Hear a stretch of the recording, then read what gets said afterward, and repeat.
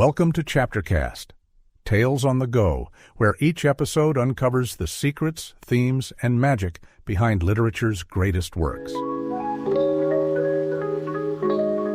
The Sculthorpe Murder by Karen Charlton, performed by Michael Page.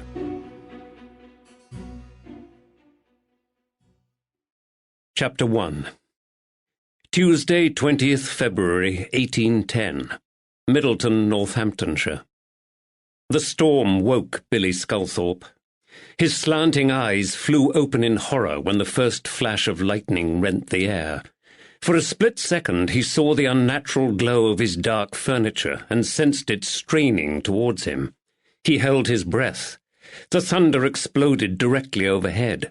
Billy clutched his ears and wailed in terror. Rain lashed against the window like the stones hurled by the bully boys, torrential and unforgiving. Billy cried out and swung his stunted legs over the side of the bed, determined to race to his mother and the safety of her warm arms. But he stopped dead when his feet hit the cold floorboards. Ma had gone. His pa had taken her away for burial. A fresh wave of grief flooded through his quivering body. The wind moaned down the chimney and rattled and grated the loose roof tiles above his head. He sank down in the voluminous pool of his nightgown with his stubby hands slapped over his ears. Desperately he tried to remember his mammy's voice and words. Sure, there's nothing to be afeard of, Billy boy," she would soothe. "'Tis just water from the well at the world's end pouring over Middleton tonight. 'Tis a watery veil, like a lady's veil. It keeps out the dark elves of Elfame and protects us from their evil." Another jagged bolt of white-hot lightning split the sky outside. "Mammy!"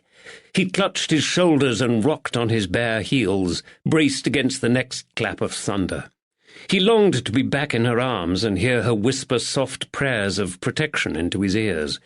But Pa had planted her in the ground like an apple seed. "You be brave now, my Billy boy," she'd said as she died. "You're no child no more. Be brave." A strangled sob escaped his throat. He held his breath and waited for more thunder. It never came. Was the storm moving away? His ears strained against the howling wind and the rain hammering down on the tiles, demanding entrance like the little folk. No, he had it wrong. Ma always said the rain kept the fairies away. They curled up inside the leathery leaves of evergreen bushes during a storm.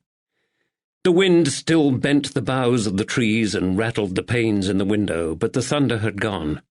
He released his breath in a noisy gasp of relief and felt a surge of pride in his own bravery. Mammy would be pleased. Suddenly the old oak at the end of their yard groaned with the weight of the wind, and Billy's innards lurched. The hair stood up on the back of his neck as the ancient tree shifted and creaked again. It was Black Agnes. She was rattling the branches with her iron claws. Soon she would reach inside the cottages of the village to snatch the children with her metal talons and drag them back to her cave. She would skin them alive, devour their raw flesh, and then tan their hides to wear as an apron around her waist. Black Agnes rattled the oak tree again, and he knew she was here for him. Fear bubbled up inside his gut. Black Agnes wanted his hide for a trophy. Another fork of brilliant light shot down like a serpent to bite the earth. "She will see me!" Biting back his scream of fear, he staggered to his feet and lurched towards the door. "Ma!" He threw up the latch and burst out onto the landing. "Mommy!" he screamed. He stopped short and blinked at the strange sight before him. The door to his mother's bedchamber stood open. 3 silent, dark-faced creatures watched him from inside the room. A pocket lantern on the floor cast their demon shadows onto the crumbling plaster walls behind them. The whites of their eyes glowed unnaturally bright against the blackened skin of their faces. One of them held his ma's chair in his hands. Billy knew them in an instant.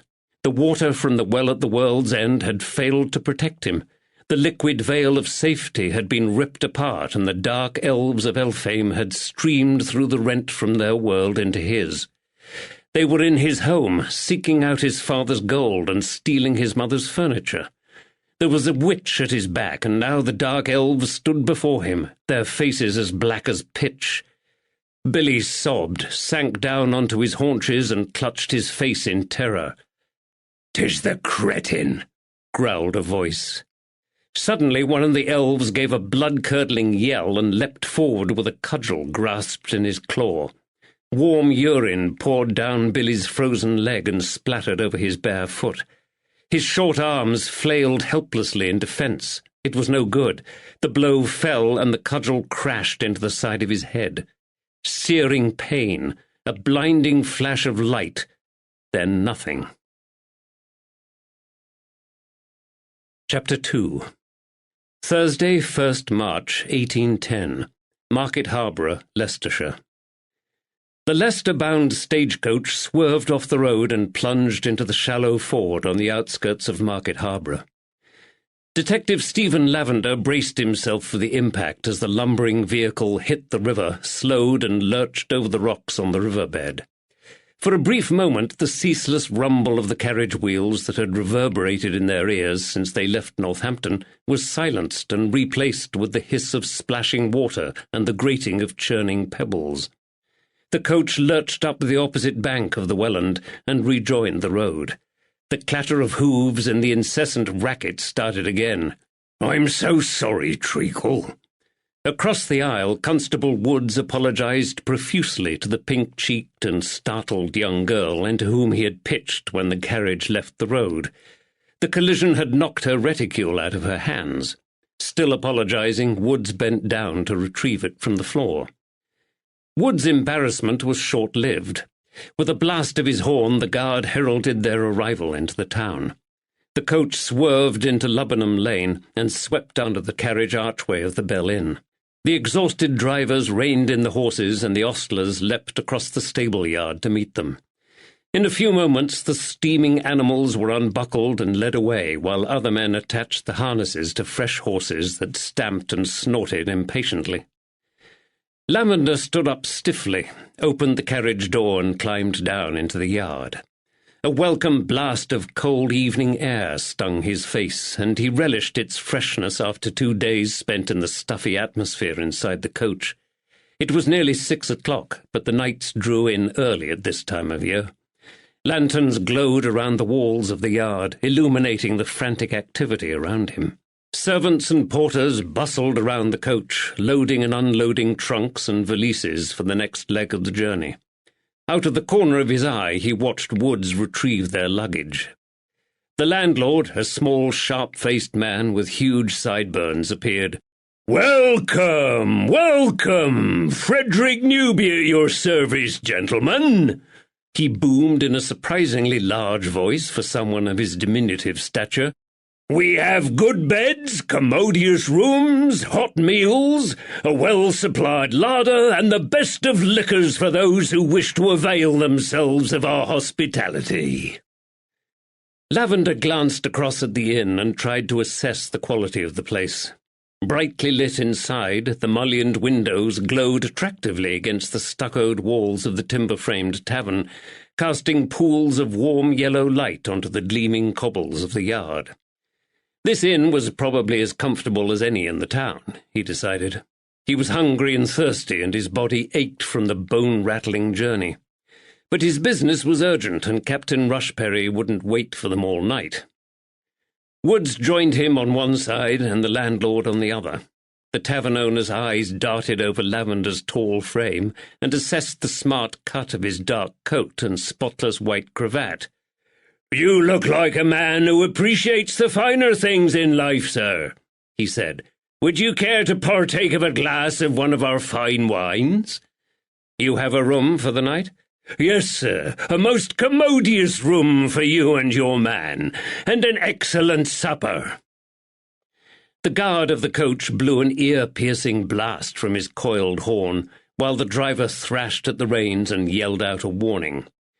Lavender, Woods, and the innkeeper hastily stepped back against the wall as the vehicle jolted forward. It swung around and rumbled smoothly out of the narrow arched exit of the courtyard, its lantern swaying behind it. "We will lodge here tonight," Lavender said, "but we have business to attend to first with Captain Rushperry at the town hall. Kindly have our bags taken to the room and point us in the direction of the town hall." "Why, Captain Rushperry himself regularly frequents my establishment," the excited man exclaimed, "and the town hall, 'tis only a step away. Go back to the sheep market in the square and follow the buildings up towards the church. The town hall stands directly behind it. I'll have a good supper waiting for you on your return. I hear from your accents you're strangers to the town. 'Tis far better you return here tonight to our comfort than end up in that filthy den of Sin the Angel." Both police officers glanced up curiously. "What's wrong with the angel?" Woods asked. Their host shook his head sadly and dropped his voice to emphasize the seriousness of his next comments. "The landlord encourages the rabble from the new canal," he said. "The wharf hands and those dirty bargees. There's heavy drinking and fights there every night. 'Tis not the place for a discerning traveller like you, sir." Lavender bit back his smile. The nature of his job meant he was regularly immersed in the seedier side of the crime-ridden capital. He had broken up more brawls between the drunken hellcats of Covent Garden than he cared to remember, and he often rubbed shoulders with the ragtag and scum of the Seven Dials. But this man wasn't to know about that. They set off to follow the coach back to the main road. "There'll be a glass of my best brandy waiting for you," the landlord called after them. "Fine wines, brandy," Woods said. "I think the fella thinks you're a bit of a tosspot, sir." Lavender smiled. He'd sensed Wood's disappointment when he'd turned down the offer of immediate refreshment from the landlord, but even a rumbling belly never dampened his constable's good humour. "He's certainly keen to gain custom for his inn," Lavender replied. They turned the corner into the broad market square, and the medieval spire of St. Dionysius Church immediately drew their eyes as it rose up into the evening gloom of the sky. A few people scurried past them, but the square was deserted apart from the lamplighter busy at his work on the far side. Crisscrossed with empty animal pens, the square was also dotted with cast-iron tethering posts. The stench of the animals and their excrement still hung in the air. It overpowered the smell of roasting meat and coal fires that drifted from the chimneys of the tall houses lining the square. Despite the best efforts of the lamplighter, many of the buildings had fallen into shadow. They picked their way carefully round the stagnant puddles and indiscernible piles of refuse littering the street. Wisps of straw rustled across the cobbles in the light breeze. The town suddenly felt eerie and hostile to Lavender, and he had a surge of homesickness for his warm and spacious home back in Marylebone, followed by an intense pang of longing for the dark-eyed woman who waited for him there. He shook his head and expelled a loud breath in frustration. "Concentrate on your job," he told himself. "The sooner the case is solved, the sooner you'll get home to Magdalena." The town hall was a 3-story rectangular building of red brick, with stone dressings around the Venetian windows in the upper levels. The ground floor consisted of a row of open vaulted bays for the use of the town's butchers, which stank of blood. The assembly rooms and the courtroom upstairs were reached via a stone staircase on the outside of the building. Captain Rushperry waited for them in a small office adjacent to the main courtroom. His desk dominated most of the room, and the large magistrate himself seemed to dominate the rest. Lavender knew Rushperry had a distinguished military record, but the man had obviously grown fat through inactivity since he had retired his commission. Unsmiling, Rushperry eased his bulk out of his chair and extended a podgy hand across the desk towards the 2 policemen. "Thank goodness you're here," he said. Lavender and Woods pulled up a pair of hard-backed wooden chairs and sat side by side, squashed between the desk and the glowing fireplace. Rushperry's greying eyebrows knitted together as the policemen removed their hats and gloves. Deep lines stretched across his broad forehead beneath his wig. "I'll be honest with you, Lavender. We're beleaguered with crime up here in Leicestershire and Northamptonshire," he said. "I'm grateful to Bow Street for lending us your assistance. Do you have the invoice?" Rushperry's eyes were deep-set in his fleshy face, but they shone with concern and were swollen with lack of sleep. Intrigued, Lavender bit back his questions and pulled out a sheaf of documents from his pocket. To hand the magistrate a bill for the services they were about to render seemed almost churlish after such an enthusiastic welcome, but Bow Street Police Office only parted with its detectives for a fee. Lavender hoped Rushperry would still be as enthusiastic about paying for their assistance at the end of the case. Rushperry pulled his oil lamp closer. He rubbed his forehead and examined the invoice with tired eyes. "Everything seems to be in order," he said at last. "The Dowager Countess Fitzwilliam of Rockingham Castle commissioned your help with this murder investigation. I understand that Mr. Sculthorpe used to serve her in some capacity. She is very distressed and is following the case with interest. I will send the invoice to the estate steward." Lavender's eyebrows rose in surprise. He'd assumed that the magistracy had requested help from Bow Street Police Office. The involvement of Lady Fitzwilliam was a new development. He racked his memory for information about the Fitzwilliams of Rockingham Castle. If he remembered rightly, the elderly Dowager Countess had an impeccable pedigree. She was the daughter of the Marquis of Rockingham and the sister of an ex-British Prime Minister. "I'm glad you have brought your constable with you," Rushperry said. "You'll need him." "What has happened?" Lavender asked. "In your letter you asked for our help following a brutal attack on an elderly man in his own home by unknown assailants. Is this a murder investigation now?" Rushperry drew in a deep breath and sat back. "Yes, the situation has changed. When I penned that letter to Magistrate Reed, I believed we were dealing with robbery and assault." He paused. "Unfortunately, we now need your help to solve a murder." "The victim has died?" Rushperry nodded. "William Sculthorpe passed away 2 days after the attack.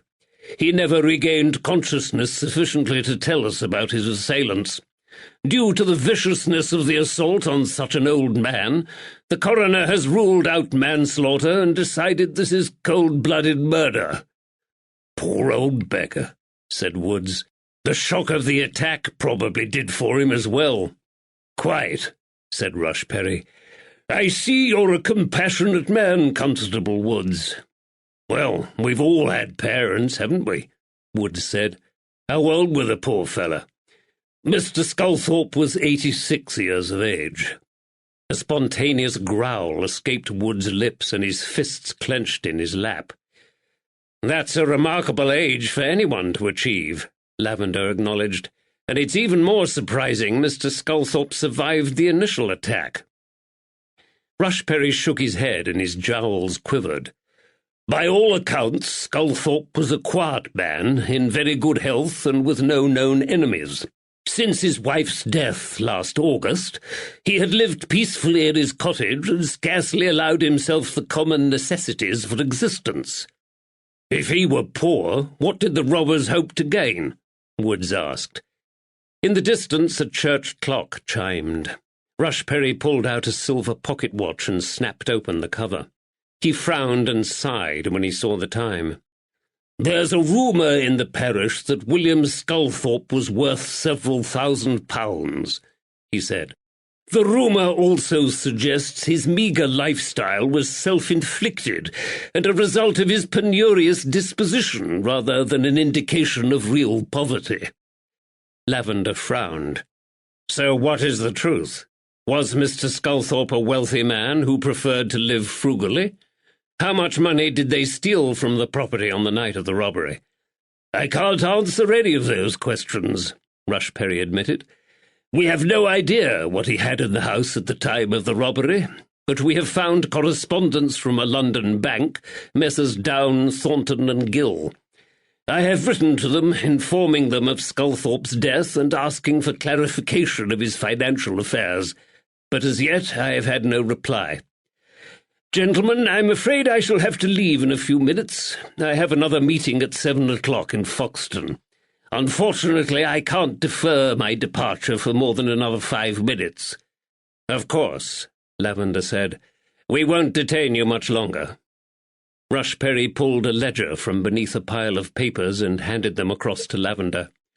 We held an inquest at the Bell Inn here in Market Harborough 2 days after Sculthorpe died.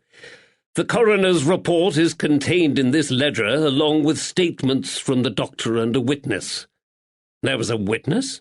Lavender asked. This should be helpful. There were 2 witnesses, but their accounts differ in content. One man claims there were 5 murderers, the other said 3. However, this second witness is unreliable. How so? But Rushperry just shook his head and waved a dismissive hand in the air. I have to confess, Lavender, I find the whole affair very perplexing. Lavender felt a twinge of excitement rise within him. He lived for the challenge of a difficult case. The reliable witness is the constable for Middleton and Cottingham, a sound chap by the name of Jed Sawyer. Rushperry continued. He came across the gang in the street as they ran away from the scene of the crime, and they attacked him, too.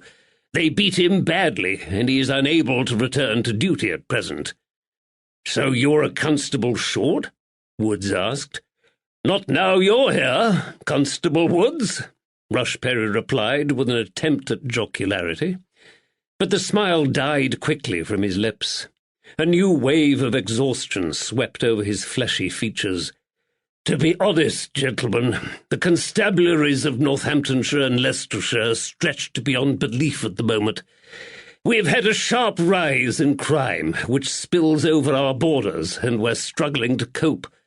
But I've arranged for one of Market Harbour's own constables, young Sam Clancy, to accompany you to Middleton at 8:30 in the morning.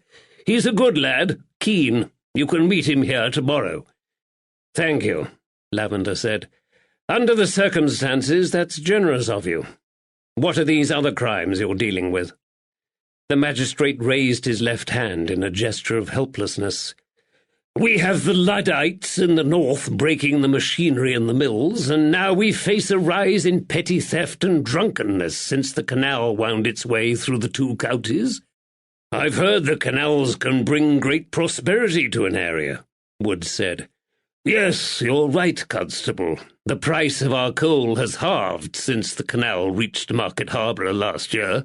But canals also bring troublemakers in their wake. On top of this, we have just had a nasty murder to deal with down in Wellingborough. And if that wasn't enough, there is another gang of thugs robbing and terrorising the area south of Market Harbour. Lavender sat up straighter. 2 weeks ago, Captain Rushperry continued, his voice rising in indignation, these villains entered the house of my fellow magistrate, Robert Marriott. They aimed a pistol at his wife Elizabeth and robbed them. Were they hurt? Lavender asked. No, but they put them both in fear of their lives. Fortunately, these criminals are known to us, and to the rest of the country.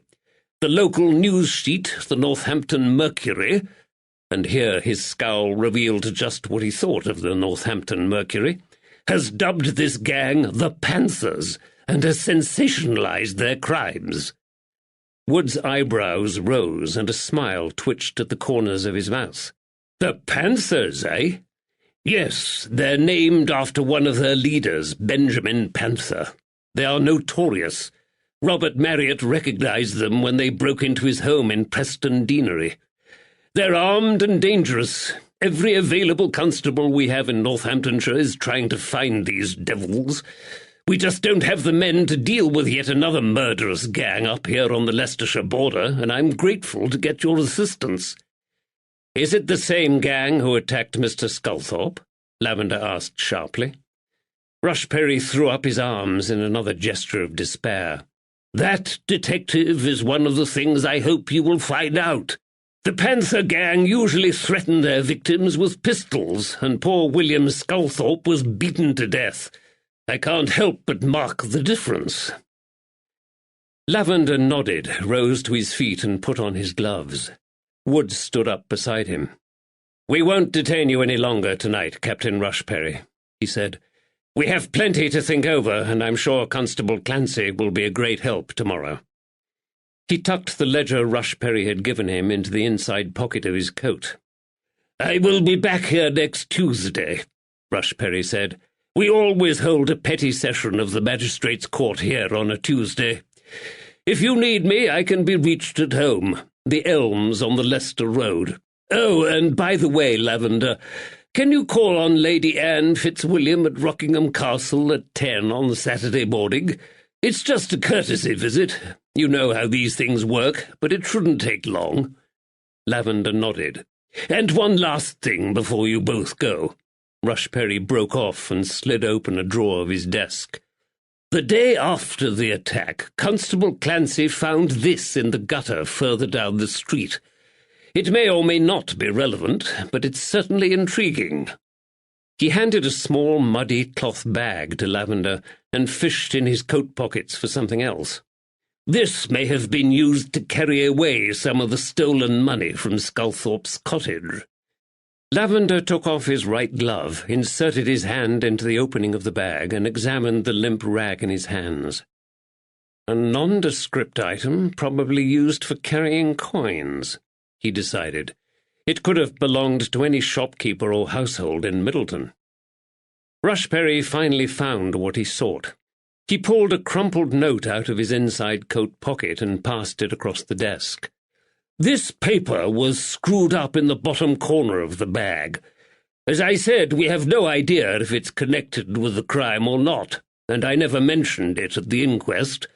But if it's relevant, it makes for interesting reading. It's another mystery for you to solve, Detective." Lavender unfurled the scrap of paper, smoothed out the creases, and stared hard at the spidery handwriting in the dim light. He could just make out the words. "This is the last payment, you old bastard. Leave me alone. J.W." Chapter 3. Thursday, 1st March, 1810. Market Harborough, Leicestershire. Night had already wrapped its dark and starless cloak around the chilly streets of the town as they climbed down the stone staircase of the town hall. A noisy altercation taking place outside the Angel Inn caught their attention. Against the bright backdrop of the well-lit tavern, two shadowy figures squared up to each other, shouting.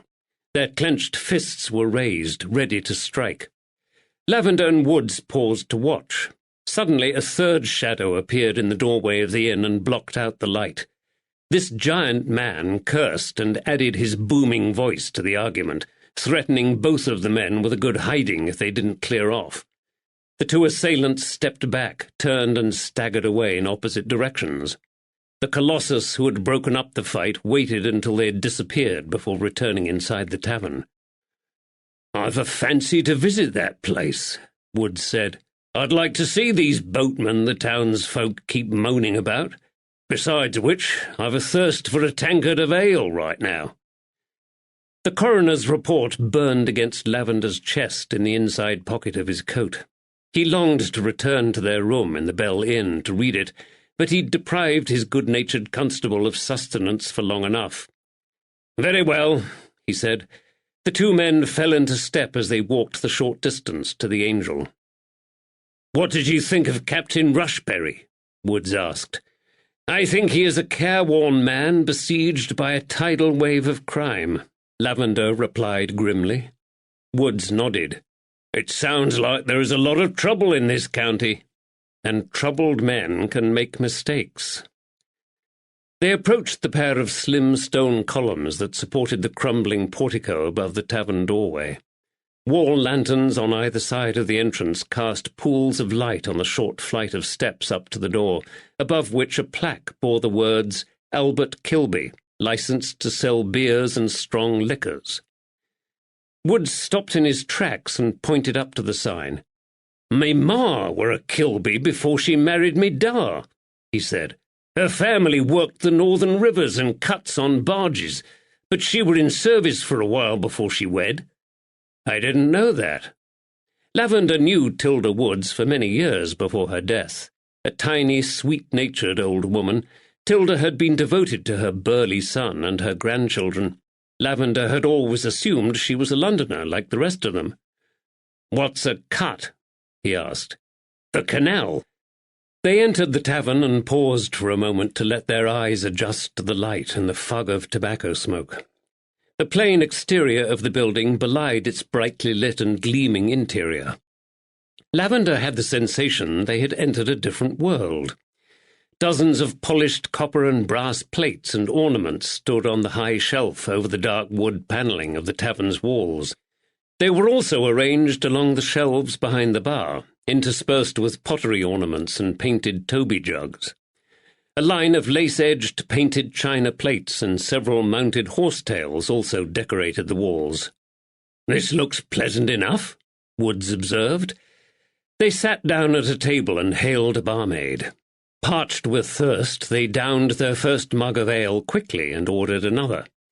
To Wood's delight, the tavern also sold pies and gravy.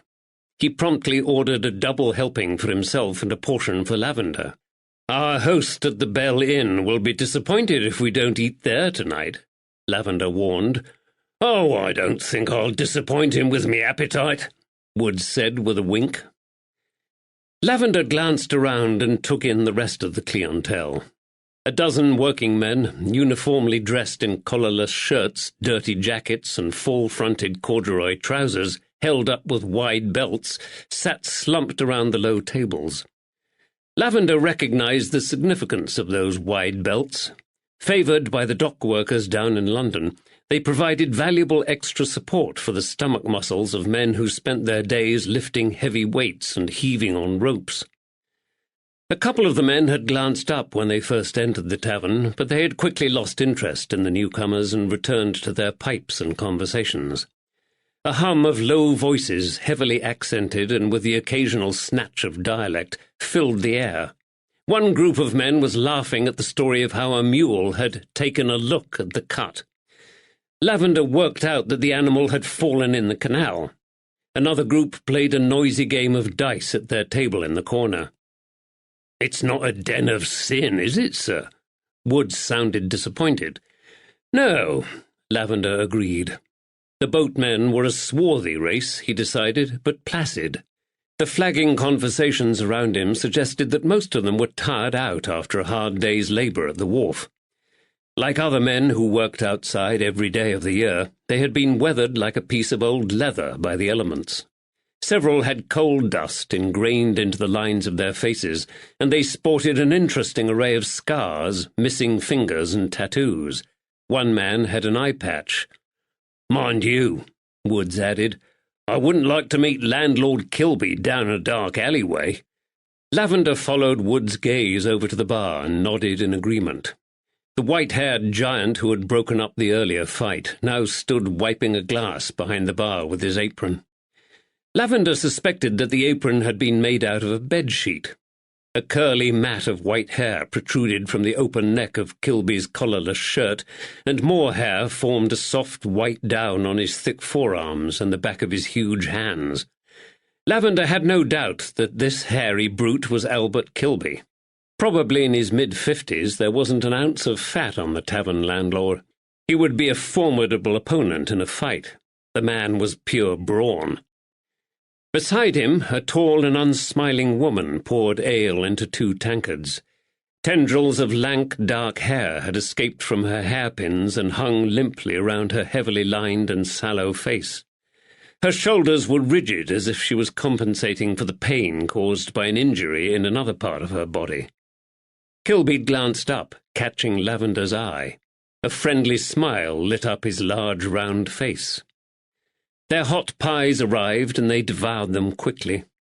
While Woods tucked into his second portion, Lavender ordered a brandy, sat back against the settle and let his mind drift back to their new case, and the added complication of the armed band of desperadoes who were terrorizing the south of the county.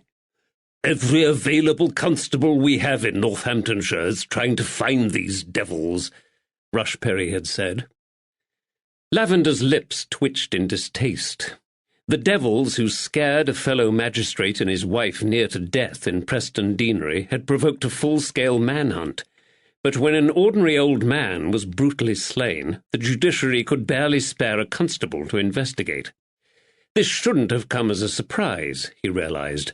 After all, he had 12 years of experience of working within this system, and he knew British law was designed to protect the law-making classes. He sighed and shook his head to chase such cynical thoughts out of his mind. It was his job now to get justice for William Sculthorpe, and he would. Woods glanced up, his mouth full of unchewed pie. "So what do you think?"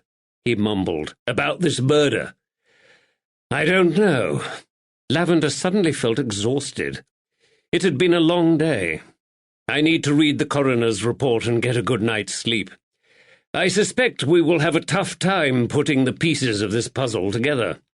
We've got an elderly man, who may or may not be quite wealthy, who was robbed and murdered by 5, possibly 3, men. And meanwhile there's that gang, the Panthers, lurking around the county," added Woods. Lavender heard the excitement in his constable's voice. The nickname given to the Preston Deanery thieves by the local news sheet had clearly fired Woods' imagination. "And there's that strange note found in the bag," Woods added. "What did you make of that? Was Sculthorpe a moneylender, do you think?" Lavender shrugged. "Let's not make assumptions," he warned. "Perhaps it's simply a note passed on to a shopkeeper in Middleton by a customer who was paying off the last of a debt. Maybe the shopkeeper had been haranguing him for the money. You can take the cloth bag around the shops when we get to Middleton and see if anyone recognizes it. But we'll keep the contents of the note to ourselves for a while and make discreet inquiries about who owns the initials J.W. The giant shadow of the landlord fell across their table. "Ardoo, gentlemen," said the Colossus. "Albie Kilby, landlord. Is everything to your satisfaction?" "The pie was excellent," Lavender said. "And the gravy," Woods added, wiping the last of it off his chin with his sleeve. "This is a pleasant place you have here, sir. I like them brass and copper plates." The landlord beamed at the praise.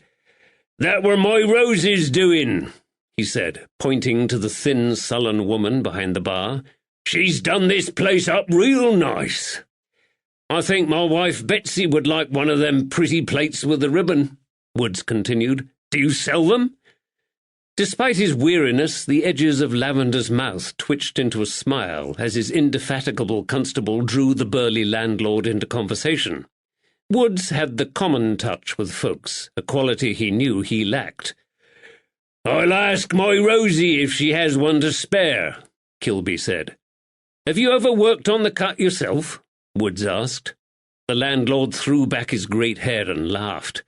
His mop of white curls quivered, and the candlelight shone through his bushy whiskers.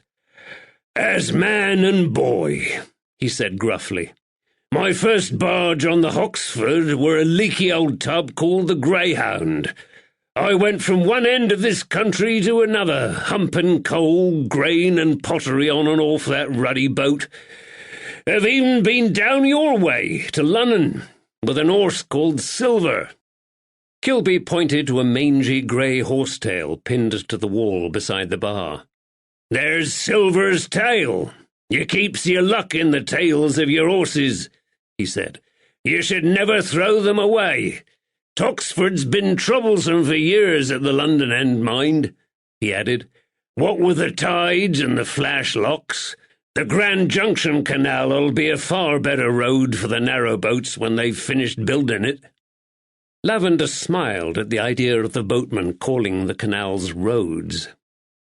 "What brought you to Bankside?" Woods asked. Again the landlord pointed to his wife. "My Rosie inherited a tidy sum from her uncle, and a Bankside tavern to boot. We ran the Fox up at Braunston for years before we came down here. Do you still have family on the canals?" Kilby nodded. "Two of our lads is still working the narrow boats up on Toxford. Our eldest being number 1, a master boatman," he said proudly. "He has his own boat, the Adelaide." An argument had broken out at the dice table. Kilby half turned towards the players. The man with the black eye patch was red-faced and on his feet. Kilby's shaggy eyebrows met across his wrinkled forehead as the player banged his fist down on the table. "My old ma always said she had family on the Oxford Canal," Woods informed him. "She moved down to London. They were Kilbys too. Do you think we're related?" The landlord shrugged, his eyes still riveted on the arguing dice players. "Maybe. There'll be half a dozen or more Kilby families working the cut out of Coventry. What were her name?" Matilda Mary Kilby." The huge man suddenly tensed, and his broad shoulders jerked. "I've never heard of her." Abruptly, Kilby turned away and went to warn the dice players to behave. "Shame that," Woods said, and resumed his assault on his second pie. They finished their drinks, pulled down their hats, and returned through the chilly marketplace to the empty tap-room at the Bell Inn. Their zealous host was at their side within seconds of their return. "Gentlemen, good to see you back from your business. I have taken your luggage up to your room and a fire has been lit. Now, what can I get you? We have a lovely mutton stew and dumplings, or there's lamb cutlets." Woods grinned. "I feel partial to a bowl of mutton stew." "I'm afraid I seem to have lost my appetite," Lavender murmured. He smiled and shook his head. "Perhaps just a glass of brandy for me?" He had known Woods for 12 years, but he still found himself in awe of his constable's gargantuan appetite. Lavender took a guttering candle from one of the window-sills and removed himself to a table in the quietest corner of the tavern. Unbuttoning his coat, he pulled the coroner's report out of his pocket and spread the loose papers out on the table before him. His tired eyes had trouble deciphering some of the handwriting in the poor light, but he wanted to start on the case. Woods chatted a while with their host, then sat down opposite Lavender to eat his third supper of the evening. "I don't know where you put it all," Lavender said. "I'd have had indigestion after the second pie." Woods belched, grinned happily, and slapped his thigh. "Hollow legs," he said. "Anyway, what's in those there papers?" Lavender pushed back a lock of dark hair with a weary hand. "I've only read the result of the autopsy on William Sculthorpe so far," he admitted. "The old man's heart gave out 2 days after the attack. This was the cause of death. The doctor who carried out the autopsy said Sculthorpe took a severe blow to the face and had deep lacerations on the back of his head as well. The laceration and swelling down the right-hand side of his face made the old man unrecognizable." Wood's spoon of stew hovered momentarily in mid-air before continuing its steady rhythm towards his mouth. Lavender noted his constable's hesitation, and the corners of his mouth twitched with humour. "The bleeding had been severe," he added wickedly. "Sculthorpe was slumped in a large pool of blood when they found him." Wood's spoon paused again, and he grimaced. "The right-hand side of his face?" he asked. "Was the assailant corge-pawed, do you think?" "Left-handed? That's a good observation," Lavender said thoughtfully. "But it depends on the angle of the attack. The only other thing of note in this report is that Sculthorpe's fingers were black, presumably with ink. Perhaps he were writing something the day he died." Lavender shrugged, laid the paper on the table, and pulled out another sheet. "This is a statement from Dr. Wallace, the physician who attended the dying man." "Is he one of them who saw the murderers?" "No. Despite his own injuries, Constable Jed Sawyer raised the alarm, and after his neighbours discovered Sculthorpe unconscious and bleeding in his home, they fetched Dr. Wallace. At first, everyone feared the old gentleman was dead, but Dr. Wallace discovered Sculthorpe's insensibility arose from the wound he had received to his head and face and the large quantity of clotted blood which had settled in his mouth." Once again the spoon hovered in mid-air. Then Woods dropped it back into the bowl with a clatter. "I think I'll leave the rest," he said. Lavender hid his smile. With proper assistance, Sculthorpe recovered slightly, although he never regained his wits. Dr. Wallace describes similar injuries to those mentioned in the autopsy, but he adds that Sculthorpe was half-conscious, covered in blood, and appeared to be having palpitations. The doctor was alarmed at the bright redness of the old man's complexion. Oh, and Sculthorpe lay in a pool of his own vomit.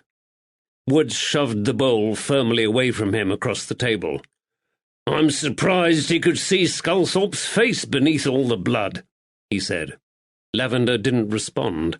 His eyes focused on the last paragraph of Dr. Wallace's report, and he frowned. "What's the matter?" Woods asked.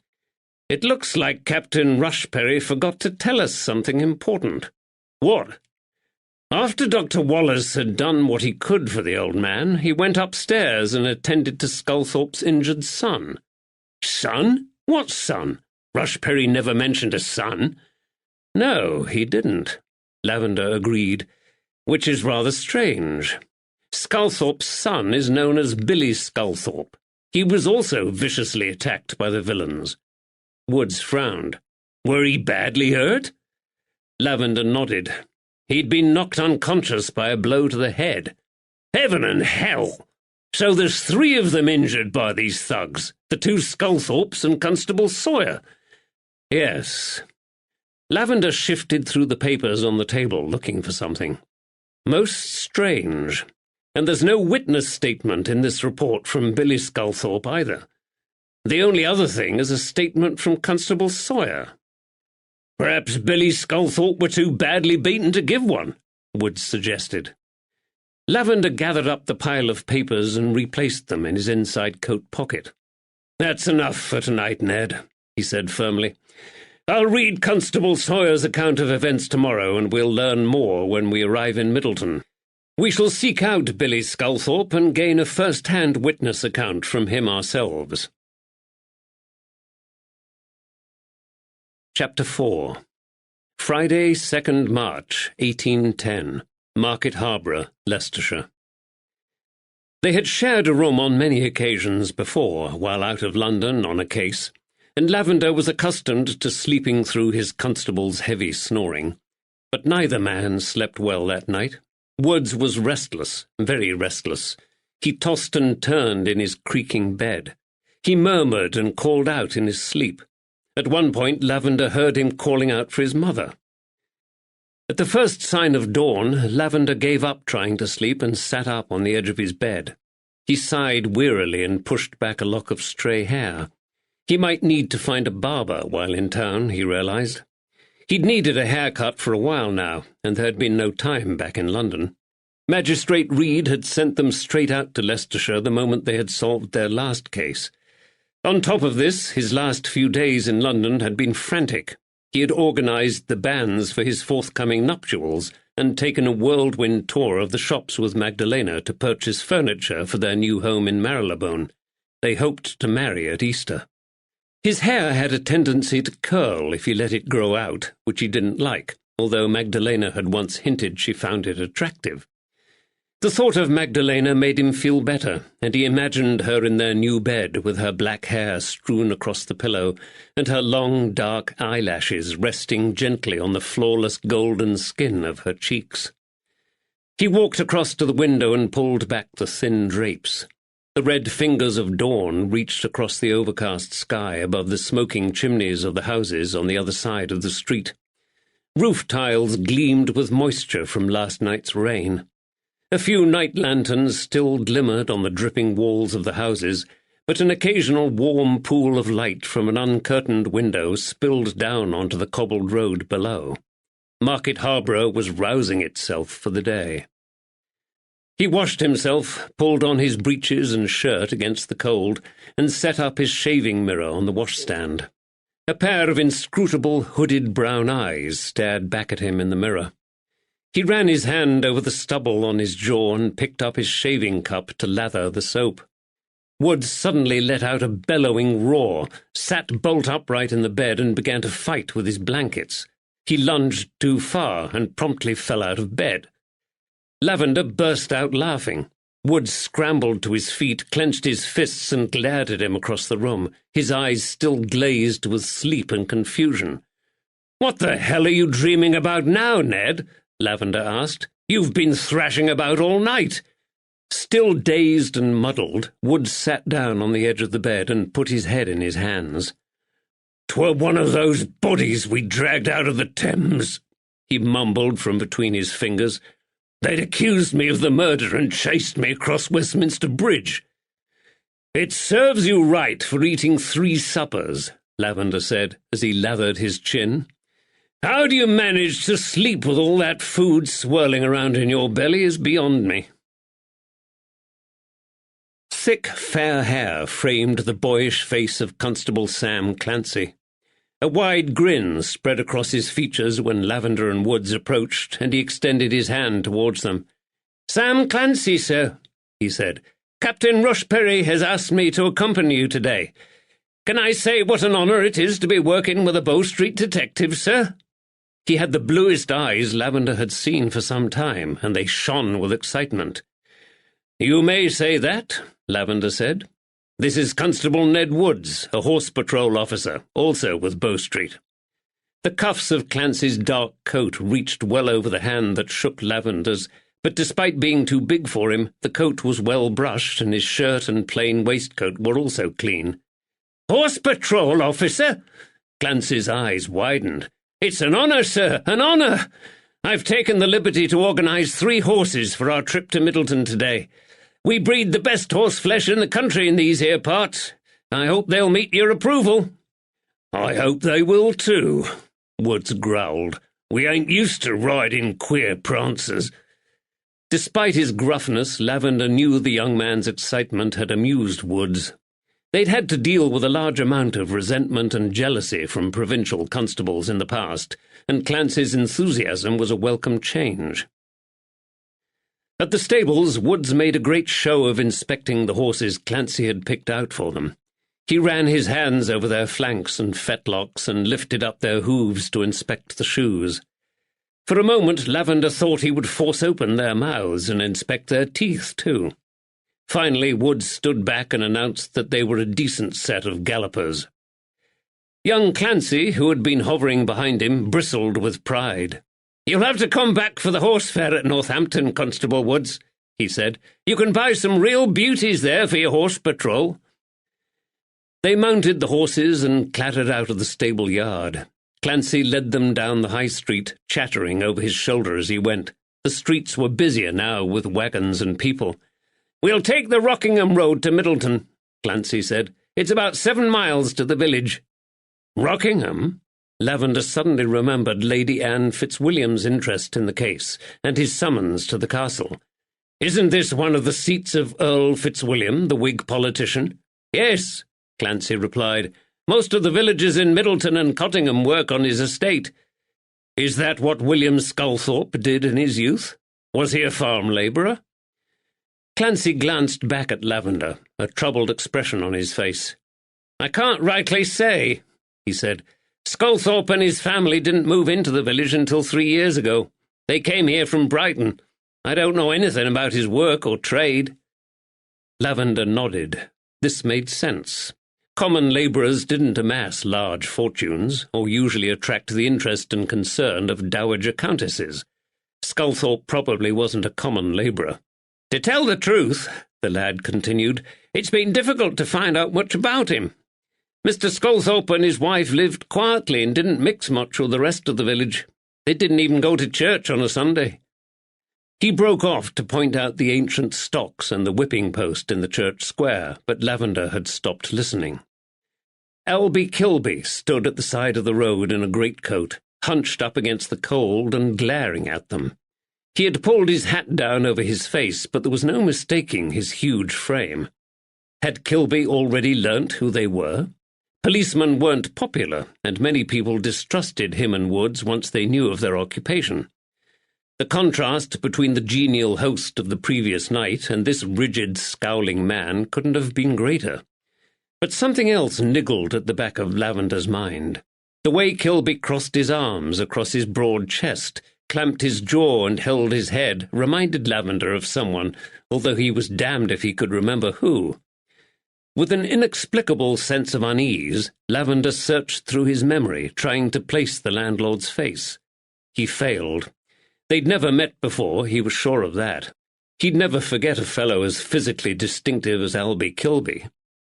Clancy led them down a narrow street to the east of the town and onto a meandering country lane. "The River Welland is the border between the two counties," Clancy said, pointing to the bridge ahead. "Once we cross the river, we'll be in Northamptonshire." "Tell us about them panthers," Woods said. "Constable Sawyer is convinced it were them who attacked him and the Sculthorpes." Clancy's voice rose in excitement. "Is he now?" Lavender said, but his sarcasm blew away in the breeze and didn't register with the enthusiastic young man. "Oh, yes, he's quite convinced it's them. They roam the two counties attacking innocent folks in their own homes." "We've heard about the robbery and assault at Preston Deanery," Woods said. "What else do you know about them?" "4 of them met up in Northamptonshire County Jail last year," Clancy explained. "David George and Bill Minards were old mates and a nasty pair of criminals. But they weren't successful. They'd been arrested for burglaries and robberies and sent to the county jail to await trial. In jail they formed an association with Ben Panther and John Taffs, who were also awaiting trial, having been arrested for theft at Rothwell." "Wait a minute," Woods said. "Are you telling us you already had these villains locked up last year?" Embarrassment flitted across the young constable's face. "Yes, 4 of them appeared at the summer assizes. George and Minards were both found guilty and sentenced to transportation, but Ben Panther and Taffs were released because of lack of evidence." "So Panther and Taffs were on the outside and George and Minards were on the inside of the county jail?" Woods asked. "What happened next?" Clancy shuffled uncomfortably in his saddle.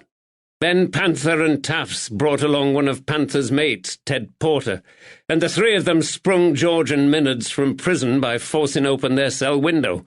"Ha!" Wood's snort of disapproval startled a rabbit in the undergrowth at the base of the hedge. It disappeared in a flash of white cottontail. "They've been on the run ever since," Clancy added miserably. "Ruddy, useless provincial jails," Woods chuckled. "I'd have liked to see them try to break out of Newgate in London. What a farce." Crestfallen at the criticism of his constabulary and judiciary, young Clancy fell silent. The road stretched out for miles before them, lined with a high hedgerow of hawthorn and hazel, entwined with the fresh green shoots of honeysuckle. On the other side of the hedge, a vast expanse of flat, brown, furrowed fields stretched away for miles beneath the overcast sky. Even the sheep were mere dots in the distance. Far away in the north, mist shrouded a long ridge of dark forest. A stone church tower peeked out from the treetops, suggesting a hidden village at its base. Occasionally, Lavender caught sight of farmers toiling behind their ploughs, but for the most part the landscape lay empty of people. Shy creatures scurried into hiding in the hedgerow beside the road as they passed. Vivid yellow primroses at the base of the hedge broke up the monotony of the different shades of green and brown. The silence was deafening. Even the bird-song was distant and muted. Lavender shuffled restlessly in his own saddle. "Let's quicken our pace," he said to the others. Clancy rose in his stirrups, leant forward and urged his horse into a gallop. Lavender and Woods followed. A rush of cold wind lashed against Lavender's face. This and the exertion needed to keep his seat on the powerful animal revived him. It shook out the tiredness from his mind and body and sharpened his senses. They slowed their pace as the lane climbed up the side of a wooded ridge. At the summit of the hill, they reined in their tired horses and took in the magnificent view below them. Weak sunlight forced its way through the clouds overhead, and Lavender appreciated the quiet beauty of the green and gold-tinged rolling landscape before them. As they descended down the steep hillside into the village, they passed a stinking lime kiln. Dust-covered men turned their heads to watch them pass. A group of young boys outside a red-brick school also watched their progression with interest. The main part of the village of Middleton, a long single street of stone cottages and farms, lay at the bottom of the hill. Halfway down the street stood the blacksmith's forge, opposite a water trough and a black iron-handled pump. Woods filled up the trough, and they let their sweating horses drink while they swigged from their own hip flasks. A creaking wooden sign further down the street indicated the location of a solitary shop, and the delicious aroma of freshly baked bread suggested a bakehouse nearby. The main road through the village was a rutted mud track where chickens picked their way delicately between piles of animal dung. A group of women stood talking further down the street while small children played at their feet in the dirt. This was the last place in England where Lavender would have expected to investigate a brutal murder. "I imagine you'll want to speak to Constable Sawyer first," Clancy said. "No, let's start with the scene of the crime," Lavender replied. They left the horses with the blacksmith, then Clancy led them down a short alleyway to two humble stone cottages set back from the road and facing each other. He stopped in front of the most dilapidated of the cottages. Paint peeled away from the low rectangular window frames and wooden door, and weeds sprouted up around the step. "We've left it alone for you," he said. "Captain Rushberry were most particular about that." Lavender glanced at the cottage directly opposite Sculthorpe's home. A curtain twitched in an upstairs window, and he glimpsed a pale face. "Wait," he said as Clancy reached for the door handle. "Did anyone ever ask these neighbours if they saw or heard anything on the night of the attack?" "Yes, I did," Clancy said, bristling with pride. "There's only Miss Bennet in the house opposite. She looks after her bedridden mother. She said she didn't see or hear anything out of the ordinary. There were a terrible storm raging that night," he added. "Most folks never heard anything over the noise of the thunder." "Maybe that's why the thieves picked that night to carry out the robbery," Woods said. The young constable pushed open the creaking oak door, and they stepped inside the musty gloom of a cramped hallway. "Why isn't the door locked?" Woods asked. "Folks tend not to bother locking their doors in this part of the world. They don't expect any trouble. I searched for a key but never found one." "Well, there's no doubt how Sculthorpe's attackers entered the property," Lavender said wryly.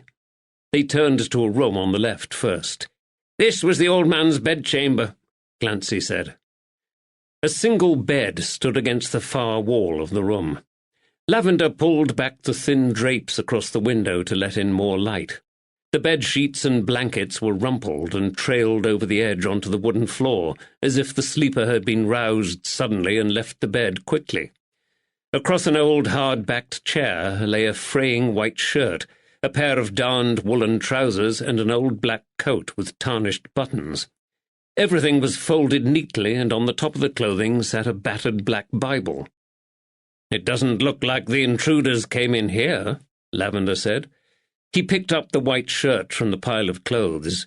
"Was Sculthorpe found dead in his nightshirt?" Clancy nodded. "So the thieves, or perhaps the storm, wake up the old man," Lavender said, "and a few moments later he stumbles across the intruders in his kitchen." Apart from the washstand and a battered trunk on the floor, the only other furniture in the room was a tall cupboard in the corner. A large wooden cross over the mahogany bedhead broke up the monotony of the crumbling plaster walls. Candle stubs sat in stands on the floor, and a razor and shaving cup rested on the washstand. The Spartan nature of the room reminded Lavender of a monk's cell. Woods lifted up the lid of the trunk and rifled through the contents. "Old clothes," he said. "And these." He pulled out a pair of creased and battered working boots from the bottom of the chest. Despite their obvious age, they had a strange sheen and gleamed like satin. Woods peered closer and laughed. "Heaven and hell," he said softly. "He's varnished them with wood varnish, trying to make them look like new. This old man weren't paying out for a new pair of boots." Lavender moved across to the tall, narrow cupboard in the corner of the room. "So if the clothes are in the chest, what's in here?" He tugged at the handles of the two doors and frowned when they refused to yield. "I can't find the key to that either," Clancy confessed. Lavender pulled his pocket-knife and a length of thin wire from his coat pocket. "Well, luckily for you, Clancy," he said, "Constable Woods and I have spent a lot of time with some of the best picklocks, thieves, and coves in the capital." He inserted a blade into the tiny lock and twisted. Still the door refused to budge. Abandoning the knife, he tried a folded loop of the wire. Clancy moved closer and watched. The door swung open with a quiet click. Lavender reached up for the inside catch of the second door, released it, and pulled it back. The men stared in silence at the glittering silver gilt and enamelled artifact that stood before them on the shelf in the cupboard. "Now we know why Sculthorpe and his wife didn't go to the village church," Lavender said. "What is it, sir?" Woods asked. "It's a Catholic reliquary," Lavender said. "Judging by the candle stumps set around it, Sculthorpe used it as a shrine for worship." A beautiful gilt carving of the Madonna and Child stood on the lid of the box, surrounded by two angels. Above their heads rose three pointed arches, which culminated in elaborate silver finials. Although the artifact was only some 10 inches high, the arches and finials emphasized each apex and gave the impression the figures were seated in a cathedral of immense proportion and wealth. Translucent blue enamel was used as a background for the main carving and also on the fragile and decorative side panels. Lavender pointed to the intricate paintings on the side panels. "These are scenes from the life of the Virgin and the infancy of Christ." The translucency of the enamel reminded him of the stained glass windows in Westminster Cathedral. "Sculthorpe were a Catholic?" Clancy's face registered shock. "It would appear so," Lavender said. "Do you think there's money in the bottom?" Woods asked. "I doubt it," Lavender replied. "You're more likely to find the mummified finger bone of a saint in there." Clancy shuddered. "That's the purpose of a reliquary," Lavender told them, "to keep ancient religious artifacts safe." Carefully, Woods supported the statue and lifted the lid off the box. "Ugh!" His face crumpled in disgust, and he lowered the lid far more quickly than he had raised it. "It looks like hair and a bit of scalp. It's not Sculthorpe's misfortune, that's for sure." Clancy sighed and shook his head. "I can't believe he were a Catholic. Everyone said he were a decent old man." The corners of Lavender's mouth twitched. "Not all Catholics have 3 heads and horns," he said. "Is this valuable?" Woods pointed to the reliquary. Lavender frowned and tried to assess the value of the glittering object. To his untrained eye, it looked more elaborate and antique than the family reliquary owned by Magdalena. Silver gilt and enamel weren't particularly expensive, but the skill of the craftsman who had made it was exquisite, and he had no idea about the antiquity of the piece. "I don't know. It needs to go to an expert for valuation," he said. "In the meantime, I recommend we take it back to Market Harborough with us for safekeeping tonight. Let's examine the rest of the cottage." They crossed the hallway into the kitchen and paused in the doorway, shocked at the carnage that lay before them.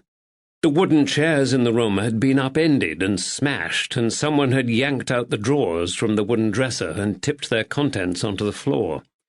A stained and sagging fireside armchair had been ripped to shreds. The stuffing from the cushions had been kicked around the room. The mantelpiece above the fireplace had been swept clean of its objects, the clock and the ornaments. These now lay shattered on the floor among the broken crockery, strewn papers, and kitchen utensils. Clancy pointed to the gap between the dresser and the corner of the room. A large bloodstain covered the flaking plaster on the wall. "The neighbours found Mr. Sculthorpe down here," he said. "He'd been knocked backwards and had slumped down into this corner against the wall." They opened a window to let out the unpleasant smell of rotting vegetation that permeated the room, then meticulously examined the debris of William Sculthorpe's life. Broken pieces of pot crunched beneath Lavender's boots as he scooped up the papers lying on the floor. "Receipts," he said, disappointed. "Receipts for everything: food, coal, socks, and tobacco." He had hoped to find more detailed accounts or correspondence among the scattered papers. He moved over to the fireplace and examined the inside of the chimney for secret ledges and alcoves. His glance rested on the greasy pan and the cracked and dirty food plates thrown on the floor by the hearth. He picked up the iron pan and sniffed it. "Fried ham," he said. "Sculthorpe had fried ham for his last supper." A black residue on the bottom of the pan attracted his attention. He poked it, drew back his blackened finger, and sniffed. Frowning, he put down the pan and moved into the scullery at the back of the kitchen. The food shelves were bare apart from a half-empty basket of rotting mushrooms. He carried it back into the kitchen and moved over to the light by the window. "Here's the source of the smell," he said. "What is it, sir?" Woods asked. Lavender poked the congealed mass at the bottom of the basket again and lifted his inky hands to show the other two men who had gathered round. "Coprinopsis atramentaria," he said. "Ink-cap mushrooms. No wonder Dr. Wallace said Sculthorpe's fingers were black when they found him." Clancy frowned. "Aren't they poisonous?" "Not usually," Lavender replied. "Only if ingested with alcohol. Did Sculthorpe drink spirits or ale?" "Yes, I think so," Clancy replied. He moved across to the other side of the room and pulled out a bottle from under the table. "It's half full," he said, "and it's brandy." Lavender took the bottle from him and raised his eyebrows at the label. "It's expensive brandy as well. It looks like our victim wasn't quite so miserly when it came to treating himself to some of the finer things in life. Is there any evidence he had been drinking this on the night of his death?" They glanced around the debris. Woods bent down and picked up the shattered remains of a glass. Carefully, he ran his finger along the residue on the bottom and licked it. "Brandy," he confirmed. "But what does this mean?" Clancy asked. "It means," Lavender said, "we now know why William Sculthorpe had palpitations, vomited, and was red in the face when Dr. Wallace went to assist him. The man had poisoned himself with ink-cap mushrooms and brandy. When the thieves attacked Sculthorpe, he was already a dying man." Chapter 5. Friday, 2nd March, 1810. Middleton, Northamptonshire. "Does this mean we're no longer looking at a murder charge?" Clancy asked. "That will depend on the coroner," Lavender said calmly. "He will make a decision when he's apprised of all the facts. It is obvious to me that both Dr. Wallace and the coroner failed to recognize that Sculthorpe's symptoms suggested he'd been poisoned. They were distracted by the injuries he received during the attack." Wood's mouth had been hanging open in surprise. He closed it and shook his head. "I'm not surprised about that. Who would have thought the poor old fellow had poisoned himself on the day he was attacked? We're still looking at a vicious robbery where 3 people were badly injured," Lavender said. "We need to catch those villains and bring them to justice, whether they were ultimately responsible for Sculthorpe's death or not. I wouldn't want to be in that coroner's shoes and have to sort out this pickle," Woods said. Lavender turned to Clancy. "Where did the neighbours and Dr. Wallace find Sculthorpe's son?" Clancy led the way up the narrow wooden stairs and paused on the landing between the 2 bedrooms next to an ominous dark stain on the wooden floorboards. "The neighbours found Billy Sculthorpe here," he said. "He'd been hit on the head and was slumped on the floor, unconscious and bleeding badly. He were terrified when he came round. The thieves had scared him out of his wits." "Where is he now?" Woods asked. "Mrs. Tilly at Willow Cottage has taken him in until he recovers. She has rooms to let. Captain Rushperry has agreed to pay for it until Sculthorpe's financial affairs are settled. Dr. and Mrs. Wallace have accommodation there too. I think the doctor wanted to keep an eye on him and make sure he recovered." "Who were these neighbours who found the Sculthorpes, raised the alarm and fetched Dr. Wallace?" Lavender asked. "'Twere Frank Bunnin, the landlord of the Woolpack, his nephew, Isaac, and one of their customers, Harry Good. Constable Sawyer staggered into the Woolpack to raise the alarm after he was attacked. He knew there'd be someone still there." "That were good thinking," said Woods. Young Clancy beamed. "Yes, Jed Sawyer is a real hero. Anyway, the Bunnins and Harry Good came straight here. Frank Bunnin sent his nephew to rouse Dr. Wallace when he saw the terrible state of the Sculthorpes. They thought the old man were already dead. Yes, said Lavender. I've read about his injuries in the coroner's report. What time did this attack take place? Frank Bunnin said it were just before 10 o'clock. He were about to call time in the tavern and shut up for the night when Jed Sawyer staggered through the door with his face smashed up and a broken arm. So how is Mr. Billy Sculthorpe now? Lavender asked. Has he recovered enough for us to interview him about the attack, or is he still out of his wits with fear? Clancy shuffled his feet and dropped his eyes down onto the bloodstain on the floor. I can't rightly say, he said. Captain Rushberry told me to leave him alone. He weren't to be interviewed. Why is that? Lavender snapped. Billy Sculthorpe's a bit simple-minded. Clancy glanced up, embarrassed. He's an imbecile. An imbecile? Yes. Clancy fixed Lavender with his troubled blue eyes. You know, one of those simpletons who never go out. Sculthorpe and his wife kept him shut up in the house. The villagers knew he lived here, of course, but no one ever saw him. His evidence will still be valuable, Lavender said. Clancy shook his fair head.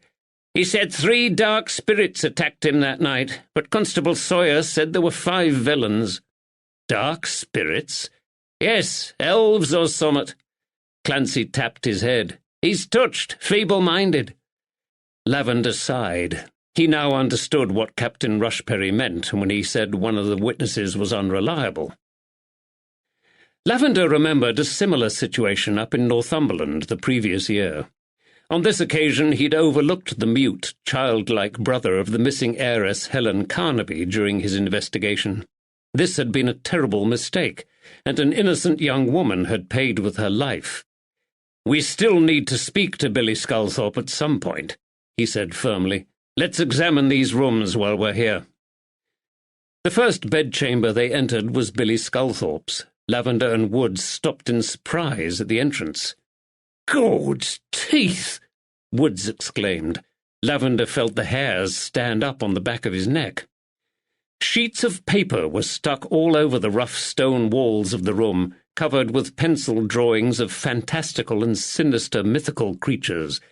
Slavering, red-eyed wolves glared out at them, disturbed from their feast of maggot-ridden carrion. Venomous serpents curled around the pages, crushing their prey to death in their coils. Scowling Valkyries hovered in the corners like angels of death. Billy Sculthorpe obviously had a fevered imagination. Lavender pulled a drawing from the wall and examined it. Despite the untrained hand of the artist and some awkwardness of proportion, Billy Sculthorpe had talent. There was dexterity and skill in the shading and smudging of the figures and their features. "How old is Billy Sculthorpe?" Lavender asked. Clancy shook his head and shrugged. Woods stood immobile and tense in the doorway. "What is all this?" he growled. "The life's work of Billy Sculthorpe," Lavender replied simply.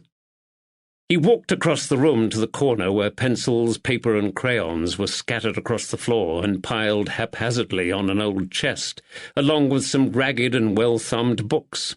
The books were a collection of illustrated children's fables and Celtic fairy tales, but Lavender wasn't surprised to also find a book of Norse folklore and an illustrated copy of Dante's Inferno among them. Billy Sculthorpe had copied out several illustrations from these books onto paper. Lavender glanced around the rest of the simply furnished room and wondered how Billy's mother could have afforded all this stationery and the books. Books were not common among working people, but then again, he reasoned, most of them didn't have a jewelled reliquary in the closet either. "It looks like the thieves didn't venture inside here either," he said. The thin blankets on the bed were rumpled, but there was no sign of disturbance anywhere in the room. "They were probably too spooked by these damn pictures to step over the threshold," Woods said with a scowl. Lavender smiled. "What's the other room across the landing?" "It's the bedchamber of the late Mrs. Sculthorpe," Clancy said. "How do you know this?" Woods asked. "Their neighbour, Mrs. Bennet, told me." Clancy led the way into the final room in the house. Miss Bennet came in here to help Mr. Sculthorpe clear out his wife's things after her death last August. This bedchamber had been ransacked by the thieves. Chairs were piled on a chest in one corner, and the rug in the opposite corner had been pulled back, exposing the floorboards.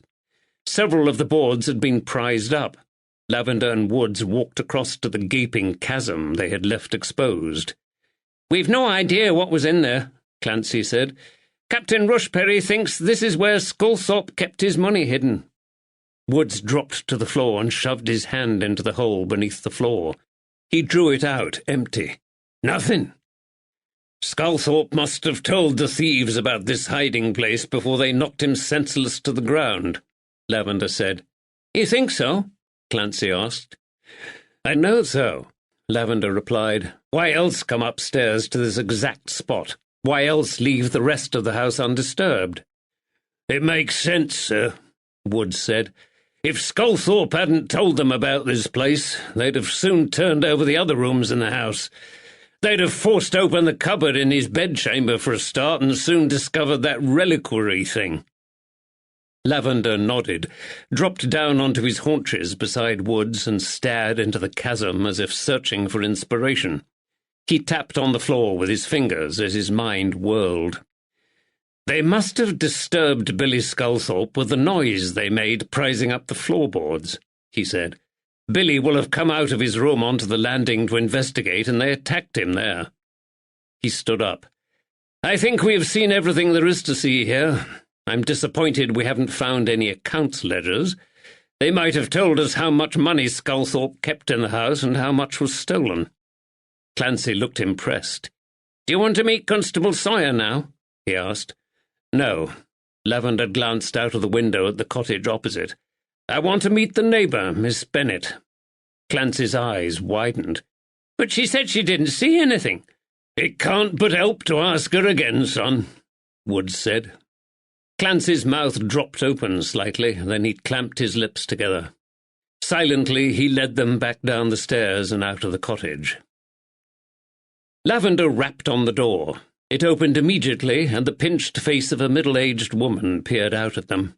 She had a mop of frizzy grey hair beneath her white cap and a pair of spectacles balanced on her thin nose that magnified the size of her troubled brown eyes. "Miss Bennet? I'm Detective Stephen Lavender from Bow Street Police Office in London. This is Constable Edward Woods." "Good morning, Miss Bennet," Woods said. "And I understand you already know Constable Clancy?" She nodded and pulled her woolen shawl tighter around her shoulders. She swallowed hard, and a muscle fluttered in the sagging skin of her neck. "May we come in?" Lavender continued. "I would like to ask you some questions about the Sculthorpes and the night Mr. Sculthorpe was attacked and murdered." She stood back and let them squeeze into the cottage. It was half the size of the Sculthorpes' home and had only one tiny downstairs room. 2 faded armchairs stood in front of the hearth, and a table with more chairs was pushed up against the opposite wall. A steep wooden staircase climbed up the third wall to the bedroom upstairs. The table was piled high with clothes, and a sewing box full of needles and thread stood open next to them. Miss Bennet must take in mending to survive. Yet despite the overcrowding, the room had a homely feel to it that Sculthorpe's cottage lacked. The mantelpiece and windowsill were cluttered with china knickknacks. Clean lace curtains hung at the window, and quilted cushions added a bit of comfort to the sagging chairs by the fireplace. "I don't know how you think I can help you." Miss Bennet sounded strained. "I've already told you everything I know."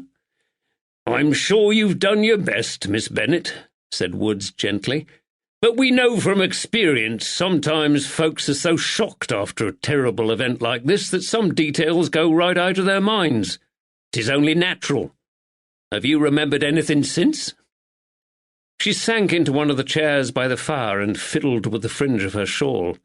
"No, I didn't see or hear anything apart from thunder and lightning." Woods sat down, unbidden, in the chair opposite, with concern and sympathy etched across his face. Clancy stayed by the door and watched quietly. "Did you know the family well?" Woods asked. "Were it a dreadful shock for you?"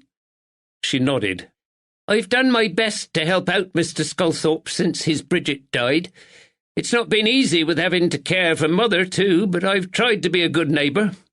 "I'm sure you have," Woods said. "What were the family like?" "He were very private," she replied. "He'd nod and say hello, but Bridget were the friendlier one. She didn't mingle with many folks in the village, but we spent a bit of time together. She were quite ill when they moved here from Brighton, and I was sorry when she died. She were Irish, you know." "Irish?" Lavender said, surprised. "Was Mr. Sculthorpe Irish too?" "No, they'd met and married down in London, and young Billy were born there. He were a Londoner like you. Mrs. Sculthorpe were many years younger than him, though.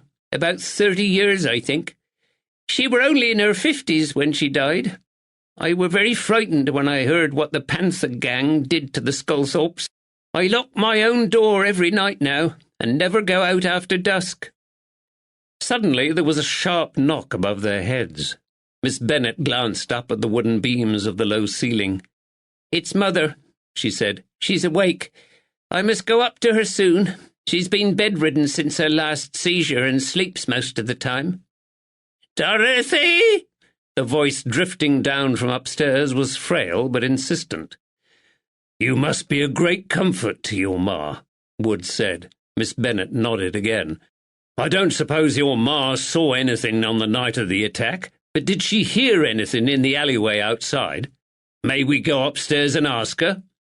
"Dorothy! Dorothy! Who are those men?" Miss Bennet glanced uneasily at the staircase.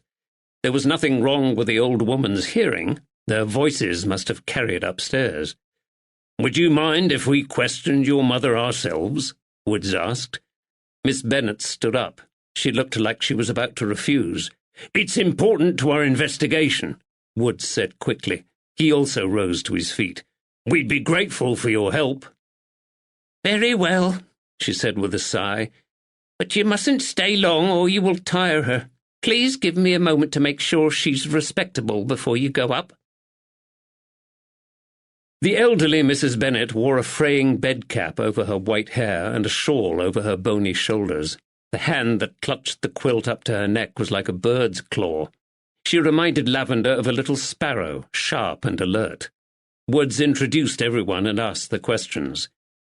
"Yes, I heard them scoundrels," the old woman said immediately. "You never said so before," her daughter exclaimed. "Well, no one asked me, did they?" Ignoring her daughter, the old woman turned her head back to Woods. "The storm had both of us awake, and she got up to use the pot. Mother!" Mortified, Miss Bennet sat down on the second bed in the room. Her face crumpled with distress, and she wrung her hands in her lap. The three men stared at her. "I heard them, and so did she," the relentless old woman continued. "But she didn't know I were awake." Woods turned back to the old woman in the bed. "It would be a great help, Mrs. Bennet," he said, "if you could tell us exactly what you heard." "Voices," she replied immediately. "They were excited voices. I heard them voices drift down the street when they left the house." "How many voices did you hear?" Lavender asked. "I think it were 3. Yes, definitely 3. "Do you know what time this was?" A bony finger pointed to the scratched wooden clock on her bedside table. "It were 10:30, she said. "I saw the hands of the clock when the lightning flashed." Lavender took out his own pocket watch and flicked it open.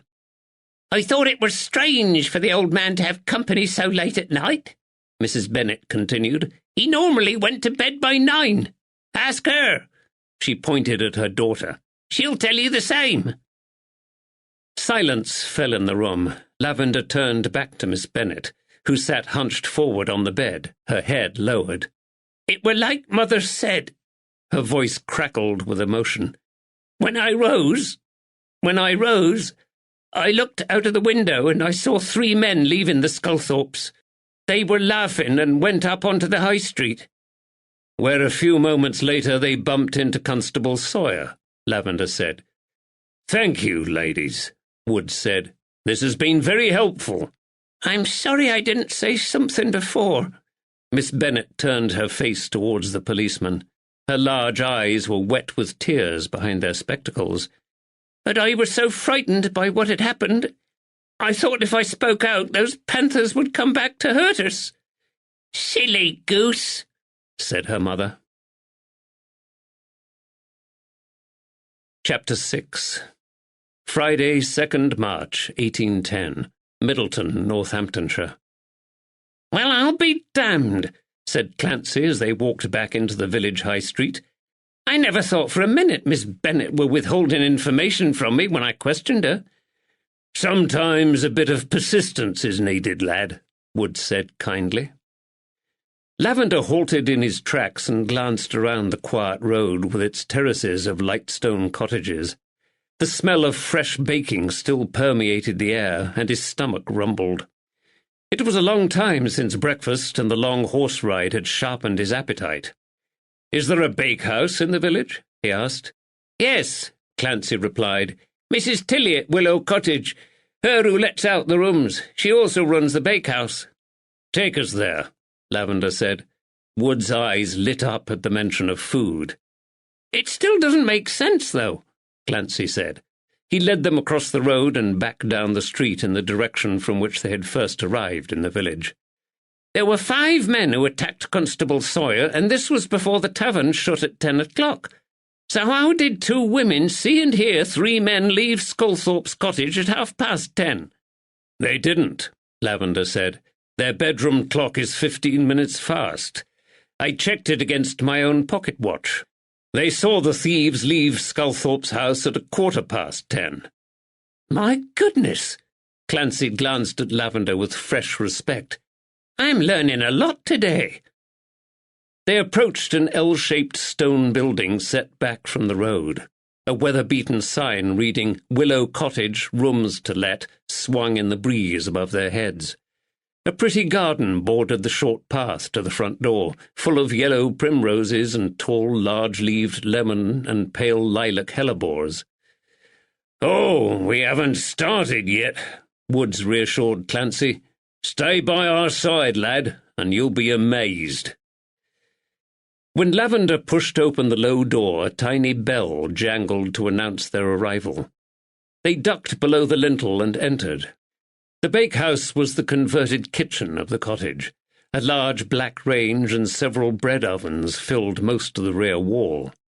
In the middle of the warm room stood a long, well-scrubbed oak table, covered with loaves, pies, and tarts of every size, shape, and description. Behind the table stood a neat, brown-haired and heavily freckled woman in a frilled white cap, a striped dimity dress, and a large white apron. Her sleeves were rolled up, and her forearms were speckled with flour and freckles. "Good day, Constable Clancy," she said, smiling. "Hungry again, are you?" Clancy grinned. "Who's your friends?" "Mrs. Tilly?" Lavender asked. She nodded. "I'm Detective Stephen Lavender from Bow Street in London, and this is Constable Woods." She bobbed a curtsy. "Pleased to meet you, sir. You've come to catch the gang who murdered poor Mr. Sculthorpe, I suppose. How can I help?"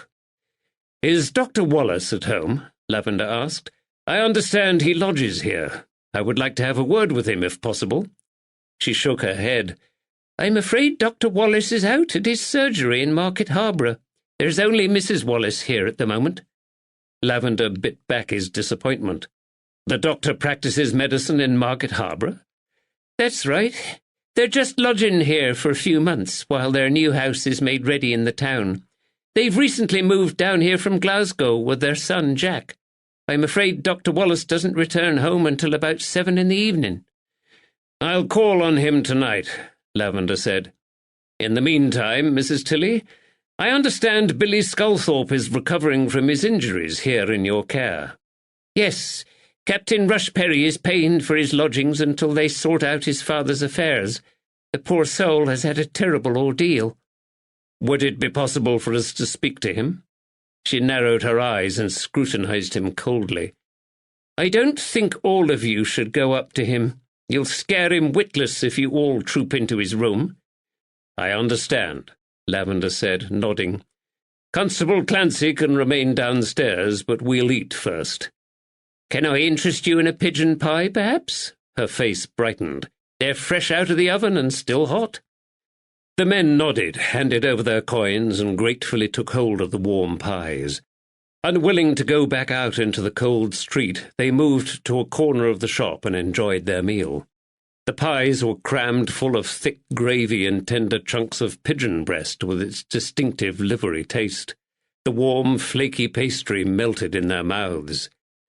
"That were very tasty," Wood said. Mrs. Tilly beamed. The doorbell tinkled again, and two women with wicker baskets entered the bakehouse. They cast curious glances at the three men in the corner as they chatted with Mrs. Tilly. When they had gone, Mrs. Tilly wiped her floury hands on her apron and led Lavender and Woods through the rear door of the kitchen out into the cool hallway of the main house. They climbed the staircase and stopped outside a room on the first floor. Mrs. Tilly knocked tentatively on the door. "Billy," she called.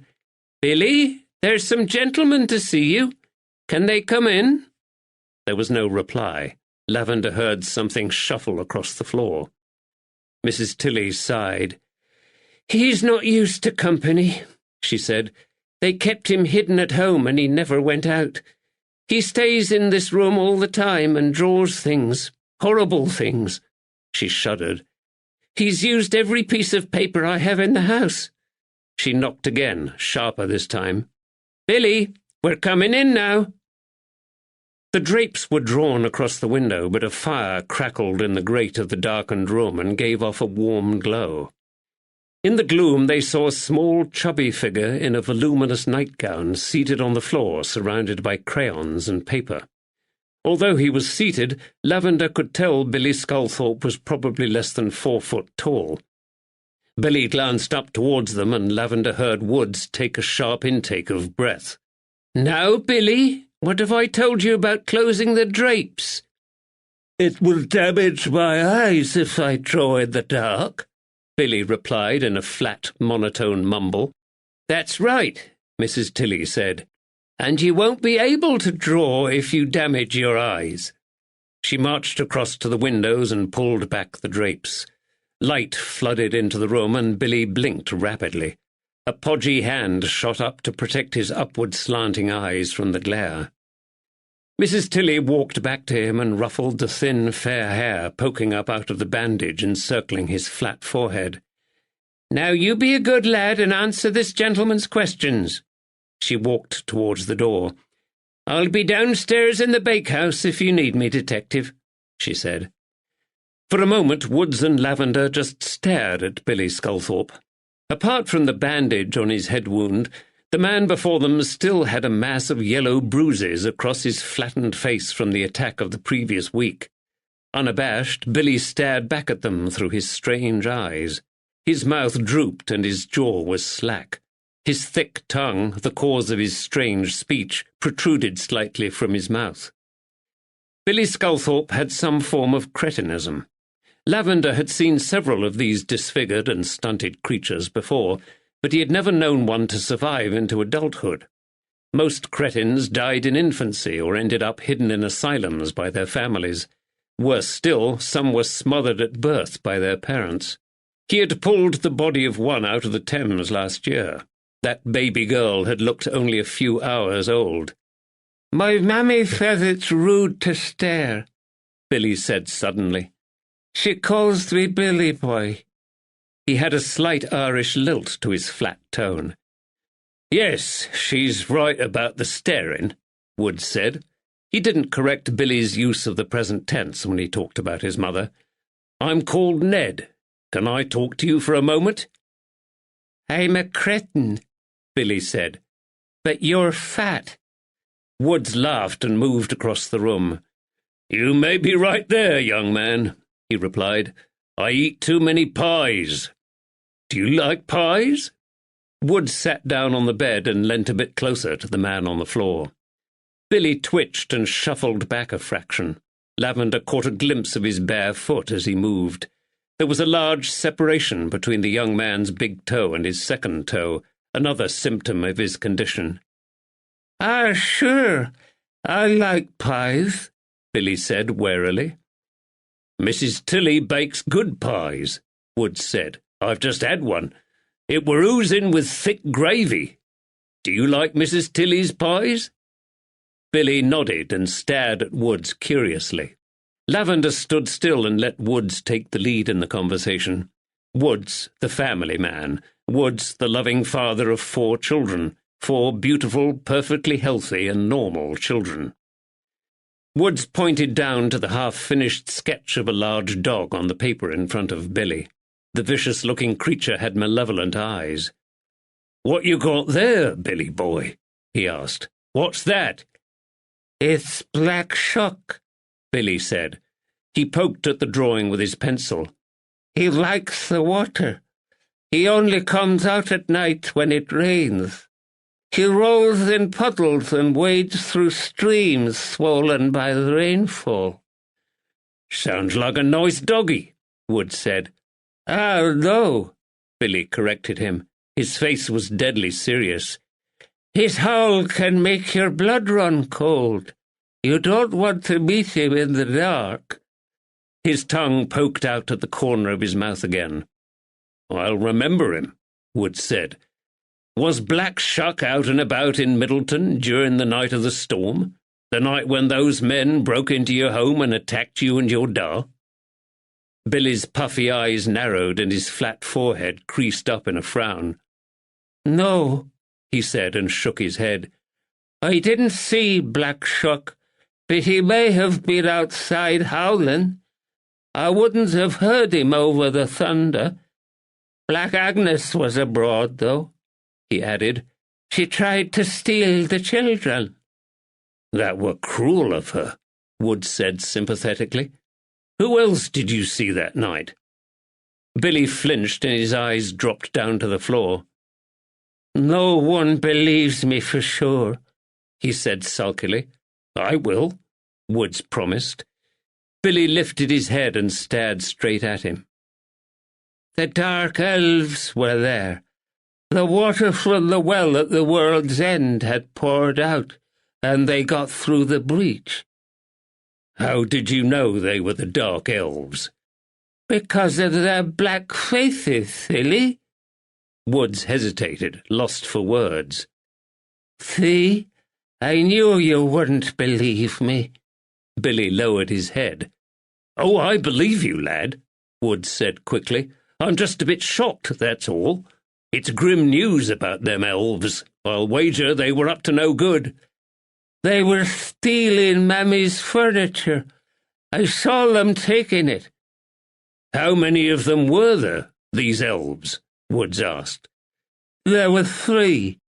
"Did they take anything else?" Lavender asked suddenly. Billy glanced across at him.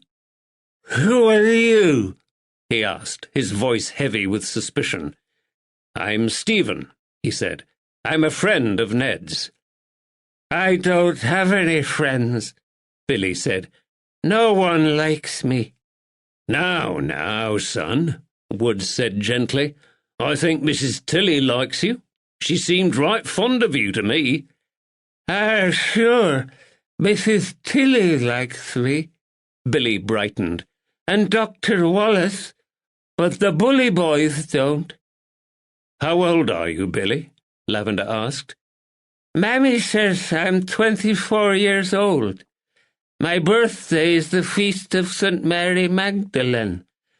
Mammy will bake me an almond pastry on the day."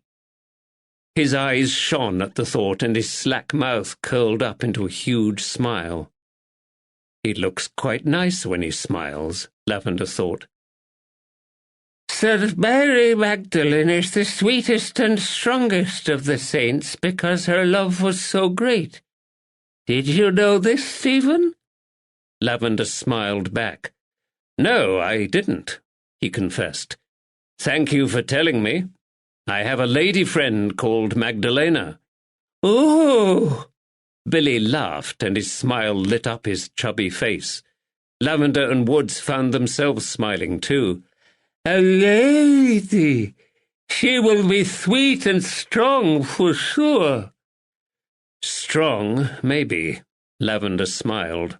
Sweet wasn't an adjective he would normally apply to Magdalena. She had too much spirit to be sweet. Billy picked up his pencil and turned back to his paper. "I will draw her for you. You must come back tomorrow." Lavender took a step forward and leant down towards the young man.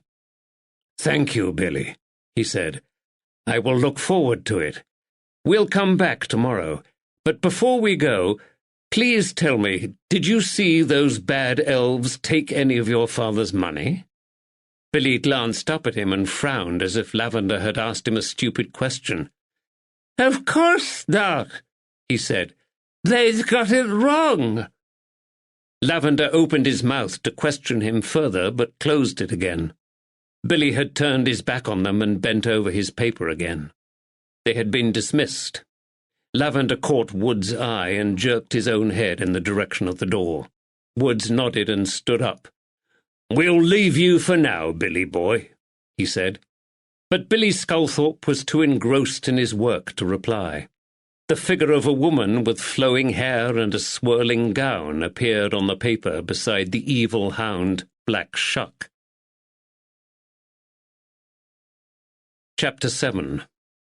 Friday, 2nd March, 1810. Middleton, Northamptonshire. They closed the door gently behind them and paused on the chilly landing. "What now?" Woods asked. "This case gets more complicated by the minute," Lavender said grimly. "I need some time to think. We also need to send Clancy back to Market Harbour with Sculthorpe's reliquary as soon as he has introduced us to Constable Sawyer. And we need to find a place to stay in this village tonight." Woods smiled. "Well, I reckon we should visit the Woolpack. You can do your thinking over a tankard of ale, and we can ask about a room for the night while we're there. That pie were very tasty, but I need something to wash it down." Lavender nodded. The salt in the gravy had left him with a thirst. They collected Clancy and walked the short distance to the tavern at the end of the village high street. This double-fronted house had low rectangular windows on either side of the door, and a wooden sign above it that read Francis Bunning, Cobbler. A large assortment of men's working boots stood in rows in the low windows. "This is an inn?" Woods asked, surprised. "Yes, Bunning has turned his parlour into a tap-room for the local farmers," Clancy explained. "It gets quite busy at night. By day he works as a cobbler in the outhouse at the back. A lot of the folks in the village have two occupations." "Very enterprising," Woods said. Bunning's deserted parlour-cum-tavern was a cold, plain, drab room with scuffed and muddied floorboards and a few low tables and stools. An ancient long-case clock in the corner of the room broke up the monotony of the furnishings. Badly scratched and battered, it was missing the glass cover that should have protected the white face with its 12 Roman numerals. Yet despite this, the exposed hands of the clock still continued their juddering, stilted journey around the dial, accompanied by a sonorous ticking. Instinctively, Lavender pulled out his pocket watch and checked the time. Clancy leant closer and peered over his shoulder. "Well, this clock is set at the right time, anyway," he said. Lavender snapped shut the casing and returned his watch to his pocket. "You're a quick learner, Constable Clancy," he said. A young woman with long, unkempt hair sidled into the room draped in an old gown that was several sizes too large for her. Her shoulders slouched forward as she walked, and the dirty hem of the gown trailed behind her on the floor. She carried 3 tankards and a jug of ale in her hands. "You'll be wanting ale?"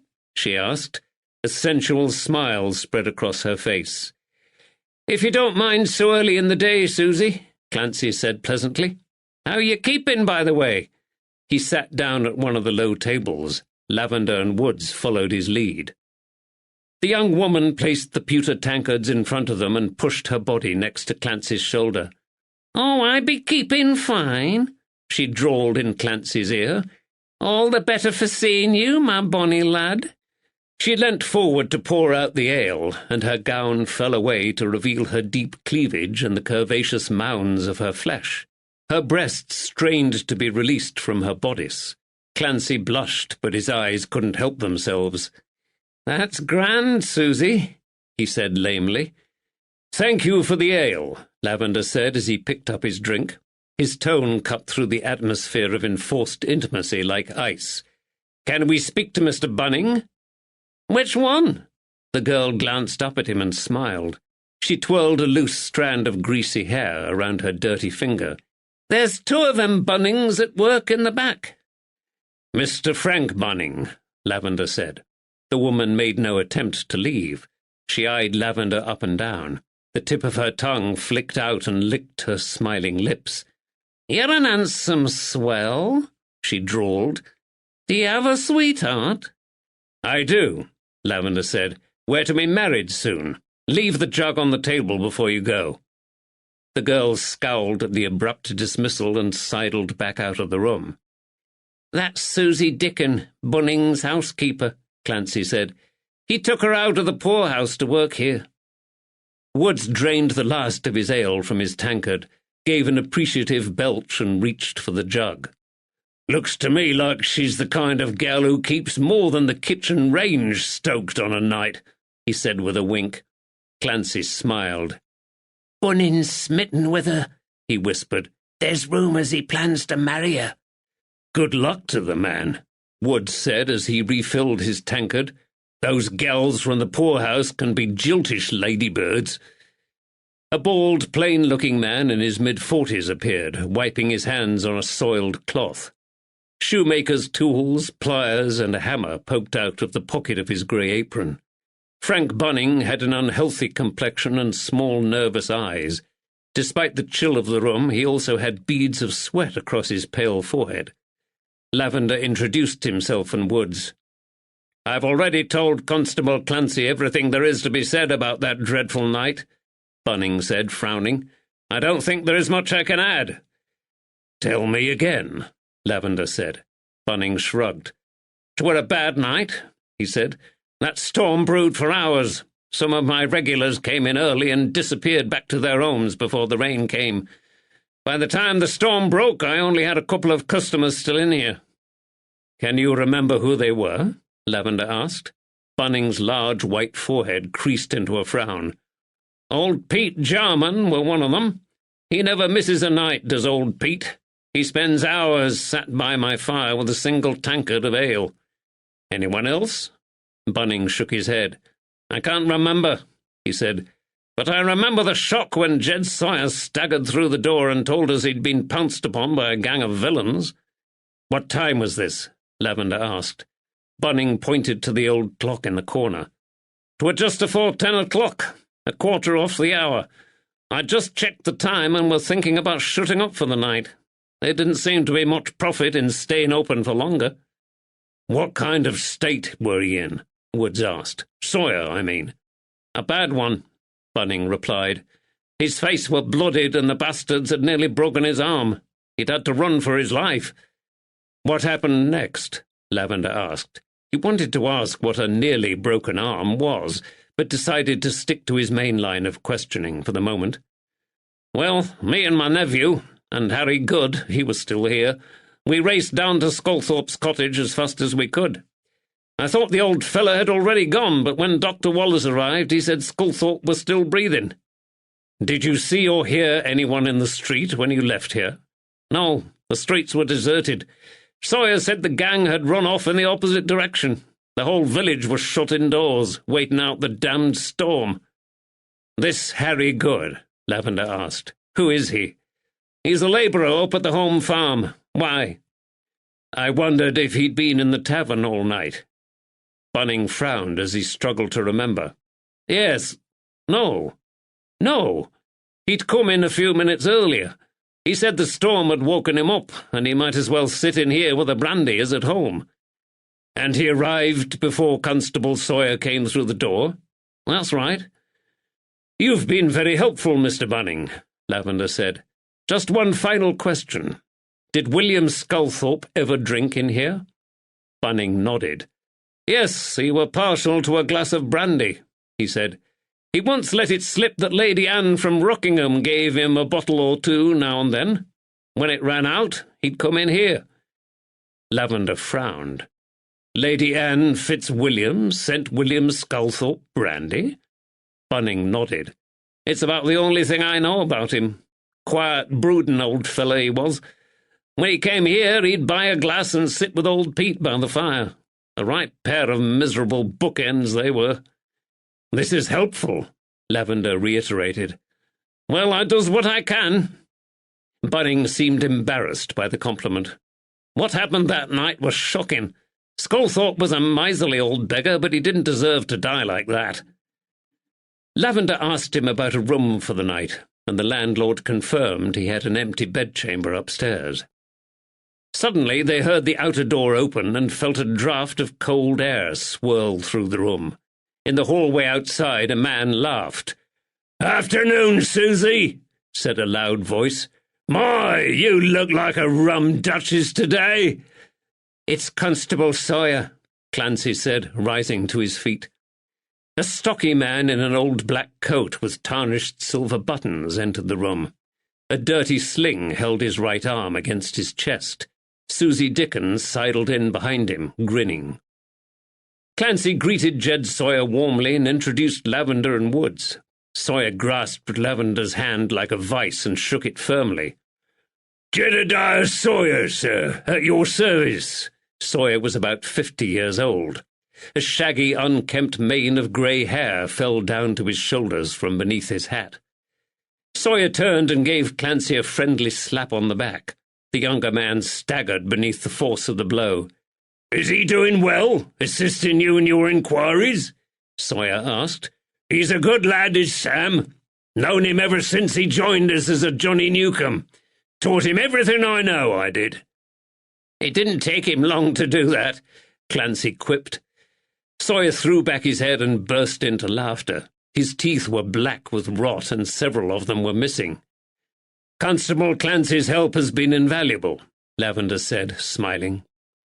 Sawyer carried another stool over to their table and joined them. "I heard you'd arrived. I've been looking for you all over the damned village," he said. "I might have known young Clancy here would be in a tavern. He likes to knock me down, does our Sam." He winked at the younger man, who flushed. "I'll take a bumper tankard of ale with these gentlemen, Susie, my love." The woman disappeared out of the room, quickly followed by Frank Bunning. Lavender sensed the landlord's relief that his own interrogation was now over. "So how are your inquiries proceeding, sir?" Sawyer rubbed his bushy sideburns with his hand. "Have you made any arrests yet?" His bright eyes beneath his thick greying eyebrows flicked curiously between Lavender and Woods. "I'm glad you've found us, Constable Sawyer," Lavender said. "I wanted to ask you in person about the events of the night of the attack." Susie returned with a jug of ale and a fresh pewter tankard for Sawyer. "Give us a kiss, wench," Sawyer said with a grin as she poured his drink. "Ugh, you need a shave," she complained. Sawyer raised his bandaged elbow. "You try shaving with one good arm, gal," he said. "Mind you, the other rammer still works fine," he added with a grin. To prove his point, he grabbed the woman around her waist and pulled her down into his lap. She squealed and scrambled to her feet, laughing. Ale slopped over the edge of her jug onto the stone floor. "Get off, you old goat!" Lavender sat back and quietly watched their horseplay. Sawyer's injuries didn't seem to have damaged his high spirits, he noted. The woman eventually escaped Sawyer's clutches. He deftly tossed her a coin for the ale, and she sidled out of the room. "Rammer?" Woods said. "I haven't heard that expression for a while. It's army slang, isn't it? Musket-ramming arm. Were you in the army?" "Aye, 30 years ago." Sawyer grimaced at the memory. "I were a swaddy with Lord Cornwallis and the 33rd in the Americas when those bastards kicked us out of the colony. Took part in the siege of Charleston, I did. And the Battle of Yorktown, where the buggers finally beat us." "Those must have been hard times," Wood said sympathetically. "Yes," Sawyer said. "I were injured, worn out." His face brightened and he pointed to his bandaged arm. "A bit like now. I'm a bad bargain now as a constable." "Oh, I'm sure you'll still be able to help us with our inquiries," Lavender said. I read the statement you wrote for the coroner's inquest. In it, you said you were doing your evening patrol through the 2 villages when you saw the villains. Sawyer took a deep gulp of his ale, then wiped away the moisture from his mouth with the back of his sleeve. Yes, that's right. I was just walking down the high street. I saw several men coming out of the alleyway where Sculthorpe lived. When was this? Just after 9:30. How many men? Lavender asked. There were 3 at that point. They had blackened their faces with summat. I took out my cudgel, yelled at them, and moved closer. I saw the whites of their eyes in those heathen black faces beneath their hats. What happened next? I looked down the alley and saw 2 more villains leaving Sculthorpe's front door. Then the bastards set about me. It happened so fast I didn't have time to run. One of them swiped me with a cudgel of his own, and another smashed me in the face. His hand went instinctively to the cuts and bruises across his cheek and nose. I thought the sods had broken me nose, I did. So there were 5 men in total? Yes, there were 5. Definitely 5. I hit out with my own stick, and I reckon I hit home. One of those bastards will have had a sore head the next day. But there were too many of them for me, and my rammer were killing me with the pain of it. I managed to get past them and belted hell for leather down here. I knew I'd get help from the Bunnings. It were courageous to try and tackle them villains on your own, Wood said. Sawyer gave a short laugh. Oh, bloody foolish, he said. He took another swig of his drink. But we lawmen have to do what we can, don't we? Yes, we do, Lavender agreed. When did you and the others return to Sculthorpe's house? Sawyer shrugged. A couple of minutes later. Was there any sign of your attackers? None. Isaac Bunning and Harry Good raced down the street after them, while Frank and I went into the house to check on old Sculthorpe and his son. We found them in a bad way. When Isaac and Harry came back, they said they'd seen no one. The bastards had disappeared. Isaac went to get Dr. Wallace. What was the weather like? Lavender asked. Still pouring with rain. It were a devil of a night. Lavender turned to Clancy. Are there any stables in the village other than at the forge? They might have escaped on horseback. Clancy shook his head. I asked at the forge the next day, he said, and at the hostelry in Cottingham. Nobody left any unattended horses in either village on the night of the murder. So, unless they abandoned their animals at some remote spot outside the village, they must have travelled on foot, Lavender said thoughtfully. The thunder would have scared the horses to death, Woods added. They'd have tried to bolt, especially if they were left out in the open. So the attackers disappeared into thin air somewhere along the road to Cottingham or Rockingham, Lavender said. It seems so, Sawyer said, which makes me suspect it were that Panther gang. They're notorious for just disappearing after a robbery. Possibly, Lavender said. Do you have any other suspects? Sawyer laughed. Half the village has come forward with suggestions, he said. There's a few folks around here who want to pay off old scores by pointing the finger at their feuding neighbours. Are any of these leads promising? Lavender asked. Old Sculthorpe had been seen arguing in the street with a local farmer the week before the attack, Clancy said. But I interviewed him and he has an alibi. He claims he were tucked up in bed with his wife. Who is he? Lavender's eyebrows rose along with his hopes. Caleb Licorice, Clancy replied. He's the church warden at St. Mary Magdalene's in Cottingham. Lavender frowned and his hopes sank again. He and Woods paid little attention to alibis provided by wives, but Licorice's respectability made him an unlikely suspect. However, it was still worth following up. Sawyer shook his shaggy head as if he could read Lavender's thoughts. You'll waste your time investigating Caleb Licorice, sir, he said. He's a rich man. Old Sculthorpe's money wouldn't interest the likes of him. He jabbed his finger on the table to emphasize the next point. It were the Panther gang who did this, he said. You mark my words. I understand there are rumours in the village that William Sculthorpe was a rich man. Who started these tales? Lavender asked. Clancy and Sawyer glanced at each other, shrugged, and shook their heads. Lavender turned to Jed Sawyer. "Did you or anyone else in the village know the Sculthorpe family were Catholics?" Sawyer's eyes lit up. "I knew his missus were originally from Bogland," Sawyer said, "but I didn't know they were papists." "Is that why they murdered him, do you think?" Clancy asked. "Because he were a Catholic?" Woods shrugged. "We still have trouble sometimes down in London," he said.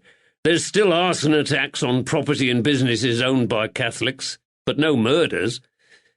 Lavender turned back to Clancy. "How far have you travelled with your inquiries?" he asked. "Have you asked the property owners along the road to Rockingham if they saw or heard anything unusual?" Clancy looked embarrassed. "There hasn't been time to spread out so far," he said. "I only had one day here, and in Cottingham, after the attack. Captain Rushperry said there were no point once he knew you two were coming." Lavender nodded. "This will be a line of inquiry we can pursue," he said to Woods. "We'll spread out along the roads into and out of the village and ask those who live by their side if they remember a gang of strangers that night." "And what about the money bag I found the day after the attack?" Clancy asked. "The one with a strange note screwed up in the bottom. I handed it straight to Captain Rushperry." "Yes, what about it?" Sawyer asked. Both constables watched Lavender curiously. He shrugged. "I suspect it's nothing," he said. "An angry note from a customer pursued by a shopkeeper for a debt." He rose to his feet. Woods and Clancy followed his lead. "You have been very helpful, Constable Sawyer," he said. "We'll leave you in peace now to enjoy your ale. Take care of your bad arm." "Any time, Detective," Sawyer said. He tapped the sling. "This is healing nicely, and I'm no slacker. I should be able to return to work soon and help you catch these blackguards." Chapter 8. Friday, 2nd March, 1810. Middleton, Northamptonshire.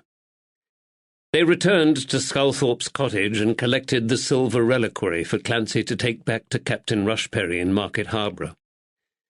Lavender breathed a sigh of relief as he watched the young constable canter away down the high street with the precious object carefully wrapped in sackcloth in his saddlebag. "Why are you so keen to get rid of him?" Woods asked. "You've been frosty with both young Clancy and Sawyer all day." "It's your imagination, Ned," Lavender said. "Let's take a walk. I need to clear my head." Woods shrugged and fell into step beside him. They walked in the direction of Cottingham, striding in companionable silence. The rows of light stone cottages ended abruptly, and the road took them into an area of common land that had been cleared and divided into strips for the villagers to grow vegetables and herbs. To their left, the meadow sloped downhill into the Welland Valley. In the centre of the meadow, a rush-fringed duck pond glimmered in the weak sunshine. Sheep, lambs, and geese grazed on the lush grass. Ahead of them, the road veered up to the right and entered Cottingham, Middleton's neighbouring village. The two communities were less than half a mile apart. Stone cottages with slate roofs and smoking chimneys lay dotted up the wooded hillside. At the summit of the ridge, the towering medieval steeple of the Church of St. Mary Magdalene, with its arched belfry windows, finials, and stone tracery, rose majestically above the treetops. Lavender had made inquiries about the church before they left the tavern. Frank Bunning had informed him that St. Mary Magdalene served the parishioners of both Cottingham and Middleton. Magdalena. Lavender smiled and remembered Billy Sculthorpe's words earlier. His beloved was haunting this investigation. He felt her presence with him at every turn. He stopped beside a dry stone wall and leant on it, arms folded in front of him. His eyes followed the contours of the gently rolling valley before settling on the duck pond. Pairs of mallards and a solitary swan scavenged for titbits among the reeds. Woods stood beside him at the wall. "So what do we think about this murder, then?" Woods asked. Lavender smiled. "One of these days, Ned, I shall ask you the same question, and I'll expect you to have the answers." Well, that'll be a short conversation, Woods replied, smiling. Solving these mysteries is your job. I'm just here to provide the backup. It would addle my old brain to have to think so much. Lavender smiled again. He always welcomed the opportunity to talk through a case with Woods. To be honest, Ned, my own brain is addled at the moment. I can't work out why these witness accounts are so different. 5 men attacked Jed Sawyer. It were brave of him to confront them, Woods said. The man's a hero. Yes, quite. And we have 3 other witnesses, Lavender continued, who tell us there were 3 people in the Sculthorpe's house on the night of the attack. Yes, but they're 2 scared old ladies and a simpleton. Lavender paused for a moment. I think Billy Sculthorpe is a strange creature, but I didn't find him simple-minded. He might not be able to dress himself, but I think he knows what he saw. Perhaps 3 of them were in the house while the others stood guard outside, Woods suggested. Lavender nodded. Yes, that would make sense. And perhaps the 3 men Miss Bennet saw leaving the house after 10 o'clock were Sawyer and the other men he had recruited to help Sculthorpe. Maybe she didn't see the robbers, maybe she saw the rescuers. But what is the motive for this crime, Ned? Theft, surely. If so, why lash out at the old man and cause fatal injuries after he had already told the thieves where he hoarded his money? Why hurt him when they had already got what they wanted? In my experience, this is more akin to an act of vengeance or hatred. It's also at odds with the modus operandi of those devils, the Panthers. The what, sir? Their modus operandi, or their method of working. Rushperry told us the Panthers are armed. I assume they jam a pistol barrel into the temple of their victims and make them hand over their money and jewels. As far as we have heard, the Panthers have never beaten anyone senseless during a robbery. Wood's eyes widened beneath his shaggy grey eyebrows. So you don't think it were them? Not at the moment, Lavender said. And then there is the location and the weather to consider. Look around you, Ned. He swept his arm around over the wall and pointed at the rolling fields, the secluded woods and the quiet villages on either side. A flock of crows rose cawing from the treetops in the copse below. The men stood in silence and watched the noisy birds as they wheeled and circled in the sky. "What am I looking at, sir?" Woods asked eventually. "The isolation, Ned. Sculthorpe was reputed to be a rich man, although we have found no evidence of this yet. But who knew about his alleged wealth? Rumours started in Middleton would barely have spread beyond Rockingham. So how did a gang who operate in the south of the county hear about the thousands of pounds William Sculthorpe allegedly kept in his house?" "I see what you're getting at," Woods said. "But how does the weather figure in all this?" On the night of the robbery it rained heavily and a terrible storm raged. Bad weather is the best thing to keep the villains and coves off the streets of London. This robbery was planned out in advance, but not by villains with a long way to travel. Such a gang would have turned back once the storm broke and left the robbery until a night when the weather was better. After all, there was no rush. William Sculthorpe wasn't going anywhere. Unless they deliberately used the noise and disruption of the storm as cover for the attack, Woods said. "Yes," Lavender sighed. "But my instinct is this is a local job.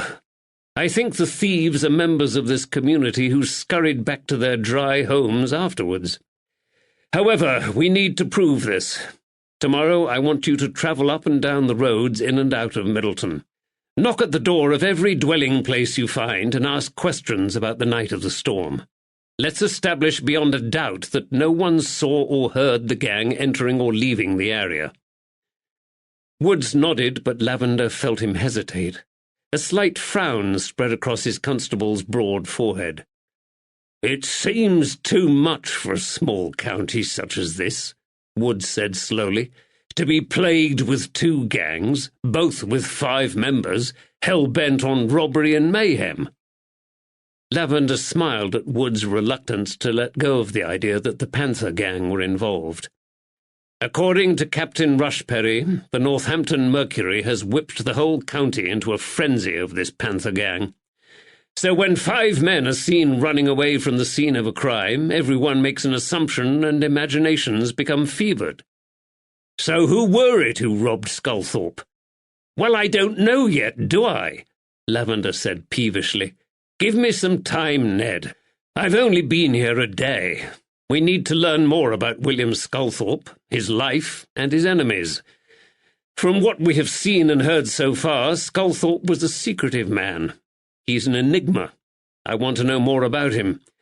We shall return to see Billy Sculthorpe tomorrow and ask him about his father, and perhaps my interview with Lady Anne at Rockingham Castle will shed some more light on the past history of this man. Woods nodded. Yes, he said. I were a bit surprised to find out she supplied him with bottles of the best brandy. Lavender nodded. Captain Rushperry told us Sculthorpe had been in service with Lady Anne, but this generosity towards a former employee goes beyond the kindness usually shown to servants. A cold breeze had blown up. Lavender pulled down his hat and stepped back from the wall. Instinctively, Woods followed him. So what do you want us to do now? Lavender glanced up at the sky. The sun was already sinking in the west.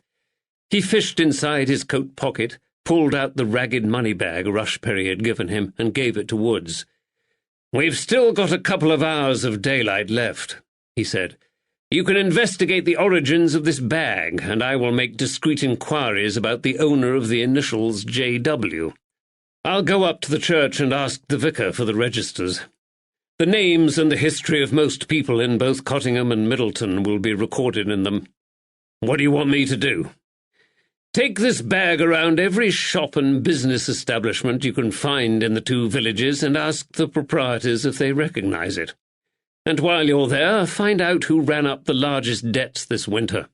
If money was the reason for Sculthorpe's murder, I want to know the names of those with the greatest poverty, and, hence, the greatest motive. Wood's eyes narrowed, and he glanced at Lavender suspiciously. You told Sawyer and Clancy this bag and the note weren't important. I may have lied, Lavender replied. We'll meet back at the Woolpack. I need to write a letter to London before I call on Dr. Wallace tonight. He turned on his heel in the direction of Cottingham. Suddenly he stopped and glanced back over his shoulder. And while you're at the grocer's, Ned, ask them if they have ever sold ink-cap mushrooms to William Sculthorpe. Chapter 9. Friday, 2nd March, 1810. Cottingham, Northamptonshire. Lavender trudged up the steep cobbled lane towards St. Mary Magdalene's church and craned back his neck to admire the towering Gothic spire which rose up into the cloudy sky above him. Northamptonshire, the county of spires and squires, he reminded himself. 3 weathered gargoyles glared down at him with stony eyes as he pushed open the creaking gate and wound his way along the path through the unkept graveyard. The heavy arched door groaned as he pushed it open and entered the church. It took a moment for his eyes to adjust to the gloom of the lofty interior. Several octagonal limestone pillars held up the dark vaulted wooden ceiling. Dusty beams of daylight slanted down from the tall stained glass windows. The cloying smell of old masonry, musty tapestries, and centuries of damp mingled with the beeswax polish used on the wooden pews. 2 men stood talking by the ornate carved pulpit at the end of the aisle. A carpenter, instantly recognizable by the tools he carried, and a middle-aged man with a full set of bushy whiskers and a well-cut topcoat and hat. Lavender introduced himself to the 2 men and inquired about the whereabouts of the vicar. "I am afraid the Reverend Allingham is visiting a parishioner at the moment," said the man with the beard. "May I be of assistance, detective? I'm Caleb Licorice, the churchwarden." He had barely a hint of the regional accent. Lavender remembered what Sawyer had said about Licorice being a wealthy local landowner and farmer. "Thank you," Lavender said. "If you don't mind, I'd like to go see the grave of the late William Sculthorpe, and afterwards I want to peruse the church registers." Licorice's dull brown eyes widened in surprise beneath their bushy brows, but he nodded agreement. "The registers are locked in the vestry at the moment, but I have the key." He gave a last couple of instructions to the carpenter, then led Lavender outside into the overgrown graveyard that encircled the church. "Our sexton is ill at the moment," he said, in apology for the weeds. Sculthorpe's grave was a simple affair, a single mound of earth in a quiet corner with a plain gravestone propped up against the wall, waiting for the earth to settle so it could be put into position. William Sculthorpe died aged 86, 22nd February 1810. "Lady Anne from Rockingham paid for the headstone," Licorice said. The Lady Anne, again, Lavender thought. Why is Mr. Sculthorpe not buried with his wife? I understand she died last August. Licorice's mouth set in a thin line of disapproval before he answered. "She isn't buried here," he said. "She had expressed a wish to be taken home to be buried, and that's what Mr. Sculthorpe did." "What, to Ireland?" Lavender asked sharply. "No, Mrs. Sculthorpe was from London, and she wanted to be laid to rest there. This was a ridiculous notion, if you ask me, but he took her body back to be buried. Reverend Allingham warned Sculthorpe he was too elderly to undertake such a long and distressing journey, but he insisted. I understand his neighbour, Miss Bennet, took care of his backward son while he was gone. When Mr. Sculthorpe was murdered, we organised a simple ceremony here after the inquest." Lavender nodded. A cold breeze tugged at their hats and flapped their coat-tails. "How well did you know William Sculthorpe?" Licorice stiffened. "I didn't know him at all. He never attended church, and my farm is several miles away in Rockingham. Our paths never crossed, but as the local churchwarden I was involved in the arrangements for his funeral." "You said your paths never crossed, Mr. Licorice, but I understand you argued with him in the street the week before he died. What was that about?" "I have already explained this to Constable Clancy." Licorice's voice turned to ice and his face darkened with anger. "I simply tried to persuade him to come to church. A slothful attitude to church attendance is an affront to God. I was concerned that a man of his age should make his peace with God before it was too late. And I was right. Sculthorpe died without God's blessing and forgiveness." Lavender's eyes narrowed. Licorice avoided his gaze. "I gather you didn't know that William Sculthorpe and his family were Catholics who worshipped quietly at home." Licorice gasped, and disapproval followed by anger flashed across his face. "No, I was not aware of that, and neither, to my knowledge, were the Reverend Allingham or the Lady Anne. I must inform them immediately." Lavender opened his mouth to ask another question, but Licorice hadn't finished. "Why, this is the essence of Lucifer! Sculthorpe's lunatic son must be baptized into the Anglican Church. We watchdogs of the fold cannot be silent with the evil of popery in our midst." A wave of disgust swept through Lavender, but he held back the angry retort that leapt to his own lips. He was suddenly sick of Caleb Licorice. "Take me to the vestry," he snapped. "I wish to see the church registers." Licorice unlocked the gloomy vestry, gave him a pile of dusty registers, and left him alone to read them. Lavender pulled up a chair at the desk and lit a candle. As he flicked through the birth, death, and marriage registers of the parish of St. Mary Magdalene, the first thing that struck him was how rarely the Reverend Allingham had been called upon to administer to the needs of his flock.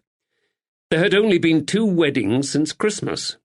Lavender's maternal grandfather had been the popular dean of St. Saviour and St. Mary Overy in Southwark before his retirement, and not a week had gone by without him being called upon to perform marriages and baptisms.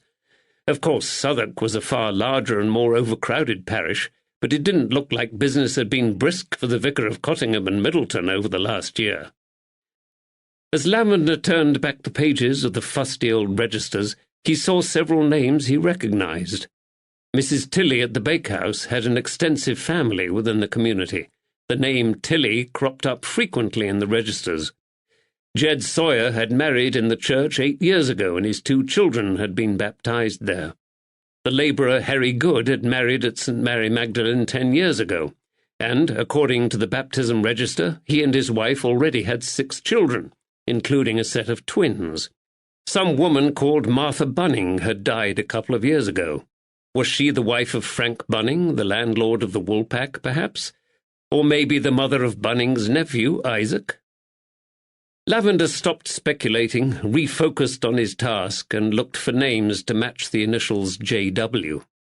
A young woman called Jane Webb had borne 2 illegitimate children in the parish, and both bore her surname, but apart from her, the only other family whose surname began with a W were the Winns, and none of them had a first initial J.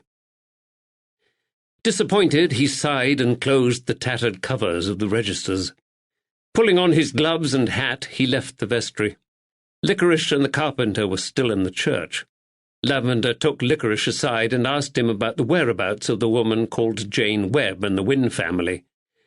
"Jane Webb left the area last summer," Licorice informed him with a sneer, "and she took her bastards along with her. She went to Coventry, I understand. We were glad to see her go. There's no place in Cottingham for women with loose morals and fallen ways. As for the Winns, well, there's only old Simon and his wife left. They're both elderly and in the poorhouse at the edge of the village."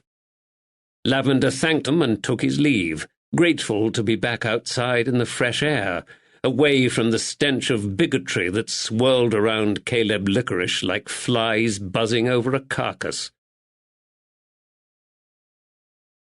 Chapter 10. Friday, 2nd March, 1810.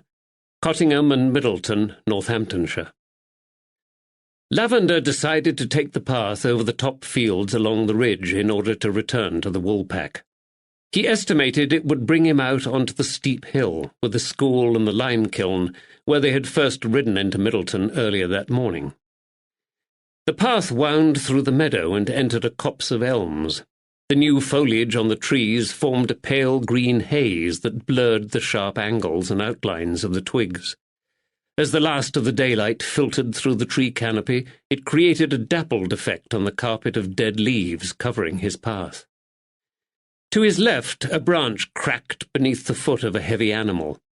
Deer? He glanced up and glimpsed the shadowy figure of a man disappear behind the tree trunks and into the dense undergrowth. The hair stood up on the back of his neck. He paused for a moment, then scoffed at his own foolishness. "I've spent too much time dodging cutthroats and silk snatchers in London," he decided. It was probably just an innocent farm labourer on his way home from the fields. He didn't see a soul during the rest of his walk, and he welcomed the peace and isolation. It gave him time to think. He hoped Woods had experienced better luck with his investigation into the origins of the mysterious cloth bag.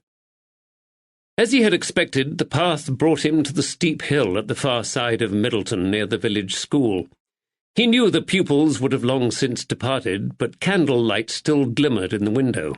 Suddenly he had an idea. He leapt up the steps of the schoolhouse and rapped on the door.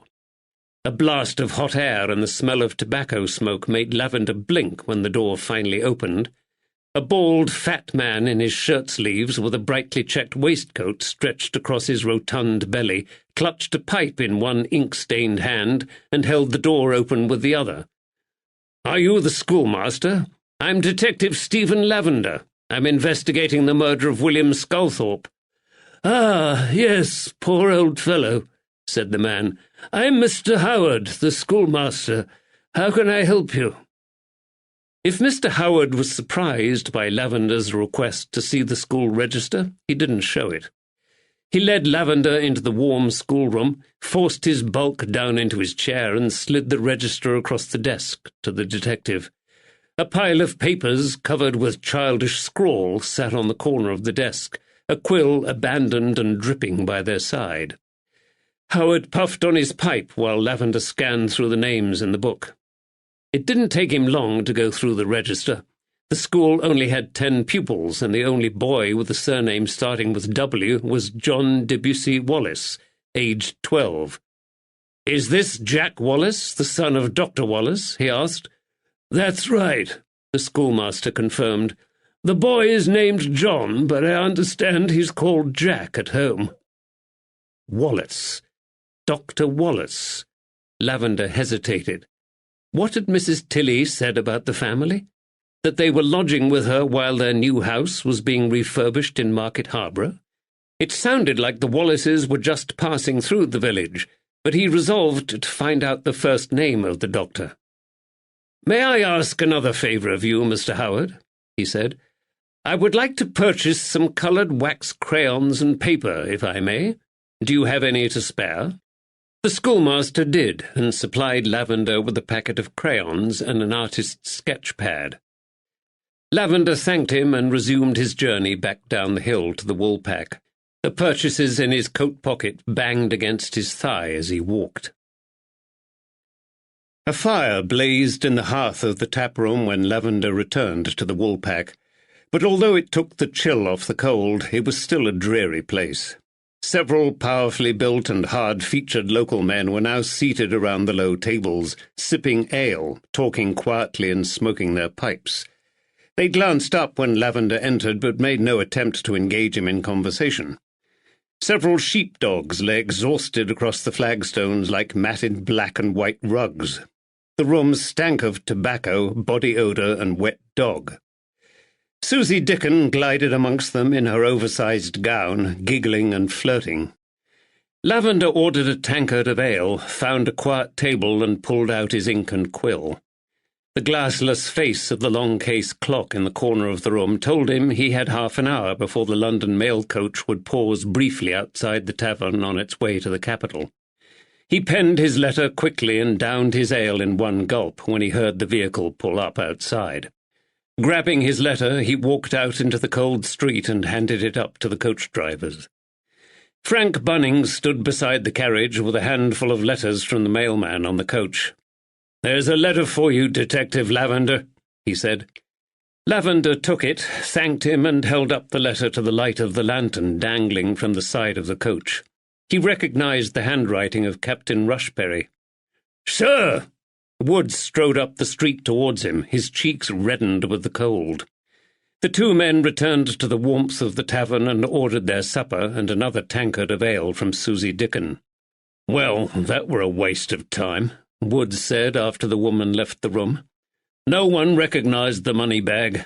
I even went into the undertaker's and asked them in there. There's a windmill some distance out of Cottingham, and I didn't make it there today. But I'll take the horse tomorrow and ask the miller if it is his." "It won't be worth it," Lavender said. He had seen the windmill during his walk home from Cottingham. There was a westerly wind blowing the night of the storm. I doubt the bag will have blown all the way down into Middleton from the windmill against the force of the gale. They kept their voices down as they talked. "I think the bag blew in a westerly direction from this end of the village until it caught itself in the hedge where our sharp-eyed Constable Clancy found it." Woods said. "So it may have been used by the thieves to carry money out of Sculthorpe's house after all?" Lavender nodded and took a deep gulp of his drink. "I think those coves found the money in that bag at Sculthorpe's. They carried it out and divided up their ill-gotten gains further down the street before they parted. They didn't know about the notes screwed up in the corner of the bag and threw it away into the wind." He picked up the letter from Captain Rushberry and split open the seal. His eyes widened as he read the contents. "So what about the note?" Woods asked. "Did someone send it to Sculthorpe along with a payment of some kind?" "They may have done," Lavender said. "Was he a moneylender, do you think?" Woods asked. Lavender nodded. "You may be right. According to Captain Rushberry, Sculthorpe had the means to be a moneylender." He tapped the letter on the table before him. "He has heard back from the bankers, Messrs. Down, Thornton and Gill. William Sculthorpe had £1,057, 17 shillings and sixpence held with them in his London account." Wood's tankard stopped mid-air and his mouth dropped open. "How much do you suppose he kept in the house?" he asked. Lavender shook his head. Unless we can find some sort of household account book, we will never know. But at least young Billy Sculthorpe will be well cared for in the future. I doubt he will have to end his days in an asylum or the poorhouse." Woods smiled. "If I didn't know you better, I'd say you've got a soft place in your heart for that young man, and don't deny it. I've wondered for the last 10 minutes why you've got a sketch pad poking out of your coat pocket. Nothing escapes you, Constable, does it?" Lavender pulled the crayons and pad out of his coat and slid them across to Woods. "While I visit Lady Anne at Rockingham tomorrow, you can take this present to Billy Sculthorpe. Gain his trust and try and find out some more about his father. The man is an enigma, and his son might have some answers to the mystery. He seemed to respond better to you. Well, as we all know, you frighten the witnesses." "I'm supposed to frighten them," Lavender said. "I'm a detective." Woods grinned and put the crayons and pad in the pocket of his old brown coat. He picked up his tankard and had another drink. "What about the mushrooms?" Lavender asked. "Did you find out anything about them?" Woods belched and wiped the beads of moisture from his mouth with his coat sleeve. "Nothing," he said. "None of the grocers in Middleton or Cottingham sell mushrooms. They said the villagers prefer to go out into the fields and pick their own if they want them." "Which may be what William Sculthorpe did," Lavender said. "But unlike most of the villagers, he's not country-born and bred. He probably didn't recognize the danger of those ink-cap mushrooms when he harvested them." "I had a bit of luck with the names of bad debtors, though," Woods said. He glanced around to check no one was listening. "It's Harry Good, the one who helped out on the night of the murder. He's bushed. He owes money right, left and centre throughout the 2 villages. There's 11 shillings at the grocer's on his account and another 5 at the draper's. £1 and 11 shillings with the butcher in Cottingham." "He's over there." Lavender nodded towards a tall, lanky man in a threadbare coat on the opposite side of the tavern. Long, greasy hair hung either side of a pair of enormous jug ears and framed a face ravaged with the smallpox. "What, the ugly-looking fella?" Woods asked. Lavender nodded. "He came in here about half an hour ago, and I heard one of the others calling out his name. His eyes are already shining with liquor," Woods noted. "So despite his poverty, he's still drinking in here every night?" Lavender nodded. "I saw in the baptism registry that he's got 6 children." "Huh," Woods growled. "And no doubt his hungry nippers are at home in a cold house while he plies himself with brandy." He glowered his disapproval across the taproom. "Did you track down anyone with the initials J.W., by the way?" Lavender sighed. "Yes, there's a family called Wynne, but they're elderly and in the poorhouse. The only other people with a W surname are the Wallaces, Dr. Wallace's family." "He's a J.W., Woods said. "I were told by Mrs. Tilly at the bakehouse. His first name is John, Dr. John Wallace, he's called." "You went back to the bakehouse?" "Well, I had to, didn't I? I had to ask Mrs. Tilly about the cloth bag, and his wife, too," Woods added. "She's also a J.W. She's called Judith Wallace." "Really?" Lavender said in surprise. "Mind you," Woods said thoughtfully, "the note called someone an old bastard. That's not very ladylike language for a doctor's wife, is it?" The corners of Lavender's mouth twitched. "Exactly how long did you spend with Mrs. Tilly and her hot pies?" he asked. Susie Dickon arrived bearing 2 small bowls of thin stew and a couple of chunks of dry rye bread. She dumped them down unceremoniously in front of the 2 officers, then turned on her heel and left. The grey liquid and lumps of congealed fat swirled in the bowls and slopped over the sides.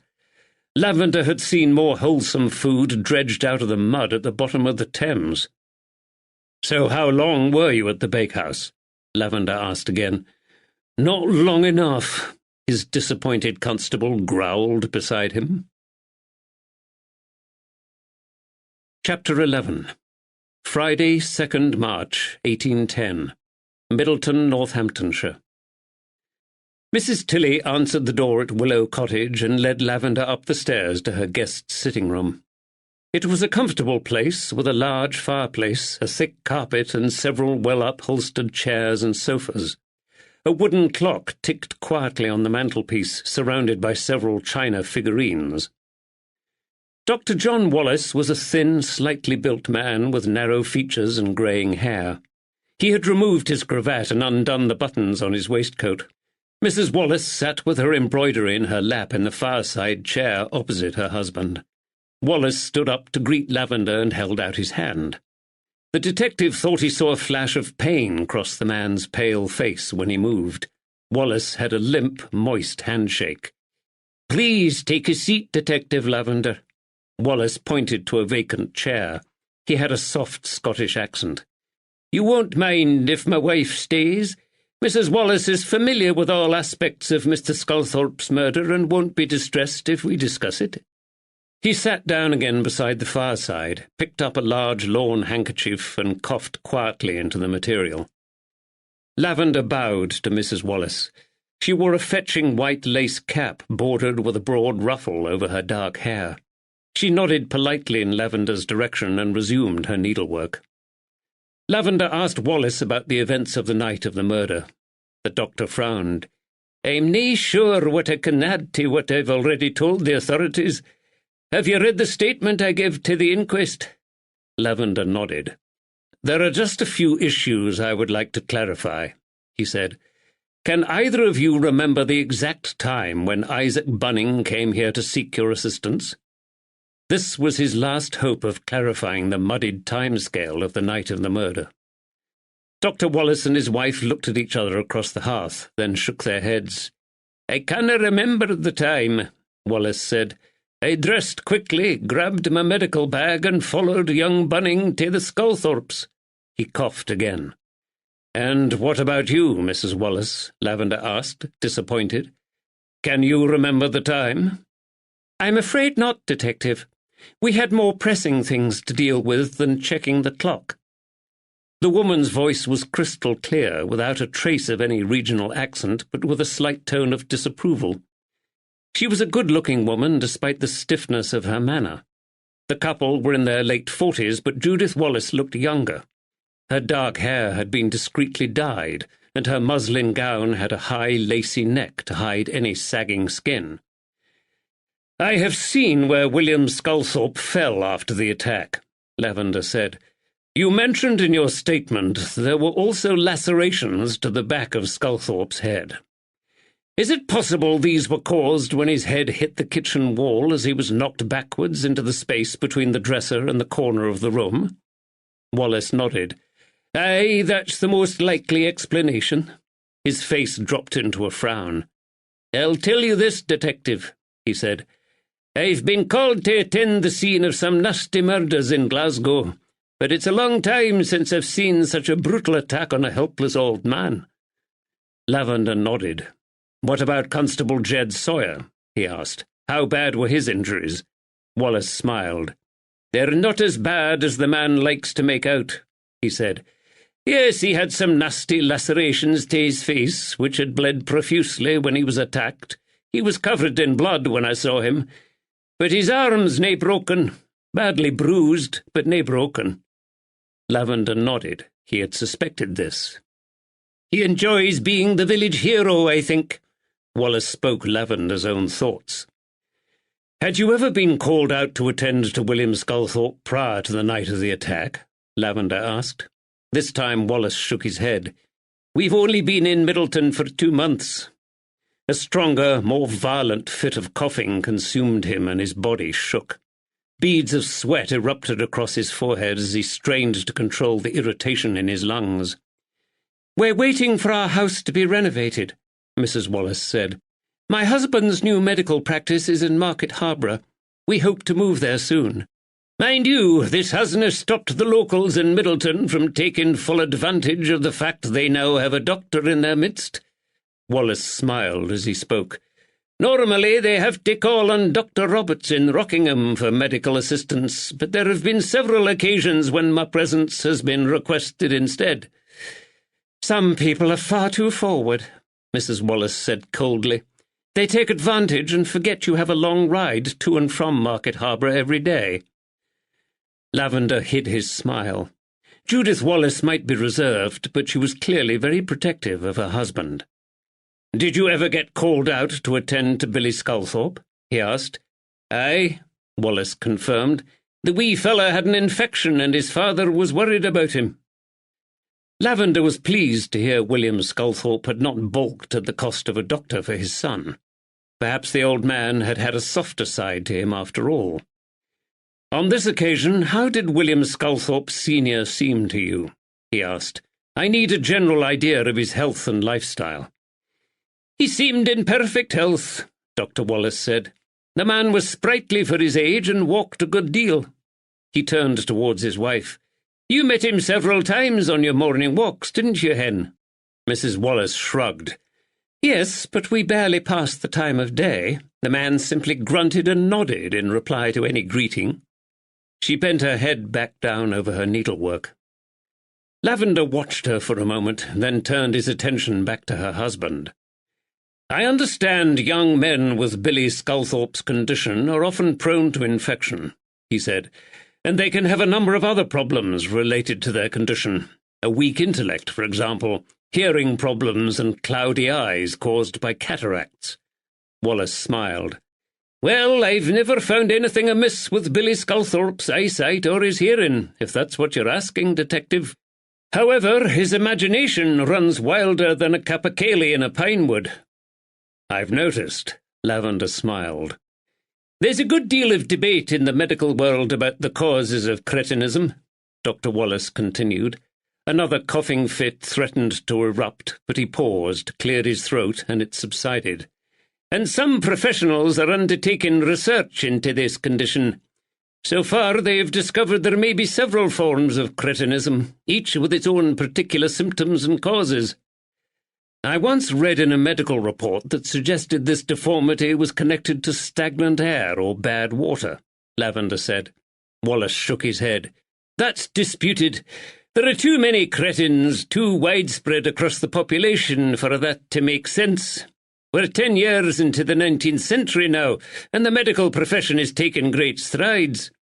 It's determined to leave antiquated medieval notions behind. There have been new reports and evidence that this malformity is often inflicted on the children of older parents." Lavender's eyebrows rose in surprise. "This is a new development," he said, genuinely interested. "And it would make sense regarding Billy Sculthorpe. His father must have been in his 60s when Billy was born." Wallace sat forward and shook his head. "You misunderstand me, Detective.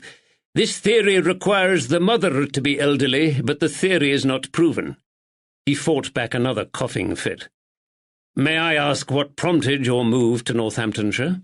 Lavender asked, although he thought he already knew why. Glasgow was a notoriously unhealthy and squalid city, rife with cholera and consumption. Wallace glanced down awkwardly, but his wife had no qualms about answering Lavender's question. "My husband has not been well," she said. "The air in Glasgow and the conditions in the city do not agree with him. Lady Anne at Rockingham Castle secured John this position in Market Harborough. We hope this move will help him to regain his health." "The coffin is always worse at night," Dr. Wallace said simply. Lavender picked up his hat from the low table at the side of his chair and rose to his feet. "My apologies," he said. "I have detained you both for too long already. You have been most helpful." "Our pleasure, Detective," Wallace said. As Lavender strode back towards the Woolpack, he wished he had questioned the Wallaces further about their connection with Lady Anne Fitzwilliam. Why had she helped the Scottish doctor find a new position? The Dowager Countess seemed to have a finger in every pie and be involved in the lives of many of the Rockingham estate's tenants. He shrugged. Hopefully his trip to Rockingham Castle tomorrow would answer that and several other questions that troubled him about Lady Anne's involvement in the case. Chapter 12. Friday, 2nd March, 1810. Middleton, Northamptonshire. After Lavender left for his appointment with Dr. Wallace, Woods remained in the crowded tavern and enjoyed another tankard of ale beside the fire. A group of men stood in the centre of the room, blocking his vision, but he managed to keep one eye on the labourer Harry Good, who became increasingly inebriated with ale as the night wore on. A pale young man with thick curly blonde hair and large, wide-set blue eyes joined him at his table. Woods heard Good refer to this baby face as Isaac, and realised this was the final member of the group who had gone to the aid of the Sculthorpes on that fateful night. Isaac Bunning, nephew of the Woolpack's landlord. "He's barely shaving," Woods thought at first, but then he changed his mind. Young Bunning and Constable Clancy were probably about the same age and had similar blue eyes, but Bunning lacked the open honesty of Clancy's features. Bunning's eyes drifted sideways and his lips curled cruelly at one side. Susie Dickon flew to Isaac Bunning's side when he appeared. A lot of raucous laughter ensued, and when the woman leant low over Bunning's tankard to pour his ale, she pressed her body into his shoulder in the same provocative way she had served Constable Clancy earlier in the day. Harry Good made some lewd comment about her exposed cleavage, and they all laughed. Woods watched Bunning's hand slide down the woman's back and caress her backside before it slid around her waist. Once his tankard was full, Bunning pulled the woman down into his lap and nuzzled her earlobe through her lank hair. Woods wondered what her intended, the landlord Frank Bunning, made of his nephew's behaviour, but there was no sign of him. An elderly white-haired man in a threadbare coat shuffled up to a vacant stool next to the fireside. He clutched a tankard in his arthritic hand and lowered himself painfully onto the stool. "Mr. Jarman?" Woods asked hopefully. The old man nodded. "Who's asking?" Woods smiled his friendliest smile. "I'm Constable Woods from Bow Street in London. We've been called up here to investigate the murder of your friend, Mr. William Sculthorpe." "Oh, aye? I'd heard you were coming. From London, aren't you?" "Yes, that's right." Did the old man's hearing fail him? "Can I buy you another tankard of ale, Mr. Jarman?" Jarman's rheumy eyes crinkled up in delight as he smiled. "That'd be most kind of you, Constable," he said. He placed the tankard on the table in front of Woods. "That be mine," he said. "I've drunk from this tankard since I were a boy." Woods nodded and gestured across the room to Susie Dickon for service. She scowled and dragged herself up from Isaac Bunning's knee. Once she had served them, Woods turned back to Jarman. "I understand Mr. Sculthorpe was an old friend of yours." The old man seemed to recoil slightly and frowned. "I can't say we were friends. We'd just drink together sometimes, that's all. Mind you," he added, "Bill Sculthorpe were old, all right, very old. You're right about that. He were the oldest man hereabouts." "We're trying to find out some more about Mr. Sculthorpe." "He were 86 years old," Jarman said. "He were the oldest man hereabouts. I'm 71 next month. I'm the oldest man in Middleton, now Bill Sculthorpe's passed." A toothless smile of pride spread across his face. Woods relaxed and smiled back. This would take longer than he had anticipated. 71 years of age," he said. "Congratulations, Mr. Jarman. That's a considerable achievement." "Aye, I'm the oldest man in Middletown now." "Do you know about William Sculthorpe's trade?" Woods asked cautiously. "Did he ever talk about his work with you?" "Can't say as he did. He hadn't worked for years, hadn't old Bill. He were 86, you know." "Why did he move his family here from Brighton?" "Can't say as I know." Jarman paused for a moment and stared down at his drink. "His missus were from Ireland, if it's any help." Woods hid his disappointment behind another smile. "Didn't he tell you anything else about his life at all?" Jarman shook his head. "Why should he? He only called in here for a glass of brandy when he'd run out of liquor in the house." "Did he drink brandy every night?" Woods remembered the poisonous concoction of brandy and ink-cap mushrooms Sculthorpe had taken on the night he died. "Aye, but I hadn't seen him for a week or two," Jarman added. "I think he'd got another bottle." Woods decided to change tack with his questioning. "I understand you were in here on the night of the murder." "Yes, I were." "What did you see?" "I saw all manner of hell break loose." The old man sighed. "I saw Constable Sawyer burst through the door." He pointed a shaky hand at the entrance. "He was shouting and covered in blood." "What happened next?" Woods asked gently. The toothless grin dropped from the old man's face, and he looked a little distressed. "Frank Bunning, and them two," he waved an arthritic finger in the direction of Harry Good and Isaac Bunning, "dashed off with Sawyer to the Sculthorpes." "It must have upset you." Jarman nodded. "I was sorry, though, to hear what had happened. He didn't have much conversation, didn't William Sculthorpe, but I was sorry he died like that. He preferred to sit quietly, sip his drink and watch folks." "Watch folks?" "Aye, he allus watched folks and listened to their chatter, did William Sculthorpe. He were the oldest man in Middleton, you know. A man shouldn't get to 86 and then die like that." "I agree." Another thought struck Woods. "Were Frank Bunning and his nephew in here all night?" "Frank Bunning were here, bobbing in and out of the room. His nephew came in later with Harry Good." "So Isaac Bunning arrived later with Harry Good?" "Aye, 'twere just before Frank started to shut up for the night." "Was it?" Loud laughter from across the tavern distracted Woods. Susie Dickens sat back down on Isaac Bunning's knee. "I'm the oldest man in the village now," Pete Jarman repeated proudly. Woods nodded, still distracted by the two men and the barmaid. Suddenly the door opened and Frank Bunning entered the room. Susie Dickon leapt up from his nephew's lap. "I tell you one thing about that night, though," the old man said, and leant forward conspiratorially. "Yes?" "He opened up late." Woods frowned and gave his full attention back to the old man. "Who did?" "Him. Frank." Jarman's bony, crooked finger jabbed in the direction of the tavern landlord. "I had to wait outside in the cold for him to open up. His clock was slow. I told him so, but he wouldn't have it." Woods frowned and glanced at the glassless clock in the corner of the room with its juddering and exposed hands. "It was slow on the night of the murder, you say?" "Aye." The loud sound of ripping made Woods glance up. Susie Dickens' earthenware jug smashed onto the wooden floorboards, and she screamed.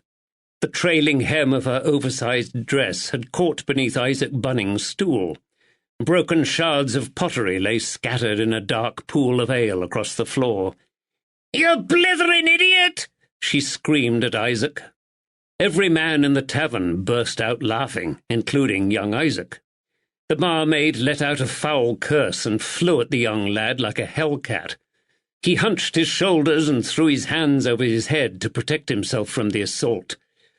"Let the lad be, Susie," the landlord called out.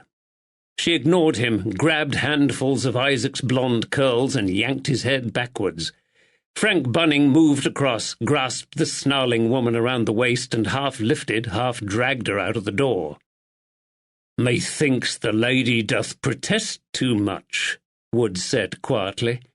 "Aye, you'd be right there, constable," Jarman said. Lavender returned shortly after Pete Jarman left the tavern. Woods told him the information he had gleaned from the old man. "What do you think it means, sir?" he asked. Lavender glanced at the battered long-case clock in the corner of the room. He frowned and shook his head wearily. "I don't know, Ned," he said. "If this clock was slow on the night of the murder, then Frank Bunning was wrong about the timing of events, but the significance of this news eludes me. Perhaps in the morning I'll be able to make more sense of it. Let's retire for the night and make a fresh start tomorrow." The landlord led them up the narrow wooden staircase to a cramped bedroom with a low ceiling. It contained 2 mattresses and little else. Woods had seen more comfortable prison cells in Newgate. Bunning pointed to the dying embers in the grate. "We lit a fire a few hours ago to take the chill off the room." It hasn't worked, Woods thought. I'll be down the corridor if you need anything, Bunning added. He pointed to the door at the end of the corridor. Isaac is the next room to mine, and Susie sleeps upstairs in the attic. I'm sure we'll be fine, Lavender said. The landlord nodded and left them in peace. Lavender held up his candle and looked round the miserable room with distaste. No doubt this place has bugs, he said. I don't think I'll notice. Woods yawned. My old bones are that weary even old Nick wouldn't wake me tonight. I'm sleeping in my coat, though. He flopped down onto his lumpy mattress and wrinkled his nose in disgust at the unpleasant smell emanating from the mouldy straw beneath him. He knew Lavender would sit for a while longer and even try to make a few notes by the dim light. Woods sighed heavily, thankful that the main responsibility for solving this blasted case didn't sit on his shoulders. Images floated into Wood's exhausted mind as he struggled to get comfortable. Strange images of stagnant water and coal heaps. It was a river. The river stank. No, it wasn't the river. The mattress stank. He heard the throb of a nearby forge. Wood sighed and rolled over. It's your heartbeat in your ears, he told himself. It's your heartbeat. Woods shivered in the cold wind from the river. Today the docks were deserted. Massive coal heaps higher than mountains stood on the wharf, towering above him. He was a child again and struggled to climb up them. His feet, small feet, sank into the shimmering, slithering black pile as he half walked, half crawled on his belly to the top. The blast furnace roared behind him and scorched his back with its heat. He struggled to his feet, unsteady on the shifting coal. Above his head, towering metal gantries creaked, swayed and groaned in the wind, and soot-blackened chimneys belched out filth and grime into the angry red sky.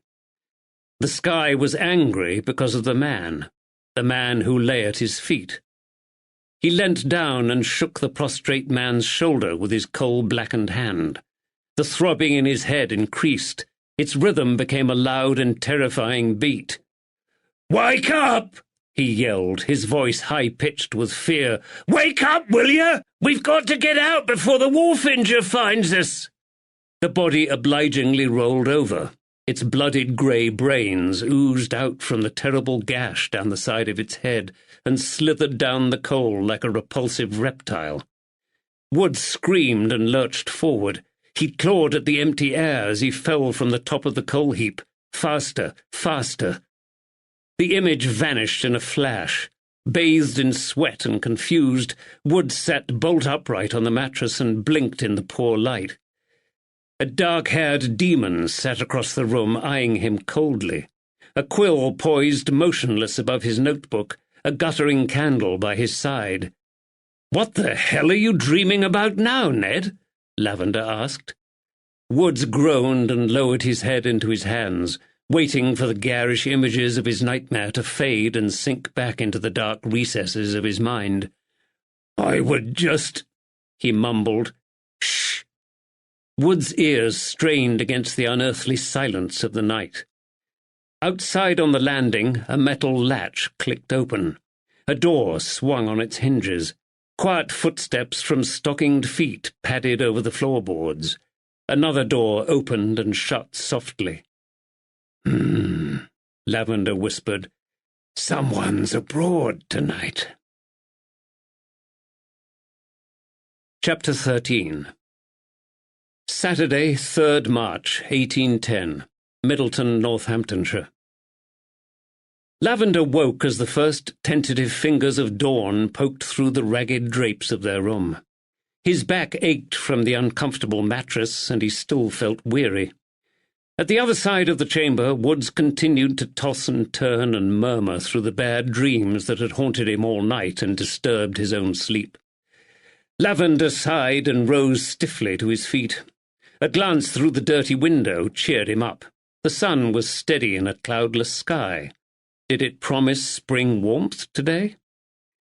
He suddenly got the urge to walk off his aches and pains. Donning his coat, he descended the twisting wooden stairs of the deserted tavern and went outside, grateful to leave the smell of wood smoke, tobacco, and stale ale behind. He welcomed the fresh air and the warmth of the morning sun. Somewhere in the valley, sheep bleated and cattle lowed hungrily. Crows called to each other from the treetops on the hill. They rose, circling and wheeling, before heading down to their favourite feeding grounds. It promised to be a brilliant day, with a sky of white light and ice blue arched over the world. Lavender decided to repeat the pleasant walk he had taken the previous day, and he set off up the cobbled hill towards the meandering path that led back to St. Mary Magdalene in Cottingham. The smell of smoke drifted down from the chimneys of the silent village. He relished the peace and quiet of early morning. As he retraced his steps, he saw things he had not noticed the first time he walked this way. Red squirrels scampered up the trunks of apple trees in an orchard. Fat wood pigeons cooed above his head in the budding branches of the elms. Primroses sprouted amongst the exposed roots of the trees, and muted yellow cowslips peeped out from the swathes of lush grass in the meadow. A row of beehives hummed gently against an ancient stone wall. He was struck again by the fertility and fruitfulness of this part of England. Dense woodland teeming with game, fat cattle and sheep, fresh garden vegetables and lush agricultural farmland. This was a land of milk, honey, and plenty. Yes, some of the residents of Middleton knew poverty. Miss Bennet, for example, eked out a meagre existence for herself and her mother, and the labourer Harry Good had a mountain of debt. But not one of the inhabitants of Middleton had the skeletal frame or hunger-ravaged features that haunted the faces of those who lived in the filthy and unhealthy slums of the Seven Dials in London. No wonder the residents of this lush valley enjoyed such longevity. He paused in a meadow at the top of the hill and took in the wonderful view below him, where the river cut its course through the soft, marshy clays. The grey rain clouds of yesterday had vanished. Now seen beneath the shimmering clarity of a dazzling sky, the sweeping valley was magnificent. A woman walked across the field towards him, a wicker basket hung on her arm. The long grass parted silently before her skirts. It took him a moment before he recognized Judith Wallace's face below the black shadows cast by the ruffles of her bonnet. He bowed. "Good morning, Mrs. Wallace. You're another early riser, I see." "Good morning, Detective. Yes, I always think it's a shame to lie abed when there is so much beauty in the world." He nodded. "Indeed, it's the best part of the day." His eyes lighted on the piles of creamy fungi in her basket. "You have been picking mushrooms?" Her eyes followed his own to the basket on her arm. She tapped it lightly with her gloved hand. "I like to gather a few for John's breakfast." "Those are field mushrooms, Agaricus campestris, I believe." "Yes, you're very knowledgeable, Detective." She sounded surprised. "I don't suppose you're able to pick your own mushrooms in London?" "I have an interest in the flora and fauna of the British Isles," he said. "I've read a lot of books on the subject. Tell me, do you ever come across ink-cap mushrooms when you're foraging?" "Oh, yes, I've found quite a few recently." "Did you ever give any to William Sculthorpe when you met him on your morning walk?" She took in a sharp intake of breath and seemed to recoil slightly. "Well, I only met him the once." "When was this?" She shook her head as she struggled to remember. "A few weeks ago." "Just before he died?" "It may have been. I'm afraid I don't remember." "And did you give him some ink-cap mushrooms?" "Yes, I think I did. Is there a point to these questions, Detective?" "There's nothing to worry about," he said. "We found some rotten mushrooms in his kitchen, and I wondered where they came from." She seemed relieved. "Please excuse me, Detective," she said. "I must take these back. The flavour is never good unless they're cooked almost immediately after harvesting." He nodded his head in a short bow, and she turned on her heel to walk back to Middleton.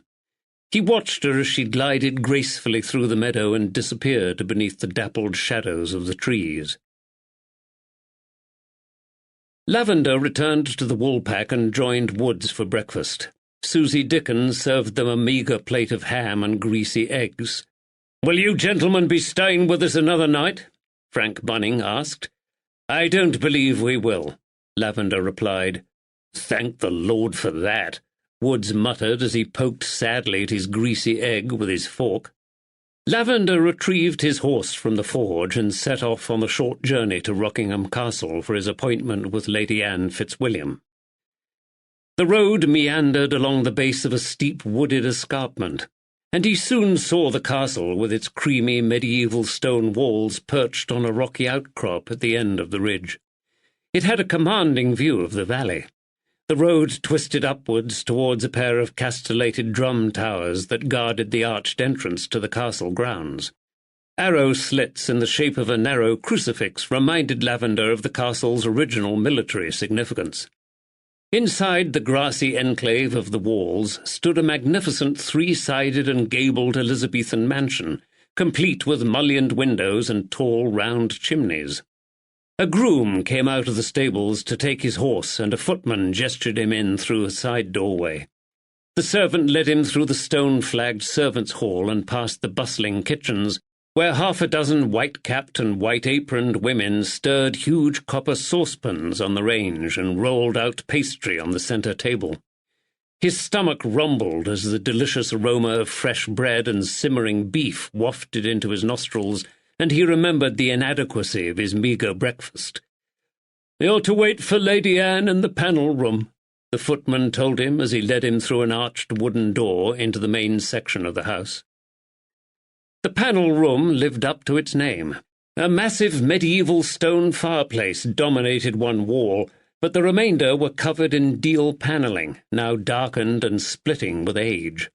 A fire had been lit in the great hearth, which seemed unnecessary considering the warmth of the day outside. To take his mind off the stuffiness and heat of the room, Lavender examined the armorial bearings carved into several of the wooden panels. He recognized the coat of arms and Latin motto of the Fitzwilliam family immediately. Different branches of their family had lived at Rockingham Castle for 7 generations. There were other coats of arms and mottos that he didn't recognize. Some of these armorial bearings had small plaques bearing names: Manners, Montague, and Debussy. Debussy? He frowned and pulled out his handkerchief to wipe away the beads of perspiration on his forehead. Where had he heard the name before? Then he remembered the Middleton School register: John Debussy Wallace. Debussy was the second name of Dr. Wallace's son. Could Debussy be the maiden name of Judith Wallace? Was she a distant relative of the Fitzwilliams of Rockingham Castle? If so, this would explain the close relationship between her and Lady Anne. He ran his finger around the edge of his cravat to loosen it and let more air near his hot skin. But such a family connection raised more questions than it solved, he realized.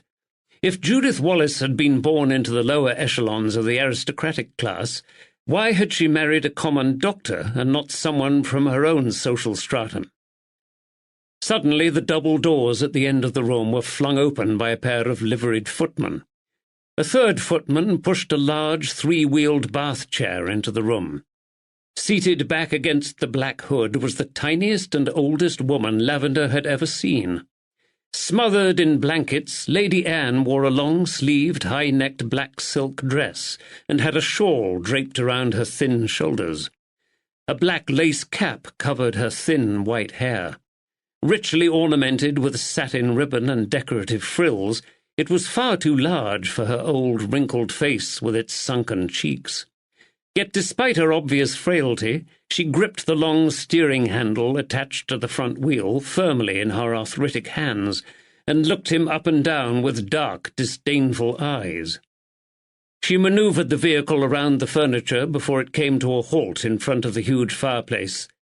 "Blankets, Erskine," she commanded as the footman bowed and retreated from the room.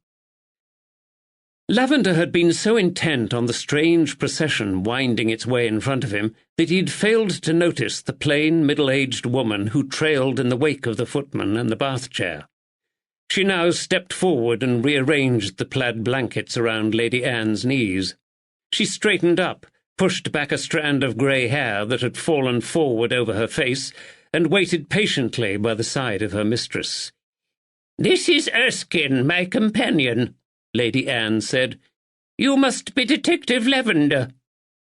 He nodded politely towards Erskine and bowed low to Lady Anne. "At your service, your ladyship." "Well, we shall see about that," Lady Anne replied. "Stop fussing, Erskine, and sit down, will you?" Her companion seated herself in one of the low upholstered chairs in front of the fire. As he had not been granted permission to sit, Lavender remained standing on either side of the fireplace to the two women. Lady Anne's bony fingers tapped on the steering rod of the bath chair as she looked him up and down again. She seemed to find what she saw distasteful and turned her head sharply to her servant. "So, Erskine, Captain Rushperry wrote to Bow Street Police Office to ask for an active and intelligent officer to help investigate the terrible murder of poor William Sculthorpe." A trail of spittle seeped out of the corner of her thin mouth. She gulped as though she had a problem swallowing. With her head now in profile, Lavender noticed that her chin had virtually disappeared into the wrinkled, lined and sagging skin of her neck. "Indeed he did, ma'am," Erskine replied, "and Bow Street have sent us Detective Lavender." Lady Anne nodded. "This is most unfortunate." Her companion nodded her bowed head. "Yes, it is." Lavender's mouth dropped open. He had been unsure about why he had been summoned here today, but this was a strange reception. Lady Anne leant forward in her bath chair. "We have heard about Detective Lavender, haven't we, Erskine?" "Yes, ma'am. We have read about him in the Times." Lavender opened his mouth to speak, but Lady Anne hadn't finished. She turned her head and addressed him directly. "We read about the Portman Square riot, which you dealt with, Lavender, and the furore you caused when you sent for the militia to quell the rioters." Lavender's mind raced as he desperately tried to remember the incident and how the Times had reported it the previous October. He also wondered what offence his handling of the event might have caused the Lady Anne. Fortunately, she soon enlightened him.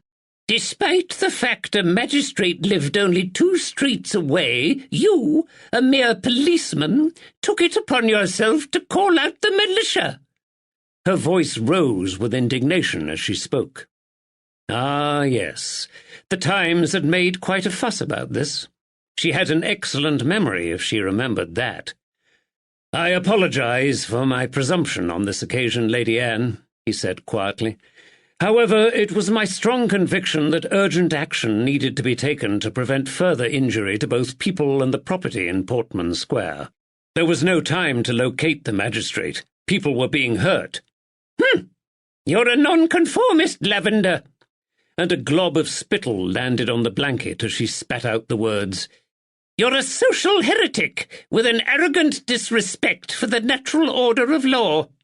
He bowed his head and hoped she would see the gesture as one of contrition, rather than an attempt to hide the smile in his eyes and the one that itched at the corners of his mouth. "Again, I can only apologize for any offence caused by my actions in Portman Square last October. Please rest assured I will afford the current case my fullest attention and deal with it in line with the law." There followed a short pause, which he hoped signified that the Dowager Countess was mollified. "Shall we believe him, Erskine?" she asked. "I don't think so, ma'am," replied her companion. "I think he has shifty eyes." Lavender glanced up at the dowdy woman in surprise. She sat hunched in her seat with her hands folded neatly on her lap and her own eyes lowered. Her grey head with its plain black cap was bowed towards her knees. He hadn't been conscious of her scrutiny at all. She had kept her eyes averted from him throughout the entire conversation. He wondered just how long the two women had been together as mistress and companion. Erskine's comments suggested she knew exactly what was going through her mistress's mind, and they also hinted at a high degree of familiarity between the two women. The ferocious old lady in the bath chair didn't frighten Mistress Erskine. He knew that Lady Anne's husband, the 3rd Earl Fitzwilliam, had died young, and she had never remarried. Their 8-year-old son became the new Earl and the heir to Wentworth House, the largest mansion in the country, and to their other substantial estates. Erskine wore a wedding band, but he wondered if she might also be a widow. "Well, Captain Rushperry tells me you're good at your job," Lady Anne conceded eventually. "Didn't he, Erskine?" "Yes, he did, your ladyship." "So have you found out who murdered poor Bill Sculthorpe yet?" "Not yet," Lavender admitted, grateful the conversation had now turned onto the case rather than his own shortcomings. "However, we have made several discoveries that may be relevant, and I don't accept this is the work of that notorious Panther gang from the south of the county." She frowned, blinked, and stared at him hard. "What discoveries?" "Did you know, ma'am, that William Sculthorpe was a practising Catholic?" "Yes. What of it?" She never flinched or exhibited an ounce of surprise at this news. "Have you found out anything else? I summoned your help because I feel that there is more to this murder than meets the eye." Lavender raised a surprised eyebrow. The years had clearly not dimmed the sharp insight of this cantankerous old lady. "I agree with you," Lavender said. "You do?" She leant forward in her chair. "Yes, I'm not convinced that it was simply a robbery gone wrong." She hesitated for a second, and Lavender sensed disappointment in the slight frown that wrinkled her forehead. "You think they murdered him because he was a Catholic?" "No," he said, "but I don't think this attack was simply motivated by greed." "Ah, intriguing, Detective." She looked relieved and tapped the steering rod of her bath chair again. The mottled skin on the back of her hand was paper-thin. "But pray tell me, are you against the victim because of his faith? Will this affect the dedication with which you undertake your inquiries?" "Certainly not," he replied. "I'm betrothed to be married, and my future wife is both Spanish and a Catholic. I'm not against Catholics." Her beady eyes never left his face. "And shall you convert to Catholicism before your nuptials?" she asked. "No, ma'am, I shall not." A wry smile twitched at the corners of her thin lips. "No, Lavender, you wouldn't, would you? You're an ambitious man." Her smile broadened, but it didn't reach her eyes. "His career means too much to him," Erskine interrupted. Her pale face was devoid of emotion as she addressed her mistress. "He puts the pursuit of gold before his God. You can't serve God and mammon. No man can serve two masters." "Isn't that Matthew 6, verse 24, ma'am?" Lavender asked pleasantly. "You know your New Testament, Detective," Lady Anne sighed. "That is some comfort, I suppose." The two women seemed determined to rile him, and he wondered why. For their own amusement, perhaps? Their behaviour and interaction reminded him of a pair of actors he had seen at a comedy show at a theatre in Covent Garden. The two performers had worked together to ridicule several members of the audience. Another thought jumped into his mind. "Do you follow the old faith yourself, Lady Anne?" he asked. She gasped at his perception, then frowned. "It's not the old faith, Detective. It's the one true faith," she retorted. "And yes, I have been a Catholic since I was a young woman. Do you know your politics, Lavender?" "I do." Where was this interrogation leading? "Then you will know of my son, William Fitzwilliam, the Whig politician." "Indeed I do, ma'am," Lavender replied, "and I know he's favoured by the Prince of Wales. There is much talk of a possible regency this year. If this transpires, Earl Fitzwilliam may follow in your brother's footsteps and become the next Prime Minister. There can't be many great houses in the country that can boast of 2 Prime Ministers in their number." She nodded. "You're well informed, Detective, but what you may not know is that my son intends to reconcile Catholics to British rule in Ireland by delivering Catholic emancipation and ending the Protestant ascendancy." "I would welcome a Catholic Emancipation Act, Lady Anne," he said. "I believe the current system of inequality to be both unjust and unsustainable. The threat to the nation from the Jacobites receded decades ago. To continue to deprive a large section of British citizens of their right to buy land, enter universities, or serve in Parliament, the military, or the magistracies is both unfair and probably detrimental to the country." She said nothing, but her gaze seemed softer. "But to return to the case in hand," he continued, "I'm curious about William Sculthorpe. I understand he once worked for you, ma'am. Will you tell me in what capacity?" She waved a thin hand dismissively in the air. "All you need to know, Detective, is William Sculthorpe once performed a great service for me, for which I rewarded him generously." "Will you tell me what that was?" "I will not. Needless to say, I have retained a great affection for the old curmudgeon ever since.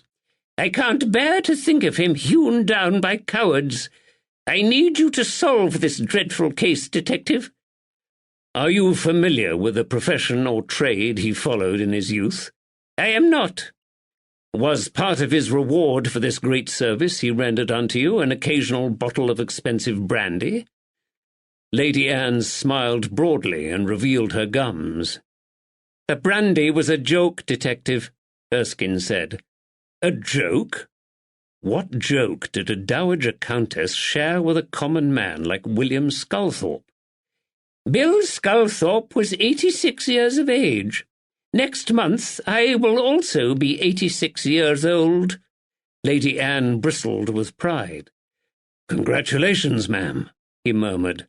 "There are not many people who achieve this great age," Lady Anne continued, "and Bill Sculthorpe and I were determined to outlive each other.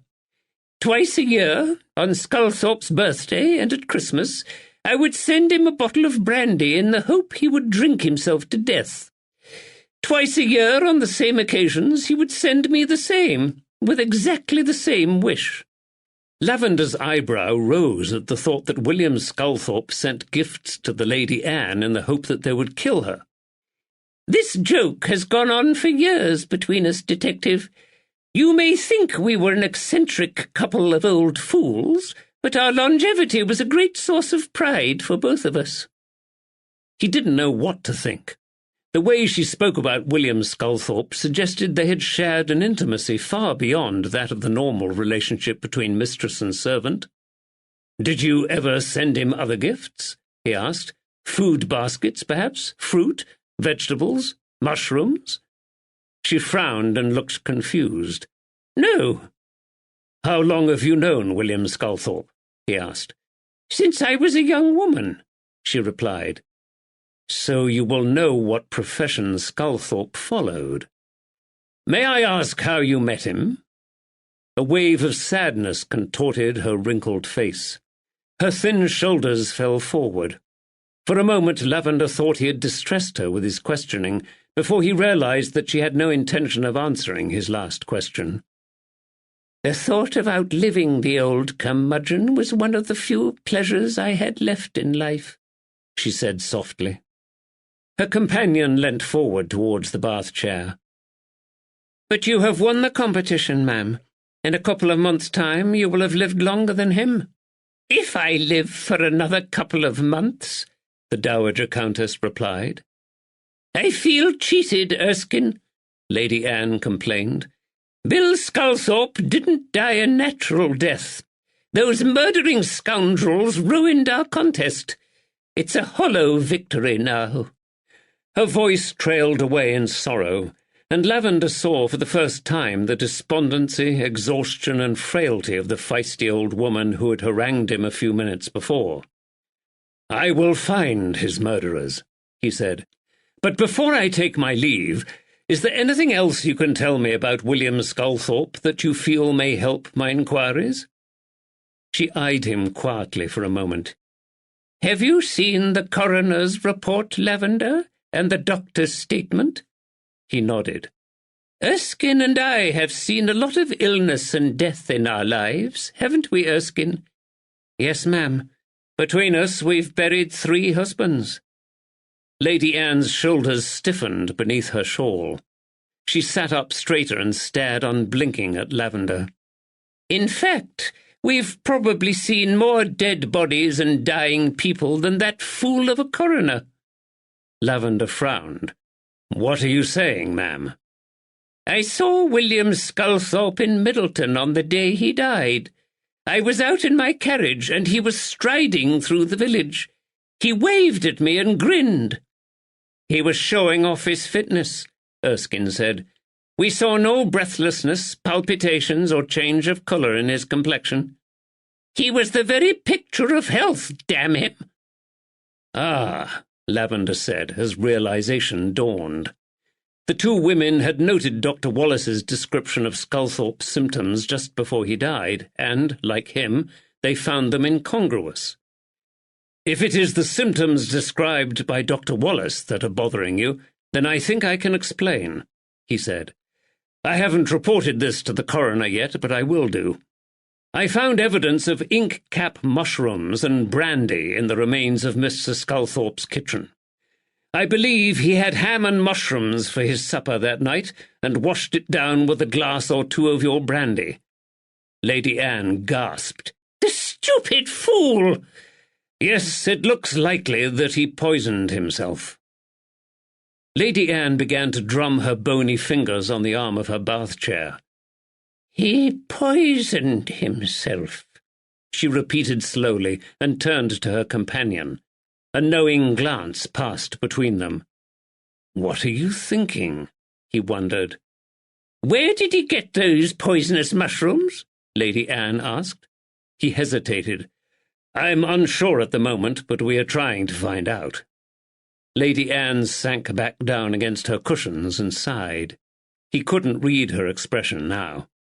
You are an intelligent man, Lavender, she said. I need you to keep an open mind during this investigation. Something is not right about William Sculthorpe's murder. I can feel it in my old bones, and I think you feel it too. You can take me back to my room now, Erskine. I need to rest. Lavender bowed, a little surprised at such an abrupt dismissal.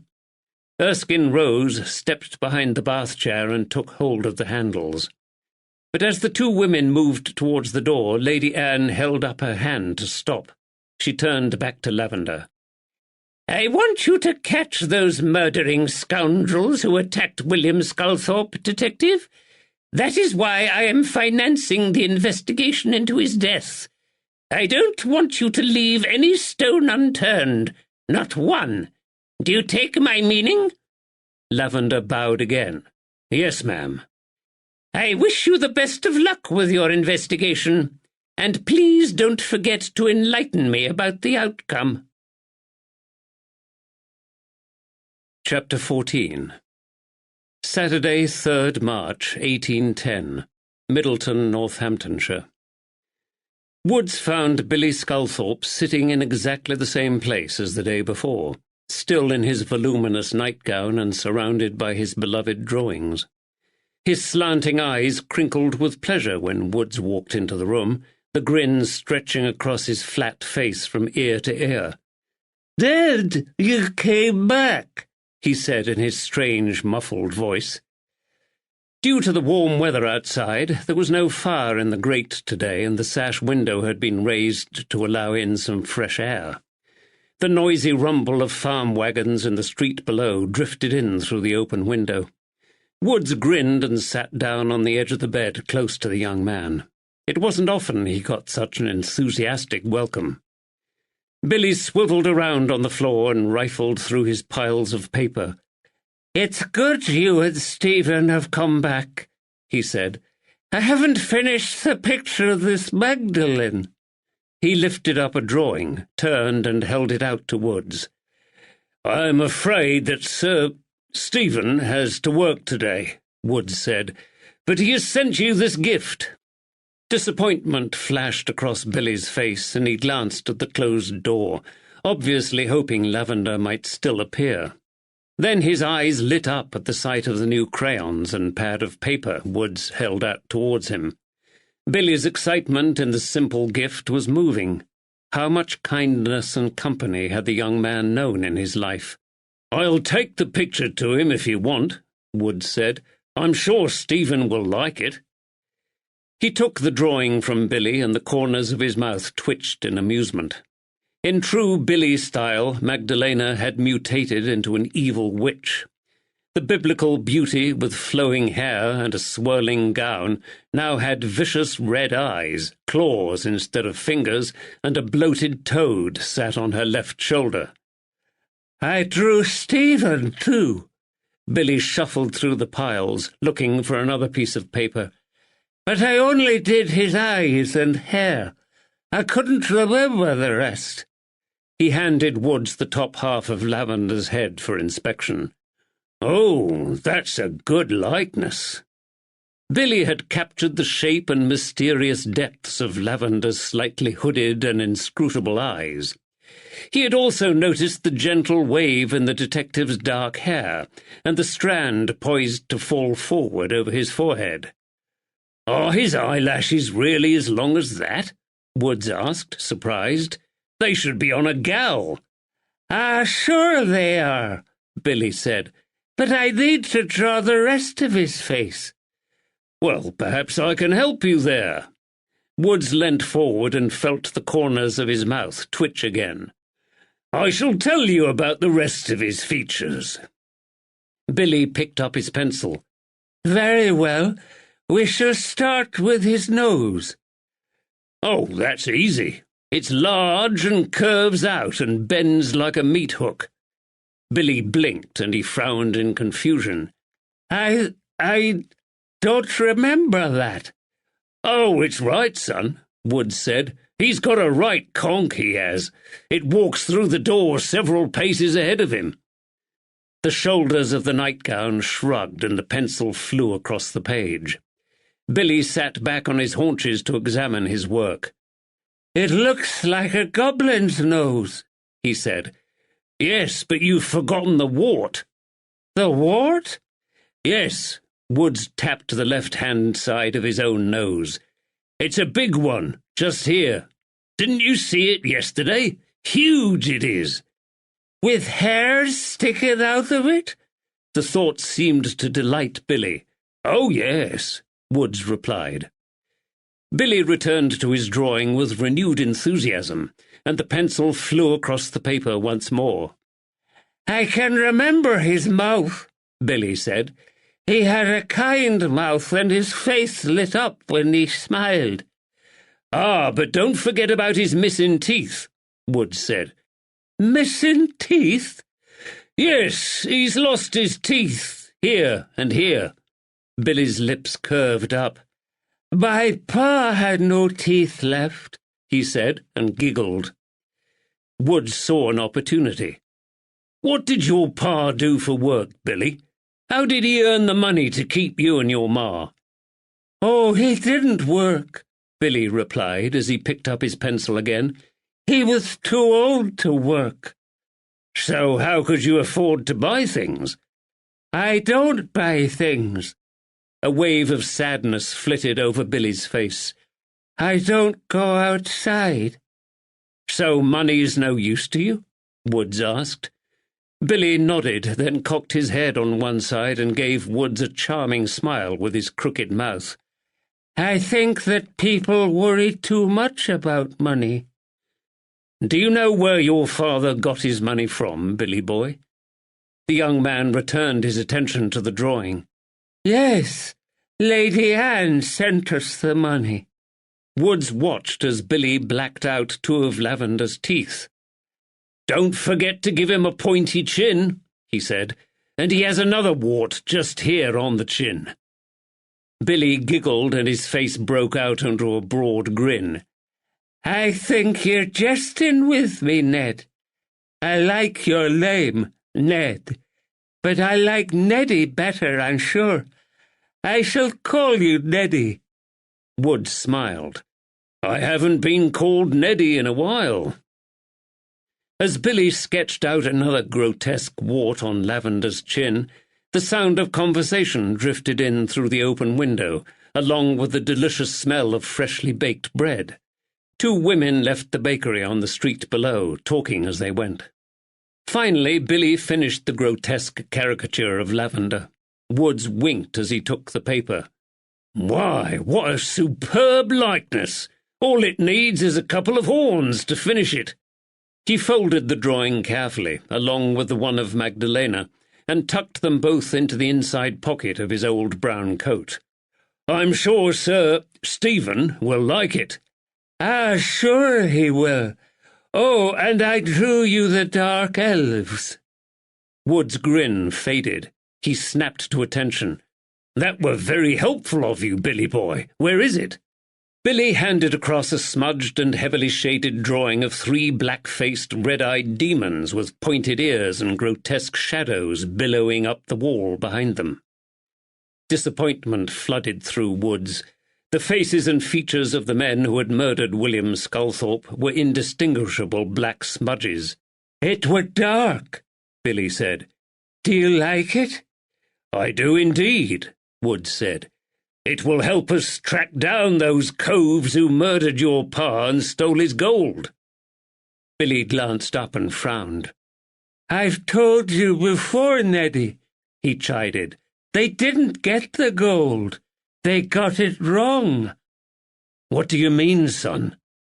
Loud laughter suddenly emanated up from the street below. A group of men had paused just below the window, talking loudly. Billy froze, and Woods saw terror flash across his chubby, flat face. "When you said that they got it wrong—" Woods never got any further with his questioning. The man outside laughed again. Billy shrieked and scrambled across the floor towards Woods. Startled, Woods leapt hastily aside, but Billy threw himself onto his stomach, thrashed his short legs and deformed bare feet, and propelled himself beneath the fringed coverlet of the bed. A trail of urine gleamed on the floorboards behind him. "It's him!" Billy screamed. "He's come back! The watery veil has breached!" He howled like an animal in pain. Woods was stunned. He strode over to the open window. Below him in the street, three men stared back up at him, framed in the window. Constable Sawyer, L.B. Kilby, and a third man he didn't recognize. They had been distracted from their conversation by the terrified wailing emanating from the room behind him. The unknown man turned and dashed back through the door of the bakehouse. Sawyer turned away and walked off down the street. But L.B. Kilby remained rooted to the spot. His hard eyes narrowed and fixed on Wood's face. His brow furrowed and dragged the bushy grey eyebrows across the bridge of his nose to meet in the middle. Something about the big man's anger, his arrogant stance, and his glare made Wood start with surprise. Kilby was looking at him as though he hated him. Chapter 15. Saturday, 3rd March, 1810, Middleton, Northamptonshire. "Who was he?" Lavender asked as he swung himself out of the saddle. "Who was the third man in the group?" Woods held the reins while Lavender dismounted. He had waited at the forge for Lavender to return from his trip to Rockingham Castle. "It were Dr. Wallace," Woods said. "He raced upstairs when he heard Billy wailing. It took the two of us and Mrs. Tilly 20 minutes to persuade Billy to come out from under the damned bed." Wood's face grimaced at the memory. "He was sobbing and insensible." Having given the sweating horse to the leather-aproned blacksmith, who led it away towards the stables, they walked across the cobbles to a quieter, shadowy corner of the yard. Beside them, old axles and a pile of rusting iron hoops leant against the stone wall of the outhouse. Weeds sprouted at their base. "So it wasn't the voice of Dr. Wallace that upset him," Lavender said thoughtfully. "Billy clearly trusts him. It must have been one of the other two." "The lad were terrified," Woods continued. "He made little sense. He were gabbling on about the dark elves. I couldn't make head nor tail of what he was saying." "What was L.B. Kilby doing in Middleton?" "Dr. Wallace said Kilby had ridden over to Middleton to pay his doctor's bill. He'd had some medicine for his wife a while back." Lavender nodded and remembered Kilby's sickly wife back in the Angel Inn. Across the yard, the blacksmith's apprentice worked the groaning bellows amidst an angry shower of sparks from the glowing furnace. "What about Jed Sawyer?" Woods shrugged. "He was just passing by, I think. He disappeared by the time I got back down to the street. So had Kilby." Lavender saw the worried look on Wood's face. "What's the matter, Ned?" "It's Kilby." Woods struggled to find the right words. "There's something about him, the way he stares. I thought he were a gentleman the other night in the Angel, but I'm not so sure now." Lavender nodded and remembered how Kilby had stood glowering on the footpath, watching them as they rode out of Market Harborough. "I know this is daft, sir, but I think we need to find out what he were doing on the night of Sculthorpe's murder." "I know what you mean about Kilby," Lavender said, "but I suspect we'll find a dozen or more witnesses in Market Harborough who'll tell us he was working in his tavern all night when Sculthorpe was murdered." The two men paused thoughtfully for a moment, then Woods shrugged. "With respect, sir, I'm not sure we can believe Billy Sculthorpe. Perhaps we shouldn't read too much into this. One minute he were fine, chatting away to me, and the next he were howling like the devil himself had come after him. The poor fellow is probably still in shock following the attack at his home," Lavender said. "Captain Rushperry said he weren't a reliable witness." Part of Lavender wanted to agree with Woods, but a part of him resisted. "That's what we thought about Matthew Carnaby last November in Bellingham," he said quietly. "We overlooked him as a potential witness." The blacksmith returned from stabling Lavender's horse and resumed his rhythmic hammering of a horseshoe on the anvil. "The mute fella?" Woods asked. "Yes, but it turned out Matthew Carnaby could read and write, and that he held the key to the mystery. Ignoring Carnaby was a grave mistake on my part, and the poor gypsy girl paid for it." The hammer hit the anvil, and the high-pitched ring punctuated the silence that followed his words. Woods nodded sadly. "You shouldn't blame yourself, sir." "I just don't want to make the same mistake again," Lavender said. "This case is difficult enough, and we can't afford to overlook any clue to the identity of these murderers. This is one of the few leads we have got. Billy Sculthorpe has just heard a voice that frightened him." "Well, I don't know what to make of it all," Woods said. "We know Constable Sawyer weren't involved in the murder, and the doctor seems like a decent fella, even though he does have the initials J.W. I'm not sure he looks like he's capable of assaulting anyone. It's been a while since I've seen such a scraggy fella." "Yes," Lavender agreed. "Dr. Wallace is ill and weak. I doubt he'd have the strength to take part in such a vicious assault, and there's no clear motive." "I suppose he could have hired some fellows to do the work for him," Woods suggested. "Oh, well done, Ned." Lavender's voice rose with fresh hope. He hadn't considered this option before. "And by the same logic, his wife could have done the same." "His wife?" Shock flashed across Wood's face. "Why would she want to murder Sculthorpe?" "I don't know, but let's keep our minds open."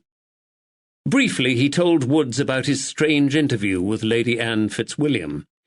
She had already worked out from the coroner's report and Dr. Wallace's statement that Sculthorpe had been poisoned, and she clearly suspects that it wasn't accidental. "Gord's teeth!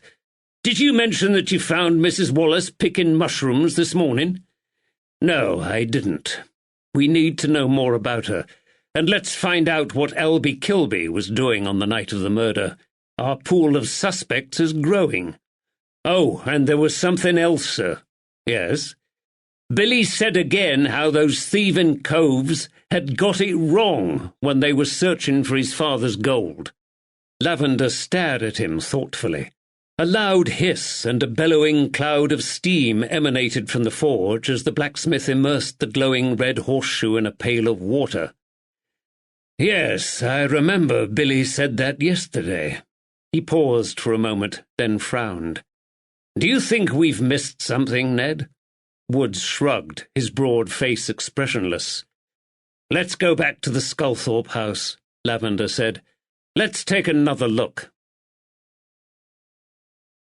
Lavender forced open the creaking, unlocked door of Sculthorpe's dilapidated cottage, and they stepped inside into the musty gloom of the hallway.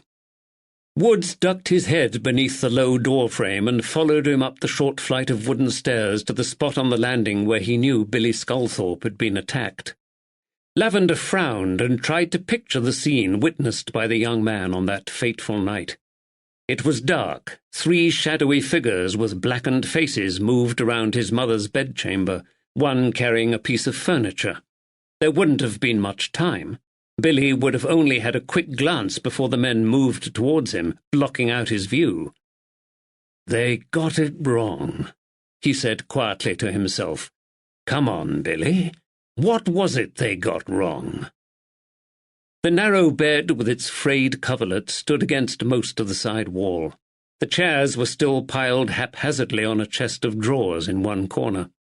The faded rug had been pulled back, exposing the gaping hole beneath the floor, the splintered floorboards thrown down beside it. William Sculthorpe had told the thieves his money was hidden in the corner beneath the floorboards of his late wife's bedroom above the kitchen.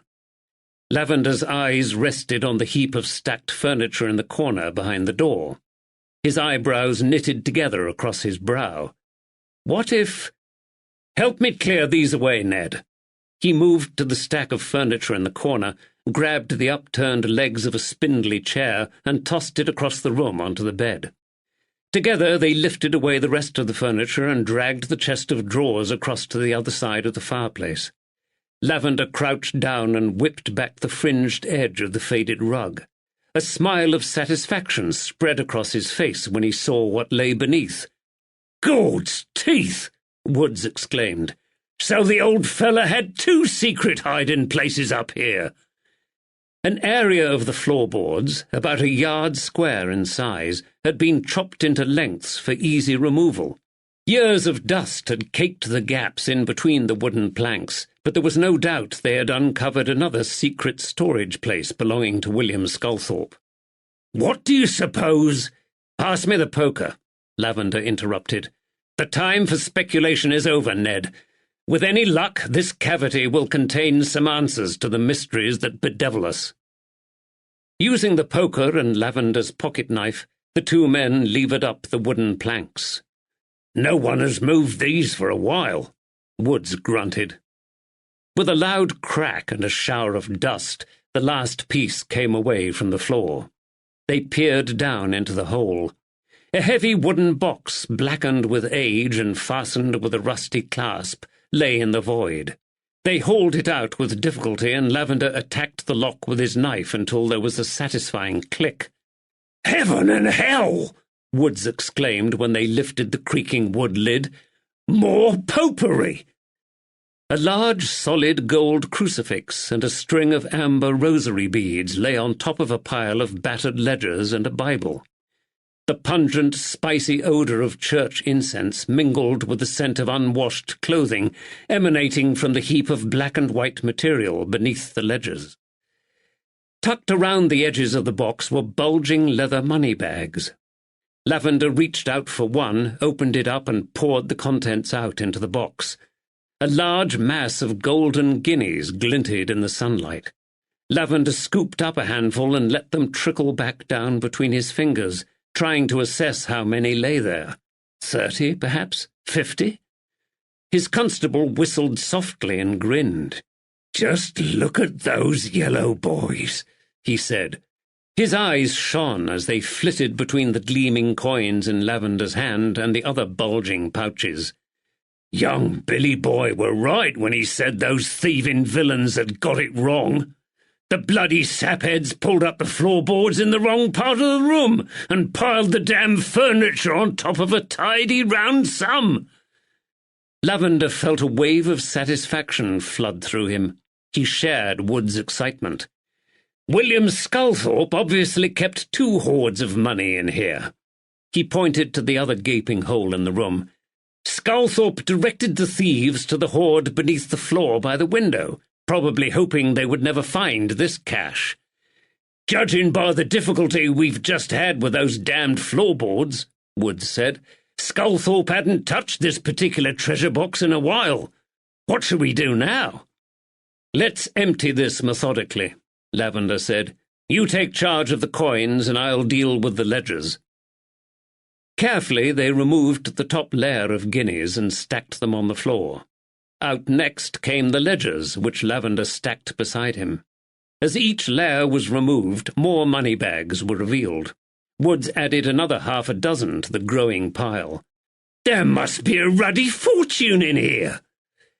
Lavender returned to the box, pulled out the clothing and examined it. The first item was a high-collared black woolen cloak. He raised an eyebrow at the fine quality of its white silk lining. Beneath the cloak they found an oval-shaped garment of rich purple and ruby brocade. Simply shaped, with a hole in the centre to pull over the head, it was intricately embroidered with gold and silver religious imagery. He ran his finger over the fine golden silk of the embroidered crucifix and smiled. At last they were getting somewhere with this case. "What is it?" Woods asked. "It's a chasuble." "A what?" Lavender didn't reply, but leant forward to rummage deeper into the pile of clothing. The smell of frankincense and myrrh became stronger with each layer he removed. Woods wrinkled his nose in disgust. "What a stench!" Lavender pulled out several white long-sleeved linen vestments and a plain black long-skirted cassock. Below them lay a long golden cord cincture to tie around the waist of the cassock and a richly embroidered white silk stole. At the bottom of the box were several more rosary beads and a few textbooks in Latin, which he glanced at curiously before placing them beside the ledgers. They were dull religious tracts. Finally, they found the source of the smell, a silver-gilt box containing the aromatic incense.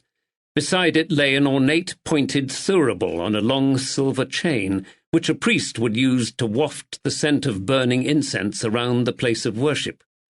The final item Lavender withdrew was an embroidered rectangle of white linen. "Well, at least now we know the truth about William Sculthorpe's profession," he said with a sigh of relief. "We do?" Woods grabbed the last of the leather money bags from the bottom of the box. "Yes." Lavender held up the piece of white linen. "This is an amice worn by a priest during Mass. William Sculthorpe was a Roman Catholic priest." Chapter 16. Saturday, 3rd March, 1810. Middleton, Northamptonshire. "God's teeth!" Woods dropped the bags of coins to the floor. The clang echoed around the old cottage. "He were a what?" "He was a priest, Ned, a Catholic priest. These are the vestments and robes of a Catholic priest, and I think it's fair to assume they belonged to William Sculthorpe." "Heaven and hell!" Wood's mouth flapped open and shut like the mouth of a fish dragged out of the river. "How can that be?" He stared hard at Lavender, his grey eyes clouded with confusion. "Sculthorpe were a married man with a son." "I don't know," Lavender replied. "Like you, I thought a priest's vow of celibacy was for the duration of their life.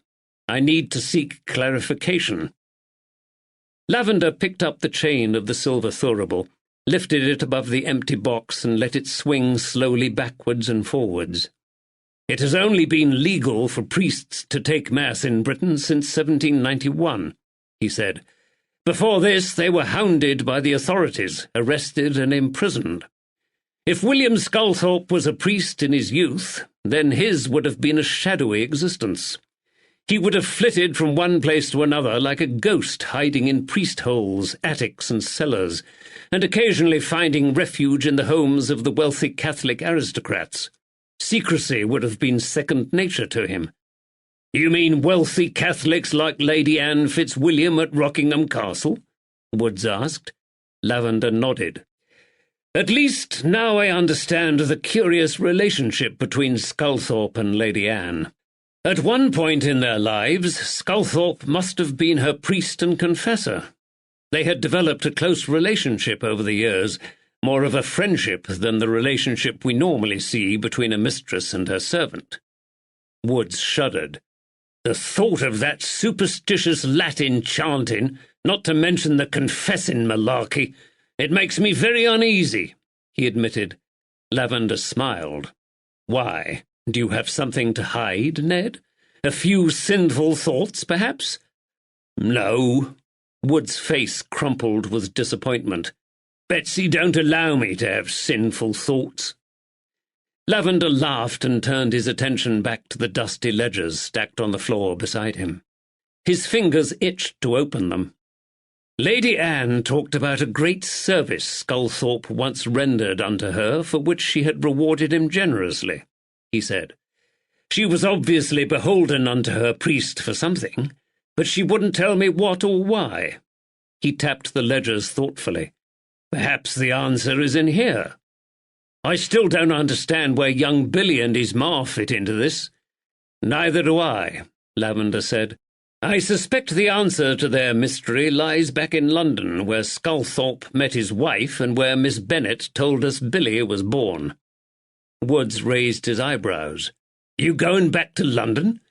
I may have to. So what shall we do now? Lavender roused himself. You count up the coins, Woods, and I'll go through the ledgers. Woods hesitated and Lavender glanced up. I've often found I add up much better on a full stomach, his constable said. That breakfast we had were pathetic. Well, you'd better pay a visit to Mrs. Tilly's bakery and purchase some pies, Lavender said. Woods didn't hesitate. He disappeared through the door and thundered down the stairs of the cottage. The door slammed, the cottage shook, and a tiny shower of plaster fluttered down from the ceiling. By the time Woods returned, Lavender's own stomach was rumbling. He pushed aside the ledgers, sat back on the late Mrs. Sculthorpe's bed, and enjoyed the succulent pastry and rich filling of his pie. Warm sunlight continued to pour into the room through the dirty window. He glanced out into the overgrown garden and watched the new foliage on a huge oak tree ripple and gleam like malachite and emeralds. Woods pulled up a chair and joined him with his own pie. I've been thinking, he said in between mouthfuls. Perhaps Sculthorpe and his missus weren't married after all. Perhaps she was some sort of housekeeper for him, and maybe Billy were her nipper. Perhaps, Lavender said. This would certainly explain why the Sculthorpes had separate bedchambers, although such an arrangement is also common with elderly couples when one becomes ill. Maybe Sculthorpe let her use his name to stop the gossip-mongers and their tittle-tattle. Lavender nodded and reached for his hip flask to wash down the pie with some brandy. He took out his handkerchief and wiped his mouth. I have had a cursory glance at the account ledgers, he said, and it looks like Sculthorpe kept separate accounts for his 2 caches of money. He pointed towards the stack of leather money bags on the floor. If Sculthorpe's tally is up to date, the coins in those money bags should amount to £630. Flakes of pastry flew down the front of Wood's coat as he spluttered.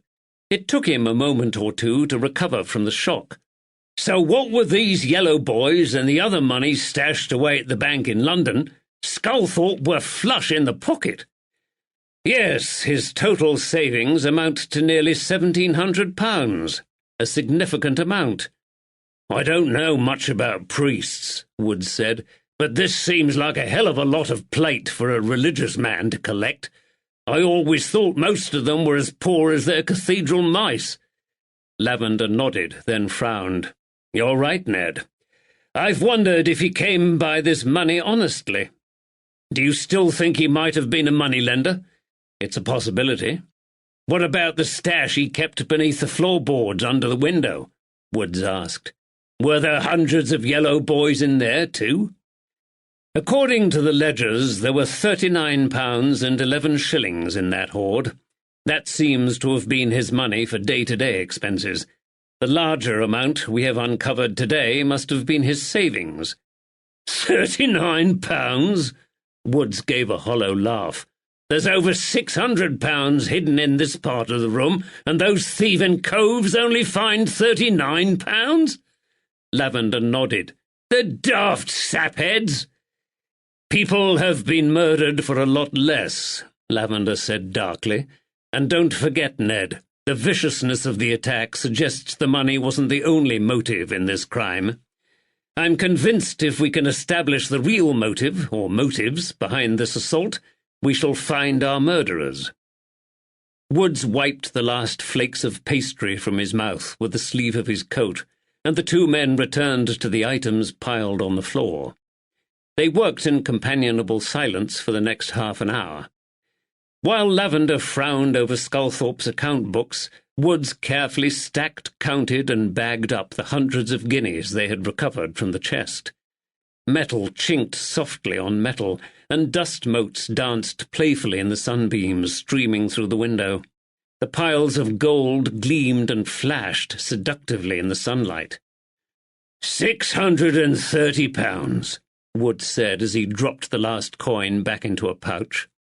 He rocked back on his heels and looked across to Lavender, who had a pencil and a notebook in his hand. "You were right, sir." "Good. We can assume Sculthorpe's records were accurate and up to date," Lavender said. He snapped shut his notebook and replaced it in his pocket. "We now know exactly how much the thieves stole, £39 and 11 shillings. Captain Rushperry will need this information when the case comes to trial." "What else were in those ledgers?" Woods asked. "Does it give any hint about how the old man came to be so flush in the pocket?"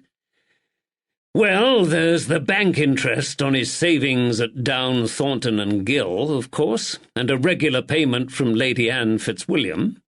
One corner of Lavender's mouth curled up wryly. "She has rewarded Sculthorpe well for his mysterious service. These books only go back 5 years, but she has paid him a generous allowance of £10 a month for the last 5 years. Woods whistled, but Lavender hadn't finished. He records her payments each month from Lady A. He has also supplemented his income from various other sources over the years.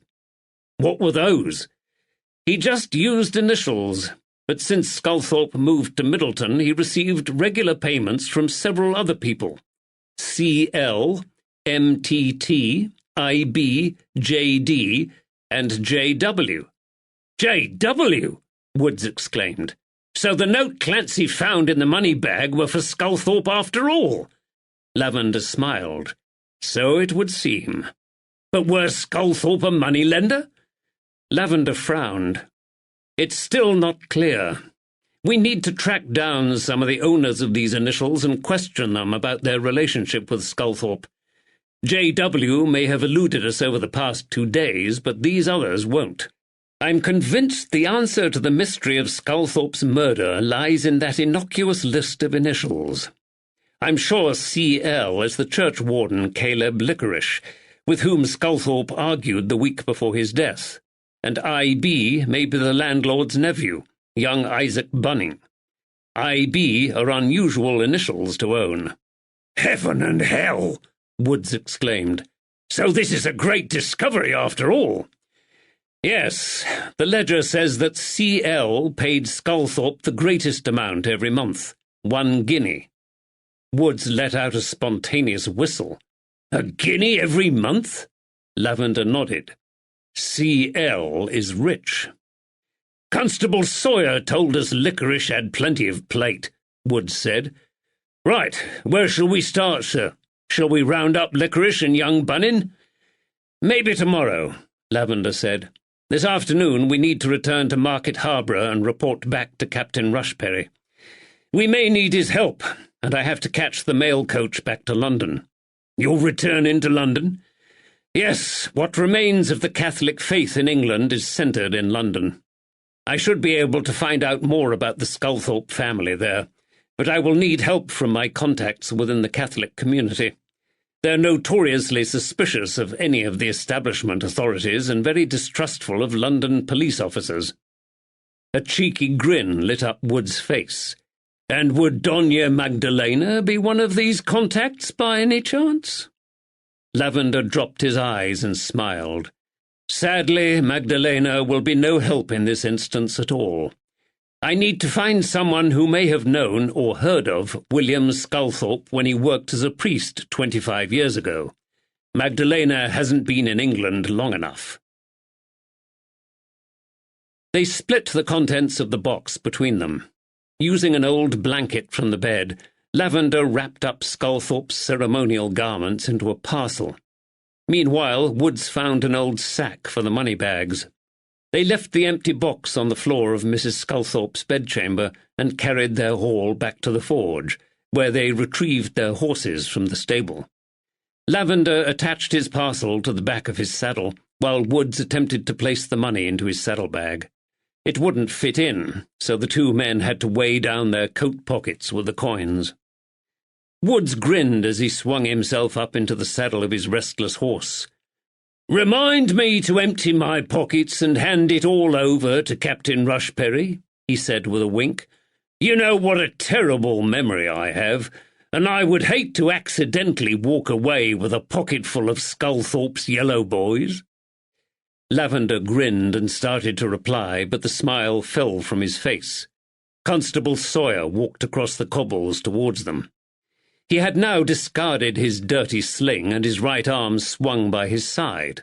His sharp eyes fell on the parcel behind Lavender's saddle. "What you got there, detective?"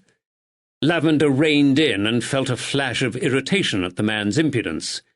"A few items pertaining to the case," he replied coldly. "What are they?" "Do you want something, Constable?"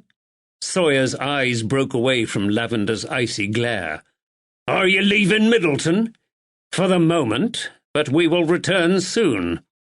"Well, I'm glad I've met you before you left, sir."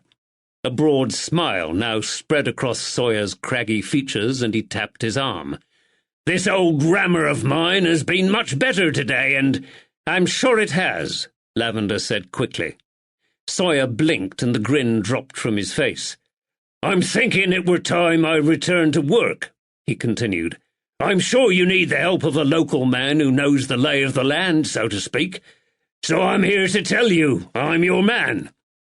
"That's kind of you, Constable," Lavender said, "but we're managing quite well on our own." Sawyer took in a sharp breath, and his bushy eyebrows knitted together as he scowled. "Well, if you're sure—" Lavender dug his heels into the flank of his horse and urged it forward. Sawyer stepped back hastily as Woods followed Lavender's lead. When they reached the base of the steep hill at the edge of the village, Lavender reined in and turned round to speak to Woods. "While I'm gone," he said, "trust only Captain Rushperry with details of any discoveries you make." Chapter 17. Saturday, 3rd March, 1810. Middleton, Northamptonshire. The pleasant weather had brought the inhabitants of Market Harborough out onto the streets. The marketplace bustled with shoppers, and the narrow roads were crammed with farm wagons as the two men wove their way through the town towards the home of Captain Rushperry. Lavender glanced up at the clock face on the towering spire of St. Dionysius as they rode past the church. There was still a couple of hours left before he needed to catch the bone-rattling mail coach back to London. He hated travelling by mail coach, but this was the fastest mode of transport to London, and speed was imperative in this case. The Elms, Captain Rushperry's home on the northern edge of town, was a pleasant stone-built house set in its own grounds. The maid led them into a spacious and comfortable sitting-room where Rushperry, now resplendent in a red silk banyan with a matching tasselled hat, was reading the news sheet in front of the fire. He rose, extended his podgy hand, and greeted them warmly. "Excuse my attire, Lavender." He gestured to his voluminous scarlet robe.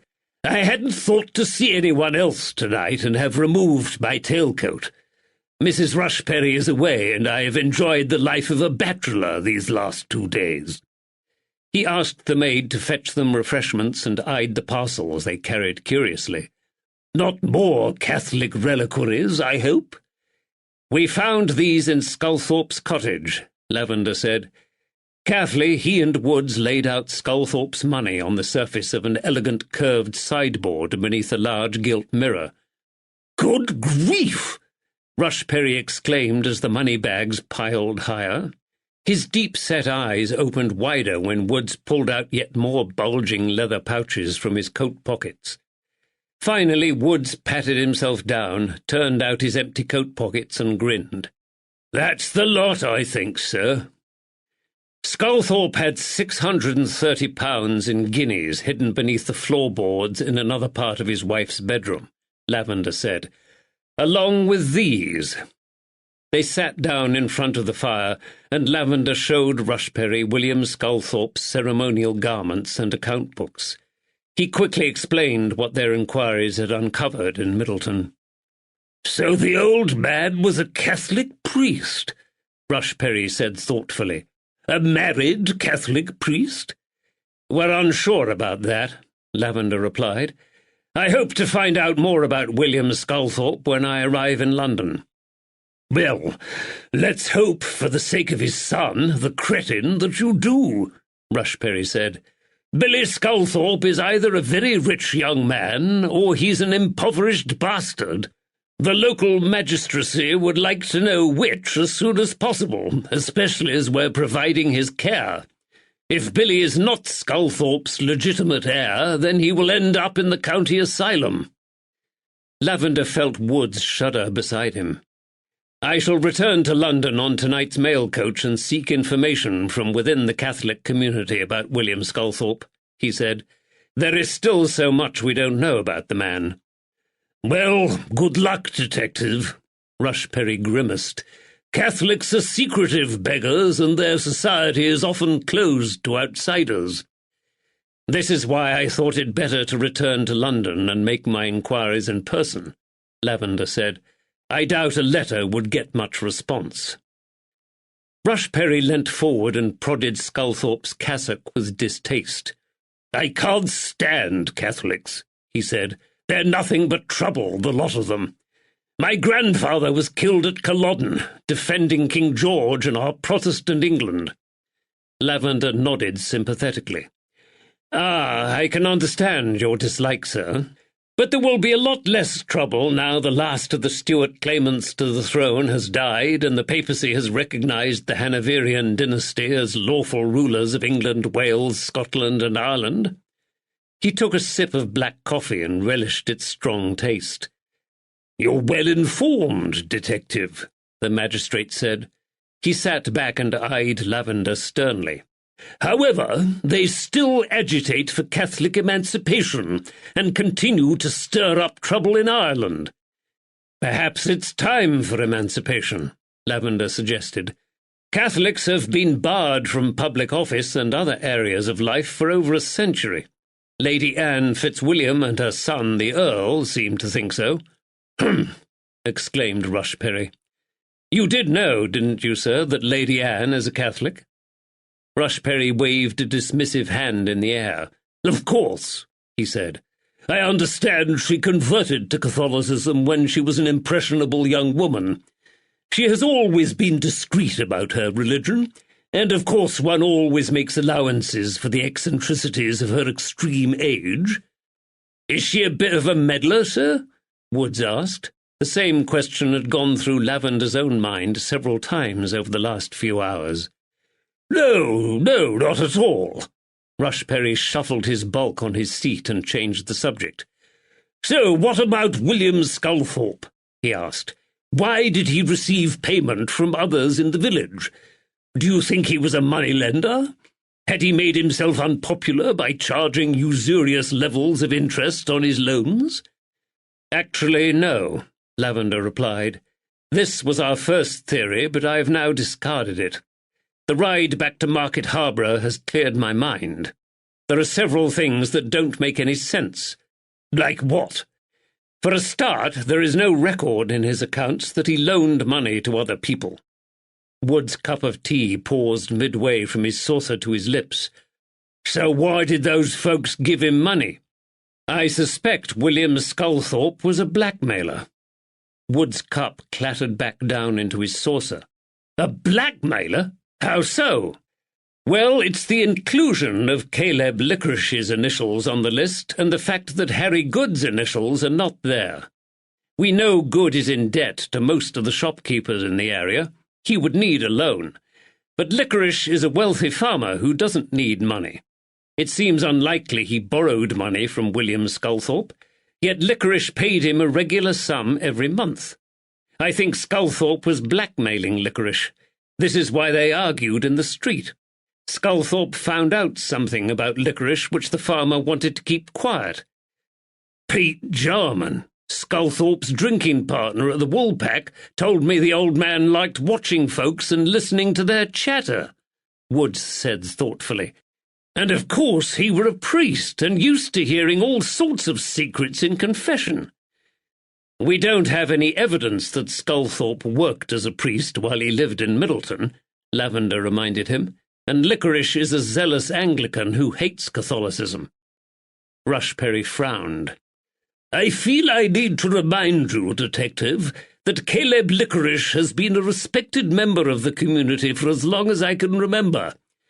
Yes, the man is overzealous at times, but there has never been a whiff of scandal attached to his name, as far as I know.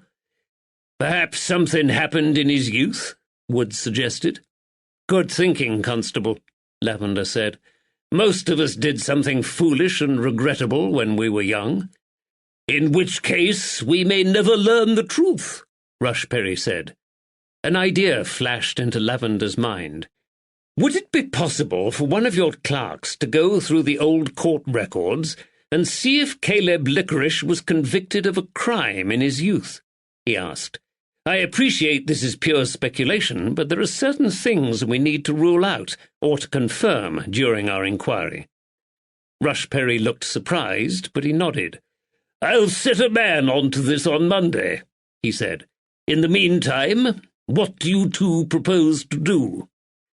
Woods will remain in the area, Lavender said as he drained the last of his coffee. He has a list of leads to follow through, and he will also try to identify the other people in Middleton with those initials we found in Sculthorpe's account books. We need to know why they gave money to Sculthorpe. I have never been wholly convinced the motive for this crime was simply theft. I think there is far more to it, and that other motives such as revenge and hatred are at play here. Once we have established these motives, then I believe we will find our killers. Meanwhile, I shall return to London, as we discussed, and try to learn more about our mysterious priest. Well, as I said before, good luck with that, Detective, Rushperry said. I hope it won't be a wild goose chase for you. Lavender smiled. Never fear, Captain Rushperry. I have some excellent acquaintances amongst the Catholics in London. Darkness had fallen when Lavender clambered aboard the mail coach and settled back in his seat for the return journey to London.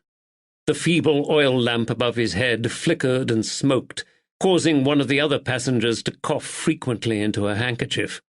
She and her husband were the only other passengers to board the carriage at Market Harborough. When the vehicle rolled through the marketplace, Lavender saw a familiar figure standing in a pool of light beneath a wall lamp. It was Albie Kilby. For a split second their eyes met through the glass window of the coach, and Kilby's face contorted into a glowering frown. In that split second, a shocking realization seared into Lavender's mind. Good God! His stomach clenched in horror. Instinctively he stood up and reached out for the handle of the coach door. His startled brain urged him to leap out of the vehicle and race back to Woods, but the coach jerked and threw him back into his seat as it gathered speed.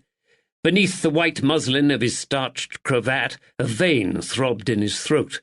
He gasped and tried to make sense of the dread that rose within him. "Are you all right, sir?" The male passenger leant towards him in concern. "You look like you've just seen a ghost." The image of Kilby's glowering face burned onto the retinas at the back of Lavender's eyes. "I may have," he croaked. The man looked shocked, tutted, and turned to engage his wife in conversation. Lavender leant his head back against the wood panelling of the carriage, closed his eyes and tried to calm his heart and shake off the nauseating heaviness that gripped his gut like a vice. The coach plunged down the riverbank, streamed through the ford, and picked up speed again as it raced off into the darkness of the Northamptonshire countryside. He glanced back through the window at the glimmering lights of the town as they faded and disappeared. It was too late. He couldn't turn back. The best he could do was write an urgent note to Ned when they stopped at the next tavern and leave it to be sent back on the mail coach. He just hoped it would reach his constable before Kilby made his move. But for now, Ned would have to manage on his own.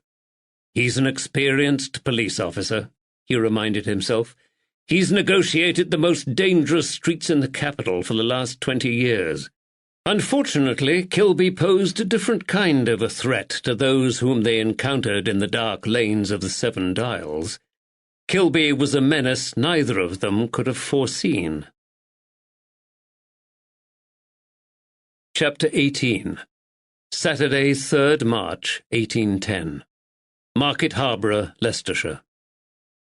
Woods enjoyed a hearty supper of rabbit stew and freshly baked bread, washed down with his customary tankard of ale at the Bell Inn.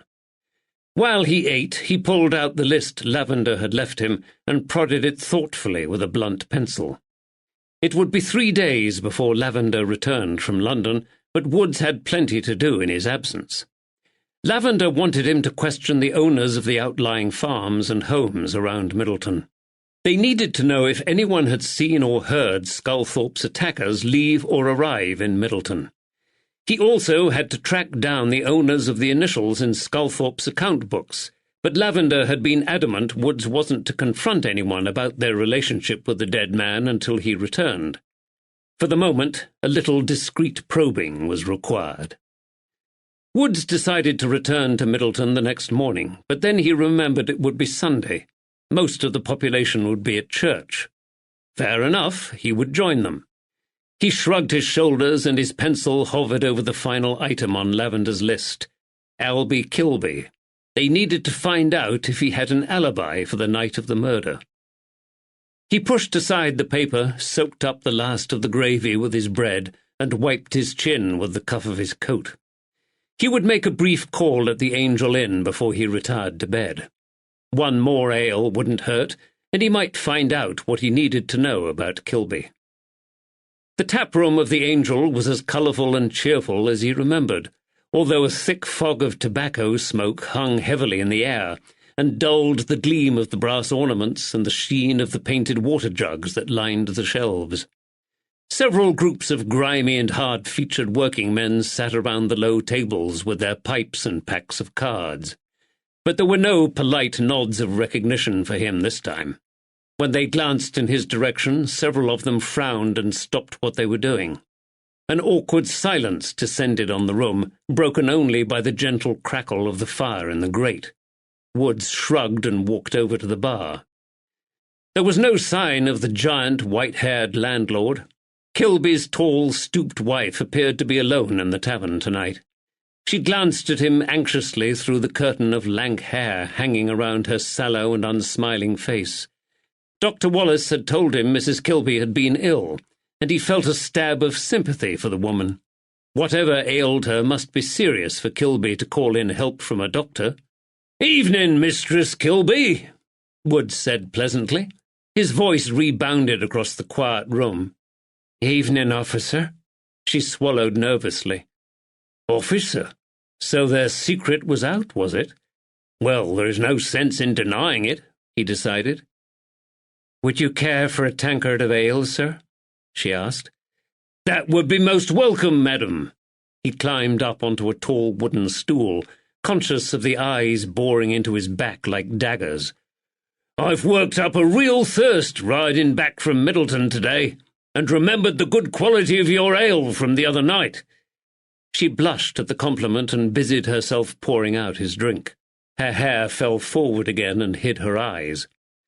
Woods raised his voice to make sure the silent men in the tavern heard him. "We're investigating the terrible murder that took place in Middleton. The fearful attack on an old man and his son." She nodded and handed him his drink. "Aye, 'twere a dreadful thing to do to such a frail old man." "Quite," Woods said. "It were the night of the great storm. Do you remember it?" She nodded again. The weather was a safe subject to discuss. "I do," she replied. "The tiles rattled on the roof all night and kept me awake. When we woke the next day, one of the stables were flooded." Woods noted the "we" with interest. "When were that?" asked a voice behind him. Woods turned on his stool. A swarthy man in a collarless shirt and dirty jacket stared back at him. The back of the man's huge hands were covered in tattoos. "When were the storm?" "'Twere about a fortnight ago," volunteered another fellow from a nearby table.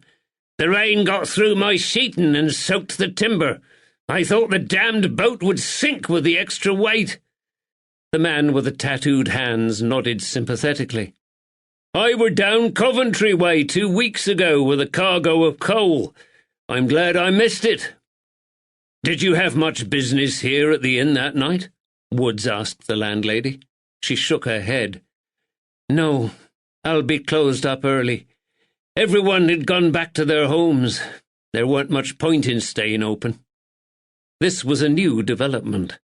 "What time did you shut?" Woods asked. His mind raced as he tried to work out how long it might have taken a man to ride to Middleton in that atrocious weather. She shook her head again and moved away from the bar with a jug of ale to top up the tankards of the other men. They had resumed their card games now and relit their pipes, satisfied the London police officer had no interest in them and their affairs. A low hum of conversation filled the smoky tap-room. Wood's opportunity to question Rosie Kilby and the other men in the tavern had finished. Weariness suddenly swamped over him and he yawned. The ale had made him sleepy. He had slept badly ever since his arrival in Market Harborough. "It's an early night for you, my lad," he decided. Downing the remains of his ale in one last gulp, he climbed off his stool. He and Lavender would interview Kilby about his whereabouts on the night of the murder when Lavender returned. Woods left the inn to take the short walk back to his lodgings. The cloudless night sky was ablaze with stars, and the full moon flooded the marketplace with silvery light. But the temperature had dropped from the earlier warmth of the day. Woods buttoned up his coat, pushed his hands deep into his pockets, and set off down the chilly and deserted street. Wisps of straw and litter rustled across the cobbles. Suddenly he heard the sound of footsteps behind him. An icy chill ran up the back of his neck. He spun round, pulling his clenched fists out of his pockets. There was no one behind him, but he thought he glimpsed a shadowy figure dart down one of the many alleyways leading off the marketplace. His eyes and ears strained against the darkness and silence of the unfamiliar street. The town stocks and the whipping post made ominous shapes in the gloom. Above his head, a shop sign creaked mournfully in the breeze. He couldn't see anyone, but that didn't mean no one watched him. Who'd have thought there were so many shades of black in the world? Woods expelled a loud breath of frustration, chided himself for his foolishness, and continued his journey. He heard no more footsteps, but he still had the sensation of eyes boring into his back as he walked. The tension in the tavern had unnerved him, he told himself firmly. Sighing with relief, he entered the brightly lit tap-room of the Bell Inn and made his way up to his bedchamber. He sank wearily into his bed, determined to get a good night's sleep. His mind, however, had other plans, and it refused to shut down. Over and over again it relived his interview with Billy Sculthorpe, which culminated in the terrified man's undignified scuttle beneath the bed. Woods tossed and turned on his pillow as Billy's sobs and screams echoed around his mind. Finally he fell asleep. A tiny old woman with a gentle, lined face sat sewing in her rocking chair by the kitchen fireplace in his childhood home. It was his mother. Wood's heart surged with joy. Tilda's white head of hair was bent low over the material, which fell in soft folds onto her lap. Her eyesight was failing, he knew this. He needed to get her some spectacles and more candles. The silver needle glinted in the firelight as she held it poised above her work in her long, arthritic fingers. "Ma!" His voice cracked with emotion. Neddy. She lifted up her head and smiled up at him. My little Neddy. Not so little now, Ma. Joy flooded through him in a great wave of relief. She wasn't dead after all. Suddenly her smile disappeared and disappointment and pain stretched across her face. Why did you kill him, Neddy? She asked. Who? He gasped with confusion. She nodded her white head towards the prostrate body lying at his feet. He stepped back in alarm. His heart leapt in his chest. It was the dead man from the docks. Or was it the dead man in another dream? The bloody grey brains still oozed out from the gash on the corpse's head. This time they slithered down over the striped rag rug on his mother's kitchen floor. I'm disappointed in you, Neddy, she whispered. Heartbroken, he opened his mouth to scream out his denial and jerked awake. The dream disappeared in a flash, but its vividness left his heart racing and the blood pounding in his ears. Cursing, he swung his feet over the side onto the cold floor. His fingers trembled as he lit the bedside candle. Then he cradled his head in his hands and tried to pull back the image of his mother's smile before it melted away back into the sleepy recesses of his mind. But all he saw was her heart-wrenching disappointment. He swallowed down his sadness, and the action hurt his throat. For a few moments he remained still, trying to make sense of this latest nightmare.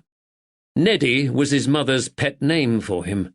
Billy Sculthorpe had called him Neddy the previous day. Perhaps it had triggered some reaction in his old noddle. "Damn you, Billy Sculthorpe," he groaned. "I'll call you bloody Neddy." But who was the dead man with his pate caved in, and why did he haunt Wood's dreams? Wood steeled himself and tried to remember the faces of the corpses he had come across in his work over the last few years. The last one had been the dead actress whose mysterious death he and Lavender had investigated just before they travelled to Northamptonshire. At the same time, they had dragged the bloated body of the pimp out of the Thames. Before that, there had been the soot-blackened body of a child he tenderly carried out of the ruins of a smouldering building. He winced at the memory. He remembered a man gored to death by an escaped bull from Smithfield Market, rows of felons dancing at the end of their ropes on the gibbet at Tyburn, a dead prostitute lying in the gutter of Covent Garden, and a man who'd bled to death after being stabbed in a fight. But none of them shared the same head injury as the man in his dreams. He gave up this gruesome trawl through his memory and shook himself to clear away his melancholy thoughts. "It is no good worrying about it," he decided as he blew out the candle. He had no memory of the corpse in his nightmare, and he was too old to be spooked by his dreams. Sighing, he lay back down, pulled up the blankets, and tried to get back to sleep. Chapter 19. Sunday, 4th March, 1810. Market Harborough, Leicestershire. The first light of dawn crept through the gap in the drapes at the window when Woods roused himself, washed, shaved, and dressed. A hot bowl of porridge vanquished his nightmare, and soon made him feel more like his old self again. He had just laid down his spoon when he remembered he was about to return to the miserable fare dished up by Susie Dickon in the Woolpack at Middleton. He promptly ordered a second bowl of porridge and a plate of eggs and ham from the landlord as well. It was still too early to attend church, so Woods decided to stretch his legs and take a walk up to the newly built canal basin. It was another beautiful morning, full of birdsong and the fresh smell of spring. The grass glistened with dew, and the low sun behind the boughs of the trees cast long shadows across his path as he followed the Leicester Road up to the top of the town. Market Harborough Canal Basin was far smaller and much quieter than the filthy, crowded docks he had grown up with beside the Thames. It had an unfinished air about it, too. There was a single rectangular basin and a solitary, hastily erected wooden warehouse. But it was still a hive of activity. In front of the warehouse, a crane hauled tea chests out of the hull of a barge. Sweating men heaved on the chains and the ropes, their shoulder muscles taut beneath their filthy jackets. Beside them, the wharfinger yelled at them to be careful with their precious cargo. On the far side of the basin, a group of men shoveled coal into barrows from the hull of another barge, and the basin echoed with their shouts and the dull thud and scrape of their shovels. They wheeled the squealing barrows along a narrow plank off the boat, and added the coal to the mountainous piles of glistening fuel on the wharf. As each barrowful shimmered down the side of the coal heap, it released a choking cloud of black dust. Meanwhile, a gang of grubby children raced in and out between the piles of coal. The irritated wharfinger glanced across the water, cursed and yelled out a threat to the youngsters. Wood smiled as he remembered the numerous times when he and his childhood friends had been chased away from the Thames waterfront by furious stevedores. He walked past several high stacks of timber and headed for the towing path. He had no idea if the path was open to the public or not, but he doubted if anyone would try to stop him now most of the town knew he was a police officer. 4 lecherous mallards chased an exhausted female duck between 2 empty and deserted barges moored side by side. Moving gently with the breeze, their mooring lines slowly tightened and then sagged once again. At the entrance to the basin, another boat waited patiently to unload its cargo of coal. A gaunt, wind-burnt lad was unshackling the tarred horse, ready to lead it to the stable. The lad's silver earring flashed in the sunlight as his deft fingers detached the towing rope from the harness. An older man with a lined and wind-leathered face held the barge steady beside the bank with another rope. He glanced up curiously as Woods walked past, muttering, "Ardo." Woods nodded politely to the fellow, but he had no desire to stop and talk. Weighed down by its cargo, the still boat was low in the water. A fine layer of coal dust covered everything and was etched into the lines on the faces of the men, ground into the palms of their filthy hands. Even the name of the boat on the bow was indecipherable beneath the peeling paintwork. Not that it mattered. Woods knew most of the men and boys who worked the canals couldn't read. Picking his way carefully between the heaps of horse dung littering the towing path, Woods headed away from the town. The canal meandered like a scar across the rural landscape as it followed the contours of the ridge above Market Harbour. It was more peaceful here. A solitary swan glided seamlessly across the still water with barely a ripple. Beneath the surface he saw the bottom of the canal, where a shoal of tiny fish darted between the swaying strands of weed. The navvies had cut back the vegetation during the recent construction, but already the foliage had crept back towards the edge of the canal, especially on the bank opposite.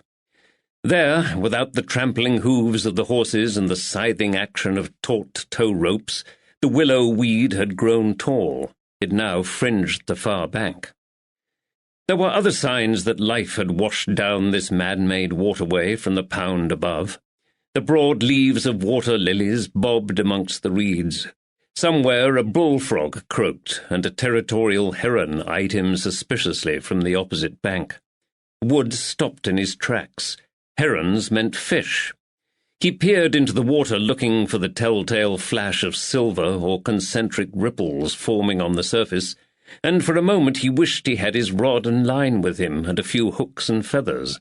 It would be a peaceful place to sit a while and fish. Suddenly the hairs stood up on the back of his neck, and despite the warm sunshine, he shivered. It was the same uneasy sensation he had felt last night in the deserted town square. Someone was watching him. But when he spun round, there was no one there. His ears strained against the gentle lapping of the water on the bank and the bird-song, but he heard nothing.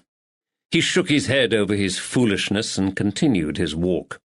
Maybe he had been working too hard recently.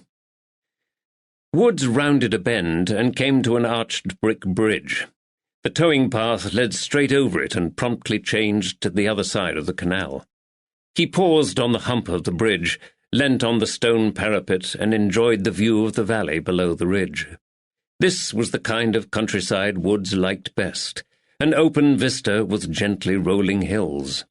He sighed when he thought of Betsy and his children back home in the noisy, overcrowded capital, and he wished he was sharing this with them. His little nippers had never seen the countryside. Not real countryside like this. In fact, he couldn't remember the last time Betsy had left the hard, cramped streets of Southwark and walked with grass and soft earth beneath her feet. He imagined Eddie and Dan careering round the hayfields and little Rachel making daisy chains of wild flowers while dangling her bare toes in the clear water of the canal. Perhaps he should take them out of the city for a day trip when he returned.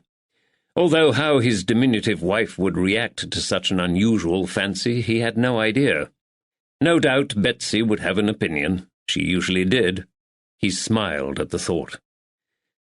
For the first time today, his mind drifted back to the case, and he scowled. Senseless murder, vicious assault, blackmail, poisonous mushrooms, and secretive Catholics skulking around the local villages spoiled the image of the rural idyll he'd enjoyed only a few moments before. Besides which, it rattled his old noddle when he tried to make sense of it all. Thankfully, he knew he didn't have to. This was Lavender's job. Lavender would eventually solve the mystery. He always did. But for the life of him, Woods couldn't see where this case was heading. Lavender had quickly dismissed the notion that the Panther gang was responsible for the crime, and as far as Woods knew, they still didn't have any credible suspects for the murder. Now that would have been a feather in their caps, he decided, to have caught those notorious Panthers. They might even have got a mention in the news sheets, and there would have been a good monetary reward. There always was for villains like them. But no, Lavender had decided Sculthorpe's murder was the handiwork of a local gang. And if there was one thing Woods knew after working with Lavender for 12 years, the detective was rarely wrong. Woods shrugged. It would all become clear in the end.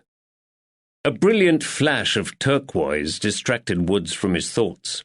He leant over the stone parapet and watched a tiny kingfisher dart in and out of the glistening water below, fishing for minnows. "Ardu," said a gruff voice beside him. Woods straightened up sharply. Albie Kilby stood beside him with a fishing rod in his hand and a bag of tackle slung over his shoulder. For a large man, Kilby could move quietly. "Morning," Woods replied pleasantly. He stepped aside to let Kilby pass, but the landlord wasn't going anywhere. He stopped, leant over the parapet next to Woods and stared moodily at the canal below. The broad shoulders beneath his greatcoat hunched up around his thick neck. His face was now in profile and backlit by the sun. His thick mop of curls gleamed pure white, but they did nothing to soften the scowl on his heavily lined face. "They tell me you've become a Bow Street runner," Kilby growled. The question was phrased in a strange way, Woods thought, but the answer was simple enough. "Yes, I'm a horse patrol officer with the Bow Street Police Office in London." Kilby shook his head sadly. "I were never expecting that." "What do you mean?" The landlord roused himself and straightened up, but he avoided eye contact with Woods. "When I first met you and the other feller, the Angel, I never thought you were police. I didn't expect that." "Why should you? As I told your wife last night, I'm here with Detective Lavender investigating the murder of William Sculthorpe in Middleton." Kilby nodded his bowed head slowly. "Yes, that were a bad do. Where's this detective now?" "Detective Lavender has had to return to London." "So you're alone?" Kilby glanced up, and Woods saw the excitement flash in his grey eyes. The drooping corners of the landlord's mouth lifted into a half-smile. Woods hesitated. A warning bell rang in his head. Kilby was a suspect in their investigation, and he was behaving strangely. Conscious of the landlord's closeness and powerful build, he assessed his situation carefully. He was alone in an isolated area with a colossus who would have no trouble flicking him over the edge of a bridge like a twig if he felt like it. He had no idea why Kilby might want to harm him, but every instinct told him to be careful. To Wood's relief, a plodding horse led by a small boy came around the bend in the canal. A barge soon appeared in its wake. "Is there something you want to tell me about the night of the great storm, when William Sculthorpe were murdered?" Woods asked sharply. The gleam in Kilby's eyes was replaced with a flash of confusion. "No." "What did you do that night? Where were you?" Kilby shrugged. "We opened the tavern, but shut her up early because of the weather." "What time was this?" The landlord shrugged again and frowned. "Did you see or hear anything unusual that might help us with our investigation?" "No, I didn't. What are you asking me for?" "It's my job." "Ah, your job," Kilby echoed. His throat slowly strangled his words.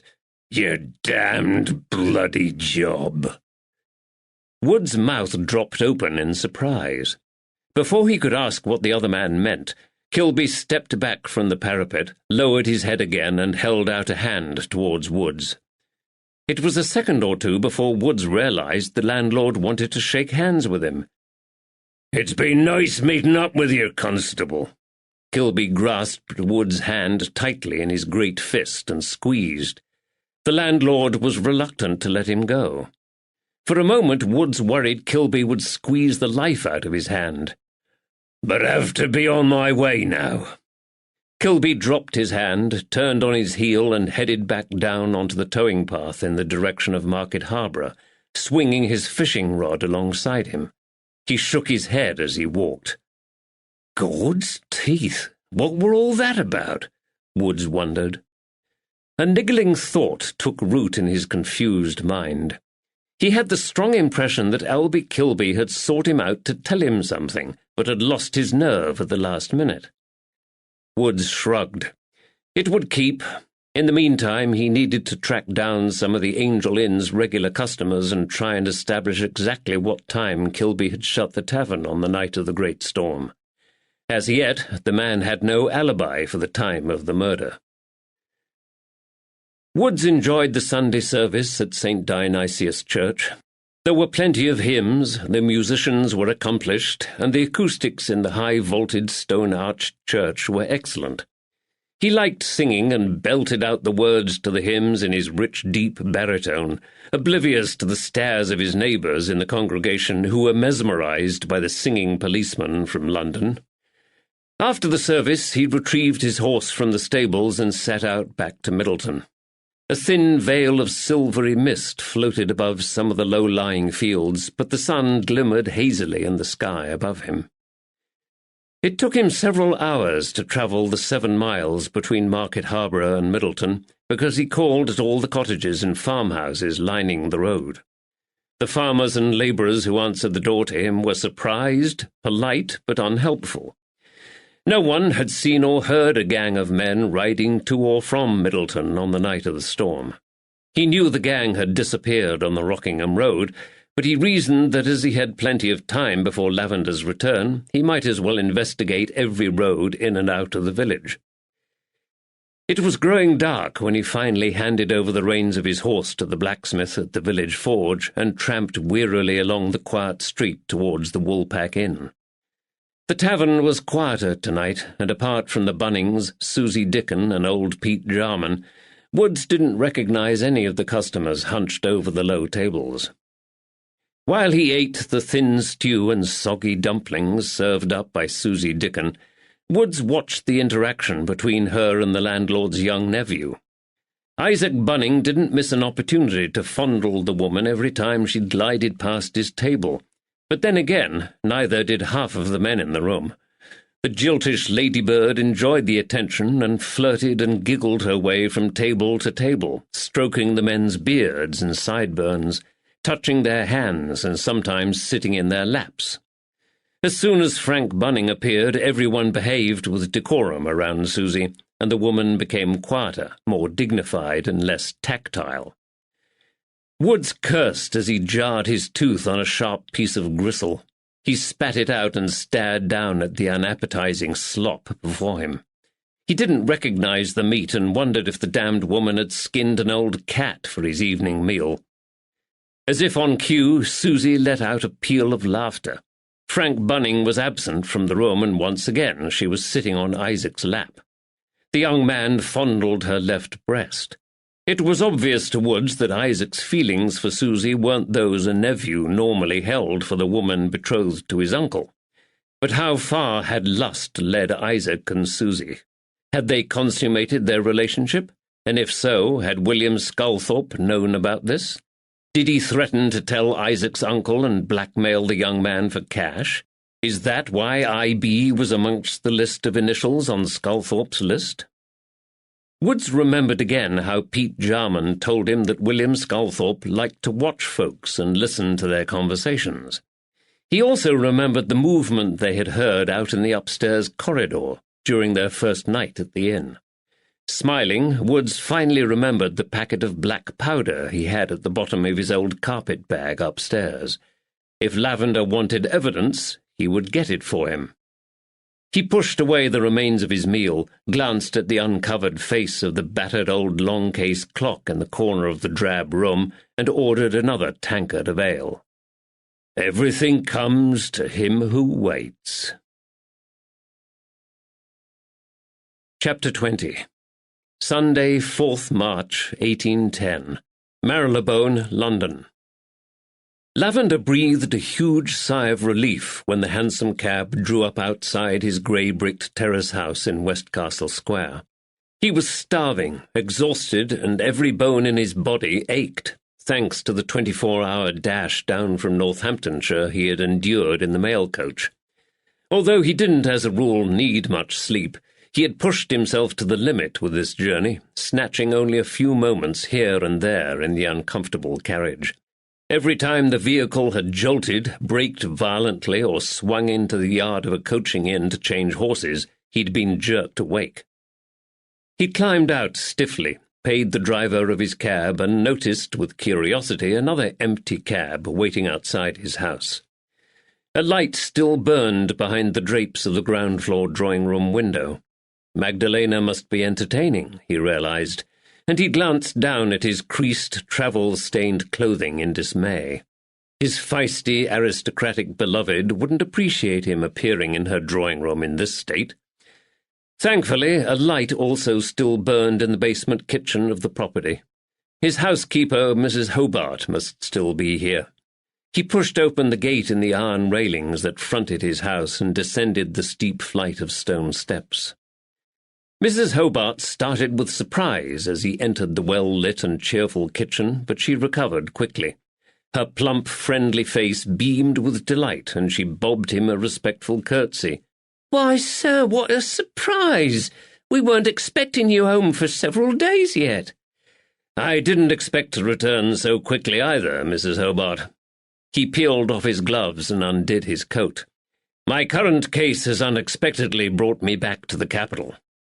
The lingering smell of roast meat and freshly baked bread in the kitchen made his mouth water and reminded him of his empty stomach. He glanced hopefully at the kitchen range.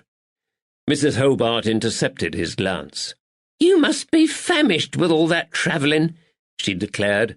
"I've dampened down the stove for the night, but I'll make up a platter of cold meats, bread and cheese, if you like, and I can put on a pot of coffee."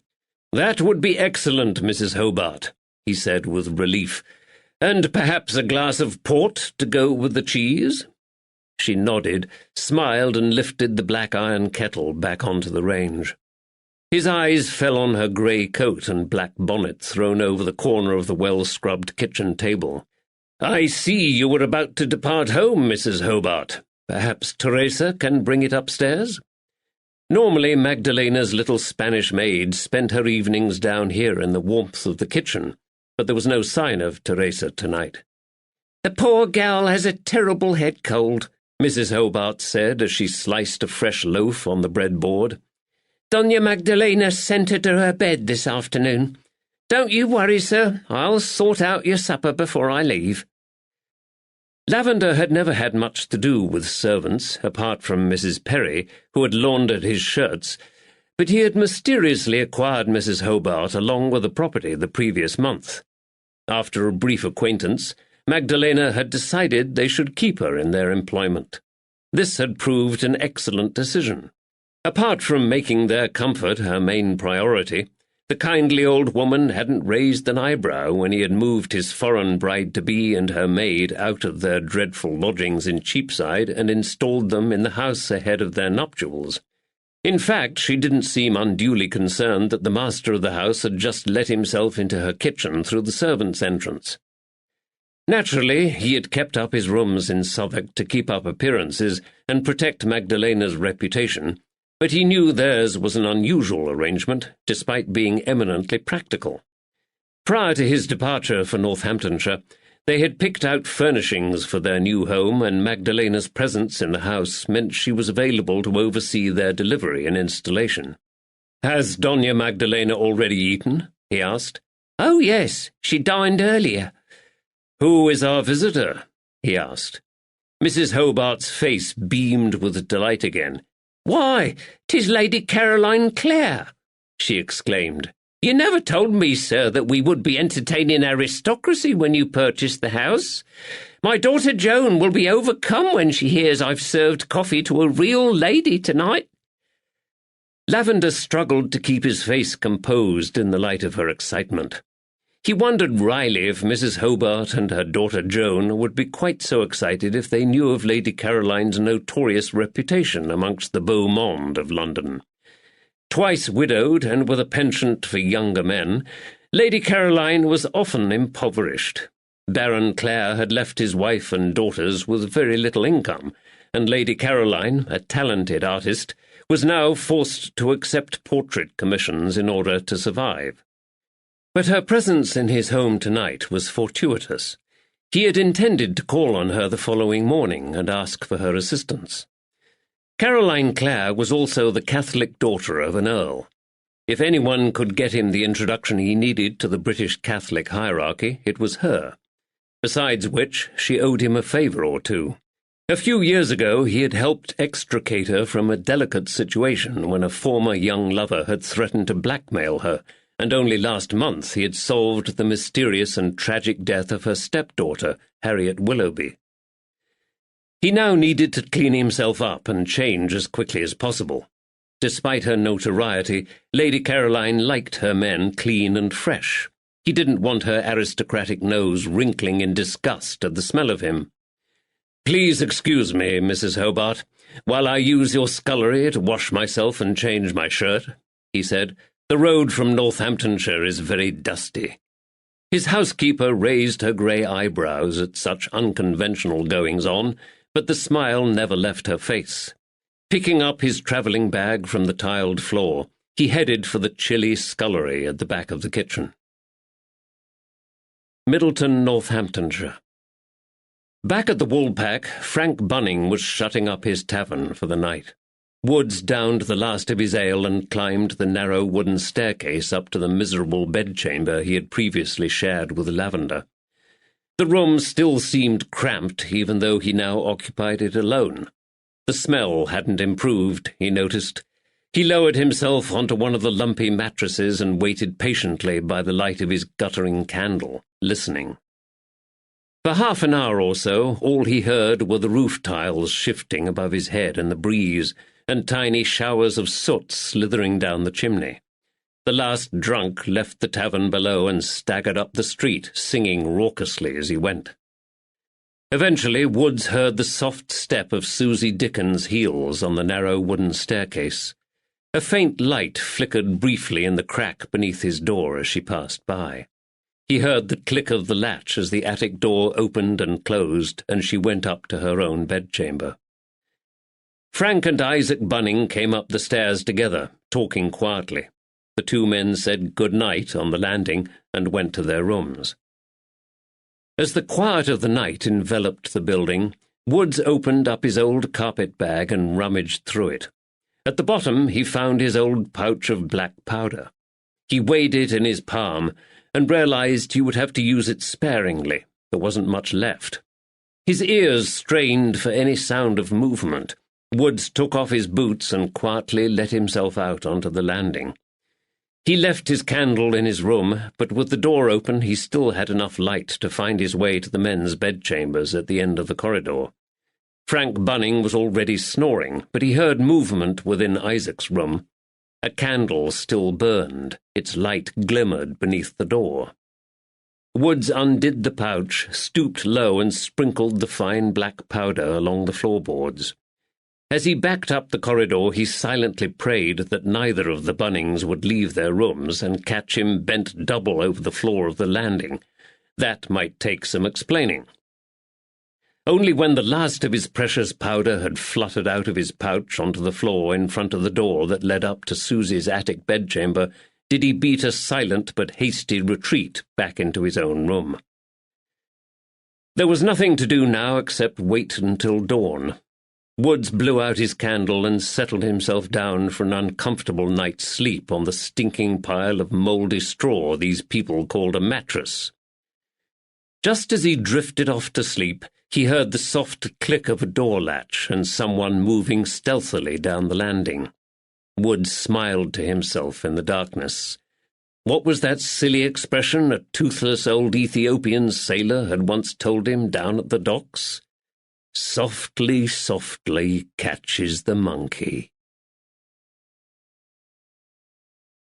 Chapter 21. Sunday, 4th March, 1810. Marylebone, London. Lavender pushed open the door of the drawing-room. Washed, shaved, and now wearing a fresh shirt and a burgundy cravat beneath his gold-striped silk waistcoat and a freshly brushed coat, he felt clean and refreshed. Magdalena and Lady Caroline were draped elegantly across the dark blue velvet sofas in front of the blazing fireplace. They were leaning towards each other, engrossed in conversation like a pair of sisters, and he wondered at the close friendship that had sprung up between his beloved Spanish fiancée and Lady Caroline in such a short time. It was hardly surprising the two women had become such good friends, he realized. They were both widowed young, shared a love of Magdalena's Spain, and had their religion in common, although neither of them bothered God much with supplications. In addition to this, they were both impoverished aristocrats with plenty of determination, spirit, and resilience in the face of adversity. "Stephen!" Magdalena rose to greet him. Her beautiful face glowed with delight, and the sound of her soft Castilian accent sent a wave of happiness coursing through his veins. "How lovely," she murmured. "I didn't expect to see you for days." Her dark, smouldering eyes met his, and a spark of mutual understanding and attraction flashed between them again. He wanted to embrace her and press his mouth over her soft lips, but he had to be satisfied with kissing the hand she offered to him. "We're not married yet," she reminded him with her eyes, "and we're not alone." "How are you, Magdalena?" he asked. "Happy to see you." She gave him a brilliant smile. "It has been a good day. This morning I also received a letter from Sebastian." "Is he well?" Sebastian, Magdalena's young son, was away at boarding school in Hertfordshire. "I think so." She frowned. "He writes to me in English this time, but I can't decipher some of the expressions he uses. We may need your investigative powers to translate the letter." "Ah, schoolboy slang." Lavender shook his head in mock solemnity. "I'm sorry, Magdalena, but this task may be beyond the skill of a principal officer. Even Bow Street's finest can't penetrate the mystery of the language and codes of a British schoolboy." Magdalena laughed and led him over to the fireplace, where Lady Caroline remained seated with her silver-topped walking cane resting against the side of her chair. Lavender bowed and kissed Lady Caroline's hand. "Good evening, Lady Caroline. As always, it's a pleasure to see you." And it was. Caroline Clare had walked with the aid of her cane since the coaching accident that killed her first husband, but she was an attractive, witty, and intelligent redhead who turned heads in every room she entered. Tonight she wore black ostrich feathers in her pearl-studded turban, reminding him that she was in mourning following the unexpected death of her stepdaughter. "It's a pleasure to see you again, Detective," she said. Lavender appreciated the comfort of the soft upholstery of the cushions on his aching bones as he sank down into his chair next to the fire. "Have you eaten, Stephen?" Magdalena asked. "Mrs. Hobart is preparing me a cold platter as we speak," he reassured her. "I'm afraid this is a brief visit, ladies. The case I'm investigating has brought me home, but I must return to Northamptonshire as soon as possible, and I have to confess I'm exhausted through lack of sleep. I shall have to return to my rooms in Southwark very soon." "What a shame," Lady Caroline murmured. "You work too hard, Detective." "Would you like a brandy, Stephen?" Magdalena asked. "That would be very welcome." She rose gracefully and glided across to an elegant rosewood console table where she poured him a generous measure. The candlelight caught the gleam of the glossy black curls on the top of her bowed head as she bent over the crystal decanter. The candlelight also revealed the translucent quality of her diaphanous white gown. Lavender caught a tantalizing glimpse of her slender waist and curvaceous hips as she moved. Reluctantly, he tore his eyes away from Magdalena and turned his attention back to their guest. "I'm relieved to see you here tonight, Lady Caroline," he said. "I need to ask for your assistance with my current case." The finely arched eyebrows over her sharp grey eyes rose in astonishment. "My goodness! How on earth can I assist you, Detective?" "I need an introduction," he said. "I seek an audience with Bishop John Douglas, the Vicar Apostolic of the London district. I know he won't like police officers, but I hope you can persuade him to speak with me." "Good grief!" Lady Caroline's eyes widened with surprise. "Why? What has the old devil done?" Lavender smiled. "Nothing criminal that I'm aware of," he replied. "I simply hope Bishop Douglas might remember something about an elderly priest called Father William Sculthorpe. It's Sculthorpe's murder I'm investigating in Northamptonshire." "What a disappointment! John Douglas is such a dry old stick. For a moment I thought you were going to tell us something interesting and scandalous about the man." He smiled again. "I'm sorry to disappoint you." Magdalena returned with his brandy, and he took a long drink. The tension eased from his tired body and mind as the amber spirit hit the back of his mouth and warmed his throat and stomach. "Bishop Douglas is easy to find," Lady Caroline said. "The London Catholics use the chapel at the Sardinian embassy as their base, and have done so for the last few decades. No doubt he will be there. He's very old and rarely travels far." Lavender nodded. Old. This was good. The older the better. He desperately needed to talk to someone who remembered William Sculthorpe's early life. The brandy, warmth, and comfort fired up a devil inside of him. "Does Bishop Douglas know who you are, Lady Caroline?" he asked. "Of course he does," she exclaimed in surprise. "I've attended Mass several times. At least, well, several times this year. Bishop Douglas is very aware of who I am." Magdalena smiled. "I think Stephen is teasing you, Lady Caroline." Lady Caroline's face relaxed into a smile. Lavender had no doubt the bishop would recognize Caroline Clare instantly. Even the most devoted and celibate priest couldn't fail to be affected by the charm, confidence, and elegance of her presence. Tonight she wore a black see-through chiffon overgown above her exquisitely embroidered and decorated silk dress. Lavender had never professed to be an expert on women's fashion, but he suspected Lady Caroline was overdressed for taking coffee with Magdalena and wondered if she had another engagement later that evening. "Well, that's settled, Detective," Lady Caroline declared. "I shall take you to meet Bishop Douglas in the morning." "Shall I call for you at about 9 o'clock?" Lavender asked. "Good heavens, no. That is a most uncivilized time of the day. No, you may call for me at 11. Lavender's heart sank. He had another call to make after he had met the Vicar Apostolic, and he wanted to take the mid-afternoon coach back to Northamptonshire. "Perhaps we could compromise and meet at 10 o'clock?" he asked. "Oh, very well," she said. "Although what my maid will think to such early rising I can't say." "Shall I come too?" Magdalena asked. "I'm not sure that this would be a good idea, my dear," Lady Caroline said. The moment Bishop Douglas finds out you're betrothed to Stephen, he will want you to arrange a Catholic wedding service. He may become distracted by the peril in which you're placing your soul, which, of course, we all know will be nonsense." Lavender was pleased to see Magdalena nod in agreement. They had decided to marry quietly and simply in the Protestant faith at the Church of St. Saviour and St. Mary Overy in Southwark, where Lavender's grandfather had been dean.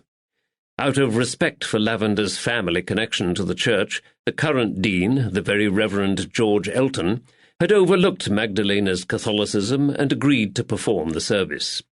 "It doesn't matter in what building you take your vows, my dears," he had said to them. "God doesn't mind, but he will be watching to see you fulfill them." "In fact, Detective," Lady Caroline continued, "Bishop Douglas may try to convert you to Catholicism, with or without Magdalena in the room." "I will bear this in mind," he said wryly. "Talking about our wedding, Stephen," Magdalena said, "they called the banns at St. Saviour's for the second time this morning, and no one objected." He laughed and smiled at her fondly. "Did you think someone would?" "Well, not everyone is happy you're marrying a Catholic," she said awkwardly. "Magistrate Reed at Bow Street, for example." "Magistrate Reed wants me to remain married to my job," he interrupted, more sharply than he intended. He softened his voice when he saw the surprise in her eyes. "Reed will come around to the idea, and as for the rest of our friends and my family," he paused and smiled, "they're so relieved I have finally found a woman who will have me that they will object to nothing. They're just so happy to see me settling down in marital bliss." The two women smiled. "We shall marry as soon as I finish this case in Northamptonshire and return to London," he promised her. "Ah, the joys of a union across the faiths," Lady Caroline said. "You may be interested to know, Magdalena, that Bishop Douglas once had the audacity to inform me that because my first husband was Jewish and we'd eloped, my marriage wasn't a true marriage in the eyes of God." Magdalena's dark eyes became troubled. "What did you reply?" "I fixed him with my most piercing stare, my dear, and told him if God had opened his eyes and looked into our bedroom, he would have been left in no doubt that ours was a true marriage of both body and soul." Magdalena's hand fluttered over her mouth, and she stifled a laugh. "What did he say to that?" The jewels in Lady Caroline's rings flashed in the candlelight as she waved her hand dismissively in the air. "Oh, he shuffled away and never mentioned it again. But this is why I think you need to keep Bishop Douglas ignorant about your relationship with Detective Lavender and your forthcoming marriage at St. Saviour's." "I understand," Magdalena said again. Lady Caroline reached out for her silver-topped cane and rose stiffly to her feet. "Anyway, I shall leave you two lovebirds in peace for tonight. I can see you only have eyes for each other, and I'm now in the way. Besides which, I agreed to dine with Henry Duddles at Almack's, and I'm already half an hour late." There was a tap on the sitting-room door. Mrs. Hobart had arrived with Lavender's supper tray. She placed it on a side table and went to fetch Lady Caroline's cloak and hand muff. When she returned with the garments, Lavender helped Lady Caroline into her cloak and escorted her outside to her carriage. Once back in the drawing-room, he sank wearily back into his fireside chair and pulled his supper tray towards him. "Please excuse me, my darling," he said. "I'm ravenous." "Enjoy your food, Stephen." She picked up her embroidery basket. While he ate, she sewed with her eyes lowered and her dark eyelashes highlighted against the deep golden skin of her flawless cheeks. They chatted for a while about domestic matters and the arrangements for their wedding. Contentment flooded through him as he watched her. The soft candlelight made Magdalena look younger than her 29 years. He watched the soft movement of her breasts as they rose and fell with the rhythm of her breathing. His loins stirred and his heart swelled at the prospect of a lifetime of evenings spent by this fireside with this beautiful, vivacious, and intelligent woman, and soon he would be able to wake up every morning with her in his bed. He was a tactile and physical man, and she was his feminine equal. He wanted a marriage of deep intimacy with Magdalena. He wanted it to stretch out interminably into their old age. He could see them in 30 years' time, finally exhausted with passionate love-making and napping companionably by this fireplace. He would have his arm around her, and she would rest her greying head on his shoulder. He still couldn't believe he had persuaded this amazing woman to be his wife. Many years ago he had loved another woman, but death had cheated him of his bride and taken Vivienne for its own. "Not this time," he murmured softly to himself. "Not this time." She glanced up at him and smiled. "Did you say something, Stephen?" He shook his head, sat up straighter, and sighed. He knew he would have to leave soon to protect her reputation. Pushing aside the empty supper tray, he strode across the carpet and joined Magdalena on the sofa. He pulled her towards him, encircled her body in his arms, and pressed his lips onto hers. The softness and scent of Magdalena's skin sent a fresh wave of passion coursing through his veins. She moaned softly and writhed in his grasp, exciting him further. Finally she wriggled free and looked up at him, laughing. "You told Lady Caroline you would soon return to your rooms in Southwark," she whispered. "I may have lied," he replied, and winked. Her smile broadened, and the tip of her tongue darted out to wet her lips. "Mrs. Hobart has gone home, but please don't forget that Teresa is still in the house, Stephen." What did this mean? Was it an invitation to stay for the night, provided he was careful of her reputation? Would he have to pick up his boots and creep out of the house in his stockinged feet at dawn to avoid scandalizing her maid? He decided to test the water with his caresses. He lowered his head and kissed her neck, her earlobes, her soft cheeks and closed eyelids before planting his mouth onto her lips once more. His arms encircled her waist briefly before his hands took on a life of their own and started to explore the voluptuous curves of her body. She broke away from his embrace once more. "Stephen, let me breathe. Let me rest a moment." Her eyes smiled up at him, and she nestled her head against his shoulder. He held her there, savouring the intimacy, the scent of her hair and her warmth. His exhausted body was torn between his desire for Magdalena and his desperate need for sleep, but his traitorous, overactive mind wasn't ready to relax yet. "Magdalena?" She had closed her own eyes now.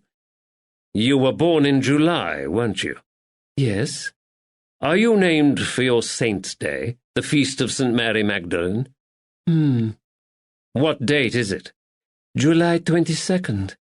Her eyes flashed open, and she smiled again. "Why do you ask me about my name day, Stephen? Are you already planning my gift?" He smiled back down at her. "I met a man who was also born on your saint's day." "That's nice," she said, closing her eyes again. "Is he called Magdalena, too?"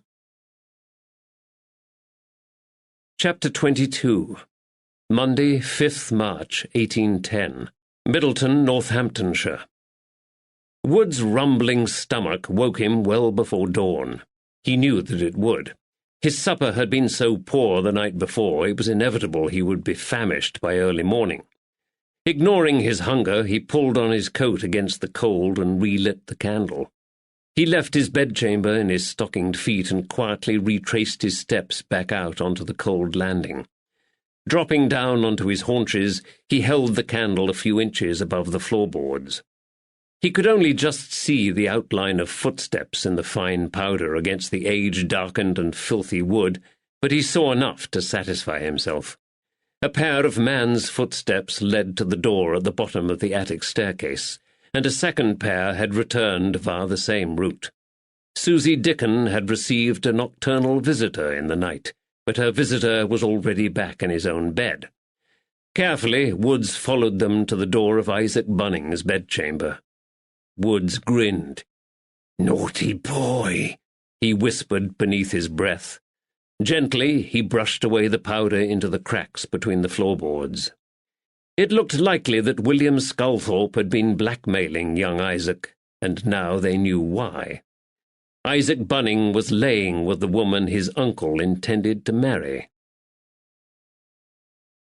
Woods devoured the meagre, greasy breakfast served up at the Woolpack, then beat a hasty path down the main street to Mrs. Tilley's bakery for some proper food.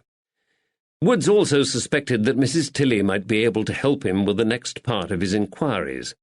Lavender wanted him to identify the owners of the initials in Sculthorpe's account book, and he'd suggested Woods use the parish registers in St. Mary Magdalene's Church in Cottingham to help him with this process. But Woods knew Mrs. Tilley's bakehouse was the pulsating heart of the village. If anyone could tell him who owned the initials MTT, JD, and JW, it would be her. The doorbell tinkled above his head when Woods entered the bakery. The delicious aroma of freshly baked bread and pastries wafted from her ovens. There were no other customers, and Mrs. Tilley was kneading dough at the large wooden table in the centre of the warm shop. The sleeves of her striped dimity dress were rolled up, revealing her strong, freckled forearms. She thrust her hands into the soggy dough, raised it in the air, then dropped it back onto the table with a resounding slap. She gave him a welcoming smile. "Good morning, Constable. What can I help you with today?" "I'm hoping you might be able to help me with our investigation, Mrs. Tilley." Her eyes widened with surprise. "Ooh, I'll do what I can." "We've uncovered some initials in an old notebook owned by Mr. Sculthorpe," Woods told her, "and we're trying to work out who he were writing about." "What are these initials?" Using a large flat knife, she deftly sliced the dough into quarters and shaped each piece into a loaf. Woods reeled off the list of initials they were investigating. "MTT?" A smile lit up her face. "Well, that's easy. It's Morgan Turnbull Thatcher. He owns the haberdashery in Cottingham." She covered the loaves with cloths, pushed them to one side of the table, then wiped her floury hands on her apron. "Really?" Wood's face flushed with delight. His quest for information rarely met with such immediate success. He remembered the draper. He had met Morgan Turnbull Thatcher on Saturday while traipsing around the two villages with Sculthorpe's money bag. Come to think of it, Mr. Turnbull Thatcher had been unusually nervous while Woods was in his shop. The man's hands had trembled when he examined the tatty cloth bag. Woods pulled out his notebook and pencil and made a note of Morgan Turnbull Thatcher's name. "Yes, he just calls himself Morgan Thatcher, but his full name is painted above the lintel of the shop door," Mrs. Tilley continued. A shadow passed across her face beneath her frilled white cap. "He hasn't done something wrong, has he?" No, Woods reassured her. "We're just trying to work out who Mr. Sculthorpe were writing about in his notebook." Satisfied, she nodded. "Oh, and the J.W. will be Dr. Wallace, of course. He attended young Billy a few weeks back when he were ill. That'll be why Mr. Sculthorpe wrote about him." Woods bit back his disappointment. "Isn't there anyone else hereabouts with the initials J.W.? She paused and screwed up her broad face as she tried to remember. "I don't think so. There were a woman called Jane Webb, but she left the village last year." "And what about J.D.?" he asked. "Well," she laughed, "I'm not sure where to start there." "What do you mean?" "It's the Dickens," she said. "The relatives of that Susie Dickon from the Woolpack. A whole tribe of them lives in those run-down cottages at the other side of Cottingham. Every one of them is as poor as a church mouse, and several of them are right villains." She raised her flower-whitened hand and checked off the Dickens using her fingers. "There's old Josiah Dickon, his son Jim, and Jim's son Jim. Then there's Jack Dickon, his brother Joseph Dickon. Oh, and Joan and Ginny Dickon. Ginny has a son called Jerry, and there's a cousin called Jacob, too. He's been up before the magistrate for poaching." Woods tried to make notes of these different Dickons, but gave up by the time she had reached Joan Dickon. He snapped his pocket-book shut and put it back in his pocket with a frown. Investigating J.D. would be more complicated than he had imagined. It wouldn't surprise me if some of those Dickens had something to do with the robbery at Mr. Sculthorpe's. Mrs. Tilly's face darkened and she lowered her voice. They're a bad lot, that family. Jack Dickens hurt a man in a tavern brawl, and he had another brother called Simeon who were transported for theft. You've been very helpful, Mrs. Tilly. It's my pleasure, Constable. She waved her hand over the loaves, pies, and tarts stacked high on her well-scrubbed oak table. Now, is there anything else I can help you with? Woods grinned and asked her for a small loaf cut into chunks.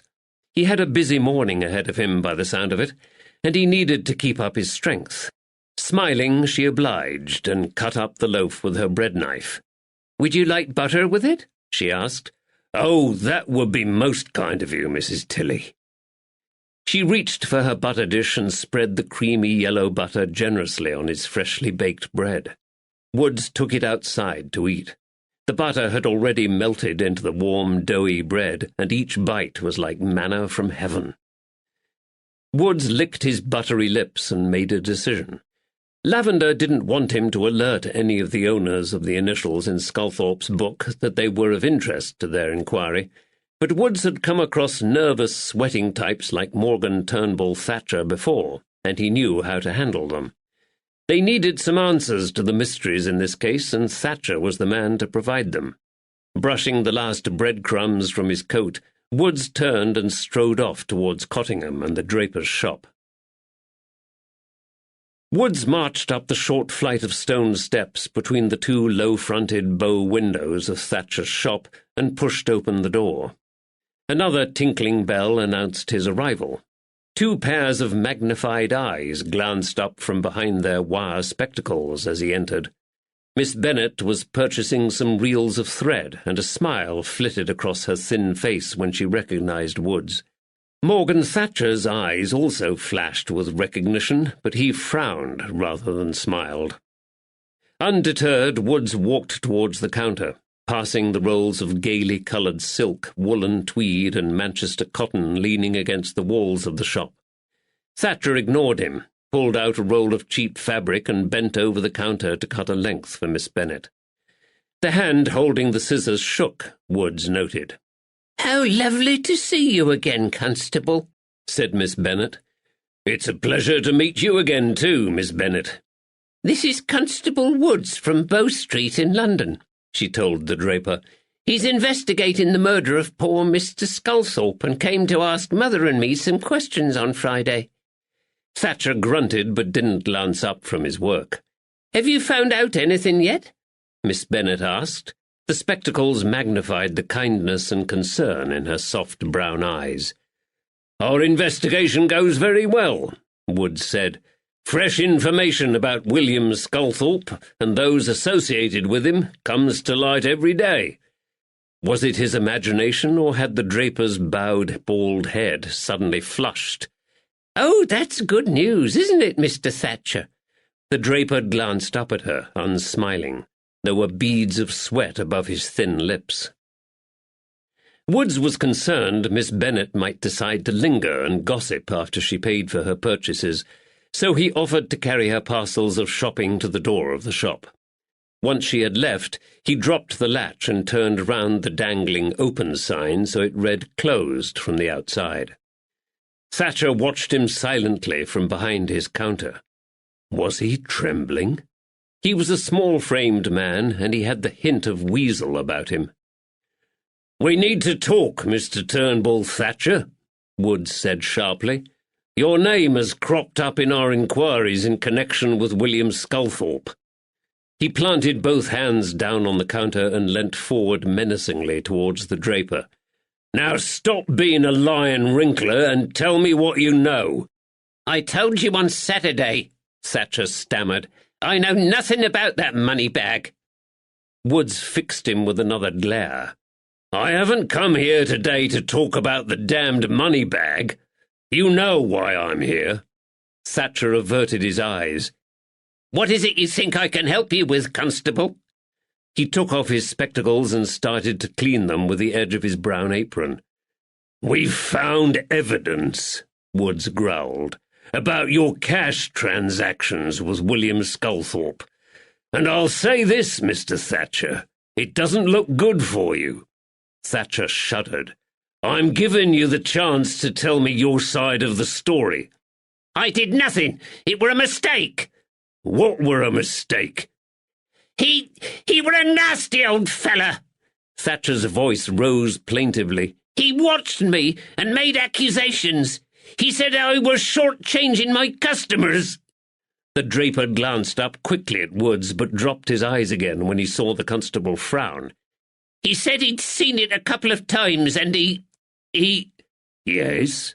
"He threatened to tell all my customers if I didn't pay him money." "Were you?" "What?" "Cheating your customers." "No, of course not. It were a mistake. My eyesight isn't as good as it used to be." "So he were blackmailing you?" "Yes. I had to pay him 3 shillings a week." Woods nodded to himself. That was the amount written in Sculthorpe's account book next to the initials MTT. "He were an evil old man." Thatcher's voice rose with anger. "He made my life a misery, and he enjoyed it. I couldn't afford it. I didn't deserve it. In fact, I had half decided to sell up the shop and move to Grantham to get away from him." Thatcher pushed his spectacles back on his long, thin nose and glared defiantly at Woods across the counter. "He didn't care about the misery he were causing me." Woods never flinched. "And then he died." "What?" "What were you doing on the night of the 20th February? "What?" "The night of the great storm, when William Sculthorpe were attacked." Shock replaced the anger and defiance in the draper's face. "Good God! Surely you don't think I had anything to do with that? I'm an honest, God-fearing man." "Where were you that night?" "Here," Thatcher squeaked. "in our rooms above the shop, all night, with my wife." Wood stood back, and a wry smile of triumph twitched at the corners of his mouth, desperate to spread across his face. "Don't make that move to Grantham just yet, Mr. Thatcher," he said. "I may want to talk with you again." He turned on his heel and walked out of the shop. Behind him, Thatcher let out a gulping sob. Chapter 23. Monday, 5th March, 1810. Marylebone, London. Lavender's hired carriage arrived promptly at 10 o'clock at Lady Caroline's home in leafy Lincoln's Inn Fields, but she made him wait for another half an hour before she finally appeared at the door of her home. Today she wore a fetching green velvet coat with a matching bonnet and hand muff. Lavender leapt down from the carriage to greet her and saw a lanky young man in a bronze-coloured coat with a pristine white cravat trailing in her wake. It was Henry Duddles, Lady Caroline's latest lover. Duddles reached out to take Lady Caroline's elbow as she descended the stone steps of the house, but she shook him off. "Don't make a fuss, Henry," she snapped. "I can manage with my cane." "Good morning, Lady Caroline," Lavender said pleasantly. "Good morning, Detective. Please excuse Duddles." She waved her gloved hand dismissively at the young man behind her. "The silly young fool insists on accompanying us. I have told him that we're embarking on serious police business, but would you believe it? He thinks this is some sort of rendezvous amoureux." Lavender bit back his grin and helped her into the carriage. "Good morning, Duddles." The younger man pushed back the thick fringe of blonde curls from his face, flushed and nodded sheepishly at Lavender before clambering up behind Lady Caroline. In all the time Lavender had known Duddles, the nervous fellow had barely said a word in his presence, although by the sound of it he was saying plenty in private. Duddles seated himself beside the tight-lipped Lady Caroline. Lavender climbed up and shut the door behind him, sat down and waited patiently for the explosion. The carriage jolted and slid off into the stream of traffic. Lady Caroline smoothed down the gleaming nap of her velvet coat and fiddled with the ebony buttons and black ribbon that trimmed her cuff. Suddenly she spun round and pointed an accusing gloved finger at Duddles. "This is preposterous! This boy is jealous, Lavender. He won't believe an eminent detective like yourself needs help from a mere woman." Duddles cowered in his corner of the carriage. He looked as though he wanted to disappear into the cracks in the faded leather seat beneath him. Lavender opened his mouth to speak, but decided against it. Lady Caroline hadn't finished. "I had to bring him with me to prove our assignation was genuine. What does he think we will get up to at such a ridiculously early hour? I can't imagine." She threw up her hands into the air. "Who on earth plans a romantic tryst for this God-forsaken hour of the day? My maid is quite put out at the early start, and I'm sure she has done a poor job with my hair." She raised her hand to the auburn ringlets framing her face beneath her soft green velvet bonnet and patted them tenderly. Lavender heard his cue. "You look perfect, Lady Caroline," he said. "As always, you're the picture of elegance and grace." "You're so kind, Detective," she sighed. "See, Henry, this is how a true gentleman behaves towards his lady. Why didn't you simply compliment me on my bonnet this morning and let me leave with a kiss?" Duddles opened his mouth to speak, but Lady Caroline had already turned back to Lavender. "Right, now that this is settled, we shall ignore my jealous paramour, and you can tell me about this dreadful murder we're investigating." Smiling, Lavender told her about William Sculthorpe. "A priest?" Her eyes widened in surprise. No, he should never have married. That is most strange. Are you sure the young man is his son?" "No, I'm not," Lavender admitted. "I don't know who he is. William Sculthorpe was a priest in the London area about 25 years ago. I don't suppose you remember a Father William Sculthorpe, do you?" "Good heavens, Detective, how old do you think I am?" Her voice rose with indignation. No, I was still a carefree child running wild on my father's dilapidated northern estate 25 years ago." Lavender wasn't entirely convinced, but he knew better than to press the matter. Lady Caroline wasn't in good humour that morning. Besides which, he knew she had only lived in London briefly before eloping to the continent with her first husband, Victor Meyer Rothschild. At this time in her history, her mind had clearly been on other things. "What about Lady Anne Fitzwilliam?" Lavender asked. "Do you know of her?" "Lady Anne? The Dowager Countess Fitzwilliam?" A slight frown creased her high forehead as she struggled to remember. "I have met her once or twice. She's very old, isn't she? I think she lives in the country and rarely comes to London. I know her son, of course, Earl Fitzwilliam, a charming man and very sympathetic to the notion of Catholic emancipation, although I don't believe he's converted to the religion like his mother." Lavender nodded and thanked her. "And what about the name Debussy? I suspect the Debussys may also be Catholic sympathizers, minor relatives of the Fitzwilliams. Does the name mean anything to you?" "I'm afraid not." She sighed wearily and turned towards the carriage window. Soft rivulets of rain now ran down the glass, obscuring their view of the pedestrians and shoppers on the crowded pavement outside. "You know, Lavender," she said, "I think there is too much fuss made about religious differences. After all, we all worship the same God, don't we?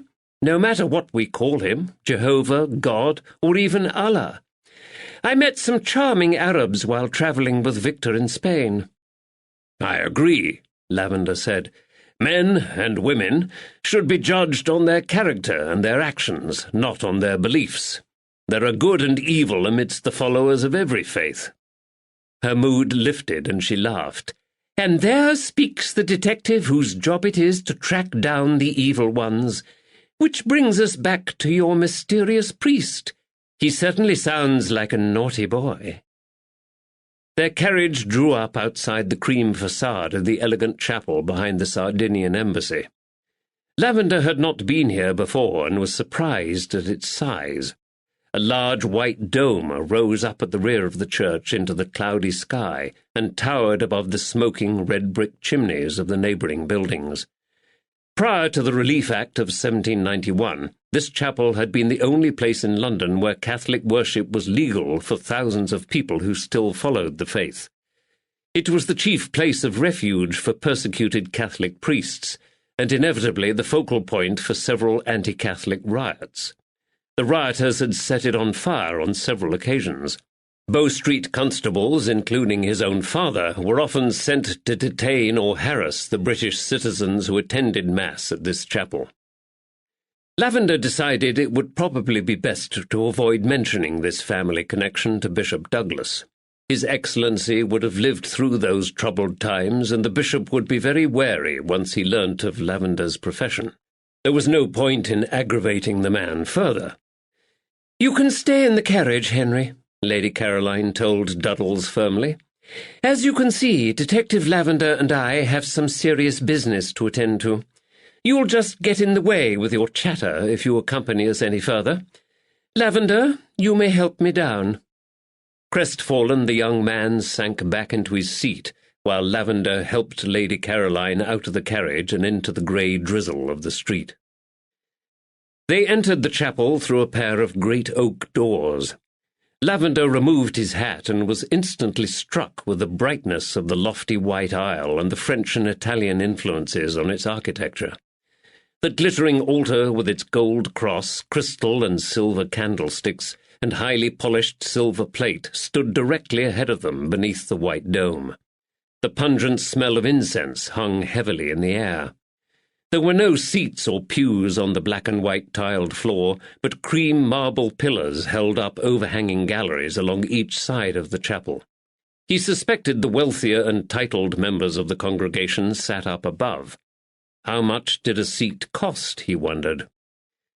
They walked down the centre of the chapel towards the altar, passing the rows of wooden confessionals that lined the walls beneath the galleries. Each was embossed with the coat of arms of the Duke of Savoy. Lavender saw the red velvet drapes twitch in one of the confessionals, and he heard whispering from within. A cleric in a plain brown habit, with a silver cross around his neck, came over to greet them. "Please tell His Grace that Lady Caroline Clare is here to see him," Lavender said. The cleric bowed his tonsured head and disappeared into a side door of the chapel. "What exactly do you want me to do?" Lady Caroline whispered as they waited beside a large painted statue of a mournful Madonna. "Please just be yourself," Lavender said. "I will ask the questions, and I will tell him I'm a police officer." She nodded. A wizened old man in flowing white robes and a blue cape hobbled arthritically towards them. A large gold crucifix swayed across his chest as he walked. Bishop Douglas was bald beneath his blue velvet zucchetto, and his pale face was crisscrossed with wrinkles. His Excellency was probably in his late 60s, or even early 70s, but the dark eyes that scanned Lavender and Lady Caroline were both sharp and alert. Beside the detective, Lady Caroline leant on her walking cane and managed to drop the bishop a brief but elegant curtsy. Bishop Douglas held out his gnarled hand towards her, and she raised it to her lips, kissing the glittering amethyst stone on his gold ring. "Lady Caroline," Bishop Douglas said softly, "what a pleasure to see you. You have become quite a stranger to us recently." "Oh, I still attend Mass every Sunday, Your Grace," she replied airily. "But you know how I hate to create a fuss. I prefer to mingle in with the crowd. You probably just haven't seen me." The bishop's thin lips tightened. Lavender knew His Excellency didn't believe this any more than he did, but this old man hadn't survived religious persecution and the Gordon riots without developing a large degree of tact. "How can I help you, my daughter?" he asked. "I would like to introduce you to a very, very dear friend of mine, Your Grace." Lady Caroline waved her gloved hand in Lavender's direction. "This is Stephen Lavender. He desperately needs your assistance." Lavender bowed low but made no attempt to follow Lady Caroline's example and kiss the old man's hand. Bishop Douglas' white eyebrows rose in surprise. "Is it a matter of spirituality, my son?" "No, Your Grace." Lavender straightened up and cleared his throat. "It's a secular matter concerning one of your flock. I have just returned from Northamptonshire, where I was called to investigate the brutal murder of an elderly Catholic man. I believe he lived and worshipped in London 25 years ago, and you may even know of him." Bishop Douglas crossed himself and shook his head sadly. "Ah, the weakness and frailty of mankind," he murmured. "Such a terrible loss." "The murdered man was 86 years old," Lavender added. "Pray tell me, Mr. Lavender, are you a thief-catcher, a constable?" Lavender took in a deep breath. "No, I'm a principal officer with the Bow Street Police Office in London. I was summoned up to Northamptonshire to investigate this terrible crime by Lady Anne Fitzwilliam of Rockingham Castle." "Ah, the Lady Anne Fitzwilliam." Lavender caught the slight look of alarm in the old man's eyes when he mentioned Bow Street, but the bishop's face softened again when he heard Lady Anne's name. "Well, I'm not sure how I can help you, Detective Lavender, but I will try. Shall we retire to my office and discuss this terrible incident further?" Lavender bowed his head again. "I'm most grateful, Your Excellency." "Don't thank me yet, young man. There may be nothing I can do to assist you." Bishop Douglas turned back to Lady Caroline. "Would you care to take my arm, my dear? I can see that you struggle to walk." Lady Caroline gave him her most enchanting smile, slipped her arm through his, and inquired about his health. As Lavender followed the hobbling old man and limping woman out of the chapel and into the bishop's office, he allowed himself a wry smile. It was unclear who was supporting whom.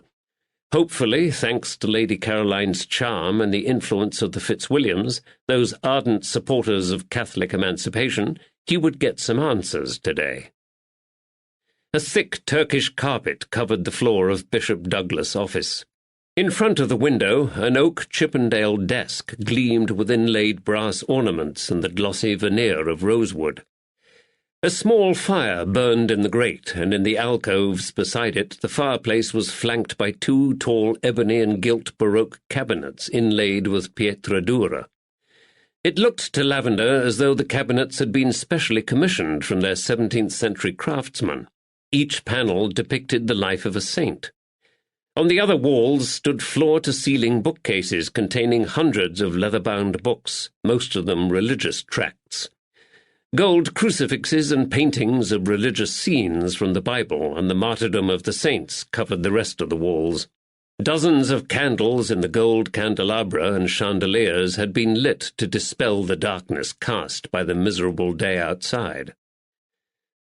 Bishop Douglas sank painfully into the ornate high-backed chair behind his desk and gestured for them to sit down opposite, asking his assistant to fetch coffee. Seating herself on one of the chairs facing the bishop, Lady Caroline chattered to him about various aristocratic members of their congregation.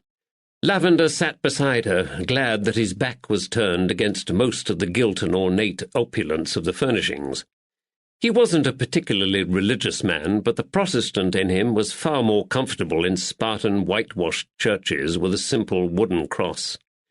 There, and only there, did he occasionally feel the shadow of the presence of that simple carpenter from Nazareth. His grandfather had taught him that he didn't need the ancient gold and silver artifacts or precious jewels to evoke the Holy Spirit and find peace, and it was a lesson he couldn't shake off. More than anything this morning, he needed to concentrate and avoid distractions. "So how can I help you, Detective?"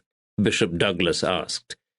"Firstly," Lavender said, "I need to know about the elderly man who travelled down from Northamptonshire with the body of a woman for burial.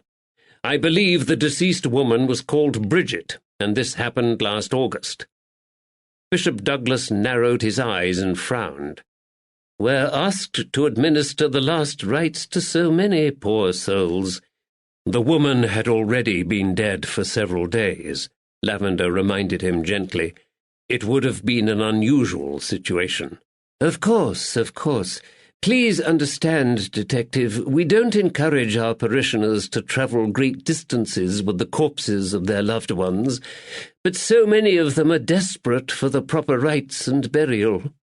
A jolt of recognition flashed across the bishop's lined face. Northamptonshire, did you say? Yes. Bishop Douglas rose to his feet and padded across the carpet to one of the cabinets by the fireplace. Do you know, Detective, I think I might be able to help you after all. He lifted a key on the chain swinging from his belt and unlocked one of the doors. I do remember the incident. The bereaved husband was an extremely frail old man, quite exhausted by the time he arrived here, yet still determined to give his wife a Catholic burial. Lavender caught a glimpse of a huge pile of leather-bound registers.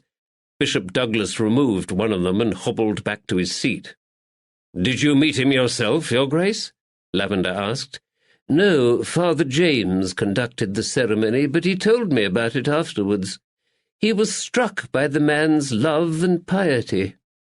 Bishop Douglas continued to turn the pages of the register. Reading upside down, Lavender saw that these were the church records from the previous year. He glanced back at the cabinet with its stacks of leather-bound volumes, and he wondered how far those records went back through the years. Maybe this trip to London wouldn't turn out to be futile after all. Bishop Douglas' amethyst ring flashed as he stabbed at an entry in the register. There, see? Mrs. Bridget Ahern, buried on 25th August 1809, aged 53 years. God rest her soul. Ahern? Lavender echoed, surprised. Yes, Ahern. Is this not the right woman? Is there an address? Bishop Douglas glanced down at the register. Middleton, Northamptonshire, he confirmed. Then it's the right woman. Lavender's mind raced, trying to work out what William Sculthorpe had been up to. Why did he bury her as Bridget Ahern when the woman was known as Bridget Sculthorpe? There could only be one explanation. She wasn't his wife. She was Bridget Ahern, and she wanted the service that blessed her life and sent her soul to her God to use her proper name. In order to honour her wishes, Sculthorpe had to bury her corpse away from prying eyes in Northamptonshire. Both Lady Caroline and Bishop Douglas were watching him curiously. "Do you know if the man called himself Mr. Ahern?" he asked. Bishop Douglas shrugged. "I presume so. He certainly told Father James he was her husband. I take it this is the elderly man who has now been murdered back in Northamptonshire? God rest his poor soul." Lavender took a deep breath. "Yes," he said slowly, "but his name wasn't William Ahern. It was William Sculthorpe, and I believe he used to be one of your priests." For a moment, Bishop Douglas froze with shock. Time stood still in his opulent office. Lavender heard the fire crackle and the distant rumble of traffic outside in the street. Bishop Douglas turned red in the face and coughed violently. He leant forward over his desk and gasped for breath. His shoulders heaved as each fresh spasm racked his body. Lady Caroline leapt to her feet and hurried to his side, but the hideous seizure afflicting the bishop showed no sign of abating. The dreadful hacking of the old man made Lavender cringe. He went to the crystal decanter on a side table and poured out a generous measure of brandy. By the time he turned round, Lady Caroline was thumping the bishop on his back. With tears streaming down his pale face and his hands flailing in the air, Bishop Douglas signalled for her to stop. "Are you choking, Your Grace?" she asked frantically. "Is something caught in your throat?" He also waved away the glass of brandy offered to him by Lavender. They stepped back and hovered helplessly, unsure what to do next. The bishop's assistant suddenly appeared with the coffee. The man took in the situation at once, placed the coffee on a small table and hurriedly left the room. He returned immediately with a glass of water.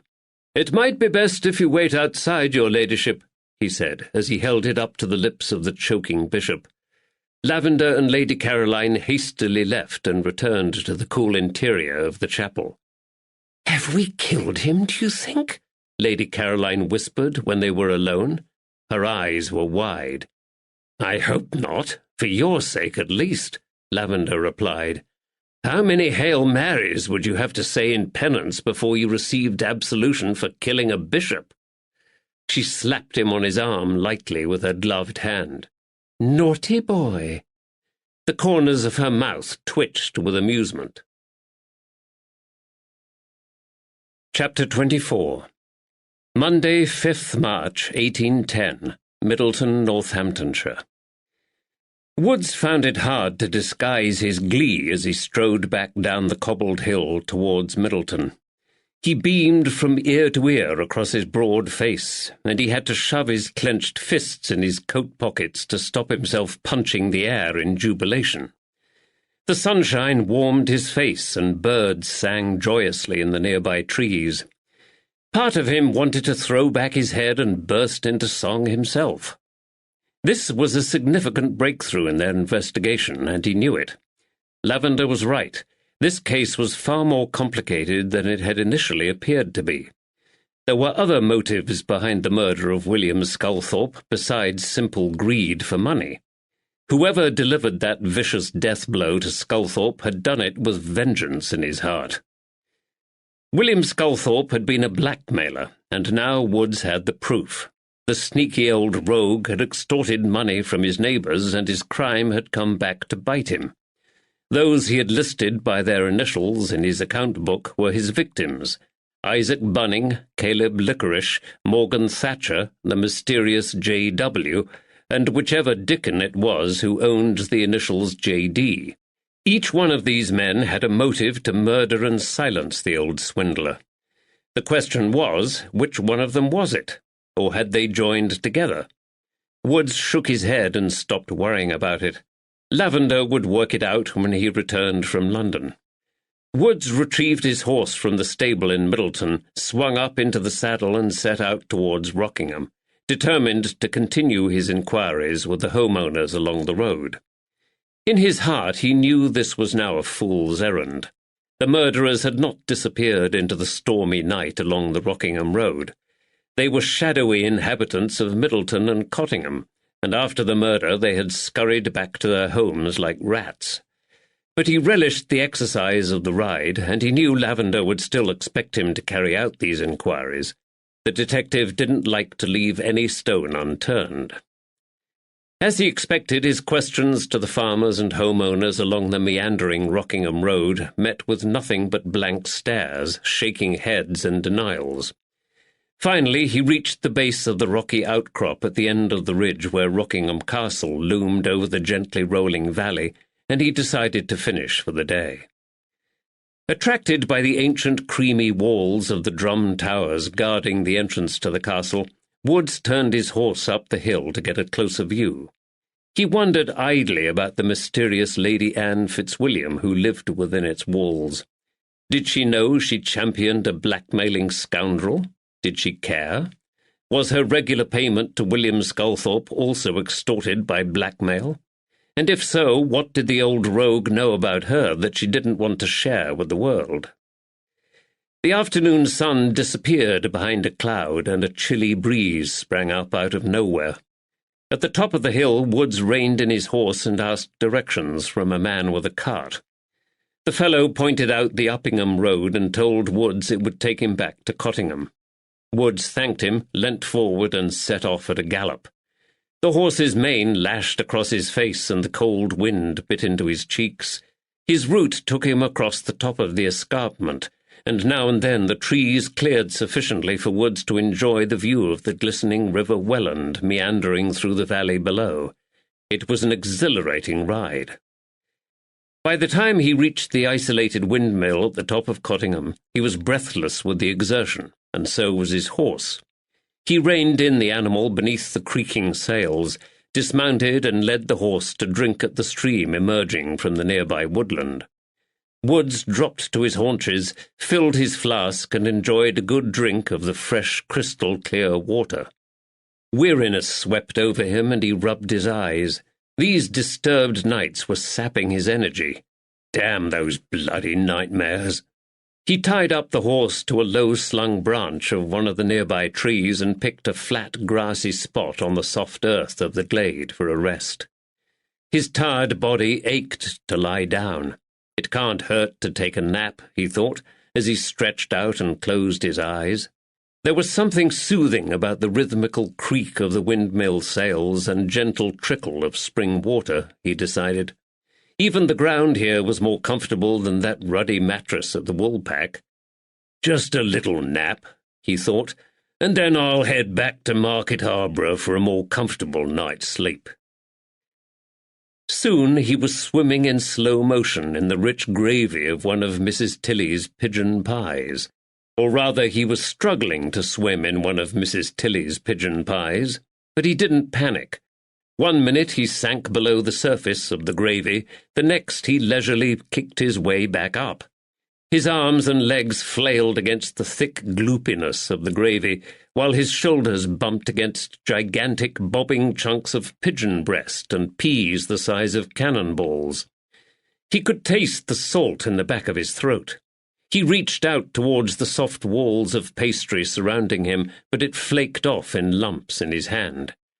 "Come on, you daft saphead," he reminded himself. "There must be a way out of here." But he couldn't see it. Above him the pie crust loomed up into the sky, a sheer unassailable wall of deliciousness rising up to the bright white light of heaven. He sighed and swam around the circular wall of his edible prison. Although he kept floundering and the gravy plastered his hair to his head and got into his ears, he wasn't scared. He knew he had to die sometime, and there was something satisfying about the thought that he was destined to drown in a lake of warm, salty gravy. Perhaps they would bury him in the pie. It would make a change from the usual wooden surcoat. If they did bury him in this pie, then he would have plenty to eat in the afterlife, just like those old Egyptians and pagans who were buried with food and drink. Now that was a good thought. Suddenly a huge hand punched its way through the pastry. A shower of flakes floated down onto his gravy-soaked head, and the fingers tried to grasp his arm. Albie Kilby's great hand reached out for him, offering him a lifeline. "Grab my hand, Neddy," Kilby yelled from the other side of the pie wall. "I'll save you, Neddy." Wood's blood turned to ice. He knew that bloody voice. Agonizing memories of the past surged and stabbed at his fevered mind. The warm gravy turned into an icy sludge, and the walls of the monster pie crumbled with a roar. The thick liquid surged towards the breach, sweeping Woods along with it. He heard it thunder over the precipitous edge, and he braced himself for the fall. Woods jerked awake with a yell and sat up abruptly. He was frozen, and darkness had fallen around him. Confused, he blinked and peered into the dusk, trying to make sense of where he was. His ears heard the movement behind him. Instinctively, Woods threw himself sideways into a roll, but it was too late. A heavy object landed a stinging blow to the left side of his head. He roared in agony as the crack exploded in his ear and searing pain rebounded around his skull.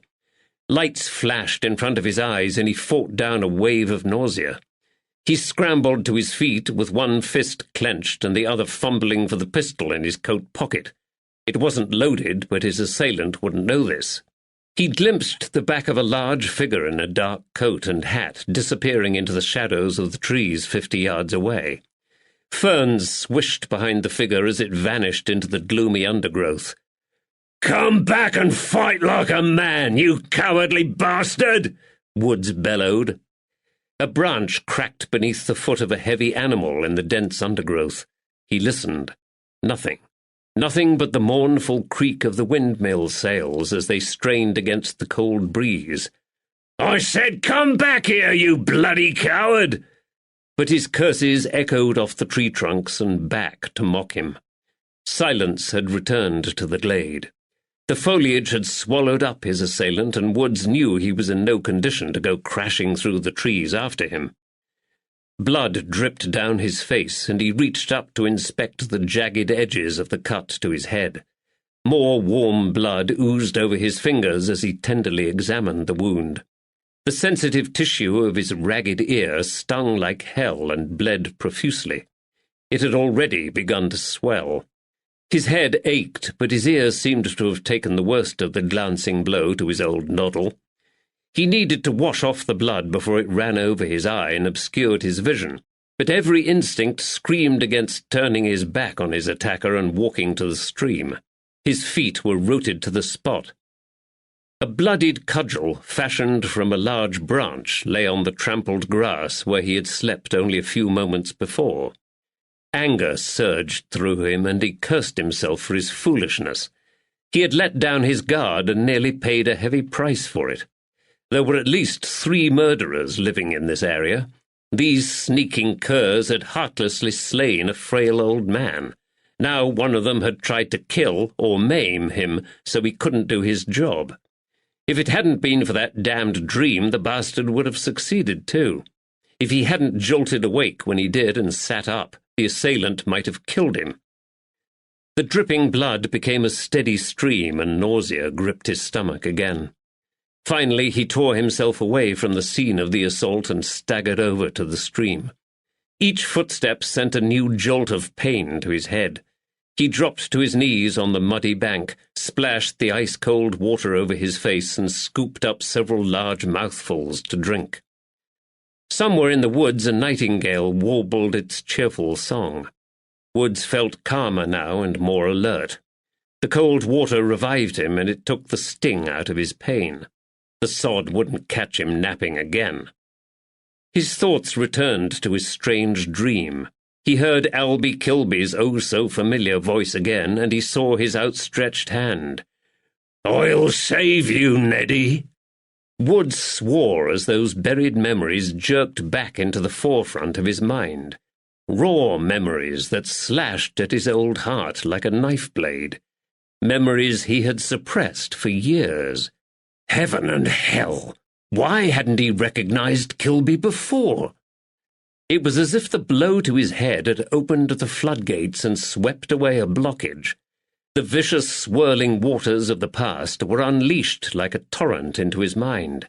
He saw it all again, the dangerous, grimy docks, his mother, and Albie Kilby. Albie Kilby stood before him in the docks. Albie Kilby leaning over a dead man with his pate caved in.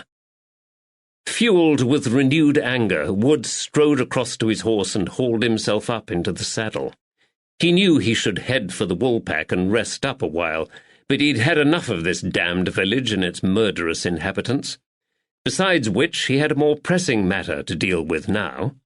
Wheeling the animal around, he pointed her in the direction of Market Harborough and dug his heels into her flanks.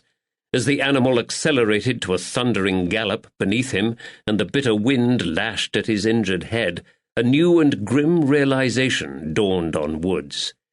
He and Lavender had come to Northamptonshire to find a murderer, and now he had found one. Chapter 25. Monday, 5th March, 1810. The Sardinian Embassy Chapel, London. Father Colin, the bishop's assistant, invited Lavender and Lady Caroline back into the office. "Bishop Douglas is very shaken," he informed them. "He hasn't been well for some time and must conserve his strength. Please state the rest of your business quickly so he can rest. He has asked me to remain for the rest of your appointment." Lavender nodded. Bishop Douglas was still taking small sips of water from the glass when they re-entered the office. He clutched a lawn handkerchief in his hand, but his coughing spasm had abated, and some colour had returned to his sunken cheeks. Lady Caroline expressed her sympathy, and Bishop Douglas thanked her. Father Colin pulled up a chair at the back of the office and sat down. "I'm sorry you're unwell, Your Grace," Lavender said. "I will now be as brief as I can." I understand you knew William Sculthorpe, and from your reaction I gather you were shocked to hear his name again. Bishop Douglas took another sip of water. When he spoke, his voice was a whispery rasp, as if his throat had been ravaged by thistles. Yes, William Sculthorpe was a Catholic priest here in London. But no, I haven't seen nor heard of him for over 20 years. I thought he had retired to Brighton a long time ago. He did spend some years there, Lavender said, but he recently moved to Northamptonshire. Can you tell me what you remember about the man? The bishop sighed. There was a short pause while he struggled to find the right words. Unfortunately, every organization has its bad apple, Detective, and Father William Sculthorpe was ours. No one, it seems, not even a priest, is immune to the weakness and frailty of mankind. I understand, Lavender said. Can I rely on your discretion? Lavender nodded. I do not want to cause any embarrassment for your church, Your Grace. What you tell me will be for my ears alone. Lady Caroline leant forward. You have my assurance, Your Grace, she said in serious, hushed tones. Detective Lavender is an honourable man. He's privy to certain aspects of my life I wouldn't want a soul to know, and he has always been discreet. Bishop Douglas eyed her curiously. I trust you have also shared these aspects of your life with your confessor, my daughter? Lady Caroline hastily sat back in her chair. Whatever happened here 25 years ago, Lavender said, probably has no bearing on William Sculthorpe's murder, but it's important to me to try and understand this man better. I believed his character to have been bad, and I think this may be why he was slain so viciously. Bishop Douglas nodded and cleared his throat. Father William wasn't devout and prayerful in his habits. He was a man of two gods. He also worshipped the god of Mammon, one of the 7 princes of hell. How so? Lavender asked. He was a thief, a swindler, and a blackmailer. Lavender felt a surge of satisfaction in his chest. He had been right. Money disappeared from the church coffers, Bishop Douglas continued. Gold plate and artifacts also vanished. After an investigation, we discovered the thief was Father William, but we couldn't get them back. He'd sold them. What sort of artifacts? Lavender asked. Valuable artifacts that had been in the possession of the Catholic Church for centuries. There were ancient relics and gold and silver plate we had saved from the chaos of the Reformation and numerous other purges against our church. It was only small things at first, then our thief grew bolder. Lavender thought of the thousands of pounds amassed by Sculthorpe during his lifetime and wondered how much of it, if any, had been acquired honestly. Who did he blackmail and why? Bishop Douglas shrugged. I can't remember their names. All I know was that several members of our congregation went to Bishop James Talbot, my predecessor, and complained about Father William. They said Father William used things they told him in the confessional to try and extort money from them. Lady Caroline gasped and threw her hand over her mouth. Heavens save us from such a fiend! The 3 men in the room glanced at her curiously. He was questioned but denied everything, the bishop continued. The man had a compulsion for money, an obsession for gold. Lavender nodded. He remembered the bags of gold sovereigns they had unearthed in Sculthorpe's house. When was this? When did these incidents occur? I think it was in either 1783 or 1784. Did you bring in the law? Lavender asked. The bishop shook his head and let out a small laugh. You have to take into consideration the religious hysteria of the times, Detective. Catholic worship, especially taking Mass, was banned. Prejudice against us was rife, and attacks on our property and our persons were common. We priests scurried around the countryside like guilty fugitives, seeking refuge where we could. To many of our flock we were a frightening liability, and Catholicism in England was dying out. The future of the faith here hung on a knife edge. He took a deep breath and a drink of water before continuing. To have revealed Father William's crimes would have been the final straw for many of our congregation, who might have abandoned us in disgust. Outside of our circle, such a scandal would have only fueled the anger and hatred in the country already prevalent against Catholicism. No, Bishop Talbot decided to quietly remove Father William from office and ban him from ever participating in the rites of our religion as a priest again. He was thrown out of the church and excommunicated by the Pope. And that's when he disappeared to Brighton, Lavender said thoughtfully. Do you know if Lady Anne Fitzwilliam was aware of Sculthorpe's, Father William's, disgrace? I don't know the answer to that question, the bishop confessed, but I suspect not. Lady Anne is a very kind and generous woman. At one time Father William was her confessor. I'm not surprised to hear she's paying for this inquiry, but I doubt she would have done so if she had been aware of Father William's disgrace. Lavender murmured, unconvinced. You don't know about the mysterious service Sculthorpe once rendered unto the Lady Anne.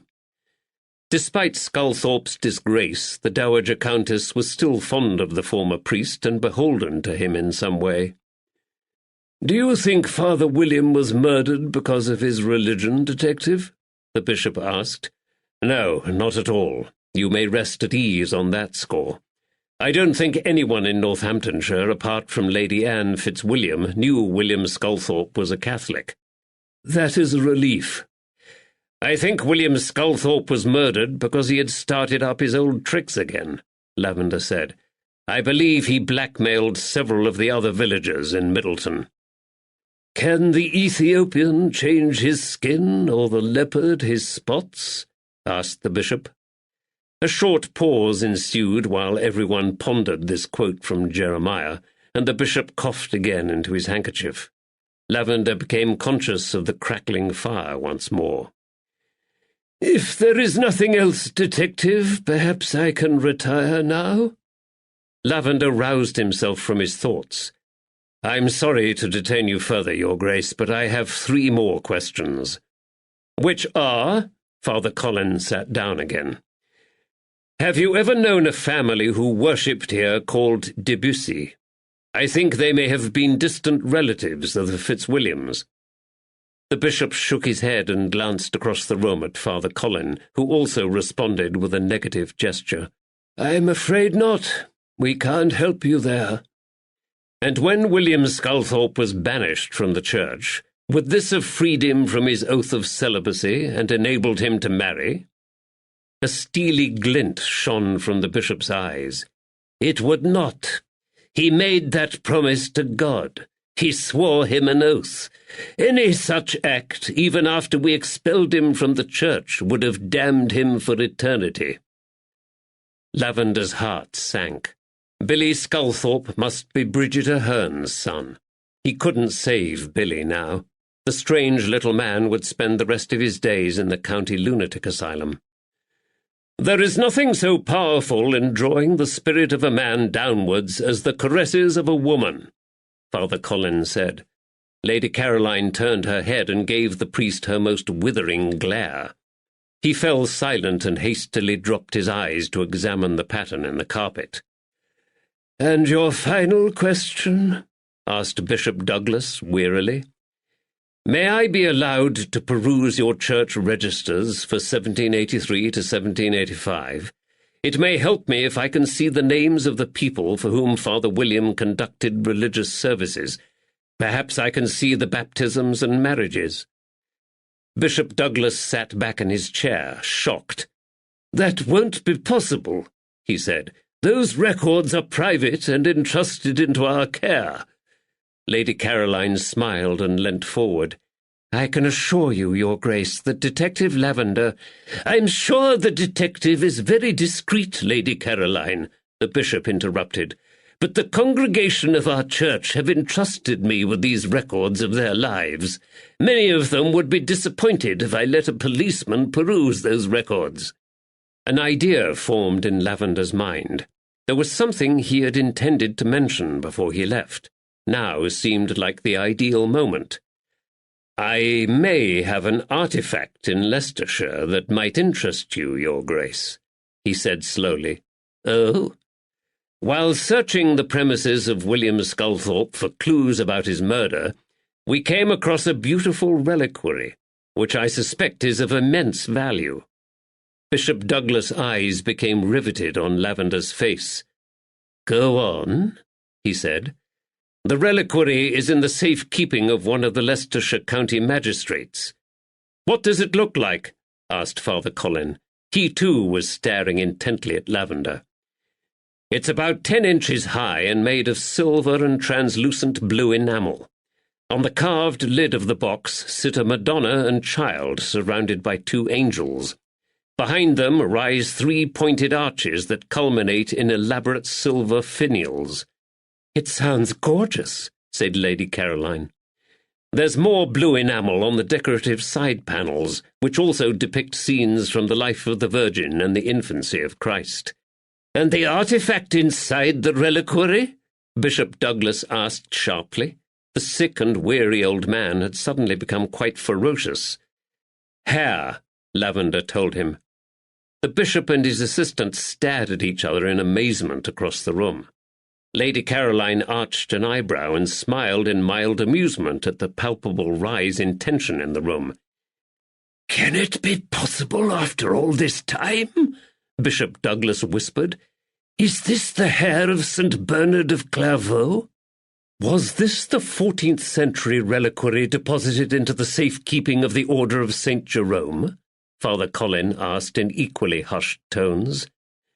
Yes, and it was lost by us, Bishop Douglas said bitterly. Did it disappear around the time William Sculthorpe was stealing from the church? Lavender asked. Yes, Father Colin replied. We thought we would never see it again. Then I will reunite you with your precious reliquary, Lavender promised. For a moment the silence hung heavily in the warm room. Lavender sat still and waited. Lady Caroline glanced from one man to the other, leant across the desk and patted Bishop Douglas on the hand. Surely one favour deserves another, Your Grace, she said. Bishop Douglas nodded and gestured Father Colin to his feet. Fetch Detective Lavender the church records for the years 1783 to 1785. He has proven himself. He can be trusted. Father Colin opened another door of one of the great Baroque cabinets and pulled out 2 leather-bound volumes. He carried them over to Lavender and placed them on the desk in front of him. Lavender flicked quickly through the vellum pages of the first register, scanning the entries. This shouldn't take long, Your Grace, he said. Then we shall leave. I hope you will tell your congregation that the reliquary was returned to you with the help of the Bow Street police, Lady Caroline said to the bishop. It might help to build a better trust between the church and the police. I shall do that, promised the bishop. Lavender quickly realized he had a chronological list of church activities in front of him, and this made his search easier. All the births, deaths, and marriages of the London Catholic community were recorded in the same book. Father William Sculthorpe's name appeared frequently in the 2 registers he perused. Sculthorpe had officiated at many marriages, baptisms, and funerals, but his name mysteriously disappeared from the records in April 1785. This must have been when Bishop Talbot and the church had banished him. Lavender slid his finger back up the page, looking for anything he might have missed during his first hasty scan of the records. It stopped suddenly at a short word in faded ink. Debussy. In December 1783, William Sculthorpe married a young woman called Judith Ann Debussy to Baron Lionel Ralph Danvers. Lady Anne Fitzwilliam had been a witness at the ceremony. What did it mean? Judith Debussy. Was she Judith Wallace? The woman in the record was about the same age as the doctor's wife. Had she been widowed and then married Dr. Wallace? And was she the J.D. in Sculthorpe's book? "Did you ever know Baron Danvers?" Lavender asked. "Baron Lionel Ralph Danvers?" "Of course," Bishop Douglas smiled. "I know him well. Baron Danvers is a most devout Christian and a firm supporter of the Catholic Church. A good man. He donates a large proportion of his considerable wealth to the Church and other worthy causes." Lavender's stomach jolted. He had not expected to hear that Baron Danvers still lived. He nearly cried out in shock a second later when Lady Caroline's hand slid onto his leg and lightly pressed his thigh. Fortunately, her intimate gesture was hidden from the view of the other two men. He glanced at her, but her features were impassive, and she stared straight ahead at the bishop. It was only when she removed her hand that he realized she had something to tell him, in private, about the devout Baron Danvers. Ye gods, he sincerely hoped the Baron hadn't been another one of her lovers. He returned to the fading record in the register. "This is the record of Baron Danvers' marriage to Judith Ann Debussy, here in 1783. Bishop Douglas frowned for a moment, then nodded. "Oh, yes, I remember now. That was his first wife. She died young. Baron Danvers is now married to the Lady Eliza." Lavender pressed his lips together and tried to concentrate on the register. The revelations were unfolding so quickly his brain could barely take in each new development, and he still had one more record to check: Billy Sculthorpe's baptism. Billy had been born in London. Sculthorpe, or Bridget Ahern, may have had him baptized here. Lavender scanned down to July 1785 and narrowed his eyes to search through the baptisms.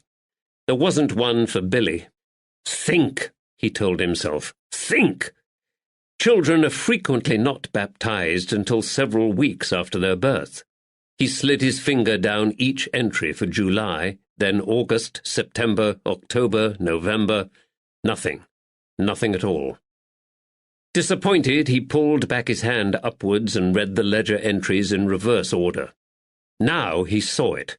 Not the baptism of a young William Sculthorpe, or that of a young William Ahern, but the burial record of the infant William Wentworth Fitzwilliam on 25th July, 1785. For a second he was confused. Why had his brain jolted and his finger stopped at this particular place? Then the pieces of the jigsaw finally fell into place. William Viscount Milton, born and died 22nd July, 1785, at Parkside House, Wandsworth, first son of William, Earl Fitzwilliam, and Lady Charlotte Fitzwilliam. The truth hit him with the velocity and ferocity of a lightning bolt. Billy Sculthorpe wasn't Billy Sculthorpe, and he wasn't Billy Ahern either. Billy was William Viscount Milton.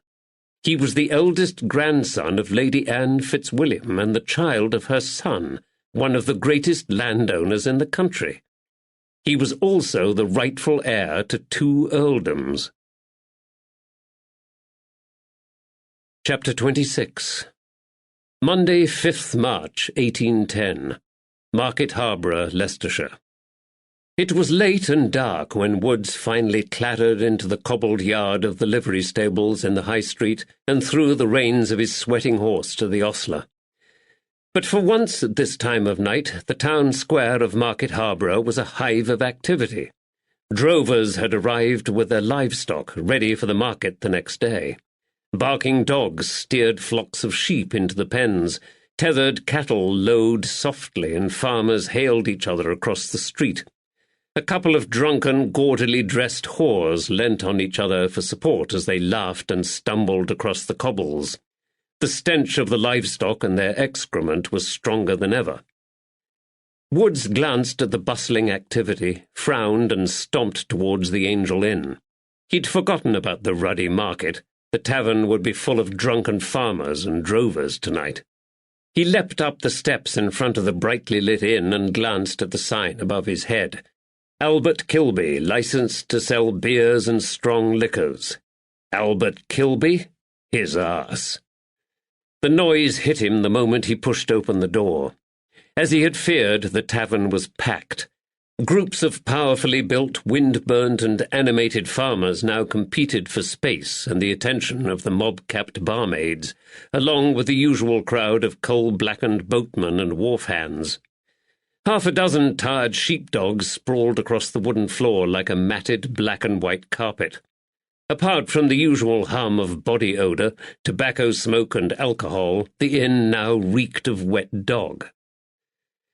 No one glanced up at Woods tonight as he hesitated in the entrance. All the glazed eyes in the room were trying to focus on their slurring neighbours. He caught the faint whiff of hot pastry and his stomach rumbled. He picked his way through the crowds, found a small table and a single stool in the corner and sat down. The crowds briefly parted and he caught a glimpse of Albie Kilby smiling and pouring out ale behind the bar. Kilby hadn't seen Woods, but his wife had. Rosie Kilby arrived at his table with a jug of ale and a pewter tankard. She placed the tankard on his table and pointed towards his head. "My, you look like you've been in the wars, Constable." He tossed a coin onto the table. "Leave the jug," he growled, "and bring me 2 of your steak pies with gravy." If he was going to confront Kilby, he might as well do it on a full stomach. She frowned at his abruptness. "As you wish, sir." She turned on her heel and disappeared into the swaying and drunken throng. Woods poured out his drink and leant back against the wall and glowered in Kilby's direction. It was going to be a long night. Just before midnight, Albie Kilby instructed the last few of his customers to get themselves home to their beds. Kilby's suggestion was greeted by growls of derision from a stubborn table of drunken farmers. Woods leant back on his stool in the shadows and watched. It was darker now. The wicks of the tallow candles that lit the inn guttered in the draught from the door, and the fire in the hearth had all but burnt out. Rosie Kilby sidled across the ale-soaked floor and picked up Wood's empty plate and tankard. "Did you enjoy your supper, Constable?" she asked. "Yes, thank you, Mrs. Kilby," he replied. "If Mrs. Kilby is actually your real name." She started, returned to her husband behind the bar, and whispered something to him. Kilby frowned and glanced in Wood's direction. He turned back to his wife, spoke to her, and pointed to the last group of farmers in the bar. Rosie Kilby went over to them and, after a bit of cajoling, managed to persuade them to their feet. They staggered in the direction of the hallway that led to the front door of the tavern. Rosie followed them out. Now only Woods and Albie Kilby remained in the room. He rose to his feet and glared at Kilby. "We need to talk. Come outside now." Kilby shrugged, put down his cloth, and followed Woods towards the rear door of the tavern, which led out into the stable yard. An image of the landlord's huge, hairy fists shot through Wood's mind, and he realized his mistake immediately. It would be pitch black outside in the yard. Those cobbles could be slippery, and it was unfamiliar territory for him, although not for Kilby. Far better to deal with Kilby inside. Woods swung round, clenched his fist, and thumped the landlord hard in the face. Blood spurted from Kilby's nose and lip, but the huge man barely swayed. He raised his left hand to his bleeding face. "What the—" Wood's second punch hammered into Kilby's rib cage. This time the landlord staggered backwards, overturning a table and stool and crashing into the side of the bar. Glass shattered onto the floor. "Give over, Neddy!" Kilby spluttered. He leant forward and spat out blood. "Don't you bloody call me that!" Woods launched himself at Kilby, swung him round by the lapels and slammed him up against the tavern wall. More furniture overturned and Rosie Kilby screamed. Wood's hands gripped Kilby's thick neck and he squeezed with all his strength. Now Kilby fought back. He swung an iron fist at Wood's head, but Woods leapt back and ducked, catching a glancing blow to his cheekbone. Summoning every last ounce of his strength, and driven by the fury of the devil himself, Woods lashed out at Kilby's face. He struck home twice, then leapt forward and grabbed Kilby by the throat again. The landlord struggled to breathe. His hands clawed at Wood's throat, then fluttered back to try and release the pressure on his own windpipe. Their sweating faces were inches apart. Wood saw shock in Kilby's wide eyes. He smelt the stale ale on each rasping breath, and he felt the fear in the man. It was enough. He stepped back, raised his knee, and jabbed it as hard as he could into Kilby's testicles. "And that's for what you did to our mother." The landlord wheezed, exhaled a huge grunt of pain, then fell forward onto his knees to nurse his injured balls. A huge surge of satisfaction shot through Woods, who stood back to watch him suffer and regain his breath. The next second, Rosie Kilby's broom appeared out of nowhere and whacked him on the skull. Its hard edge caught the delicate tissue of Wood's damaged left ear. He swore, staggered, and clutched his head as the searing pain exploded in his ear once more and bounced around his skull. "What the hell do you think you're doing?" The furious landlady waved the broom in their faces. "Are you bloody Cain and Abel now? Why don't you just sit down and talk to each other like normal family?" Woods couldn't respond. He clamped his jaw shut to stop himself from screaming in agony. Blood oozed over his fingers as he grasped what remained of his tattered and swollen ear cartilage. Tears stung his eyes. "I'll see you thrown in jail for that, madam," he spluttered when he finally found his voice. It cracked with pain. "There's ruddy laws against attacking police officers." "Aye, for them that's on duty, maybe's," she yelled, "but not for them that's simply thumping the hell out of their brothers. And you!" She gave Kilby a hard shove on the shoulder with her broom. "You great saphead! Why the hell didn't you fight him back?" She slapped him again, then placed her hands on her hips in a gesture of furious defiance. Wood's gaze shifted between his sister-in-law and the bowed white head of his grimacing brother, who was still nursing his balls delicately in his cupped hands. Kilby finally broke the awkward silence. He spoke slowly and with a slight squeak. "Actually, Ned, it were Ma who helped me the most. She helped me to escape." Chapter 27. Monday, 5th March, 1810. Lincoln's Inn Fields, London. Lady Caroline sank down onto the carriage seat in a flurry of green velvet and ostrich feathers, and turned her sad face in the direction of her young lover, and sighed heavily. "Caro!" Duddles exclaimed in alarm. "Are you unwell?" He reached out to take her hand in his own. No, Henry. But I'm so exhausted. Police work is utterly exhausting. I don't believe I've had to concentrate so hard in years. I could barely follow the detective's line of questioning." "My poor Caro," Duddles said. "You must rest when we return home. I shall dab your temple with a sponge of aromatic vinegar to chase away the megrims." "Oh, would you, Henry, darling?" She leant towards him affectionately. "I would be so grateful." Lavender grinned, shut the carriage door behind him, and sat back on the seat opposite her and Duddles. The coach jolted and slid back into the stream of traffic. "You were magnificent, Lady Caroline," he said. "Was I?" "Yes, I would never have managed without your help. Your assistance has been invaluable. Thank you."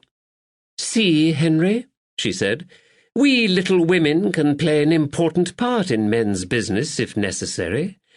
Just think, today I may have solved a murder. Have we solved the murder, Lavender?" He smiled. "Yes, Lady Caroline, you have solved the murder."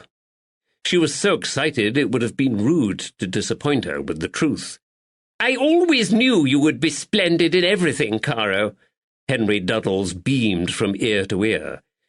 "But we haven't finished yet." She raised her hand in the air and pointed at Duddles. "You must help Detective Lavender too, Henry. You can help. He needs to know the truth about Danvers. Bishop Douglas doesn't understand the man." "Danvers?" "Yes, Lionel Danvers from Sotherley Park." "Oh, the Middlesex Danvers?" Yes, yes. I know you've joined him on the hunt and been to house parties at the manor." Duddles flushed as he turned to address Lavender directly. His wide eyes looked sheepish and were half hidden by his thick fringe of blonde curls. "Yes, Lionel Danvers, a swell chap. He serves a damned fine port wine from Portugal, and there's plenty of chinks to be won at his card table." "No, no!" Lady Caroline rapped Duddles' hand with her fan. "Never mind the wine and the gambling. Tell the detective what you told me about how he treats his horses and his dogs." Duddles nodded. "Oh, he's a brute on the hunt. I've seen him lame a horse with no shoe rather than miss the kill. He's a bit too ready with his whip, too, and not only with animals. He was arrested once for thrashing a footman. Nothing came of the charge, of course." Lady Caroline leant forward towards Lavender. "Bishop Douglas has no notion of the man," she said crossly. "He thinks him a saint because he donates to the church, but he's not." A frown creased Lavender's forehead. "Do either of you know anything about his wives?" Duddles started. "Has he more than one?" Lady Caroline laughed and tapped him playfully on the arm. "No, you silly boy, but he's had more than one. His first wife died some years ago, I think." Duddles sat back in his seat, happy to let Lady Caroline do the rest of the talking. "Lady Eliza is the current Baroness Danvers, but she's very unsociable, and I hardly know her. There have been rumours, of course, but there always are." "What sort of rumours?" Lavender asked. "That he beats her." Lady Caroline's voice was quiet now, her tone grim. "No one ever knows, of course, what really goes on behind the closed doors of any family home, but I've seen her shivering in church on a sweltering August day." "Shivering?" "Yes, shivering, or quivering. One can't always tell the difference. Anyway, she wore a dark blue silk taffeta gown with full-length sleeves and a high neck on that day, which is always significant." "It is?" "Good heavens, Detective, you need a lady assistant. I can see Doña Magdalena will be very busy in future." "I normally rely on Constable Woods to provide me with relevant information about the fairer sex and their clothes." "Well, no wonder British justice is in such a pickle." Lady Caroline shook her head of auburn ringlets and tutted in frustration. "Lavender," she said slowly, as if explaining something to a young child. "Baroness Danvers wore a high-necked gown with full sleeves on that sweltering day to hide the bruises and lacerations on her skin." "Ah, the cad!" Duddles spat out the words in anger, then looked away in embarrassment and anger, fixing his interest on the flower sellers, hawkers, and shoppers ambling along the pavement outside. There was a short silence as the two men absorbed the full meaning of her words. So this was what Lady Caroline wanted to tell him about the devout Baron Danvers when she'd squeezed his leg back in the bishop's office. He felt guilty for assuming she'd had an affair with the brute. Suddenly he understood her preference for smooth-cheeked young bucks like Duddles, who were barely out of the schoolroom. It was easy to instruct these enthusiastic, panting puppies in the niceties of how to treat a lady with love and kindness. Perhaps he should offer to dab Magdalena's temple with aromatic vinegar the next time she had a headache. "I sincerely hope you're going to tell me there is a warrant out for Baron Danvers' arrest," Lady Caroline said with feeling. "Didn't she kill herself?" Duddles asked. Lady Caroline's black ostrich feathers swished as she swung her head towards him. "Who?" "Danvers' first wife.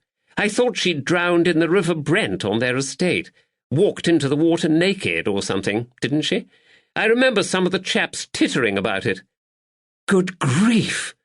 Lady Caroline's face lit up and she leant forward, forgot herself and gave her consort a pat on his breeched leg. "Well done, Henry. I'd forgotten all about that." A wide grin spread across Duddle's handsome young face. "This will be the Judith Debussy you asked about." Lady Caroline swung round to face Lavender. "I remember it now. It was a terrible scandal." "What happened?" Lavender asked. "They had been married for barely a year. She walked into the river and drowned herself, leaving her clothes on the bank. Danvers tried to hush it up, of course. He told everyone his wife had been ill and died, but it was impossible to keep a secret like that in our circle. Everyone soon knew about it. It didn't help that Danvers dredged half the River Brent looking for her body. You can't do things like this without attracting comment." "Did he beat her, too?" Duddles asked. "I don't know," Lady Caroline said. "Once the truth was out, Danvers told the coroner and the rest of the world that his wife had been insane. He said drowning herself had been the act of a madwoman."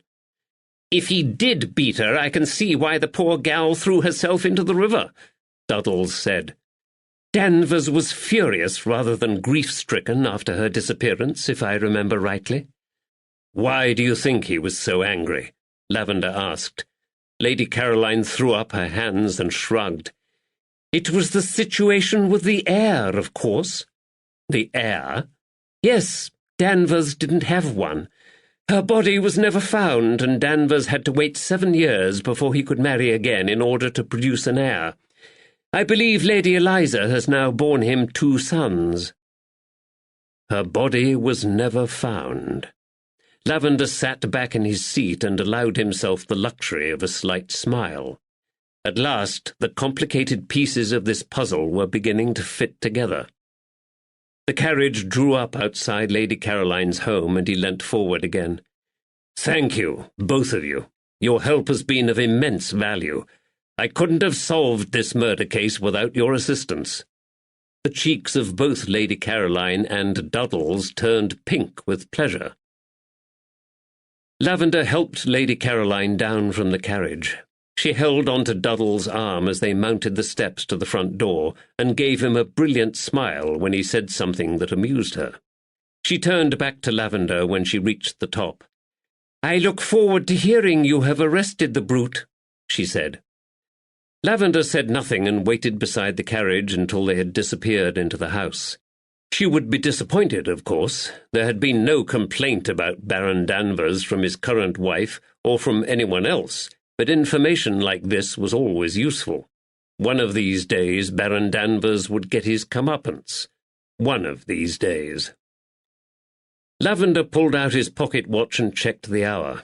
Good. He still had time to make one last call before he had to board the return coach to Market Harborough.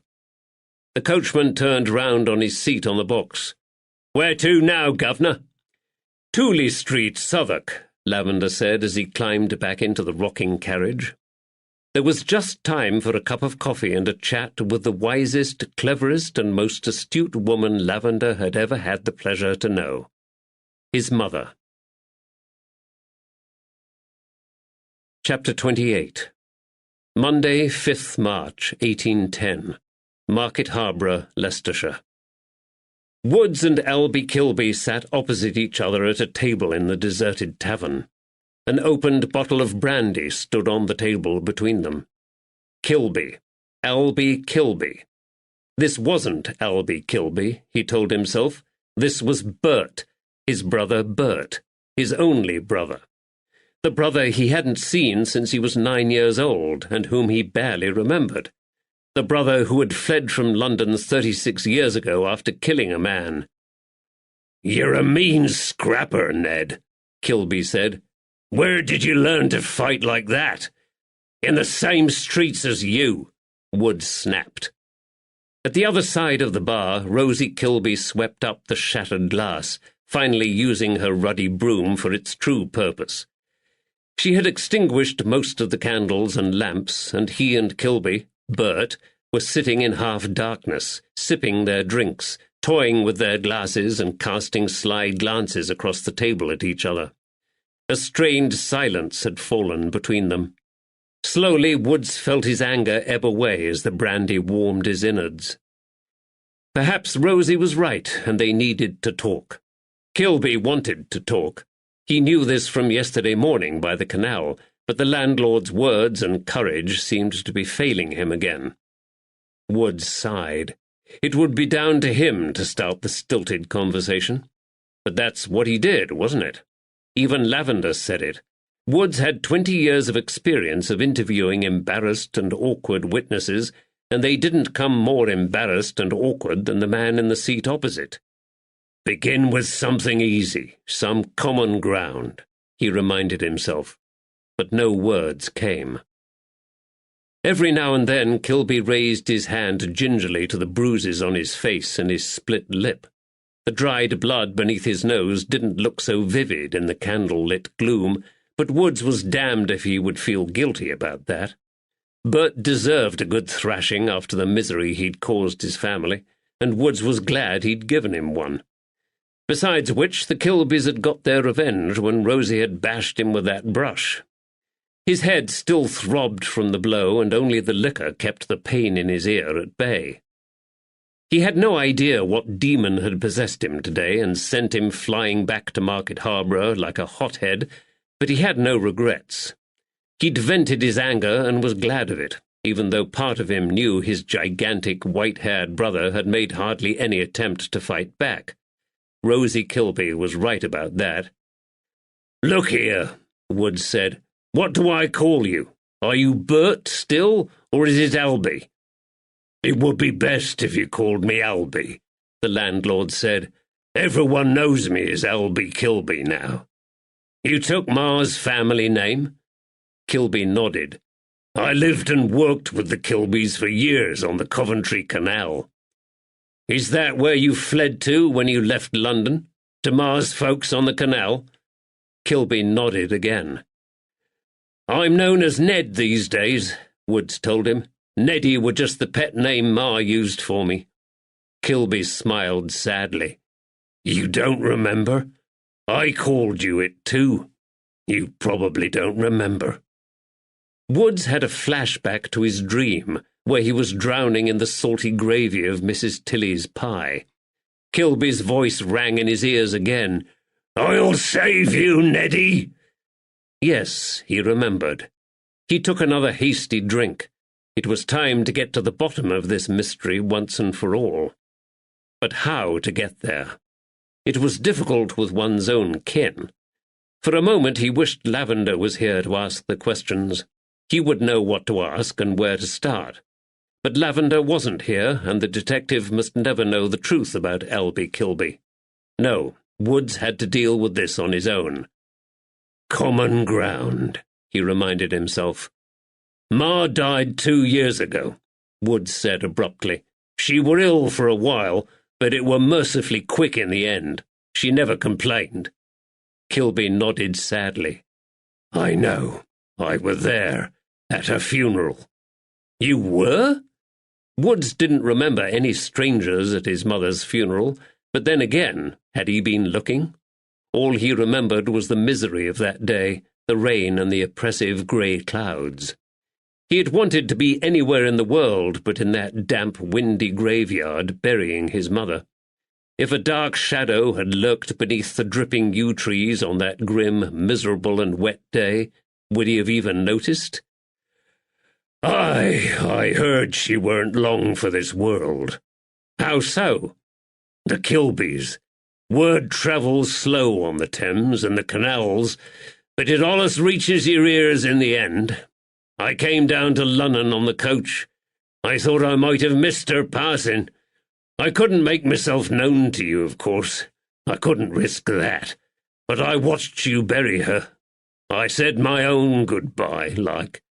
I saw you with your wife, Bertha. Betsy. Aye, that's it, Betsy. And your 3 nippers.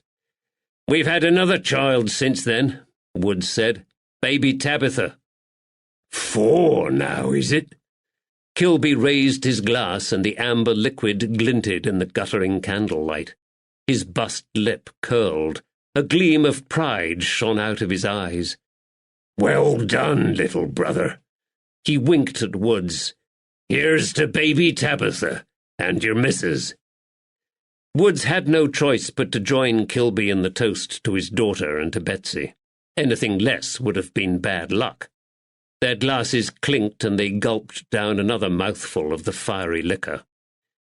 It was odd, really odd. His brother had been dead to him for years. Now this stranger claimed the right of a brother and an uncle to belatedly toast the arrival of little Tabby and to congratulate him and Betsy on their fertility. He felt a flash of resentment, but it subsided almost immediately. "We had 3 who survived," Kilby told him. "All lads and all grown men now. I'd have liked a daughter." Woods reached for the bottle and refilled their glasses before raising his own. "For your sons," he said, "and for Rosie." Their glasses clinked again and more liquor hit the back of Wood's throat. Perhaps this was what other folks did when they met brothers whom they thought were dead. They got drunk. Kilby cleared his throat. He looked embarrassed. "About the broom and my Rosie." "Don't worry," Woods sighed. "Betsy would have done the same." Relief flooded across Kilby's face. Murderer or not, the big man loved his wife. "I'd like to meet Betsy one day," Rosie called out from the other side of the tavern. "It sounds like me and her would be well met and well matched." She was wiping glasses behind the bar by now, but her eyes never left the 2 men. Her broom now leant idly against the wall, but Woods had no doubt she wouldn't hesitate to pick it up and lash the 2 of them if they failed to— well, to what? To clear up the past? To talk? To find some sort of kinship? "So, what happened on that day in the docks, Albie?" he said. "I know some things, but not all. And I saw some things too, but it's muddled. Tell me in your own words what happened." Kilby's huge shoulders rose and fell with his sigh. "You were only a nipper. There are 10 years between us. You were the only one of Ma's babies to survive after me, and there were a lot who died." Woods nodded. "I were fond of you, Ned," Kilby said awkwardly. "You were a good little lad. Funny, too." He paused, embarrassed. "You allus made us laugh with your daft ways." Woods felt affection emanating across the table towards him, and memories flooded back of those years when they were a family. He remembered Kilby lifting him up onto his broad shoulders when his little feet were too tired to walk any more. Kilby carrying him everywhere on his shoulders, along the noisy, dirty docks, around the cramped and smoky streets of Rotherhithe, and down to the mud flats beside the river, where he liked to play. Kilby taught him how to search for winkles in the rock pools and tease out the flesh from the shell with a pin. He taught him how to hunt for crabs and how to fish. Woods remembered trying to fight with Kilby when he was mad, and his big brother laughing as he parried Wood's tiny fists. He remembered Kilby sitting with his ma beside his bed when he was ill, with concern etched across his broad face. "You'll be fine, Neddy. The pain will soon pass." More than anything, he remembered his brother's great beaming smile. "I worshipped the ground you walked on," he thought. "You were my big brother," Woods said awkwardly and stopped. He didn't want to give Kilby too much hope. It was too early to forgive. He still didn't know what the devil had done. "'Twere difficult for us." Kilby spoke with more confidence this time. "You were too young to know the half of it. Pa left Ma soon after you were born, and I became the man of the house." Woods nodded. "I don't remember him at all." "I were young when he left, and it were hard on me," Kilby said. "I were unhappy and began to run with a bad crowd. I'd stay out late and cause trouble. I started thieving with a gang of young 'uns." "Oh?" "We started with the small stuff, as boys do, a bit of snaffling here and there. We took things from shops and dived into the old pocket or two for movables." Kilby's eyes darkened and he reached for the bottle again. The fine white hairs on the back of his huge hand gleamed in the candlelight. "Aye, those were dark days. I caused I caused her pain." He threw back his head and downed his drink in one. Woods tensed at this confession. "Get to the point," he thought. "Tell me about the gang you ran with." Kilby put down his glass and glanced upwards to the ceiling as if trying to pull down a memory from the rafters of the tavern. "The leader were a lad called Yabsley. Nasty piece of work he were, a real sly boots. He had pock-marked skin, lanky black hair, and eyes right close together here." Kilby pointed with 2 fingers to the bridge of his swollen nose to emphasize his point. "He also had summat to prove, did Yabsley. His elder brothers and his father were known as real rogues in Rotherhithe. Yabsley hankered after that fame. He had his eyes set on bigger prizes, and he got more vicious as he got older." Woods nodded again. He'd seen it all too often before. Gangs of young lads roaming the streets, out of work and bored. Stealing for food and stealing for fun until it became the only way of life they knew, and the stakes rose along with their daring.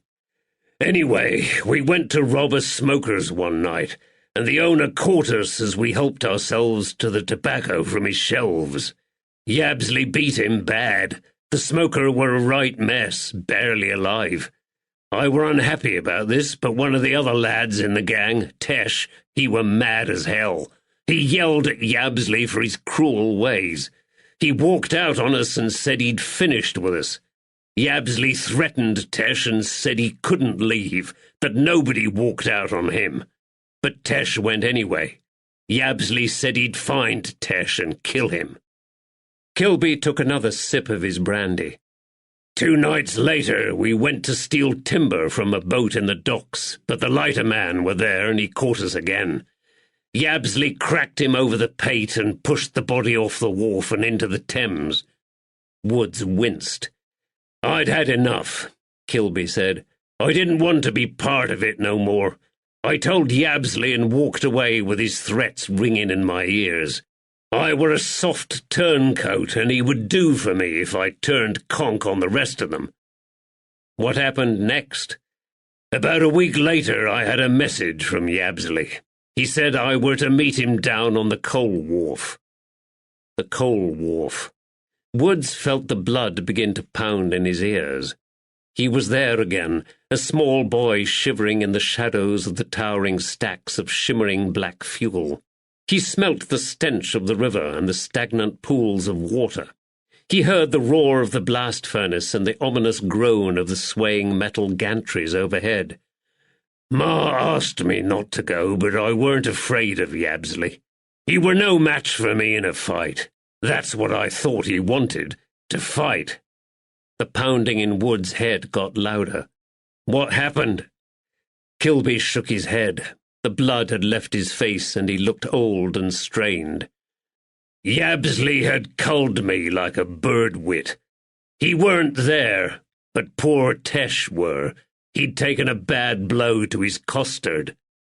Bloodied grey brains oozing out from the gash down the side of his head and slithering down the coal like a reptile. "He'd set me up for a goal, Ned. They'd killed Tesh and set me up to take the blame. They wanted me stretched out on the gallows at Tyburn. The wharfinger, coal merchant, and other men suddenly appeared. They saw me leaning over Tesh and began to shout. I looked up and I saw you watching me, horror all over your little face. Run, Neddy, run!" Woods felt nauseous as he watched himself stumble and slither over the coal heaps, trying to get back to the hole in the fence. Tears streamed from his young eyes. He fell over. His hands and knees oozed blood mingled with coal dust. Kilby had asked him a question. Woods shook himself and snapped back to reality. "Sorry?" "I asked you why you were there that day, watching me." "I'd followed you from the house," Woods said simply, knowing with complete certainty this was true. "I'd just rounded the corner and saw you there, leaning over him. I just followed you." Silence. "You allus were a daft little bugger." Kilby shook his head sadly and reached over to fill Wood's glass again, but Woods held up his hand to stop him. "No, my head's pounding enough as it is.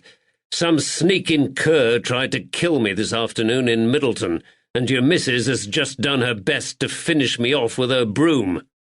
"Someone tried to kill you?" "Yes. It weren't you, were it?" Kilby gave a laugh and shook his great head. "I'd never do that, Ned, no matter what you did to me. I wouldn't ever hurt you." "I'm beginning to believe you." "I realized who you were when you said Ma's name on your first night in here," Kilby confessed. "I've tried to speak to you a few times about it all since, but I couldn't find the right words, and it didn't help you were police. I didn't know who you were until today, when I got that bash on the head. Were you following me through the town the other night when I left here?" "Yes." "What made you become a lawman, Ned?" Kilby's face creased as if the thought pained him. "The Kilbys never told me about this." Woods shrugged. "The horses, I think. I'm a patrol officer." Kilby turned and glanced fondly at the mangy grey horsetail pinned to the wall beside the bar. "Well, brother, we've got something in common, then." "Yes," Woods smiled. "And there's another thing. Fishing." "You like fishing?" Kilby's eyes lit up with delight. "I should do," he said. "You taught me how to fish, remember?" Kilby grinned, but Wood's smile faded. His mind nagged him again about Kilby's predicament. "Where is Yabsley now?" "Dead, 20 years since. I heard about it from the Kilbys. Someone stabbed him through the heart and sent him to the bottom of the Thames. Then he got what he deserved," Woods growled. "And the other men in your gang? Those who knew the truth about what happened to Tesh? What happened to them?" Kilby frowned and fingered his glass as he tried to remember. "Wilton were hauled up in front of the Beak and sent Bayside on a lag ship, but I've never heard a word about the others." "What about the wharfinger and the coal merchant who saw you with the stiff?" Kilby shrugged. "As far as I know, they're still alive and well."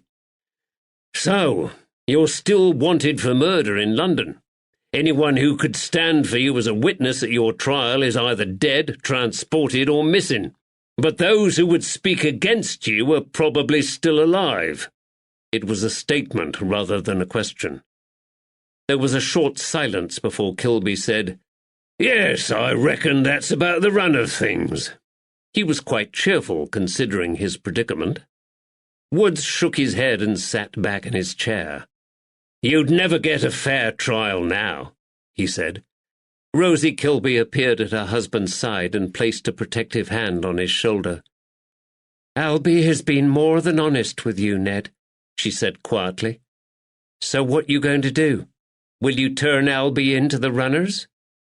They stared at him, waiting for his reaction, his decision. He sighed heavily. He'd expected this question. "I'll tell you what I'm going to do, Rosie," he said firmly. "I'm going to sleep. My old noddle is fair swimming with all this. I think my way will be clearer in the morning."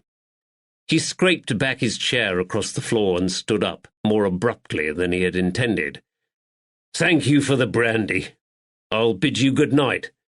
"Wait!" Rosie grabbed hold of his arm. "There's a warm room upstairs if you wants to stay the night. It has fresh sheets on the bed, and I'll do you a good breakfast in the morning. I knows you share your brother's great appetite." "My Rosie cooks a damned hearty breakfast," Kilby said, smiling. Woods hesitated, as he always did at the prospect of good food. Things had just taken an interesting turn. Kilby might be unconcerned about his fate, but his wife was fretting. She didn't want Woods out of her sight in case he went to the magistrate to fetch an arrest warrant for Kilby. Woods had been an officer long enough to recognize a bribe of ham and eggs when he saw one. The desperate woman was tempting him with a warm bed and good food. Would Betsy fight so hard for him? He ruddy well hoped so. Sleep would have to wait. The decision had to be made now. Kilby's fate spun on the edge of a sixpence, and all three of them knew it was Wood's hands that flipped the coin.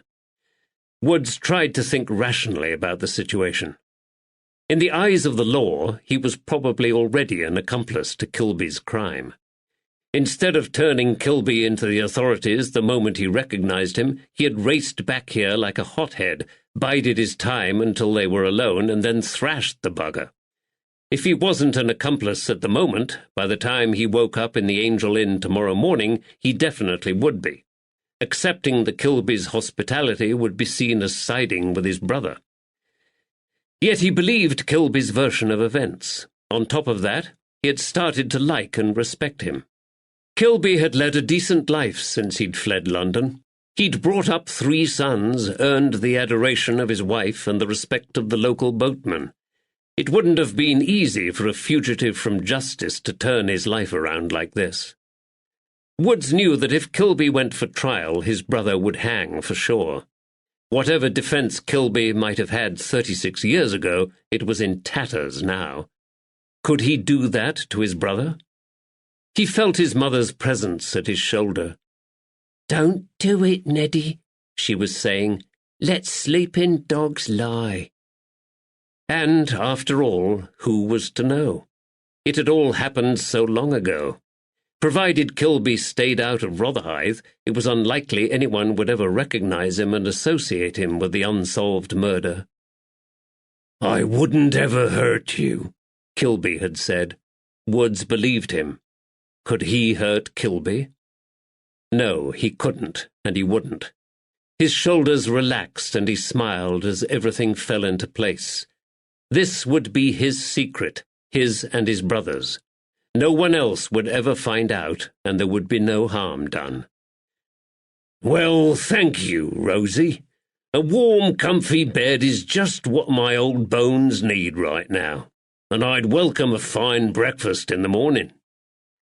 Relief flooded across both of their faces. They knew the significance of his decision to accept their roof over his head for the night. Kilby got up and began to lock up the tavern. Rosie picked up a lamp to lead him upstairs to his bedchamber. They didn't ask him any more questions, and he was glad. He didn't want to talk any more. As he trailed in the wake of Rosie's flickering candle, another thought lightened his step. He didn't know why, but Woods knew there'd be no more nightmares. It was over. Chapter 29. Monday, 5th March, 1810. Southwark, London. Alice Lavender was sitting by the fireside in the front parlour, her grey head bent over her sewing, when Lavender walked into his parents' house. Unlike many of their neighbours who kept their parlours for funerals, Christmas and Easter, Alice had always insisted her family used theirs every evening. They ate their evening meal at the kitchen table, but once the dirty crockery and pans were cleared away, they would retire into the parlour. John Lavender would smoke his pipe and read out extracts from the daily news sheet to the family. Lavender's mother and sisters would sit at their needlework. Sometimes the girls would play cards, or one of them would play a tune on the scratched old pianoforte. When he wasn't up to mischief with little Elizabeth, the young Lavender would curl up in an armchair with a book, pretending to read but secretly listening to his parents' discussion of national events and politics, and to the older girls gossiping about their friends and neighbours. He knew he had been a quiet child, and his bookish ways had been a disappointment to his active and boisterous father. But his childhood had been a happy one, and many of his favourite memories came from this well-lit room, with its comfortable but worn old furniture and the ancient long-case clock ticking quietly away in the corner. "Stephen, what a wonderful surprise!" Alice put down her needlework and rose stiffly to her feet. Her patchwork knitted blanket slithered off her lap and formed a brightly coloured pile on the floor. He kissed the soft, lined cheek she offered him. As always, she smelt faintly of violets. He loved her scent.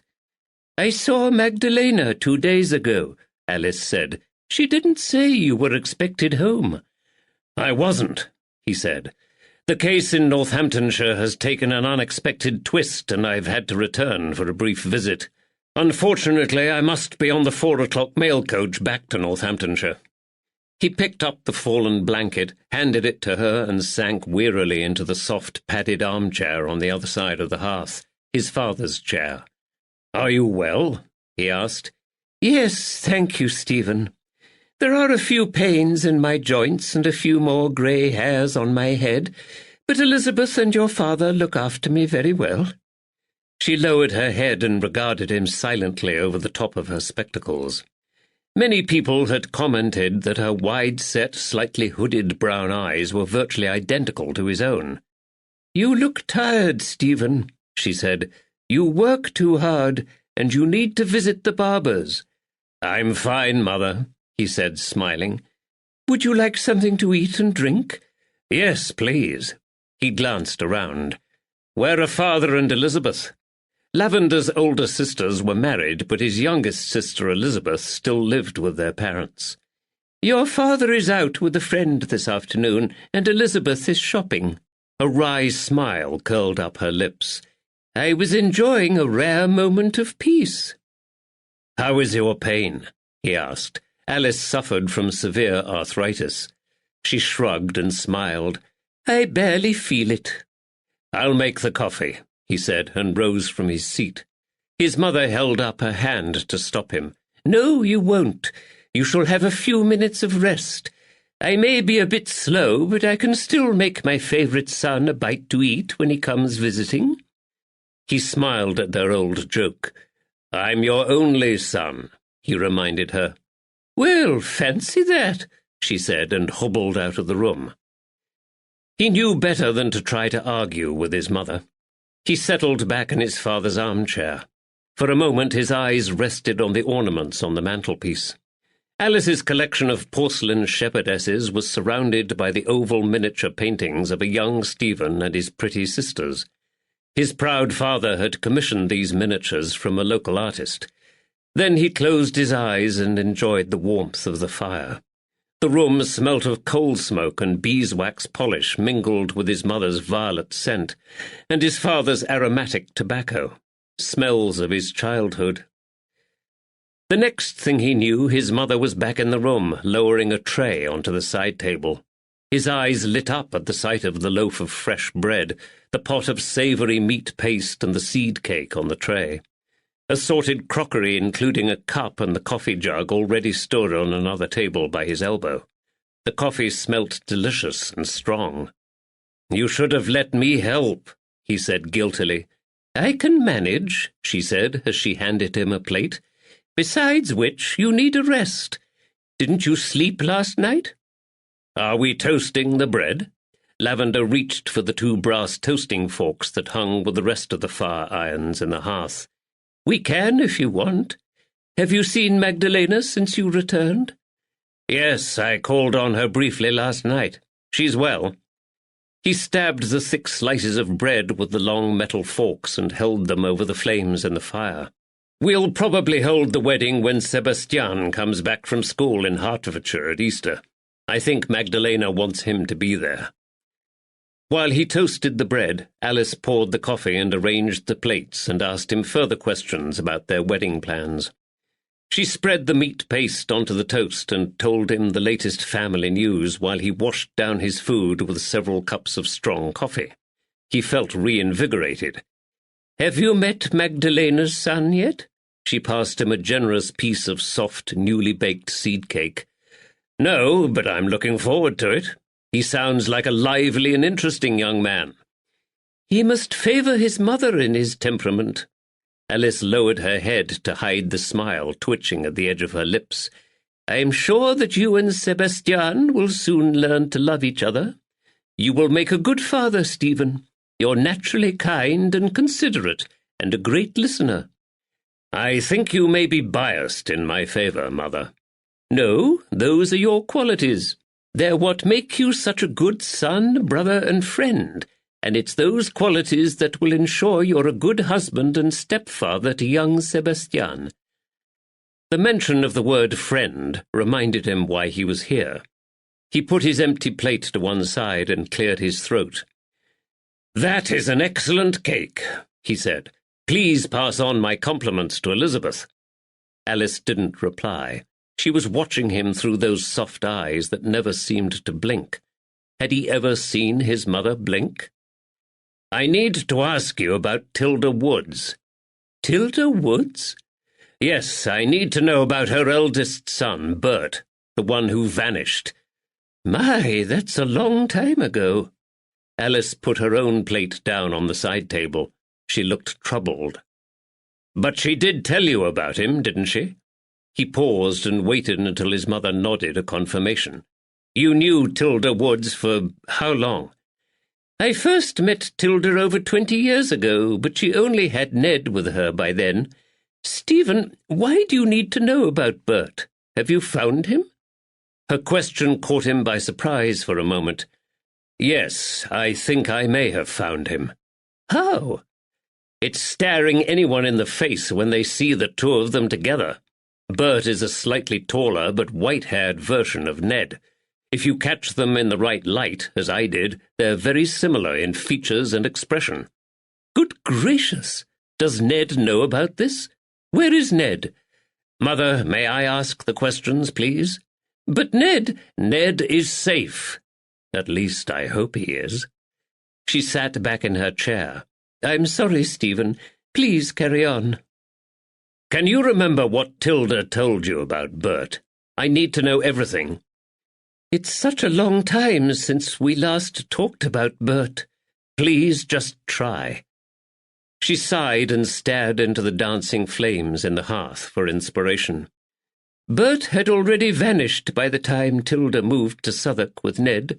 The two of us didn't become friendly until Ned started to work at Bow Street with your father.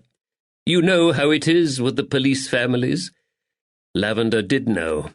The Bow Street police officers weren't popular in London and were regarded with great suspicion by most of the population and often isolated. As a result of this, the families tended to live close to each other for support. "Please try to remember what you can. It's important." Alice sighed again and shifted her unblinking gaze onto the lacy curtains of the window. Lavender sensed she was trying to pluck the old memories from the dark recesses of her mind. "His full name is James Albert Woods," she said eventually. "He was called James for his father, but everyone called him Bert to avoid confusion." James Albert Woods. James Woods. J.W. "When he was a young man, he ran with a bad crowd. He got into trouble, a lot of trouble, and broke Tilda's heart. He escaped arrest by the skin of his teeth, she told me. Then one day there was a hue and cry." "Why? What had happened?" "The constables who came to her door said Bert had killed a man down on the coal wharf, and he was now a fugitive from justice." "Had he? Killed a man, I mean?" Alice shrugged her narrow shoulders. "Tilda never believed the accusation. She said Bert had been framed for hanging by some of the others in his crowd."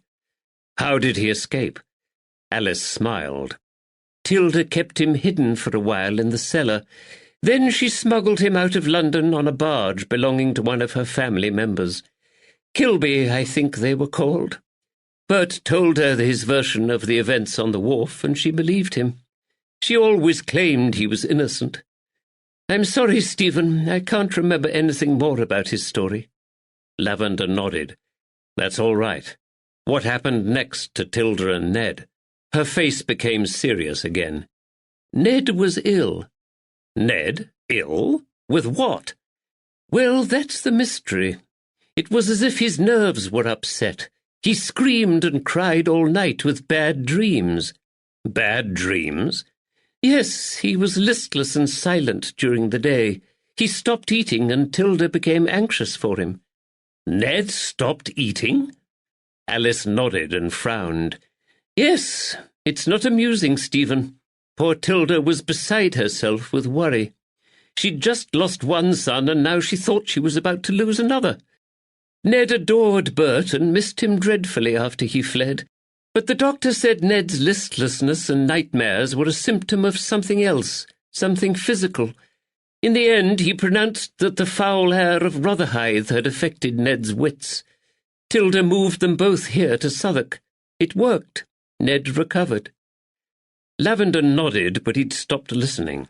His mind was with Ned, alone up in Market Harborough, and the fear that first jolted him when he recognised Kilby now returned to gnaw at his guts.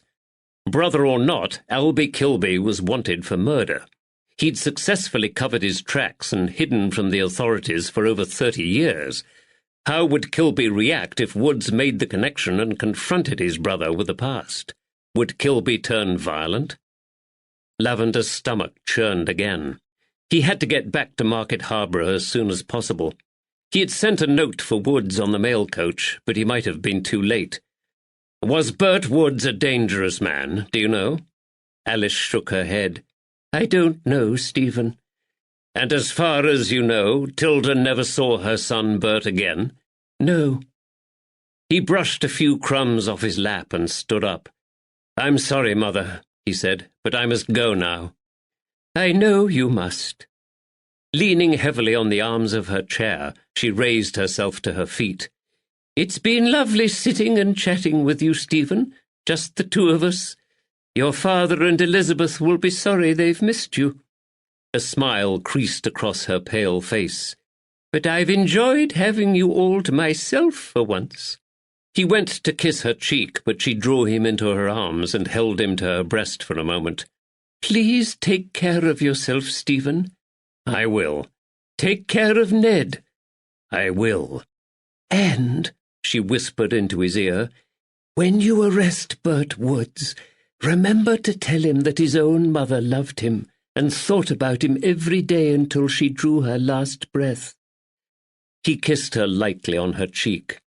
I will, he promised. Chapter 30. Tuesday, 6th March, 1810. Market Harborough, Leicestershire. Lavender clambered stiffly out of the mail coach into the dark, cobbled yard of the Bell Inn. He was exhausted after the overnight dash from London. It was raining, and a large crowd of people, some of whom stank of liquor, were already at the carriage door, desperate to claim a place on the inside of the vehicle for its onward journey, rather than get drenched by travelling on the outside. Lavender forced his way through the crowd and walked straight into the backside of a fat, wet sheep. What the devil? The animal bleated mournfully and shuffled back into the huddled flock tethered outside the tavern entrance. Lavender wrinkled his nose. The strong, gamey odour of wet lanolin emanated from the animals. Then he remembered. Tuesday was market day in Market Harborough. Everywhere would be busy. The inside of the tavern was as crowded as the courtyard outside, but thankfully the only four-legged animals were a few exhausted sheepdogs sprawled beneath the tables, while their inebriated owners talked and argued with each other or attempted to play cards or dice. Lavender took his luggage upstairs and noticed that Wood's shaving equipment and carpet bag had gone. Perhaps he was pursuing some lead or clue over in Middleton and had stayed at the village for a few nights. Hopefully he should be back soon. Lavender returned to the tap-room and pushed his way through the drunken farmers until he found an unoccupied table in the corner. He ordered ale and a large plate of meat and potato pie and gravy from the barmaid. He asked the young girl if she had seen or heard from his constable today, but she shook her head and looked confused. He glanced around for the landlord with the huge sideburns and saw Fred Newby on the opposite side of the room, taking part in a heated debate with several of his customers about the price of corn. When she brought him his supper, the barmaid also gave him 2 letters, one of which he recognized instantly as the note he had sent Ned warning him about Albie Kilby. It was unopened. The other was from Captain Rushperry and was addressed to both him and Constable Woods. It was still sealed. The barmaid told him they had both arrived the previous afternoon. Obviously, Woods hadn't been here since then. Lavender frowned, pulled out his pocket-knife and slit open the letter from Rushperry. Rushperry wrote that Lavender had been right about Caleb Licorice. The Cottingham churchwarden had been in trouble with the law in his youth. While perusing the court's records for the name Licorice, Rushperry's clerk had discovered that the churchwarden had been sentenced to 30 days' hard labour back in 1782. Licorice had wilfully exposed his manhood to a startled group of women returning home from the Kettering horse fair. Lavender laughed and wondered why he wasn't more surprised to learn Caleb Licorice was a lewd fellow. A sense of satisfaction welled up in his chest. The complicated strands of the tapestry of this mystery were beginning to untangle, and a clearer picture was emerging. William Sculthorpe had a compulsion about money, and when he lived in London he resorted to blackmail to keep his coffers topped up with gold coin. He needed to speak to Caleb Licorice again to confirm his suspicions, but his theory that Sculthorpe had been blackmailing his Middleton neighbours was becoming more and more credible. For all Lavender knew, he'd probably been blackmailing folks down in Brighton, too, when he lived there. Lavender didn't know how Sculthorpe had found out about Licorice's past crimes, but nothing surprised him any more about the former priest. He had no doubt that the wily old man had approached Licorice, threatened to reveal his sordid little secret, and demanded money in exchange for his silence. 1 guinea a month was a hefty demand. No wonder the two men were seen arguing, but Licorice had no choice. If the truth came to light about his youthful perversion, his standing in the community, especially at the church, would be ruined. Licorice needed William Sculthorpe to keep quiet, but would he have been prepared to murder the old man to ensure his permanent silence? Lavender shook his head. No, Licorice wasn't the type to get his hands dirty, but he could afford to pay someone to do the deed for him. Would he turn a blind eye if he knew that others planned to rid the village of the blackmailing old rogue? Who amongst Sculthorpe's victims would be prepared to become part of such a conspiracy? He sighed. "This is the last payment, you old bastard. Leave me alone. J.W." The resentment and anger in that message bothered him. The author of this curt note hated William Sculthorpe with a vengeance. More than any other of Sculthorpe's 5 blackmail victims, Lavender desperately needed to get to the bottom of the mystery of J.W. Hopefully, Woods would have plenty to report to him by now. He glanced at the door, expecting to see the burly figure of his constable walk through it at any moment. Woods knew Lavender was returning to Market Harborough tonight. They needed to meet and speak as soon as possible.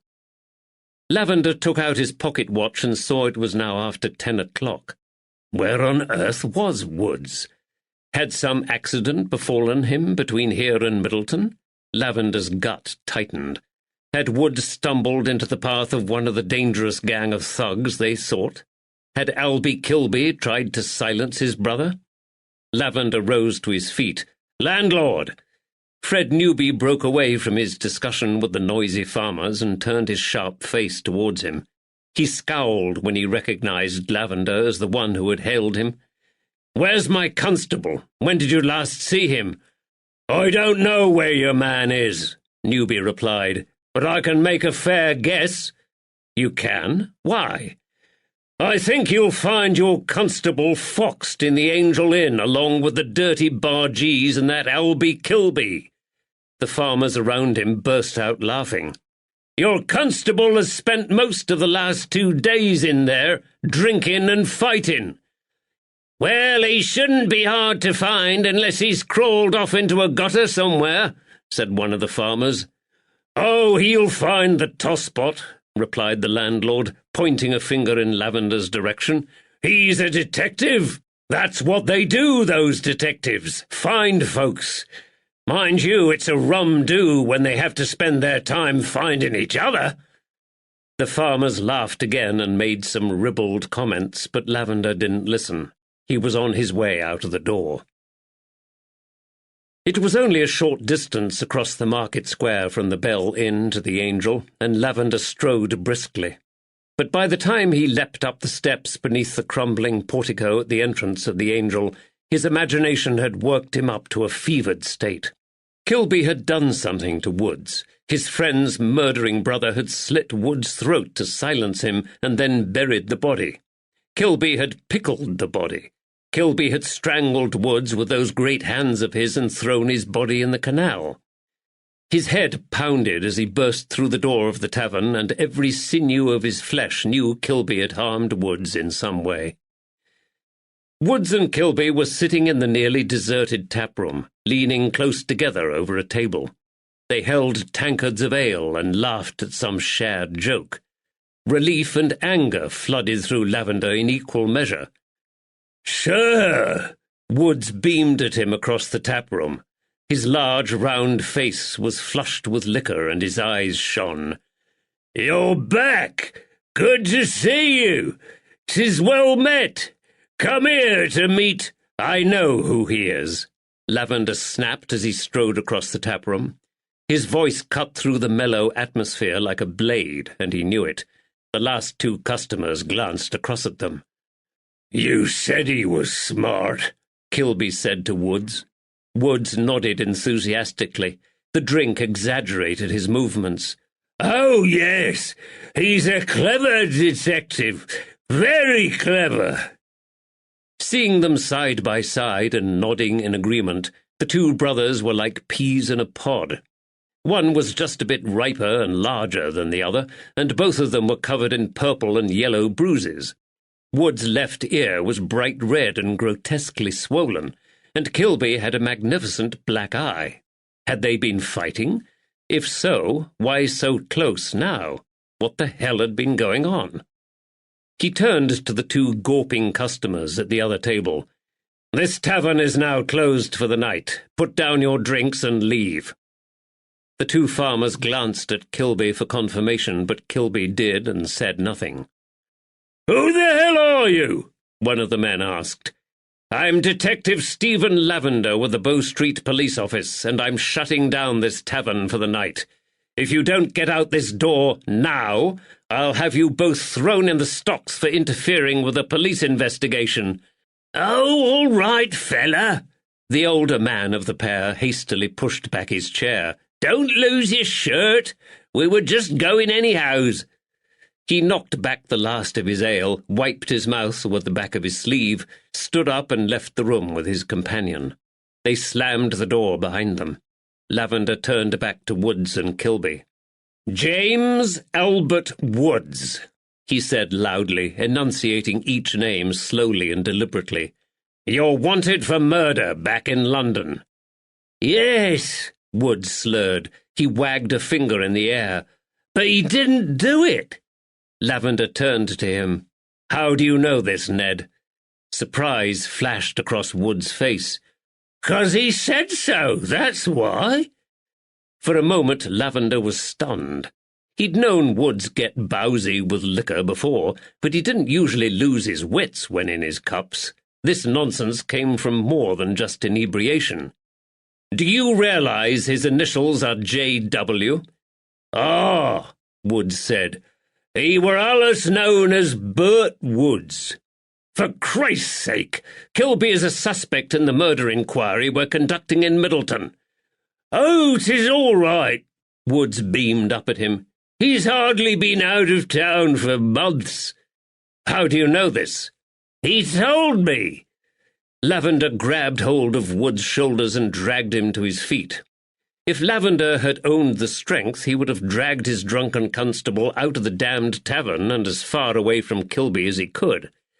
He thought for a second that Kilby might intervene, but the giant man stayed still in his seat and watched the two policemen argue with impassive eyes, one of them blackened and half-closed. "Whoa, sir!" Woods laughed, swaying unsteadily on his feet, and shook him off. "How were your trip back to London?" "Damn London!"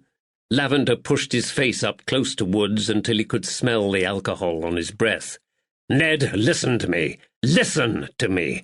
You're a constable with 20 years of experience of villains. You never take the word of suspects for granted. You know this." Woods shook him off and smiled. "'Tis all right, sir. He's my brother." He screwed up his face in an exaggerated wink. "I'd know if he were a lying wrinkler." "He's a suspected murderer, Ned!" Lavender yelled. He was losing control of this situation, and he knew it.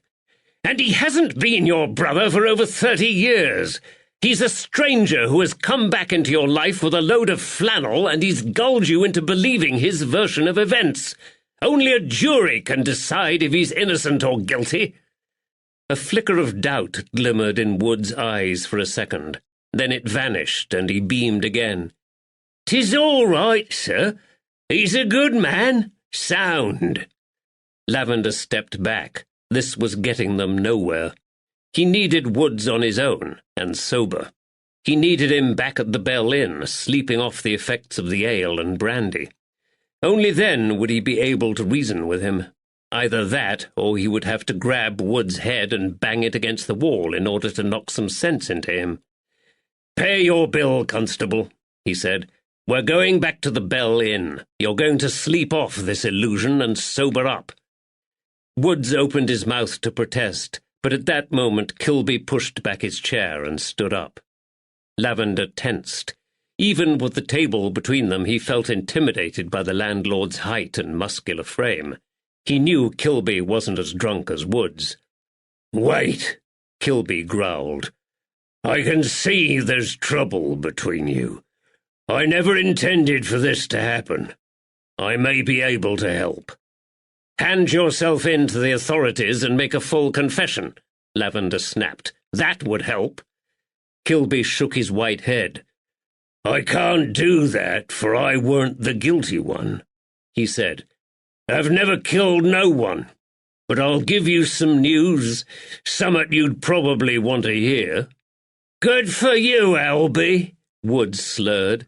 He fell back into his chair, and his head rolled backwards and then jerked forwards again, much to his evident surprise. "What news?" Lavender asked. "I've had one boatman tell me he saw 5 figures lurking at Saunts Bridge this evening. 5 fellas who didn't want to be seen." "So?" "And I've had news from a wharf hand that there's a barge not properly laden with timber moored in the basin tonight called the Swan. She'll leave at dawn tomorrow." "Leave a gap in the timber," the boatman said to the wharf hands. So they did. They've left a space big enough for men to lie down, men who don't want to be seen. Lavender frowned. "What the hell are you talking about, Kilby?" "At dawn, the Swan will leave Market Harborough with a light load. By the time she gets to Saunts Bridge, she'll have a full load. I've heard you're looking for a gang of 5 men. I'm telling you they're here, in Market Harborough, at Saunts Bridge. There's 2 different fellas given me 2 different pieces of news, and I've put it together and made one." "Are we talking about the Panther Gang, here, in Market Harborough?" Kilby nodded. "'Tis time we caught those big cats in a trap," Wood slurred as he swayed. Lavender's tired brain raced. He couldn't believe what Kilby was saying. Then again, the Panthers wouldn't be the first fugitives from the law who had chosen to disappear and hide on England's waterways. Kilby knew more about this than any man. Lavender looked Kilby straight in the eyes. "Do you swear on your mother's memory this information is true?" Steady as a rock, Kilby stared back at him out of Ned's soft brown eyes. "I swear," he said. Lavender grabbed Woods by the shoulder again and heaved him back up onto his feet. His eyes never broke away from Kilby's. "I'm taking Ned back to the Bell Inn," he said, "and then I'm going straight to Captain Rushperry. I'll ask him to rouse the militia, and we'll go to Saunts Bridge at dawn to catch these 5 men. Kilby shook his head. "No, the bank is too open round there. They'll scarper before you get near them. You'd be better to wait for them at the next bridge at Bowden Hall. They'll be on the barge and easier to trap." Lavender hesitated, then nodded. "Very well, I'll take your advice. Bowden Hall Bridge it will be. You can meet us there just before dawn." The landlord stared with surprise and scowled. "What, me? What do you want me for?" "If you've told me the truth, you've nothing to worry about. If you're lying to me, Kilby, and sending us on a wild goose chase, then so help me God, I'll have you clapped in irons and transported back to London for trial before you can blink. And if you don't turn up tomorrow, I'll have you arrested anyway. Do I make myself absolutely clear?" Kilby glanced from Lavender to his brother. Woods was now half asleep and swaying gently in Lavender's grasp, with his eyes closed. "And if I'm speaking the truth?"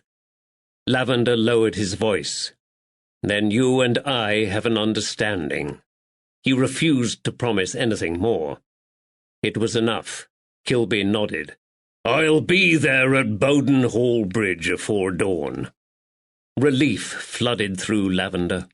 Without another word, he headed for the door of the tavern, dragging his inebriated constable in his wake.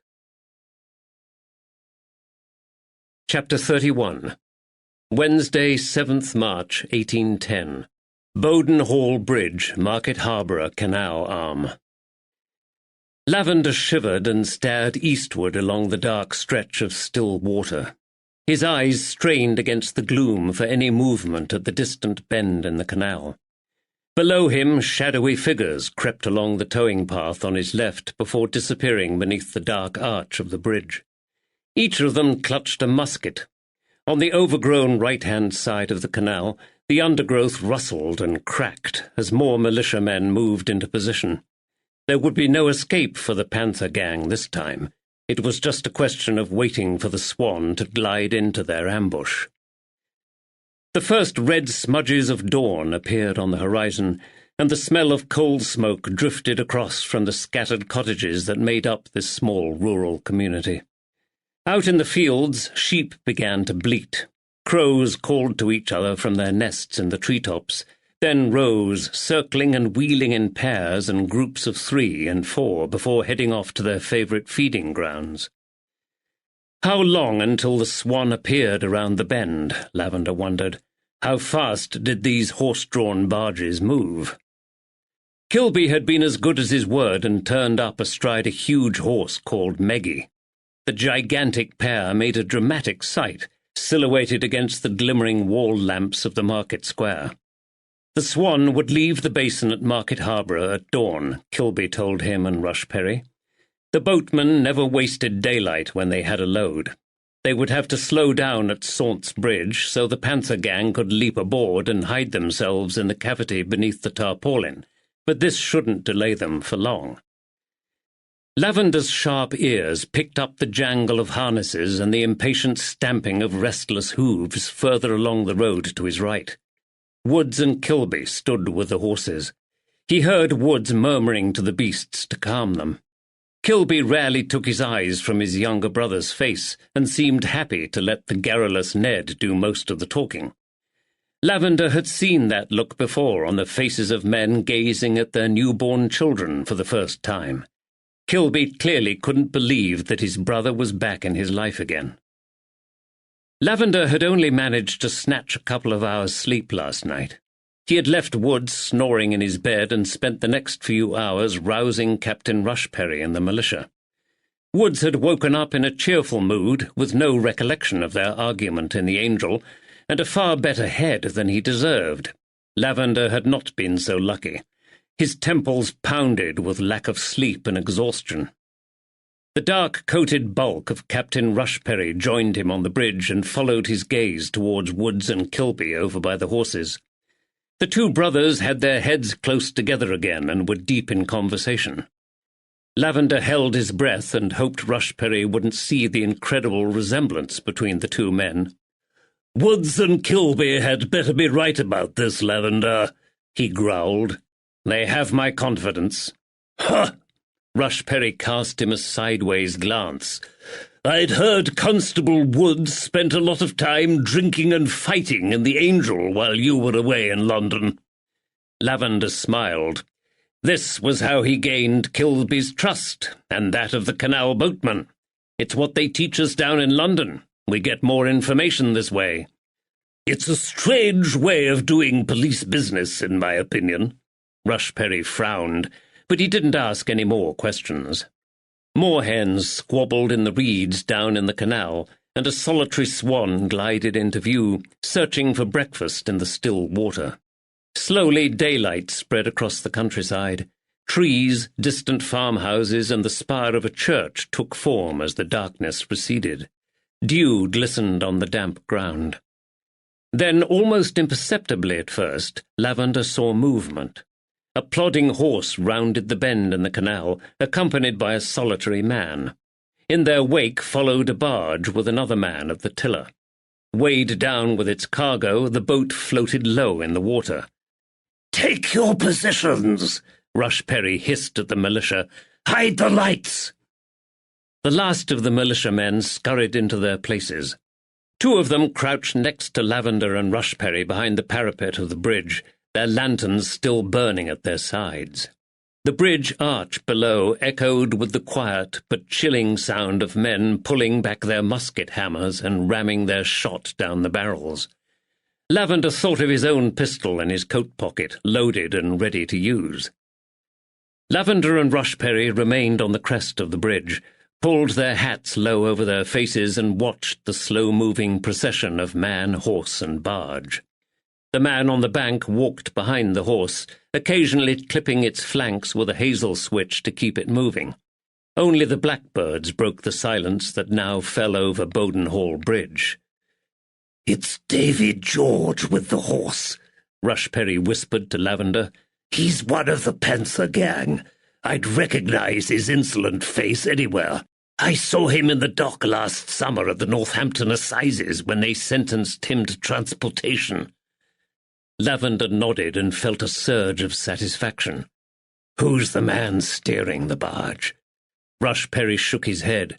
"I don't recognize him. He's probably the boat owner. The rest of the gang must be under the hatch or the tarpaulin." The barge glided through the water with barely a ripple. They heard the jangle of the great harness and the steady plod of the horse on the stony path. Lavender held his breath. The procession was almost at the bridge when the magistrate yelled, "This is Captain Rushperry! Hold fast and surrender yourselves to the law!" Davy George turned and sprinted back down the towing path like a hare. The well-trained horse continued to plod forward, but the man at the tiller yelled after George, and so did Rushperry. "Stop, or we'll open fire!" Some of the militia must have misheard their captain. On the words "open fire," several of them did. A deafening volley of musket shot followed the fleet-footed George down the path. The man at the tiller lifted the hatch by his feet, dived down into the cabin, and slammed the hatch shut above him. Musket fire rained down onto the stern of the boat after him. Jagged splinters of wood flew into the air. The acrid smell of gunpowder floated up on the breeze, and the barrage of fire echoed beneath the bridge arch. When the first shots rang out, the horse reared and neighed in terror, then bolted the last few yards under the bridge. Behind it, the strong rope connecting the frightened animal to the barge snapped taut and yanked it back to the edge of the canal. The horse's hooves jerked out from beneath it, and the terrified animal fell into the canal with an almighty splash. Now rudderless and horseless, the boat drifted helplessly towards the bridge, with its bow swung out sideways across the entrance. Davy George was still on his feet and running. One of the soldiers broke cover and raced down the towing path after him. "Come back, you idiot!" Rushperry yelled. "Hold your fire!" There was a sudden flash of blue powder from the drifting barge, and a single shot rang out. The soldier on the towing path screamed, clutched his shoulder, and fell to the ground. "They're firing back!" Rushperry yelled. "Take cover and reload!" Lavender and Rushperry lowered themselves behind the brick parapet of the bridge. Lavender peered cautiously over the edge at the scene below, his pistol ready in his hand. "Davy George is escaping!" one of the soldiers yelled up from the bank. Lavender heard the clatter of hooves on cobbles. Leaning low over the neck of his horse, Woods thundered over the bridge behind them. He turned her sharply into the field, then ran beside the canal and spurred her forward. "He'll get himself shot!" Rushperry yelled. "Give him some cover!" Lavender shouted, and fired his pistol at the point where he'd seen the blue flash of powder. "Fire at the barge!" Rushperry yelled. Another volley of musket and pistol shot rang out, shattering the wooden boat below them. Splinters flew everywhere. The horse in the canal thrashed against the water and screamed again in fear. The rudderless barge drifted closer to the narrow bridge arch. Through the cloud of musket smoke, Lavender saw Woods, still mounted and bearing down on George. He let himself breathe again.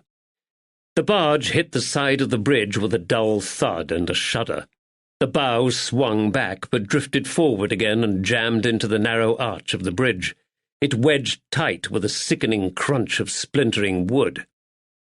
Silence fell as everyone listened, watched, and waited. "It's jammed, sir!" shouted up one of the soldiers. Rushperry raised his head a few inches higher over the parapet. "Throw your pistols into the canal and come out with your hands held up." A single pistol shot whizzed past his ear in reply. Rushperry stepped back hastily, readjusted his hat, and swore. "This is ridiculous," he snapped. "They're stuck and they know they're surrounded." "How do we get them out, Captain?" asked the young soldier to his left. Rushperry hesitated, unsure what to do. "Is this what they call a standoff, sir?" Lavender's eyes fell on the glass lantern by the lad's side. It was still alight. "What do you normally do, son, when you've got rats trapped in a hole?" he asked. The crouching young soldier looked blank. Rushperry frowned. "Do you have a plan, detective?" "Yes." Lavender grabbed the lantern, stood up and hurled it hard and fast over the parapet down onto the tarpaulin of the barge. "Let's burn them out!" The glass lantern shattered on the taut, oiled cloth stretched over the timber cargo. Blue flames danced across the surface of the tarpaulin, igniting everything they touched. "For God's sake, Lavender, we want them alive! Stand fast, men! Prepare to take prisoners!" It didn't take long for the dry timber to burst into flames. Above the crackle of burning wood they heard shouts and frantic movement aboard the barge. Choking grey smoke and flaming embers billowed up out of the mouth of the bridge arch. Lavender and Rushperry left the bridge and moved to the top of the bank that led down to the towing path, but the smoke made visibility difficult. The burning timber snapped and roared as the blaze spread. They heard loud coughing and panic-stricken voices raised in argument. "They'll have to come off soon," Lavender said. The heat intensified and the vaulted arch of the bridge magnified the roar and crackle of the inferno.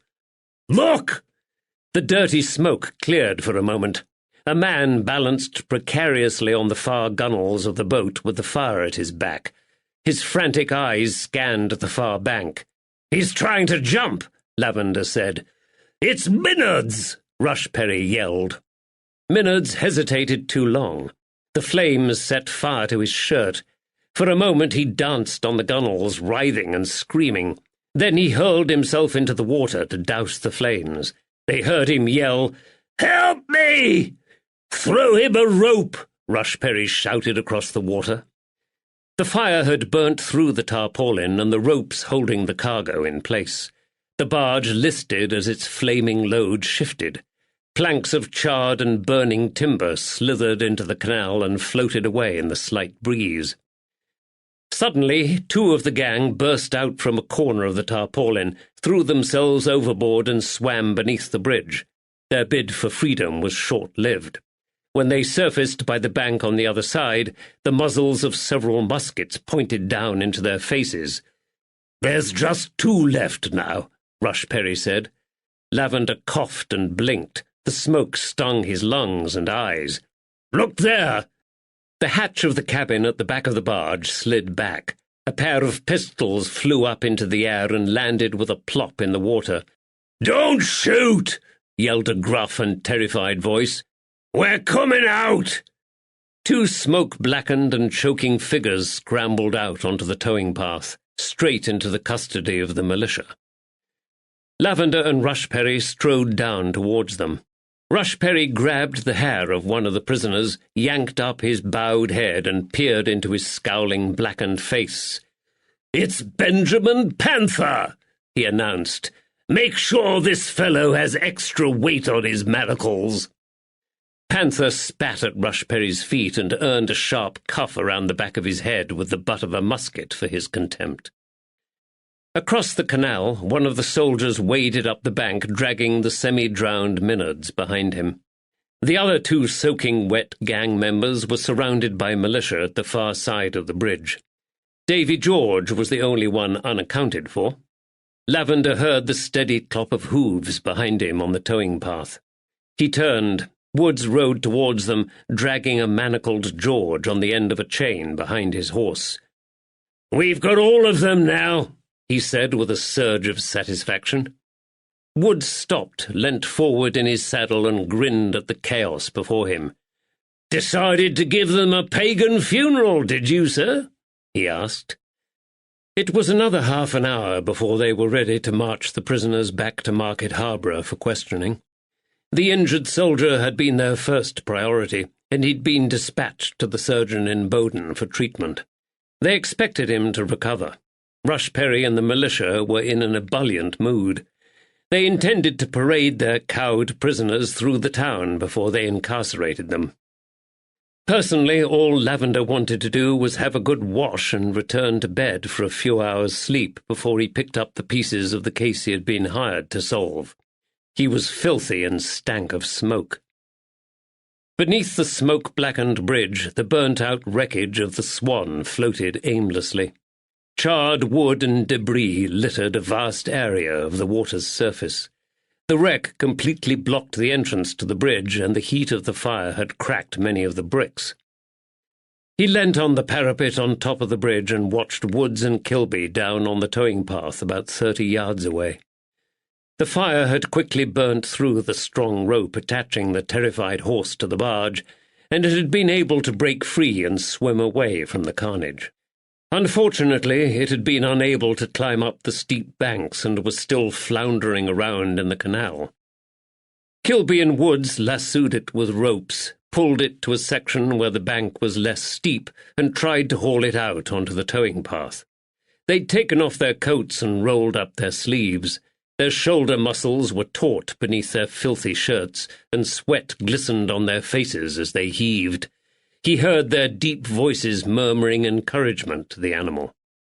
For a fleeting second, Lavender felt a pang of jealousy as he watched the two brothers work side by side to save the animal.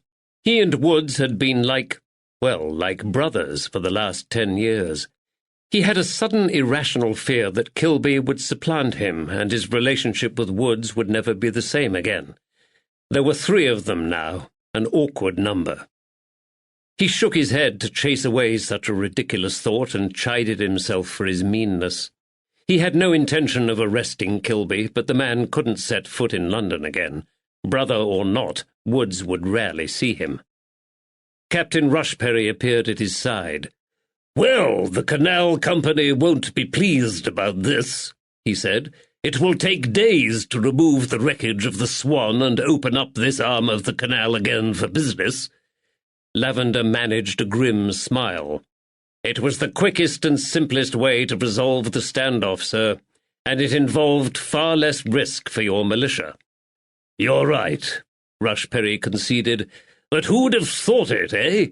We've scoured 2 counties looking for these devils. Who would have thought we'd find them here, hiding on the English canals?" Lavender's gaze fell on Elby Kilby, and he smiled. A loud cheer went up along the canal bank when the poor horse finally scrambled up out of the canal. Several of the militia whistled. Woods threw a blanket over the animal's quivering body and turned to shake Kilby's hand for a job well done. "I'm impressed how this has turned out," Rushperry said, "although I was worried for Constable Woods. He could have been killed." "It's his job," Lavender said simply.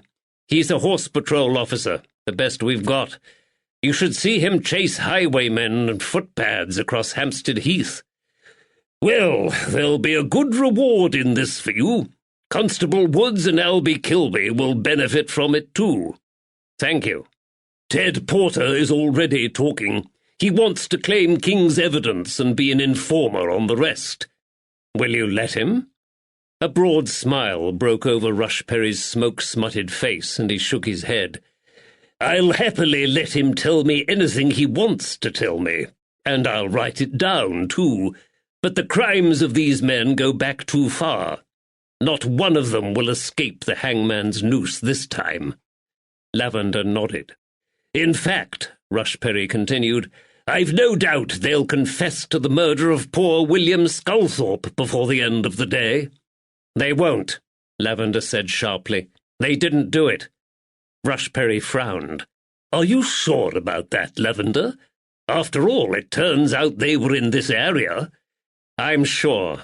I know who murdered Sculthorpe, and it wasn't the Panther gang. Rushperry's mouth dropped open in surprise. Good grief, man! You never said! This is excellent news! Excellent! I'm waiting for one more piece of information to arrive.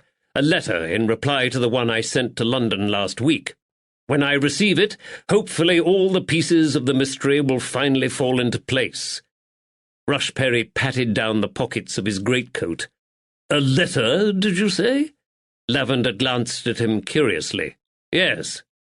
Rushperry took off his glove and pulled a sealed letter out from his left pocket. With all the excitement of catching this gang, I almost forgot to give you this, he said apologetically. It arrived for you at the courthouse while you were away in London. Is it the reply you wanted? It has a military seal. Lavender nodded, took the letter, pulled out his pocket-knife and slit the seal. Despite his exhaustion, he felt the excitement mounting within him. He smiled with satisfaction as he read. His hunch had been correct. He was right about the identity of J.W., and now he had the proof he needed. He pulled out his pocket watch and checked the time. It was just after 9 o'clock.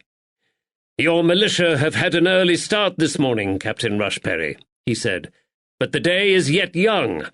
Once we've returned to Market Harborough and locked up this gang of villains, do you think you and your soldiers would be able to accompany us to Middleton? Of course, Rushperry said. But why? Because I think it's about time we arrested the murderers of William Sculthorpe. Chapter 32. Wednesday, 7th March, 1810. Middleton, Northamptonshire. The drab tap-room of the Woolpack Tavern was packed with men. Apart from Captain Rushperry's militia and the two constables, Clancy and Sawyer, there were several other guests whom Lavender had invited to call in to the tavern at 6 o'clock, including old Pete Jarman and the schoolmaster, Mr. Howard. All of them had been promised they might learn something of interest about the dreadful murder of William Sculthorpe, late of this parish. The majority of these guests were now squashed round the low tables in the Woolpack, or leaning back against the scuffed walls with a tankard of ale in their hand. Captain Rushperry raised an eyebrow when he learnt what Lavender planned, but he had agreed to humour his desire for a public showdown with the murderers. The magistrate squashed his bulk onto a hard-backed chair next to the fire and struck up a conversation with old Pete. Mr. Howard lit his pipe and tobacco smoke billowed across the room. Lavender took up position in the central area in front of the unlit fireplace, feeling self-conscious in his burgundy cravat and coat and his gold-striped silk waistcoat. The black coat and waistcoat he preferred to wear for work now stank of smoke and desperately needed the attention of a laundress. To add to his discomfort, Susie Dickens sidled up to him in her trailing gown and whispered lasciviously, "Now who's a handsome swell?" The juddering hands of the glassless long-case clock in the corner of the room said 5 past the hour when Caleb Licorice walked through the door. His scowl turned into surprise at the size of the crowd in the tavern. The low hum of conversation stopped and everyone turned to look at the churchwarden. "We don't often see you in here, Mr. Licorice," Constable Sawyer said. "No." Licorice glanced around the room with distaste as he removed his gloves. "It's not my custom to frequent places that sell strong liquor. What is this all about, Lavender? I have a church meeting at 7. He nodded politely at Captain Rushperry. "Thank you for sparing us the time," Lavender said. "As I have explained to everyone else, we have had some momentous news about the murder of poor William Sculthorpe." This pronouncement was received with a low murmur of approval from most of the Middleton inhabitants. "As all of you helped us in one way or another with our inquiries, I thought it only fair you should all hear about the conclusion of the case together." "Very well," Licorice said, "but please get on with it, Lavender." "I will, as soon as Constable Woods appears with our last guest." Frank Bunning approached him. The bald landlord looked strained, and his pate gleamed with a fine sheen of sweat. "Shall I get Susie to light us a fire in the grate?" he asked. The woman had been quietly moving around the room, filling up the men's flagons. She looked up when she heard them mention her name. Lavender shook his head. "No, thank you. I expect it will become quite hot in here soon." The schoolmaster laughed. "Are you speaking literally or metaphorically there, detective?" he asked. Suddenly the door flew open, and the lanky, long-haired farm labourer Harry Good was propelled forcefully into the room by Constable Woods. "You'll never guess what, Detective Lavender," Woods said, "but this here gentleman had a mind to refuse your invitation. I've had a rare time persuading him not to be so rude."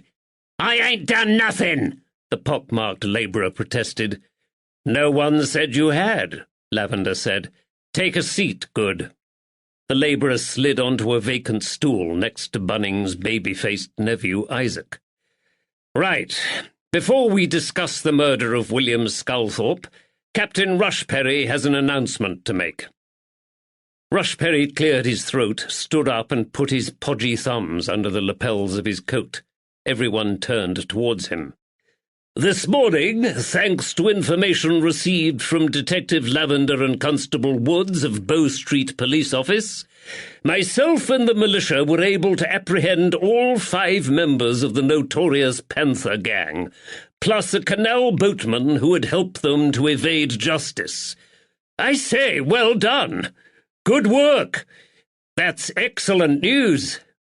Everyone started talking at once, but Captain Rushperry held up his hand for silence. "The prisoners have already been transported to Northampton Jail, whence they'll be sent for trial at the Lent Assizes." Constable Sawyer banged his fist down hard on the table in delight. "I always said it were them bastards that did for old Sculthorpe. Bang up, sir." "Well, actually," said Lavender, "it wasn't them." "What?" "He's right," Captain Rushperry continued. "After extensive questioning of the prisoners this afternoon, I firmly believe they had nothing whatsoever to do with this crime." He sat back down. "But I allus thought," Sawyer said. "So did a lot of people," Lavender interrupted. "This was the obvious conclusion to come to in this case, but murderers are often the men, or women, we'd least expect to be the perpetrators of heinous crimes, and the most obvious motives are not always the right ones." Lavender paused for a moment to allow his words to sink in. "Take this vicious assault on William Sculthorpe, for example. Everyone in this community assumed the motive was greed, that Sculthorpe was attacked because the old gentleman was wealthy and kept a large stash of money in his home." "But, Detective," Constable Sawyer interrupted, laughing, "the villains pulled up the floorboards of the bedroom and took Sculthorpe's money. What else were we supposed to think?" Some of the others laughed with him, nodded, and said, "Aye." "There's a lot more to this crime than meets the eye," Lavender said. "What Constable Woods and I didn't understand was the viciousness of this attack on the old man. Sculthorpe told the robbers where he hid his money, yet they still assaulted him. Dr. Wallace can verify this. They slammed Sculthorpe's head back against the wall in the kitchen. He was beaten around the head, too, by someone who appears to have been a left-handed man. "Aye, Lavender is right," Dr. Wallace confirmed. The room fell silent now. Lavender had their attention. Why did they hurt him so badly when he had already given them what they wanted? We decided there was more to this attack than just greed, and suspected that at least one of the attackers who entered Sculthorpe's house was out for revenge. "Revenge?" Frank Bunning looked as though he regretted his exclamation immediately. "Yes, Mr. Bunning, revenge. But what harm had the old fella ever done to anyone? William Sculthorpe was a blackmailer." "A blackmailer?" A murmur of shock and disgust rippled round the room. Some of those present were more surprised than others. Morgan Turnbull Thatcher, the haberdasher, looked particularly uncomfortable and stared down at the floor. Caleb Licorice turned grey, and a muscle twitched below his left eye. Lavender held up his hand for silence. "And in addition to this, William Sculthorpe was also a discredited and disgraced Catholic priest." The disgust in the room now turned to anger, but no one was more vocal than old Pete Jarman. "To think of the nights I sat here drinking with the old goat," he shouted. "I never knew he were a creeping Jesus, never. Why, I'd have spat in his bloody drink." Lavender held up his hand again. The grumbling subsided into silence. "When Constable Woods and I did a thorough search of Sculthorpe's cottage, we made several remarkable discoveries. The main one was Sculthorpe's real secret hiding place, which contained, amongst other things, a large cache of money." Sawyer's jaw dropped open. "How much?" "Over £600 in guineas." Someone whistled, but it was Harry Good's turn to lead the vocal outrage this time. 600 guineas? He yelled. 600 guineas? "Yes, Mr. Good," Lavender said. "A small fortune. It would have made a huge difference to a poor man like you, wouldn't it?"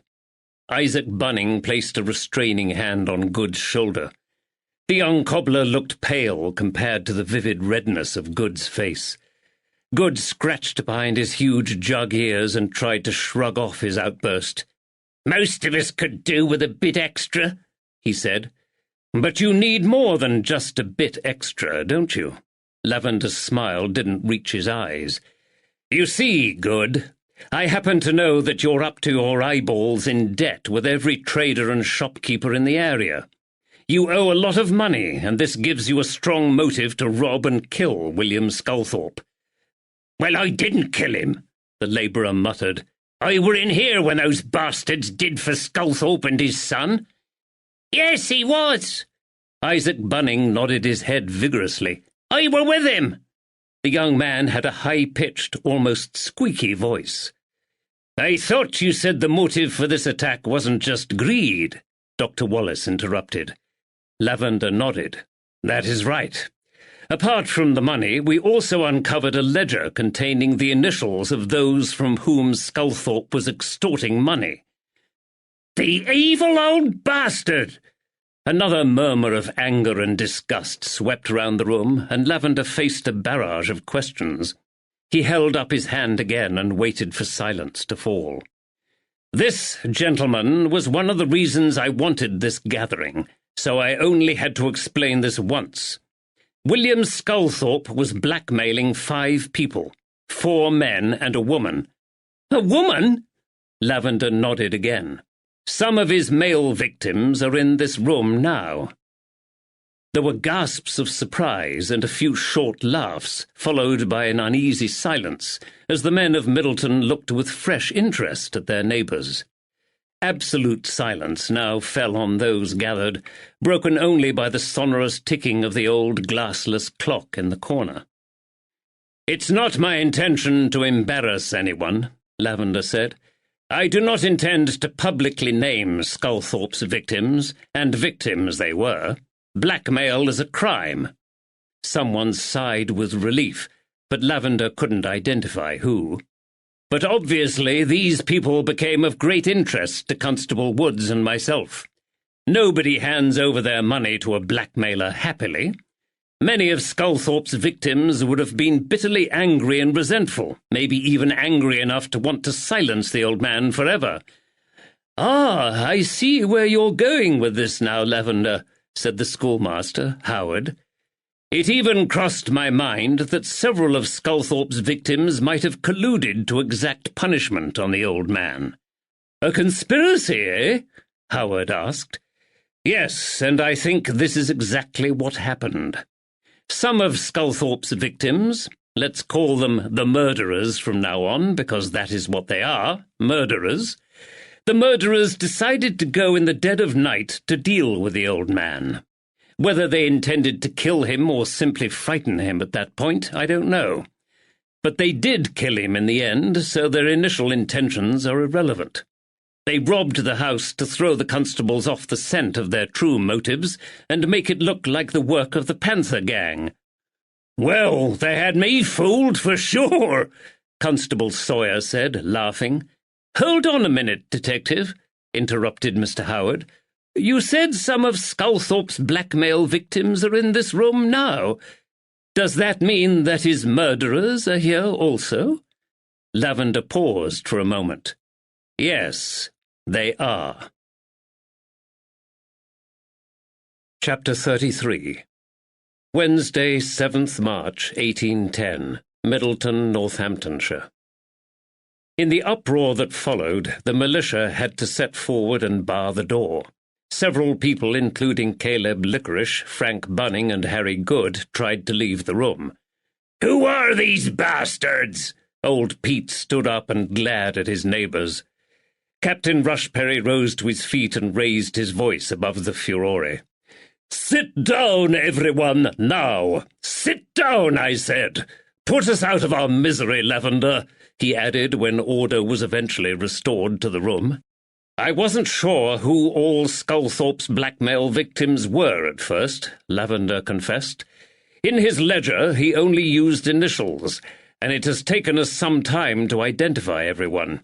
For example, one of the villains was known by the initials J.W.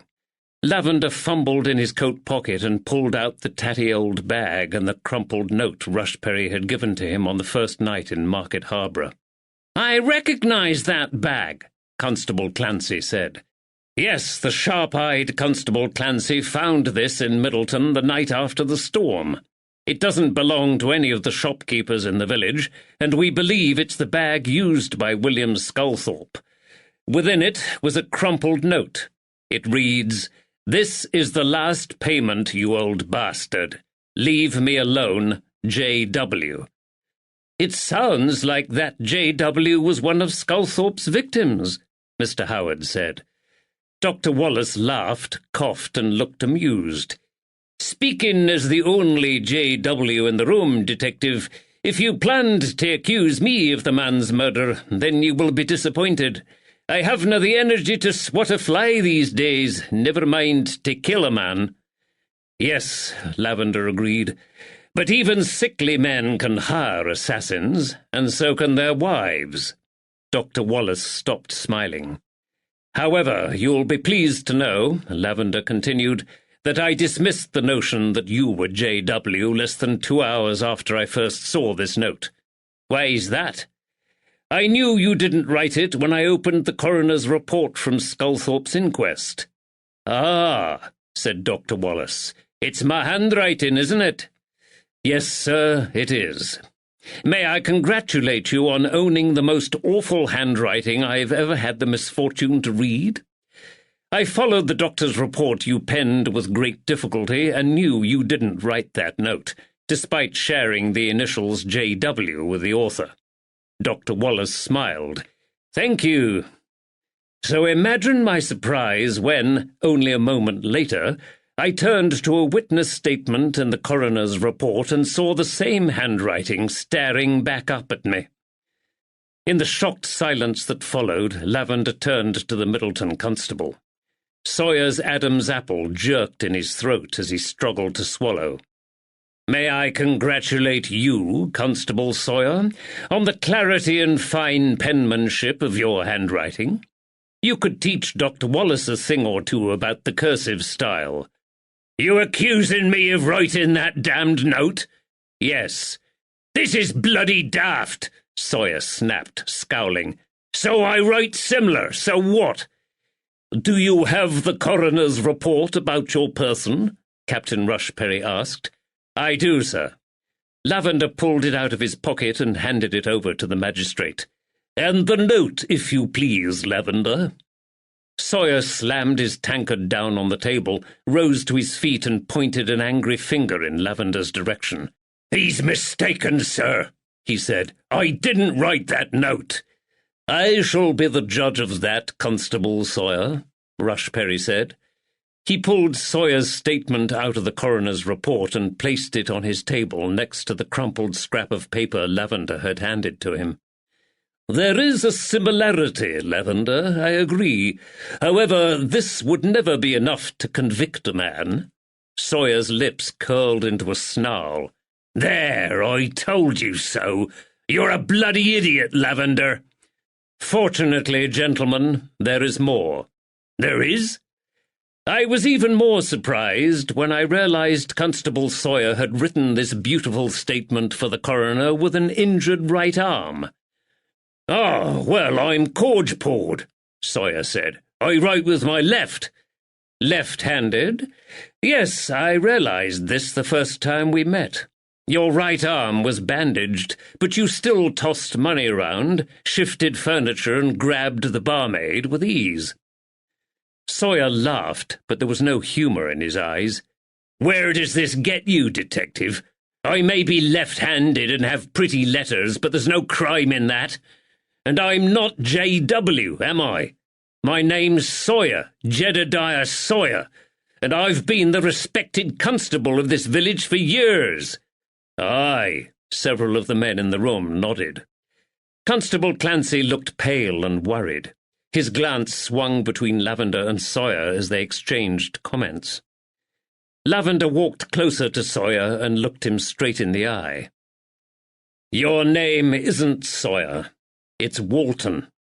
Most of the room gasped. You're Jedediah Walton, an army deserter, which is why William Sculthorpe was blackmailing you. Sawyer leapt towards him, the table overturned between them. That's a lie! Damned calumny! He swung back his left arm to punch Lavender, but Woods and one of the militiamen grabbed him from behind. Sawyer swore and tried to shake them off, but they forced the red-faced and protesting constable back down into his seat. "Easy, fella," said Woods. "I already had my suspicions about you when we first met," Lavender said.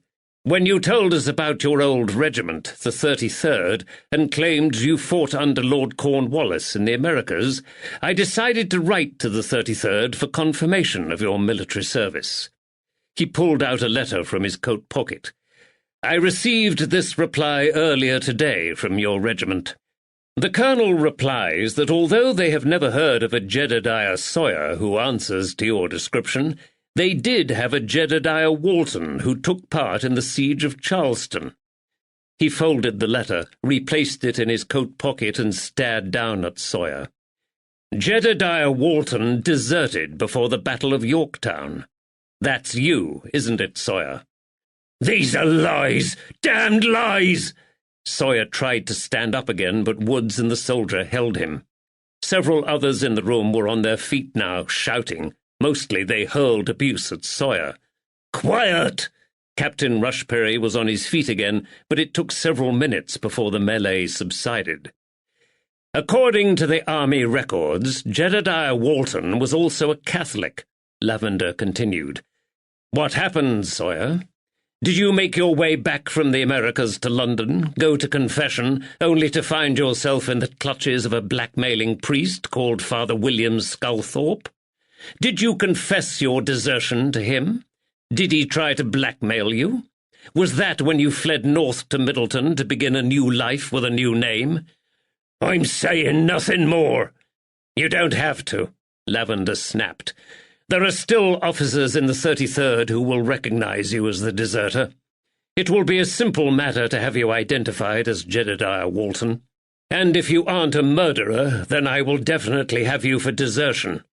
I've told you, you bumbling bloody saphead! I'm Constable Jed Sawyer! He got no further. Woods gave him a sharp cuff around the back of his head. You're no sodding constable, he said. You're a disgrace to the rank. Aye, yelled Constable Clancy. He is! Sawyer swore and rubbed the back of his head. But I don't understand, Detective. Dr. Wallace's voice rose above everyone's and all heads turned in his direction. How did Sawyer kill William Sculthorpe? He wasn't there. The murderers attacked him when he left Sculthorpe's cottage. I treated his injuries myself. Everyone turned towards Lavender. Sawyer and his accomplices carried out the robbery and attacked William Sculthorpe. When they left his cottage, the other two men roughed up Sawyer to give him an alibi. Then he staggered in here, claimed he'd been attacked and raised the alarm. After all, who would suspect Middleton's brave police constable of such a heinous crime? The man was a hero for attempting to stop the gang, not a murderer. Good God! Well, he fooled me. Dr. Wallace looked horrified. Like I said, Dr. Wallace, murderers are often the people we least expect, and that wasn't the only trick the gang played. Lavender strode over to the ancient long-case clock in the corner with its juddering exposed hands on the glassless dial. They intended to carry out the attack late at night when there was hardly anyone about, but they still wanted witnesses to back up their story about an attack on Jed Sawyer by 5 men. He reached out and flicked the minute hand of the clock back 5 minutes. The clock hesitated for a second, then continued with its sonorous ticking. So slowly, bit by bit, he reached up to the minute hand and did it again. Someone here in the Woolpack put this clock back by half an hour. That's right, shouted old Pete. I told you Bunning opened up late. You did indeed, Lavender said, and he closed up late as well. When he thought it was nearly 10, it was in fact nearly 10:30. I hope you don't think I had anything to do with this, snapped the landlord indignantly. Sweat gleamed across his bald pate. I were here all night with my customers. Aye, that he was, said old Pete. No, Mr. Bunning, Lavender said calmly. It wasn't you. It was your nephew Isaac. He and Harry Good were Sawyer's accomplices. The taproom erupted again. Even Dr. Wallace rose to his feet, shouting. Harry Good made another futile dash for the door, only to find his way barred by 2 soldiers. Isaac Bunning trembled when he rose to his feet. This is ridiculous! I were in here all night! My uncle will testify! He's my witness! I were here all night! No, you bloody weren't! Old Pete Jarman waved his cane menacingly in the direction of the young man. You came in late with Harry Good. You both arrived just before Sawyer fell through the door with a bloodied nose. Lavender pulled 3 arrest warrants out of his pocket and waved them in the air.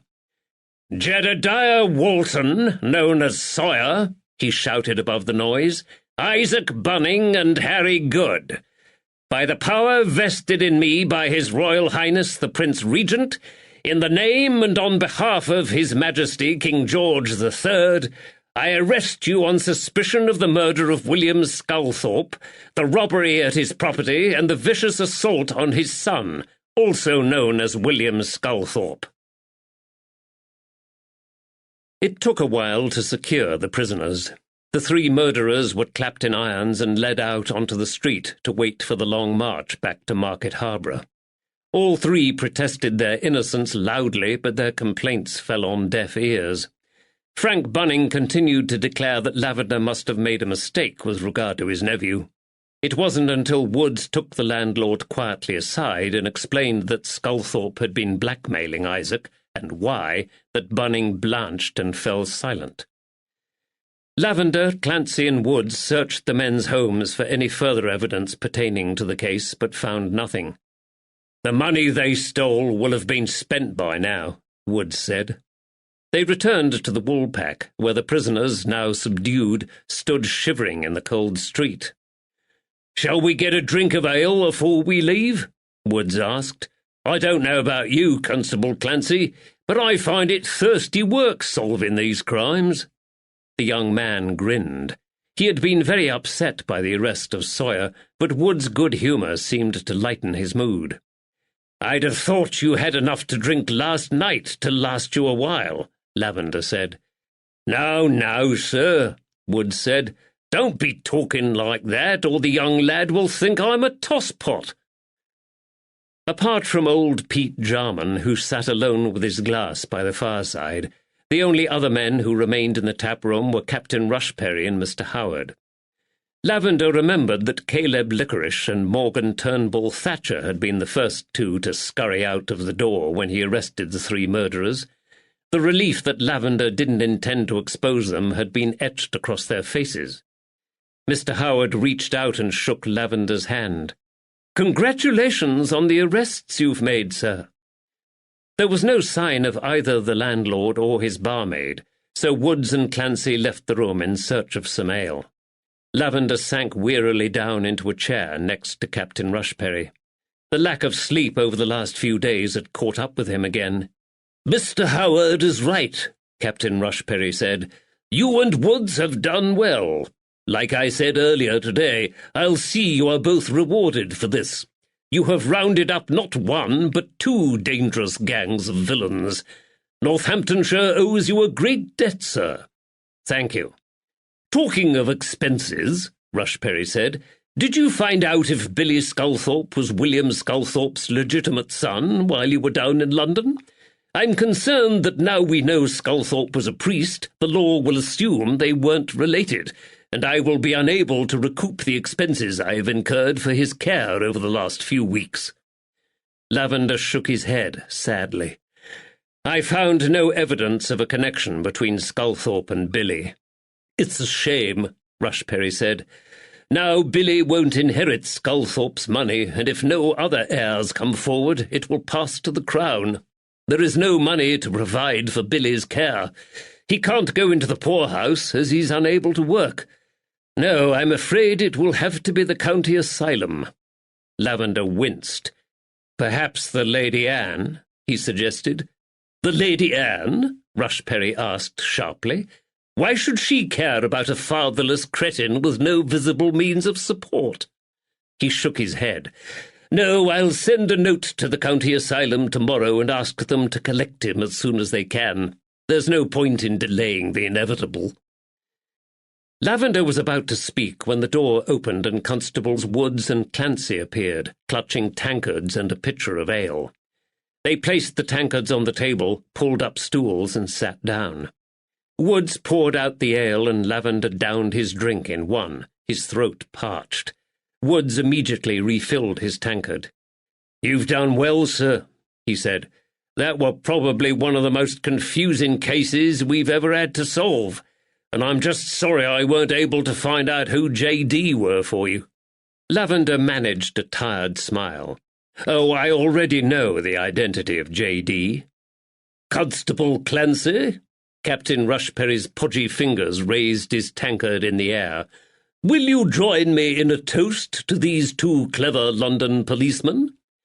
Clancy happily followed the magistrate's example. "Detective Lavender and Constable Woods." "Well, the villains had me fooled," Constable Clancy admitted as he wiped his mouth with the back of his hand. "I still can't believe they hurt the Sculthorpe so badly and then returned to the cottage as their saviours only a few moments later.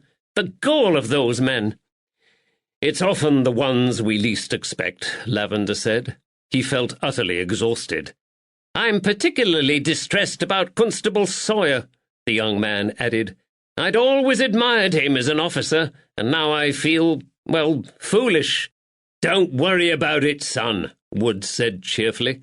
"The detective here may have marked Sawyer's card early on, but I never saw his perfidy. He gulled me, too."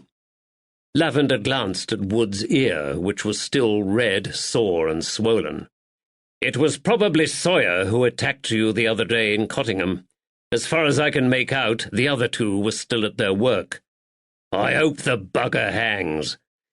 He tried to steer us in the direction of blaming the Panther Gang for Sculthorpe's murder and made several attempts to extract information from us.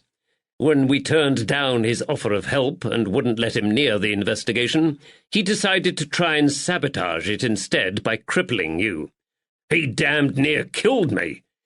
All's well that ends well, Rushperry said.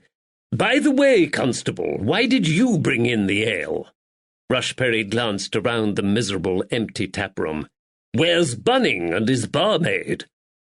In the pause that followed, they heard the sound of banging and raised voices drifting from the rooms upstairs. Woods leant forward across the table. He's a bit busy, sir, he said in a low voice. He's upstairs arguing with that Susie Dickon and throwing her out. Unfortunately, Mr. Bunning wouldn't believe his nephew had anything to do with the attack on the Sculthorpes, so I enlightened him on the quiet about why Sculthorpe were blackmailing his nephew. Captain Rushperry laughed. Young Isaac was a bit of a lad, was he? Aye, growled Woods, and his uncle is a soft-hearted fool. William Sculthorpe found out about it and blackmailed Isaac Bunning in exchange for his silence, Lavender said. I should imagine the young lad was only too willing to join Sawyer and Good in the attack. I think most of Middleton knew about Isaac and the girl, Constable Clancy said. It was only a matter of time before his uncle found out. Was Sculthorpe blackmailing Harry Good, too? Lavender shook his head. There's no evidence of that. I suspect Good was motivated by the promise of Sculthorpe's gold. He was penniless and heading for debtor's jail. Captain Rushperry threw back his head and downed the last of his ale with a belch of satisfaction. His fingers reached for the buttons on his coat, and he stood up. Well, Lavender, thanks to you, for the second time today, I now have to escort a gang of villains to the jail at Market Harborough. I just hope it's big enough to hold them all. Come along, Constable Clancy. Rushperry stopped and turned back before they left the tavern. Once we've locked up this gang, the militia intend to hold a little celebration in the Angel Inn with Albie Kilby. Will you join us? Lavender shook his head, but he felt Woods sit up straighter beside him. I'm afraid I won't, Captain Rushperry, although Constable Woods will probably be there. I'm for an early night in my bed tonight, and tomorrow I must call on Lady Anne at Rockingham Castle and find a barber. There was a nonplussed silence. Woods leant towards the magistrate and winked. You should see him celebrate down in London, sir. When he gets really excited, sometimes he reads a book. Rushperry and Clancy laughed. Well, if you're sure you won't join us, Lavender. Rushperry reached for his gloves. And on behalf of the magistresses of Northamptonshire and Leicestershire, thank you. Thank you once again. Chapter 34. Thursday, 8th March, 1810. Middleton, Northamptonshire. Despite the warmth of the spring sun and the prettiness of the primroses and lilac hellebores in Mrs. Tilley's garden, Lavender felt an icy sense of foreboding as he walked up to the door of Willow Cottage. He intended to seek an interview with Judith Wallace, and he knew it would be distressing. He had no idea how she would react when confronted with her past, but he suspected it would be painful for her. He wanted to give her a chance to explain herself before he made up his mind about what course of action to follow. His duty was to clap the damned woman in irons and drag her off to the jail and trial, but his conversation with Lady Caroline and Duddles had made him think twice, and he wanted to talk to her first. Lavender had come to Middleton alone. Woods was back in Market Harborough, spending some time with his brother before they returned to London later that evening. He'd heard the two men planned to go fishing on the canal. He regretted his decision to leave Woods behind now, and he wished Magdalena was here too. Her counsel in this matter would have been welcome. The weather-beaten sign swung in the breeze above his head. A sudden flash of irritation made him frown, and he paused on the doorstep of the guest-house. What was the matter with this damned place? He wondered. Why were there so many criminals and lawbreakers in this rural community? Was there something in the spring water they drank that made them into such a large and diverse band of ruffians? He sighed, shook his head, and rapped on the door. Mrs. Tilly led Lavender upstairs to the Wallaces' sitting room, where Judith Wallace was alone with her embroidery.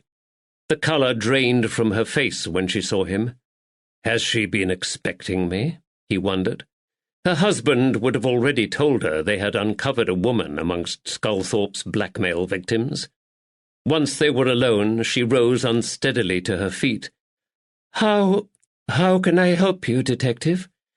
I will be brief, Baroness Danvers, he said. I know William Sculthorpe was blackmailing you, and I know why. She gave a little cry, and her hand shot over her mouth. She sank back down onto the sofa and covered her face with both her hands as she struggled to hold back her sobs. Her shoulders shook. He sat down unbidden in the upholstered chair opposite and gave her a few moments to compose herself. When she finally glanced up at him, he saw the fear burning in her eyes. "You know," she whispered. "How?" "You gave your maiden name to your son for his second name, and I saw it in the school register. During my investigation into William Sculthorpe, I was given access to the marriage registers at the chapel of the Sardinian Embassy. I have seen a record of your first marriage to Baron Lionel Danvers, and I know William Sculthorpe conducted the service. I also know you paid him 3 shillings a week for his silence. He recorded your payments in his ledger next to the initials J.D. Her face crumpled and she sobbed into her hands. Her own handkerchief was soaked within moments. Lavender pulled out his handkerchief and passed it across to her. She nodded gratefully between great gulping sobs. "Please don't tell John. Please don't tell my husband. I don't care what happens to me, but please don't tell John. It will kill him." "Dr. Wallace doesn't know about this?" She shook her bowed head. "Your affection for Dr. Wallace does you credit," Lavender said. "However, I can't see how we can avoid telling him that you are not his legal wife. How long have you been together?" She blew her nose on his handkerchief and made an effort to pull herself together. "For over 20 years." Her voice was croaky. "We met at an assembly room dance in Glasgow." "I think you had better tell me what happened, Baroness, from the beginning." Still clutching his handkerchief, she folded her hands in her lap and sat up straighter. The previous stiffness in her manner had now vanished. The woman looked vulnerable, and far older than the cold and confident doctor's wife he had first met in this room. Yes, I'll tell you. But please don't call me Baroness. I have no right to that title." He nodded and waited. The wooden clock ticked quietly on the mantelpiece. "I made a foolish decision when I was a young woman." "How so?" "I was very close to my father, Detective. My mother died when I was born, and I had no other siblings.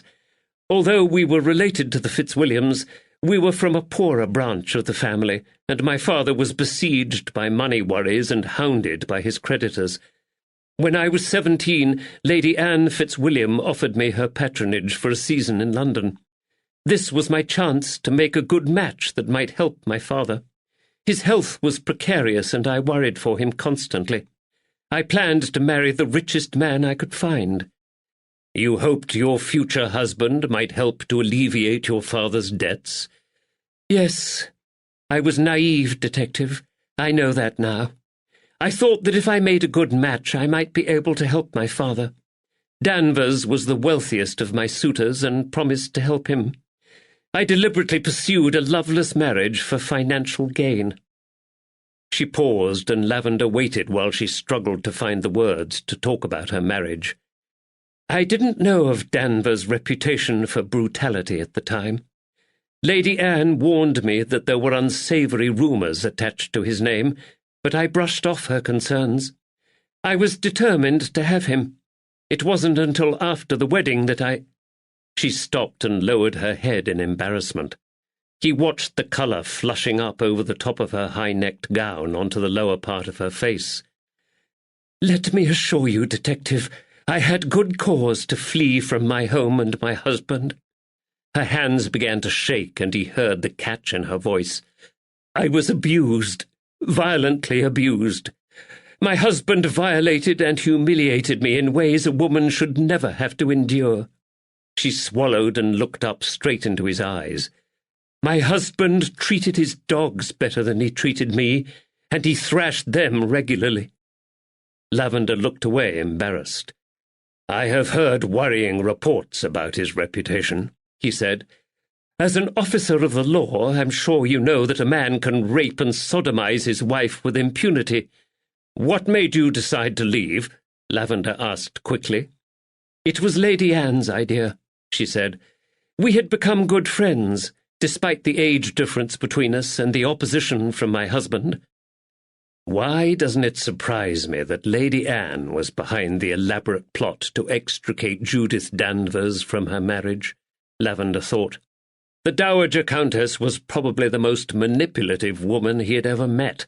Her devious scheming would have put the legendary Lucrezia Borgia to shame. "My father had died by then. Lady Anne was my only comfort and ally. We knew Danvers would never let me go, and she suggested I pretend to drown myself in the river. Lady Anne organized everything, the change of clothes and the hidden carriage on the lane by the river bank. I fled up to Glasgow and lived there quietly." She flinched at a memory and clutched the handkerchief in her lap tighter until her knuckles turned white. It took me some time to recover from what I had been through with Danvers." Lavender grimaced and shuffled uncomfortably on the chair. "I understand why you fled your marriage, Mrs. Wallace, but not why you bigamously married Dr. Wallace a few years later. You did know, didn't you, that this is a crime?" The dark and tearful pools of her eyes looked into his again. "I saw a chance for happiness, Detective," she said quietly, "and I snatched at it." He sighed. What else was there to say on the matter? After all, what did they all do in this tenuous and fleeting life but snatch at happiness? "The last 20 years have been the happiest of my life, Detective. My marriage to John, our daughter, and our son, they have all given me such joy. I know what I did was wrong, and I know it will break their hearts when they find out the truth about me. But if I found myself in the same situation, I would marry John all over again." Lavender heard the quiet passion in her voice, but he frowned. Whatever the moral rights or wrongs of her initial deception, the woman had broken the law and become a bigamist. Would such a woman have any compulsion about poisoning an old man who threatened her life and blackmailed her? What happened with William Sculthorpe? She threw up her hands in a gesture of despair. "Lady Anne forgot to warn me that Father William, Mr. Sculthorpe, now lived in the area when John and I moved down here from Glasgow. It slipped her mind that he had married me to Danvers. I bumped into him in the village, and he recognized me too. The threats and the blackmailing began almost immediately." "Is that why you tried to poison him?" "I beg your pardon?" "You gave poisonous ink-cap mushrooms to William Sculthorpe." Her mouth fell open in surprise, then clamped shut again. Confusion clouded her eyes. "You knew that ink-cap mushrooms are poisonous?" "Well, yes, but only when taken with alcohol, and I didn't give them to him. The mean old man demanded those ink-cap mushrooms from me when he saw them in my basket. You should have seen his eyes light up with greed." "I only have your word for that, Mrs. Wallace. A prosecution lawyer might argue that because you knew your friend Lady Anne kept Sculthorpe supplied with brandy, you saw an opportunity to get rid of the old man for once and for all." She took in a sharp intake of breath and seemed to recoil. "Are you accusing me of poisoning William Sculthorpe?" Lavender shrugged. "You had a motive, and it is obvious from the report your husband wrote after Sculthorpe's death that the poison was already taking effect when Sawyer and his gang assaulted him. If the attack hadn't happened, Sculthorpe would have died from mushroom poisoning. She looked horrified. But I didn't try to kill him. How was I supposed to know the old sot drank brandy with his breakfast? Lavender hesitated. He had the curious sensation he had just been wrong-footed. Breakfast? What do you mean, breakfast? He wanted the mushrooms for his breakfast. I warned him, as I warned you, that the flavour is never good unless they're cooked almost immediately after harvesting. I assumed he would eat them for breakfast. I had no idea he drank brandy in the morning. He drank brandy every evening. Even a gap of several hours between the mushrooms and the brandy would have been enough to make him ill. As it happened, he saved the mushrooms until later and ate them for his supper. It never crossed my mind he was in danger. Lavender paused again. Her distress at his accusations seemed genuine, and her story plausible enough, based on what he knew of Sculthorpe's character. He could picture the greedy old man forcing her to hand over the mushrooms. It would be hard to prove her guilt in court, despite her obvious motive to rid herself of the old man. Her lawyer could easily argue that Sculthorpe's poisoning was accidental and self-inflicted. If he pursued this line of inquiry and arrested her, her bigamy would become common knowledge, and the charge against her might come to nothing. In addition to this, the 3 men who later attacked Sculthorpe would face the lesser charges of burglary and assault. Did they deserve that? Common sense told him to let sleeping dogs lie, but his innate sense of fairness was bothered by the thought that Judith Wallace should completely escape justice. Detective, she leant forward and stared up at him earnestly. I am a bigamist. Yes, I confess to that, and I will accept whatever you decide to do with the information, but I am not a murderess. An idea formed in Lavender's mind. There was always more than one way to skin a rabbit. Chapter 35. Thursday, 8th March, 1810. Rockingham Castle, Northamptonshire. Footmen showed Lavender back to the gloomy panel room of the castle. Lady Anne Fitzwilliam sat alone by the crackling fire in the huge medieval stone fireplace. There was no sign of her companion Erskine, and Lavender was grateful for that. He bowed politely to the Dowager Countess as the footman left him alone with her. "Well, Lavender," said the old lady, "I understand congratulations are in order. Most of the county's villains now wallow in Northampton jail, thanks to you." Lavender smiled. He wasn't surprised that word had already reached Lady Anne about his exploits the day before. Lavender wouldn't be surprised if she didn't have a small network of spies all over the local countryside. He remembered how she had accused him of an arrogant disrespect for the law at their first meeting, and his smile broadened as he recognized the irony of her words.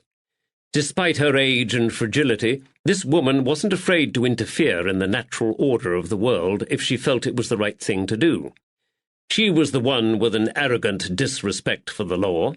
He smiled again. Had she recognized in him a kindred soul? "These men, the army deserter, the labourer, and the cobbler, are you convinced they are the ones who attacked William Sculthorpe?" "They are indeed, ma'am." "Then you have done well. Pray take a seat and tell me how you came to this conclusion and resolved the mystery." Her arthritic hand waved him towards the chair opposite to hers. He sat down and briefly explained how he had discovered that Sculthorpe was a Catholic priest, and how his inquiries had taken him back to London. Her sharp, dark eyes watched him closely while he spoke, but her face registered no surprise when he talked of Sculthorpe's disgrace and his predisposition for blackmailing his neighbours. Of course she wasn't surprised, he realized.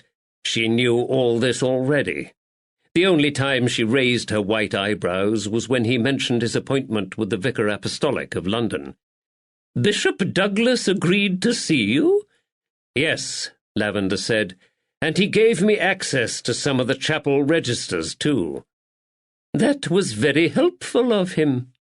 No emotion passed over her pale, wrinkled face. No alarm registered in her eyes. "I have left your payment with my footman. You may collect it on your way out." Was this a dismissal?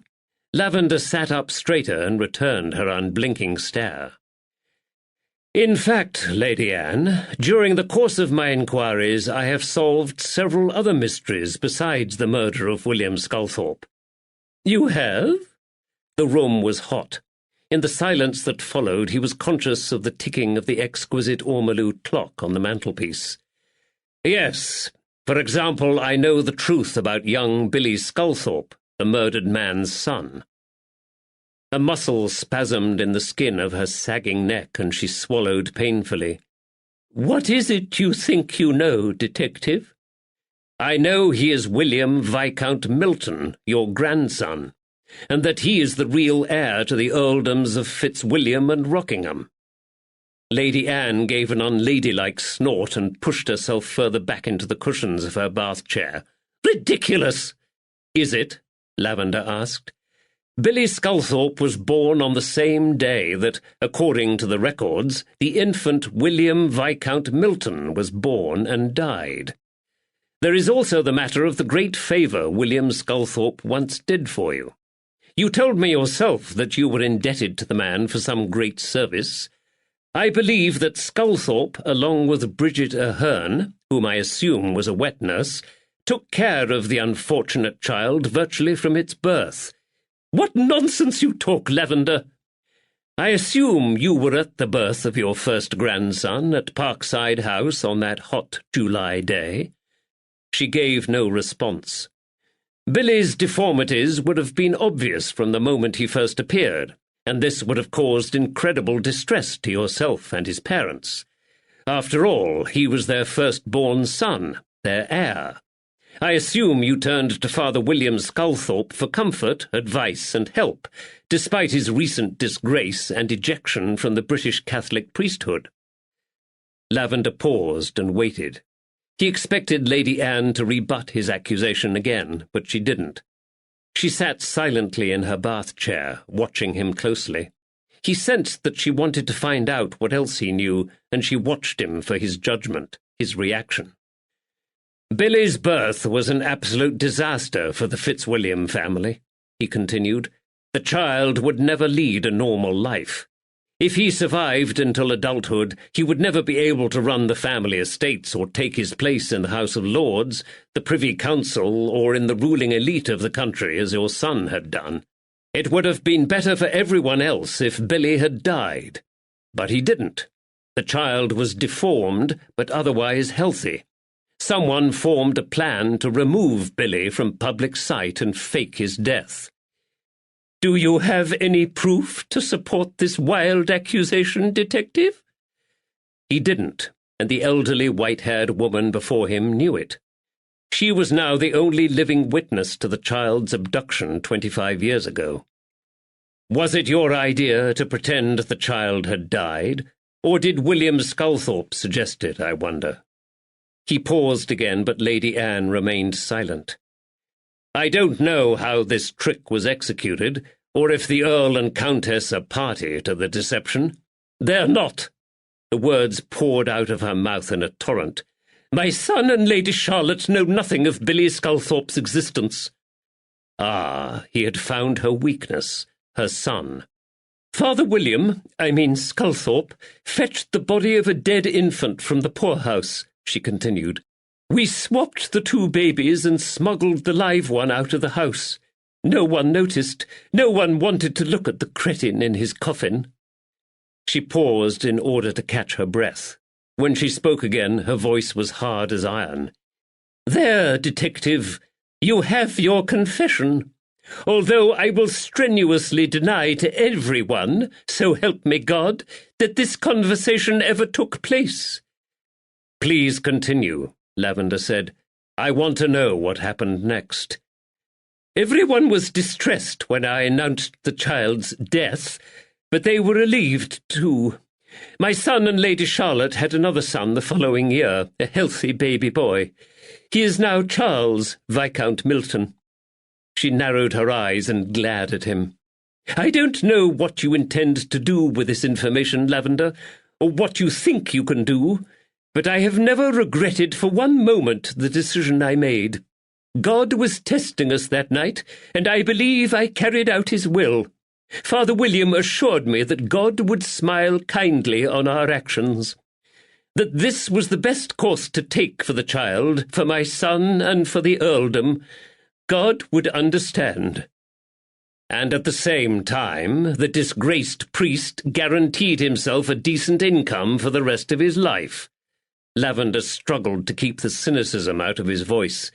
You paid Sculthorpe and Bridget Ahern £10 a month for the last 25 years to secretly take care of your grandson. She frowned. You may mock him, Lavender, but Father William was a good man, a special man. He was fallible like the rest of us, yes, but essentially in his heart he was a good Christian. His selfless service to me will have redeemed him in the eyes of God. He will sit at the Lord's right hand again. I doubt his blackmail victims will share your confidence in that, Lavender said. Lady Anne turned away and stared into the crackling flames of the fire. She doesn't want to know about the seedier side of Sculthorpe, Lavender realized. She wants to remember Sculthorpe as the charismatic priest she knew in her youth. The child wasn't supposed to live, she said wistfully. They rarely live for so long, that kind. No, they don't. But Billy Sculthorpe did live, Lavender reminded her, and he lives still. Why did you persuade Sculthorpe to move here from Brighton? Was he attracting attention to himself with his blackmailing activities again? She shook her head, then dropped her gaze. The frilled lacy cap that covered her thin hair was too large for her, and cast her face into shadow. Sculthorpe wrote to me that the Ahern woman was ill, dying. He had begun to feel the infirmities of old age. He worried he wouldn't be able to cope for much longer with Billy on his own. So you moved the family up to Northamptonshire to keep an eye on them? The black bonnet nodded again. He wasn't supposed to live. But he did live, Lady Anne, Lavender said, and at this moment Billy Sculthorpe shows every sign of outliving you all. Pray tell me, what do you intend to do when you follow William Sculthorpe and Bridget Ahern to the grave? Will you be able to make provision for Billy without revealing the secret you have kept hidden for almost 25 years? Her head jerked back in his direction. Why do you care, detective? I have become fond of the young chap. I don't know if you have ever met him, but he's entertaining company, and an excellent artist. No, I have never met him. Looking at him on those first few days of his life was enough. She narrowed her eyes and observed Lavender shrewdly. Then she sighed heavily. What is your price, detective? My price? Yes, your price. The price of your silence. Sculthorpe took £10 a month. Every man has his price. Lavender leant forward in his chair. This is my price, Lady Anne. Provide Billy Sculthorpe with a new and comfortable home, a manservant to dress him in the morning, a tutor to fill his afternoons, and a drawing master to enhance his talent. She gave a hollow laugh. You jest, surely. No, ma'am, I don't. It will be seen as a generous act of benevolence by a wealthy lady of quality, nothing more. No one will ever suspect Billy as your grandson, for I will keep your secret. Is that all you want? Yes, your ladyship, but you need to act soon. Captain Rushperry intends to contact the county asylum today to come and remove Billy into their care. She stared at him, her expression a mixture of distrust, disbelief, and pity. I knew you had an arrogant disrespect for the natural order of law, Lavender, but I had no idea you were such a soft-hearted fool as well. He smiled. Then my failings have worked to your advantage, Lady Anne. I shall disregard the laws prohibiting kidnapping, and you may take your secret to your grave in exchange for the lifelong comfort and security of Billy Sculthorpe. Do we have an understanding?" She nodded. "We do. I shall write a note for you to take back to Captain Rushperry. Billy Sculthorpe shall have a valet and a drawing-master, and I shall leave ample provision for him in my will. Now, do you have anything else to report to me about this case?" William Sculthorpe was blackmailing Mrs. Judith Wallace. She gasped at the bluntness of his statement. Her mouth fell open, the jaw slack. A trail of spittle appeared at the corner of her mouth. William Sculthorpe had married Judith Debussy to Baron Danvers. He recognized her in Middleton and threatened to expose her bigamy. Lady Anne's gaping jaw snapped shut. "You know about that, too?" "Oh, yes." He watched her throat jerk as she swallowed painfully. "My goodness, Detective, you certainly leave no stone unturned during your investigations." Her tone was acid, but he bowed his head at the compliment nevertheless. The action enabled him to hide his smile. "Well, that is the instruction you gave me, ma'am." "Yes, I did say that, didn't I? It seems I underestimated you, Lavender. Pray tell me what you propose to do with regard to this latest discovery." He could hear the tightness in her throat as she spoke. "Nothing about the bigamy," he said. "It is not in my remit to catch bigamists. You didn't bring me up here to do that, and I fail to see how anyone will benefit from such a disclosure after so much time has passed. Baron Danvers has a new wife and an heir, and Mrs. Wallace's family are all ignorant of her crime." She visibly sighed with relief. "But I felt you should also know about the mushrooms." "The mushrooms?" "I doubt we could prove it in court, but Judith Wallace gave William Sculthorpe those ink-cap mushrooms, knowing, as I am sure she did, that he was a heavy brandy drinker. It's a little suspicious, don't you think?" Her eyes never left his face as she paused to consider his implication. "I'm sure there is nothing to be suspicious about, Detective," she said eventually. Her voice was lighter now, and she waved a dismissive hand in his direction. But he could see that her eyes were troubled. "I'm sure you're right, Lady Anne." He bowed low and bit back another smile as he left the room. Lady Anne was no fool, and she had been very fond of William Sculthorpe. She wouldn't be pleased with this news. He had planted a seed of doubt in her mind that he suspected would damage her friendship with Judith Wallace. The doctor's wife wouldn't find her patroness quite so obliging in the future. Justice of a sort had been served. Chapter 36. Thursday, 8th March, 1810. Market Harborough, Leicestershire. The sun was low in the sky when Lavender arrived at the deserted canal basin. The trees on the far bank of the canal cast long shadows across the still water. The roosting birds in the trees had fallen silent, although the waterfowl still squabbled in the reeds and called out to their young. The empty barges in the water drifted gently in the breeze, their mooring lines slowly tightening, then sagging once again. Lavender strode past the high stacks of timber and headed for the towing path, where Woods sat on a low stool, fishing in the canal. The mountains of glistening coal on the wharf across the water stood silent and still. "Evening, sir," Woods said. "Nice haircut." Lavender ran his hand self-consciously through his shorn locks and glanced around. "It's very quiet here today," he said. Woods never took his eyes off his taut line. "Yes, they've all had to go home early. There's no work on the wharf at the moment. Some daft saphead set fire to a wooden barge further downstream and blocked the cut." "Ah." Lavender grinned, lowered himself onto the vacant stool beside Woods and stretched out his long legs. The sky over the wooded escarpment turned pink as the sun set.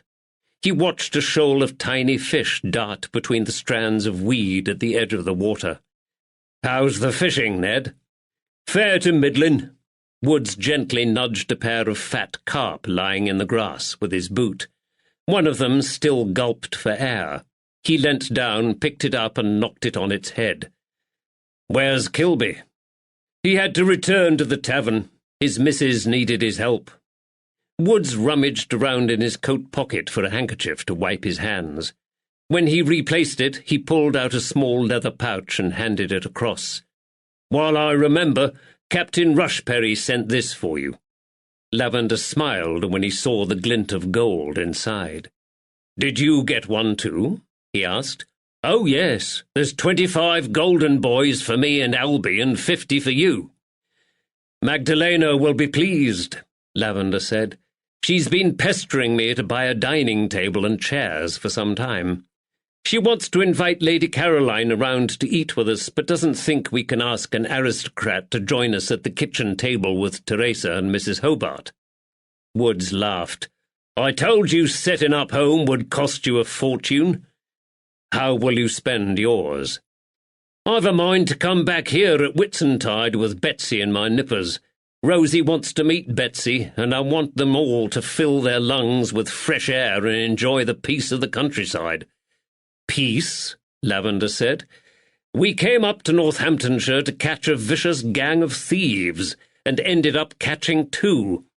During the course of the investigation, we've also uncovered a fugitive from the law, a cheating shopkeeper, an army deserter, a child kidnapper, and a bigamist. Woods chuckled. All in a day's work for you, sir. Lavender fingered the bag of coins again. They've certainly had their money's worth out of us. So what happened with Judith Wallace and Lady Anne? Woods asked him. Lavender told him. You let them both get away with it?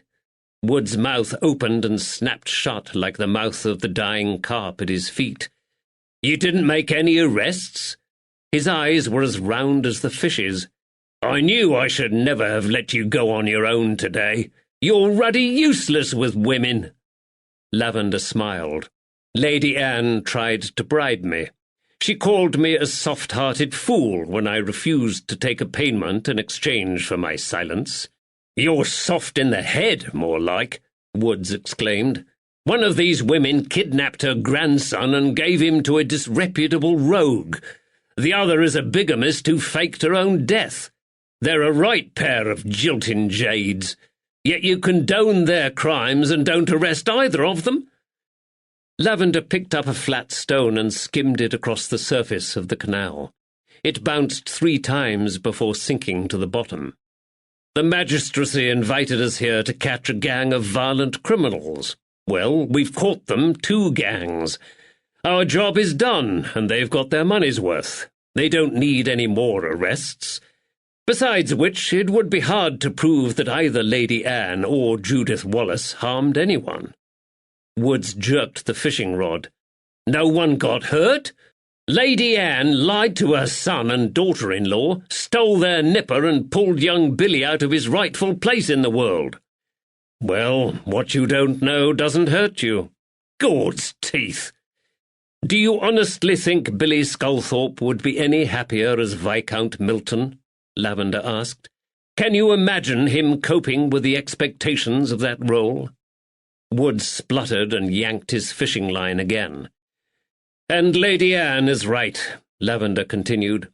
I have no proof to support my accusation, and would probably make a fool of myself if I went public with my claim that Billy Sculthorpe is the rightful heir to the 2 earldoms.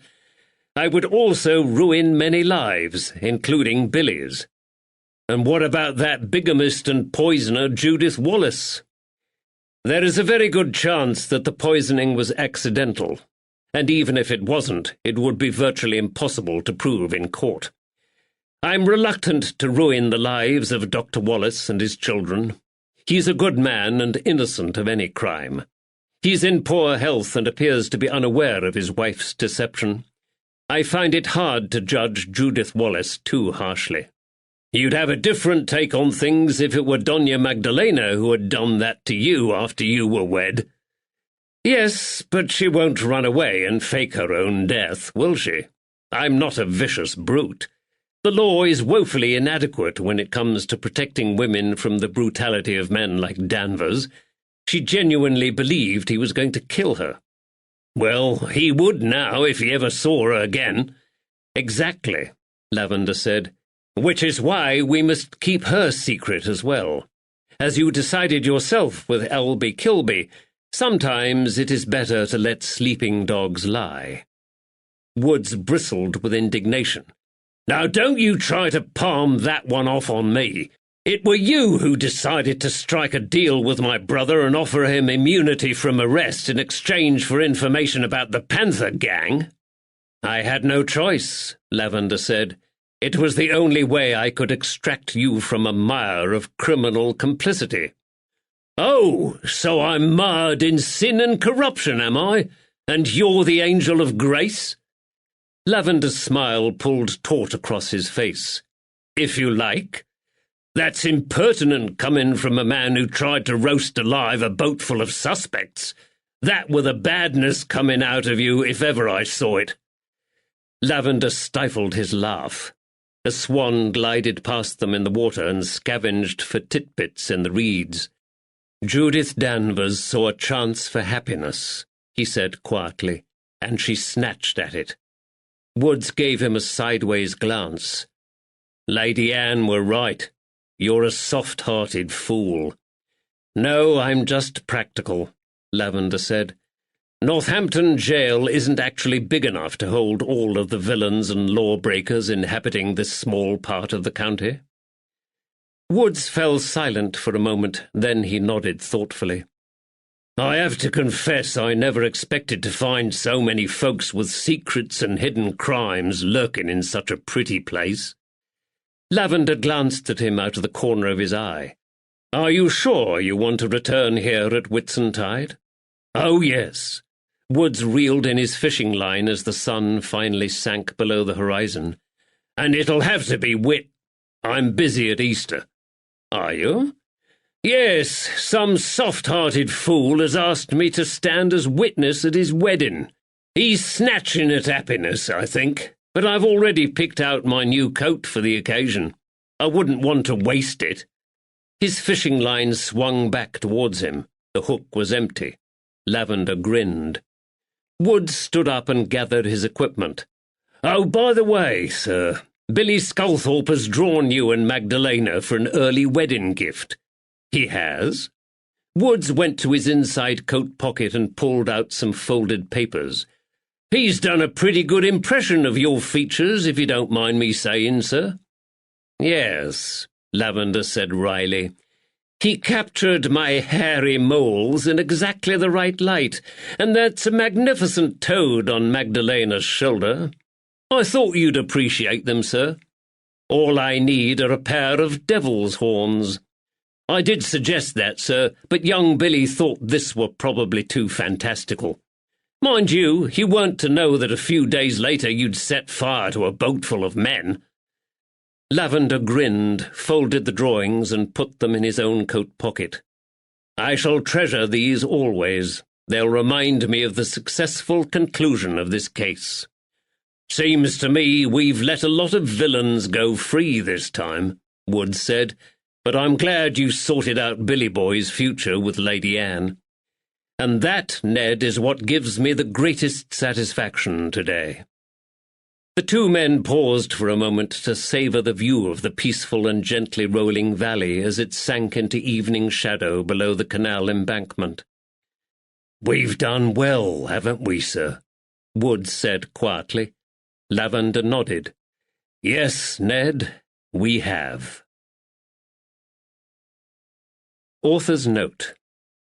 The robbery making a great noise in the neighbourhood, an application was made to this office, Bow Street Police Office, for an active and intelligent officer to go down and investigate the business.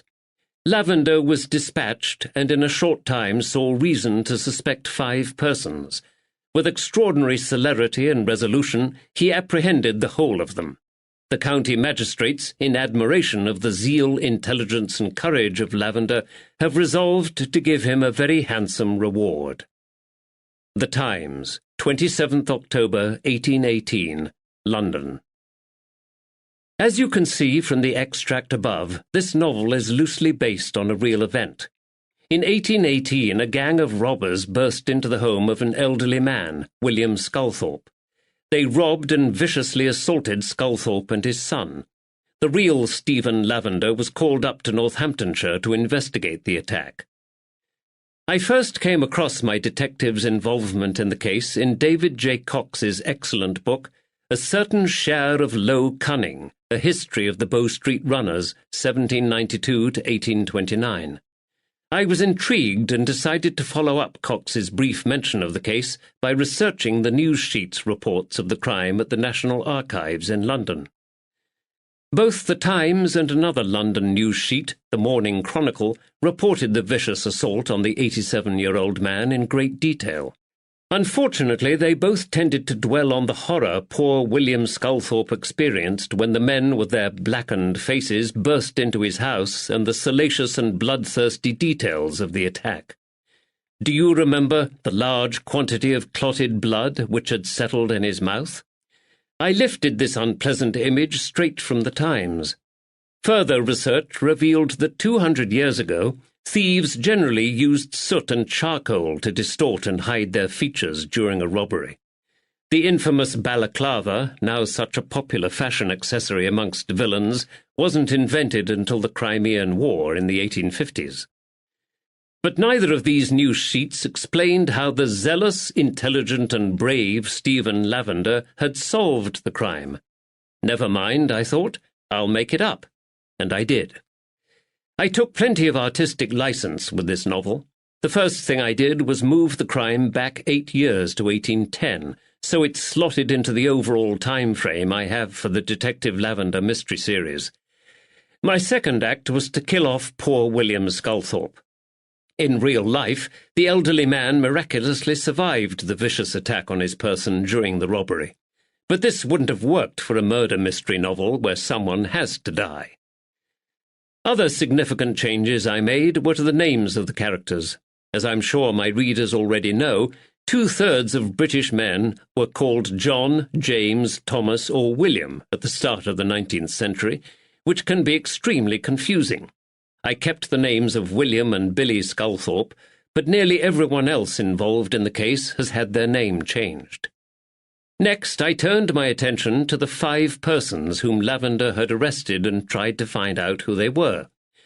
I discovered from the internet that 5 men were hanged for burglary on Northampton Racecourse in the March following the attack on William Sculthorpe. Naturally, I assumed they were the 5 men apprehended by Lavender. No, they weren't. It transpired that these condemned men were an entirely separate gang of villains operating in the south of the county. It took a lot of help from retired Northamptonshire police officer, fellow writer and county police archivist Dick Cowley to work this out, and I'm very grateful to Dick for his assistance. William George, William Minards, John Taff, Edward Porter and Benjamin Panther, whom I dubbed the Panther Gang, had committed all the crimes I described in this novel and were duly hanged for them. But they had absolutely nothing to do with the attack on William Sculthorpe in Middleton. Amused by the coincidence that there were 2 separate gangs, each with 5 members, terrorizing Nottinghamshire, I decided to include the Panther Gang in the book and use them as a red herring. With Dick's help, I finally tracked down the names of the villains arrested by Stephen Lavender for the attack on William Sculthorpe. They were Thomas Good, William Walton, also known as Sawyer, father and son Thomas and William Bunning, and Isaac Good. Thomas Good and William Walton were ultimately sentenced to transportation for the crime, but Thomas and William Bunning were found not guilty. The 5th man, Isaac Good, turned king's evidence on the others and was released without charge. Another real-life character who eventually found her way into the pages of this novel is Lady Anne Fitzwilliam of Rockingham Castle. However, please note that the story of Billy Sculthorpe's connection with the Fitzwilliams is entirely fictional, and that the real Lady Anne died in 1769. William Sculthorpe Sr. wasn't a discredited Catholic priest, nor a blackmailer. His son didn't have Down's syndrome either. These were all figments of my imagination. I appreciate that Billy Sculthorpe's story may have been difficult for some people to read, but ever since I discovered that one of my husband's Edwardian ancestors had kept a disabled child hidden in the house, I've wanted to explore this issue in fiction. 200 years ago, medical science made no distinction between children born with Down's syndrome and other illnesses associated with stunted growth, such as those caused by iodine deficiency, for example. It wasn't until 1866 that a British doctor, John Langdon Down, fully described the syndrome. Prior to that, those with the syndrome were lumped together with everyone else and labelled cretins. It's unpleasant, I know. Unfortunately, many things in the 19th century make uncomfortable reading for modern readers, but I've tried to handle the issue with sensitivity. I now had several subplots running through my novel, and Lavender and Woods had plenty of mysteries to solve besides tracking down Sculthorpe's murderer. But I wasn't finished yet. I like to have a personal subplot in these books involving either Lavender or Woods. This time I decided it would be the story of Woods' long-lost brother, Albie Kilby. When I discovered that Middleton was only 7 miles away from the Market Harbour arm of the Grand Junction Canal, I ummed and ahed about whether or not to include some canal scenes in the novel. Canal life is very sedentary, but the burgeoning canal network was an important historical development of early 19th century Britain. I got a lot of pressure from my parents to use the canal in the book. They had owned a canal narrowboat for over 30 years, and I still vividly remember my mum's accidental attempt to give us a Viking funeral with burning barbecue coals on the back of the boat one summer. Fortunately, the ensuing fire was quickly extinguished, but the experience stayed with me and prompted me to imagine the dramatic events of Chapter 31. Mum and Dad were quite shocked when I told them that Lavender was going to burn a boat, but they couldn't have been more supportive when it came to writing the scenes. They loaned me all the canal books I've included in the bibliography, and spent hours talking with me about the history of the British waterways and explaining how they operated. On 10th August 2015, I drove down to their home in Nottinghamshire to join them for Mum's birthday meal. That evening, very tipsy after several glasses of real ale and a bottle of wine, the three of us retired to their garden patio to plan Chapter 31.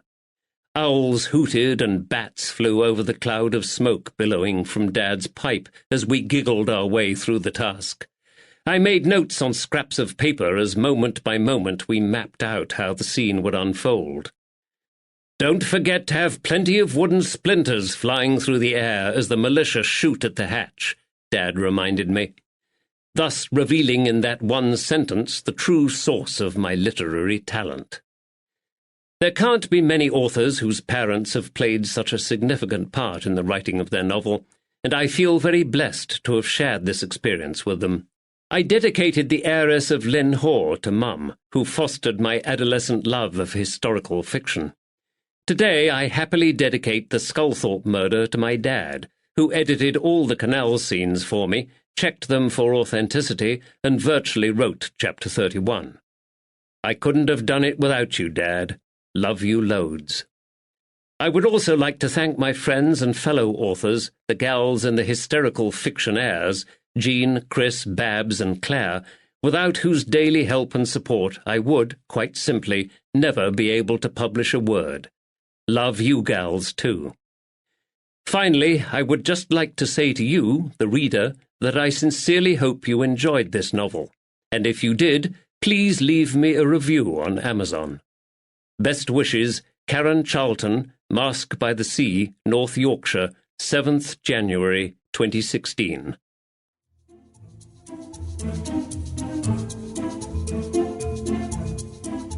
We hope you have enjoyed our presentation of The Sculthorpe Murder by Karen Charlton, performed by Michael Page, engineered by Stephen Jacobi. Performance copyright 2016 by Brilliance Audio, all rights reserved. For further information concerning this program or other Brilliance Audio titles, please call the following toll-free number, 1-800-222-3225, or visit our website at www.brillianceaudio.com. No part of this recording may be played for an audience or reproduced in any form. It may not be streamed, downloaded, broadcast, or copied without written permission. Address all inquiries to Brilliance Audio, P.O. Box 887, Grand Haven, Michigan 49417.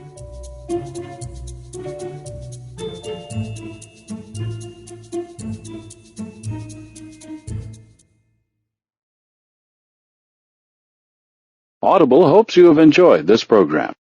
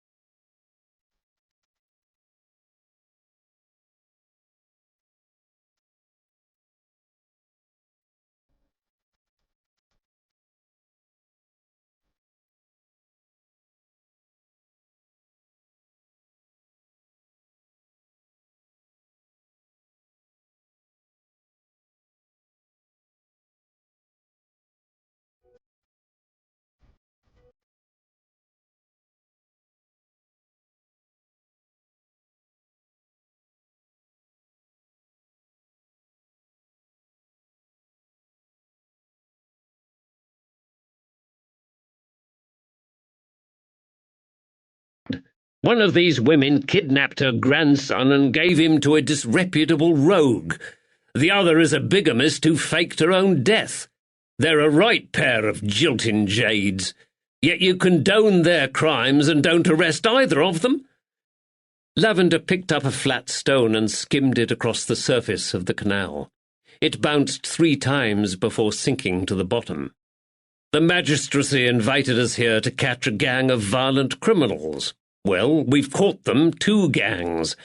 Our job is done, and they've got their money's worth. They don't need any more arrests. Besides which, it would be hard to prove that either Lady Anne or Judith Wallace harmed anyone. Woods jerked the fishing rod. No one got hurt? Lady Anne lied to her son and daughter-in-law, stole their nipper and pulled young Billy out of his rightful place in the world. Well, what you don't know doesn't hurt you. Gord's teeth! Do you honestly think Billy Sculthorpe would be any happier as Viscount Milton? Lavender asked. Can you imagine him coping with the expectations of that role? Wood spluttered and yanked his fishing line again. "And Lady Anne is right," Lavender continued. "I have no proof to support my accusation, and would probably make a fool of myself if I went public with my claim that Billy Sculthorpe is the rightful heir to the 2 earldoms. I would also ruin many lives, including Billy's. And what about that bigamist and poisoner Judith Wallace? There is a very good chance that the poisoning was accidental, and even if it wasn't, it would be virtually impossible to prove in court. I'm reluctant to ruin the lives of Dr. Wallace and his children. He's a good man and innocent of any crime. He's in poor health and appears to be unaware of his wife's deception. I find it hard to judge Judith Wallace too harshly. You'd have a different take on things if it were Doña Magdalena who had done that to you after you were wed. Yes, but she won't run away and fake her own death, will she? I'm not a vicious brute. The law is woefully inadequate when it comes to protecting women from the brutality of men like Danvers. She genuinely believed he was going to kill her. Well, he would now if he ever saw her again. Exactly, Lavender said, which is why we must keep her secret as well. As you decided yourself with L.B. Kilby, sometimes it is better to let sleeping dogs lie. Woods bristled with indignation. Now don't you try to palm that one off on me. It were you who decided to strike a deal with my brother and offer him immunity from arrest in exchange for information about the Panther gang. I had no choice, Lavender said. It was the only way I could extract you from a mire of criminal complicity. Oh, so I'm marred in sin and corruption, am I? And you're the angel of grace? Lavender's smile pulled taut across his face. If you like. That's impertinent coming from a man who tried to roast alive a boat full of suspects. That were the badness coming out of you if ever I saw it. Lavender stifled his laugh. A swan glided past them in the water and scavenged for titbits in the reeds. Judith Danvers saw a chance for happiness, he said quietly, and she snatched at it. Woods gave him a sideways glance. Lady Anne were right. You're a soft-hearted fool. No, I'm just practical, Lavender said. Northampton jail isn't actually big enough to hold all of the villains and lawbreakers inhabiting this small part of the county. Woods fell silent for a moment, then he nodded thoughtfully. I have to confess I never expected to find so many folks with secrets and hidden crimes lurking in such a pretty place. Lavender glanced at him out of the corner of his eye. Are you sure you want to return here at Whitsuntide? Oh, yes. Woods reeled in his fishing line as the sun finally sank below the horizon. And it'll have to be I'm busy at Easter. Are you? Yes, some soft-hearted fool has asked me to stand as witness at his wedding. He's snatching at happiness, I think, but I've already picked out my new coat for the occasion. I wouldn't want to waste it. His fishing line swung back towards him. The hook was empty. Lavender grinned. Woods stood up and gathered his equipment. Oh, by the way, sir, Billy Sculthorpe has drawn you and Magdalena for an early wedding gift. He has? Woods went to his inside coat pocket and pulled out some folded papers. He's done a pretty good impression of your features, if you don't mind me saying, sir. Yes, Lavender said wryly. He captured my hairy moles in exactly the right light, and that's a magnificent toad on Magdalena's shoulder. I thought you'd appreciate them, sir. All I need are a pair of devil's horns. I did suggest that, sir, but young Billy thought this were probably too fantastical. Mind you, he weren't to know that a few days later you'd set fire to a boat full of men. Lavender grinned, folded the drawings, and put them in his own coat pocket. I shall treasure these always. They'll remind me of the successful conclusion of this case. Seems to me we've let a lot of villains go free this time, Woods said, but I'm glad you sorted out Billy Boy's future with Lady Anne. And that, Ned, is what gives me the greatest satisfaction today." The two men paused for a moment to savour the view of the peaceful and gently rolling valley as it sank into evening shadow below the canal embankment. "We've done well, haven't we, sir?" Wood said quietly. Lavender nodded. "Yes, Ned, we have." Author's note: The robbery making a great noise in the neighbourhood, an application was made to this office, Bow Street Police Office, for an active and intelligent officer to go down and investigate the business. Lavender was dispatched, and in a short time saw reason to suspect 5 persons. With extraordinary celerity and resolution, he apprehended the whole of them. The county magistrates, in admiration of the zeal, intelligence, and courage of Lavender, have resolved to give him a very handsome reward. The Times, 27th October 1818, London. As you can see from the extract above, this novel is loosely based on a real event. In 1818, a gang of robbers burst into the home of an elderly man, William Sculthorpe. They robbed and viciously assaulted Sculthorpe and his son. The real Stephen Lavender was called up to Northamptonshire to investigate the attack. I first came across my detective's involvement in the case in David J. Cox's excellent book, A Certain Share of Low Cunning, A History of the Bow Street Runners, 1792 to 1829. I was intrigued and decided to follow up Cox's brief mention of the case by researching the news sheets reports of the crime at the National Archives in London. Both the Times and another London news sheet, the Morning Chronicle, reported the vicious assault on the 87-year-old man in great detail.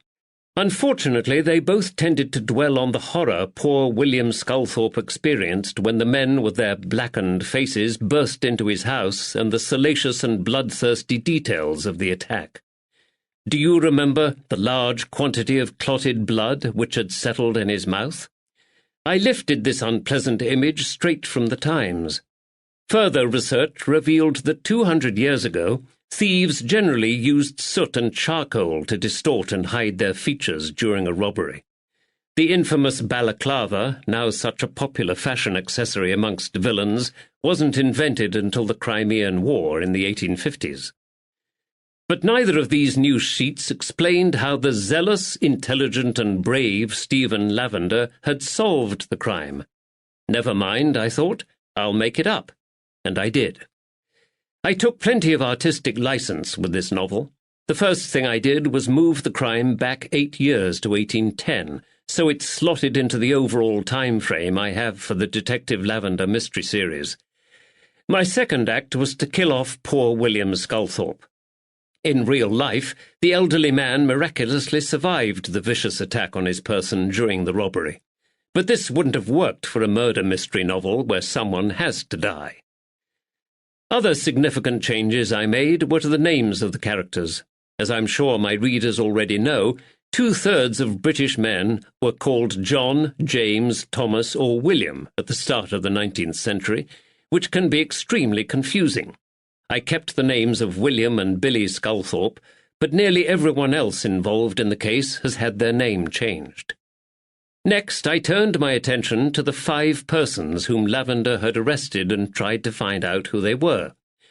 I discovered from the internet that 5 men were hanged for burglary on Northampton Racecourse in the March following the attack on William Sculthorpe. Naturally, I assumed they were the 5 men apprehended by Lavender. No, they weren't. It transpired that these condemned men were an entirely separate gang of villains operating in the south of the county. It took a lot of help from retired Northamptonshire police officer, fellow writer and county police archivist Dick Cowley to work this out, and I'm very grateful to Dick for his assistance. William George, William Minards, John Taff, Edward Porter, and Benjamin Panther, whom I dubbed the Panther Gang, had committed all the crimes I described in this novel and were duly hanged for them. But they had absolutely nothing to do with the attack on William Sculthorpe in Middleton.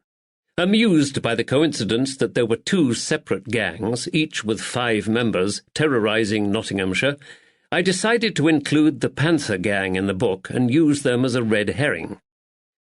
With Dick's help, I finally tracked down the names of the villains arrested by Stephen Lavender for the attack on William Sculthorpe. They were Thomas Good, William Walton, also known as Sawyer, father and son Thomas and William Bunning, and Isaac Good. Thomas Good and William Walton were ultimately sentenced to transportation for the crime, but Thomas and William Bunning were found not guilty. The fifth man, Isaac Good, turned king's evidence on the others and was released without charge. Another real-life character who eventually found her way into the pages of this novel is Lady Anne Fitzwilliam of Rockingham Castle. However, please note that the story of Billy Sculthorpe's connection with the Fitzwilliams is entirely fictional, and that the real Lady Anne died in 1769. William Sculthorpe Sr. wasn't a discredited Catholic priest, nor a blackmailer. His son didn't have Down's syndrome either. These were all figments of my imagination. I appreciate that Billy Sculthorpe's story may have been difficult for some people to read, but ever since I discovered that one of my husband's Edwardian ancestors had kept a disabled child hidden in the house, I've wanted to explore this issue in fiction. 200 years ago, medical science made no distinction between children born with Down's syndrome and other illnesses associated with stunted growth, such as those caused by iodine deficiency, for example. It wasn't until 1866 that a British doctor, John Langdon Down, fully described the syndrome. Prior to that, those with the syndrome were lumped together with everyone else and labelled cretins. It's unpleasant, I know. Unfortunately, many things in the 19th century make uncomfortable reading for modern readers, but I've tried to handle the issue with sensitivity. I now had several subplots running through my novel, and Lavender and Woods had plenty of mysteries to solve besides tracking down Sculthorpe's murderer. But I wasn't finished yet. I like to have a personal subplot in these books involving either Lavender or Woods. This time I decided it would be the story of Woods' long-lost brother, Albie Kilby. When I discovered that Middleton was only 7 miles away from the Market Harborough arm of the Grand Junction Canal, I ummed and ahed about whether or not to include some canal scenes in the novel. Canal life is very sedentary, but the burgeoning canal network was an important historical development of early 19th century Britain. I got a lot of pressure from my parents to use the canal in the book. They had owned a canal narrowboat for over 30 years, and I still vividly remember my mum's accidental attempt to give us a Viking funeral with burning barbecue coals on the back of the boat one summer. Fortunately, the ensuing fire was quickly extinguished, but the experience stayed with me and prompted me to imagine the dramatic events of Chapter 31. Mum and Dad were quite shocked when I told them that Lavender was going to burn a boat, but they couldn't have been more supportive when it came to writing the scenes. They loaned me all the canal books I've included in the bibliography, and spent hours talking with me about the history of the British waterways and explaining how they operated. On 10th August 2015, I drove down to their home in Nottinghamshire to join them for Mum's birthday meal. That evening, very tipsy after several glasses of real ale and a bottle of wine, the three of us retired to their garden patio to plan Chapter 31. Owls hooted and bats flew over the cloud of smoke billowing from Dad's pipe as we giggled our way through the task. I made notes on scraps of paper as moment by moment we mapped out how the scene would unfold. "Don't forget to have plenty of wooden splinters flying through the air as the militia shoot at the hatch," Dad reminded me, thus revealing in that one sentence the true source of my literary talent. There can't be many authors whose parents have played such a significant part in the writing of their novel, and I feel very blessed to have shared this experience with them. I dedicated The Heiress of Lynn Hoare to Mum, who fostered my adolescent love of historical fiction. Today I happily dedicate the Sculthorpe murder to my dad, who edited all the canal scenes for me, checked them for authenticity, and virtually wrote Chapter 31. I couldn't have done it without you, Dad. Love you loads. I would also like to thank my friends and fellow authors, the gals in the hysterical fiction airs, Jean, Chris, Babs, and Claire, without whose daily help and support I would, quite simply, never be able to publish a word. Love you gals, too. Finally, I would just like to say to you, the reader, that I sincerely hope you enjoyed this novel, and if you did, please leave me a review on Amazon. Best wishes, Karen Charlton, Mask by the Sea, North Yorkshire, 7th January 2016.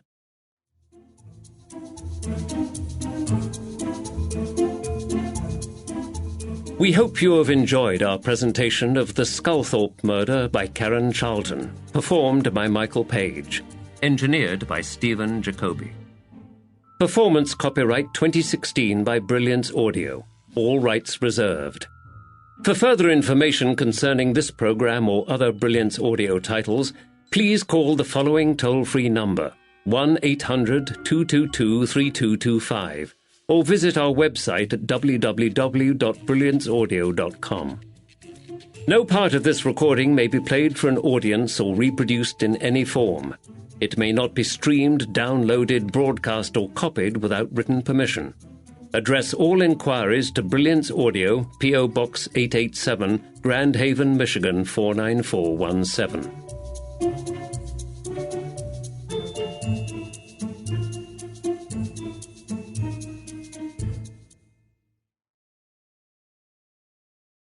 Audible hopes you have enjoyed this program.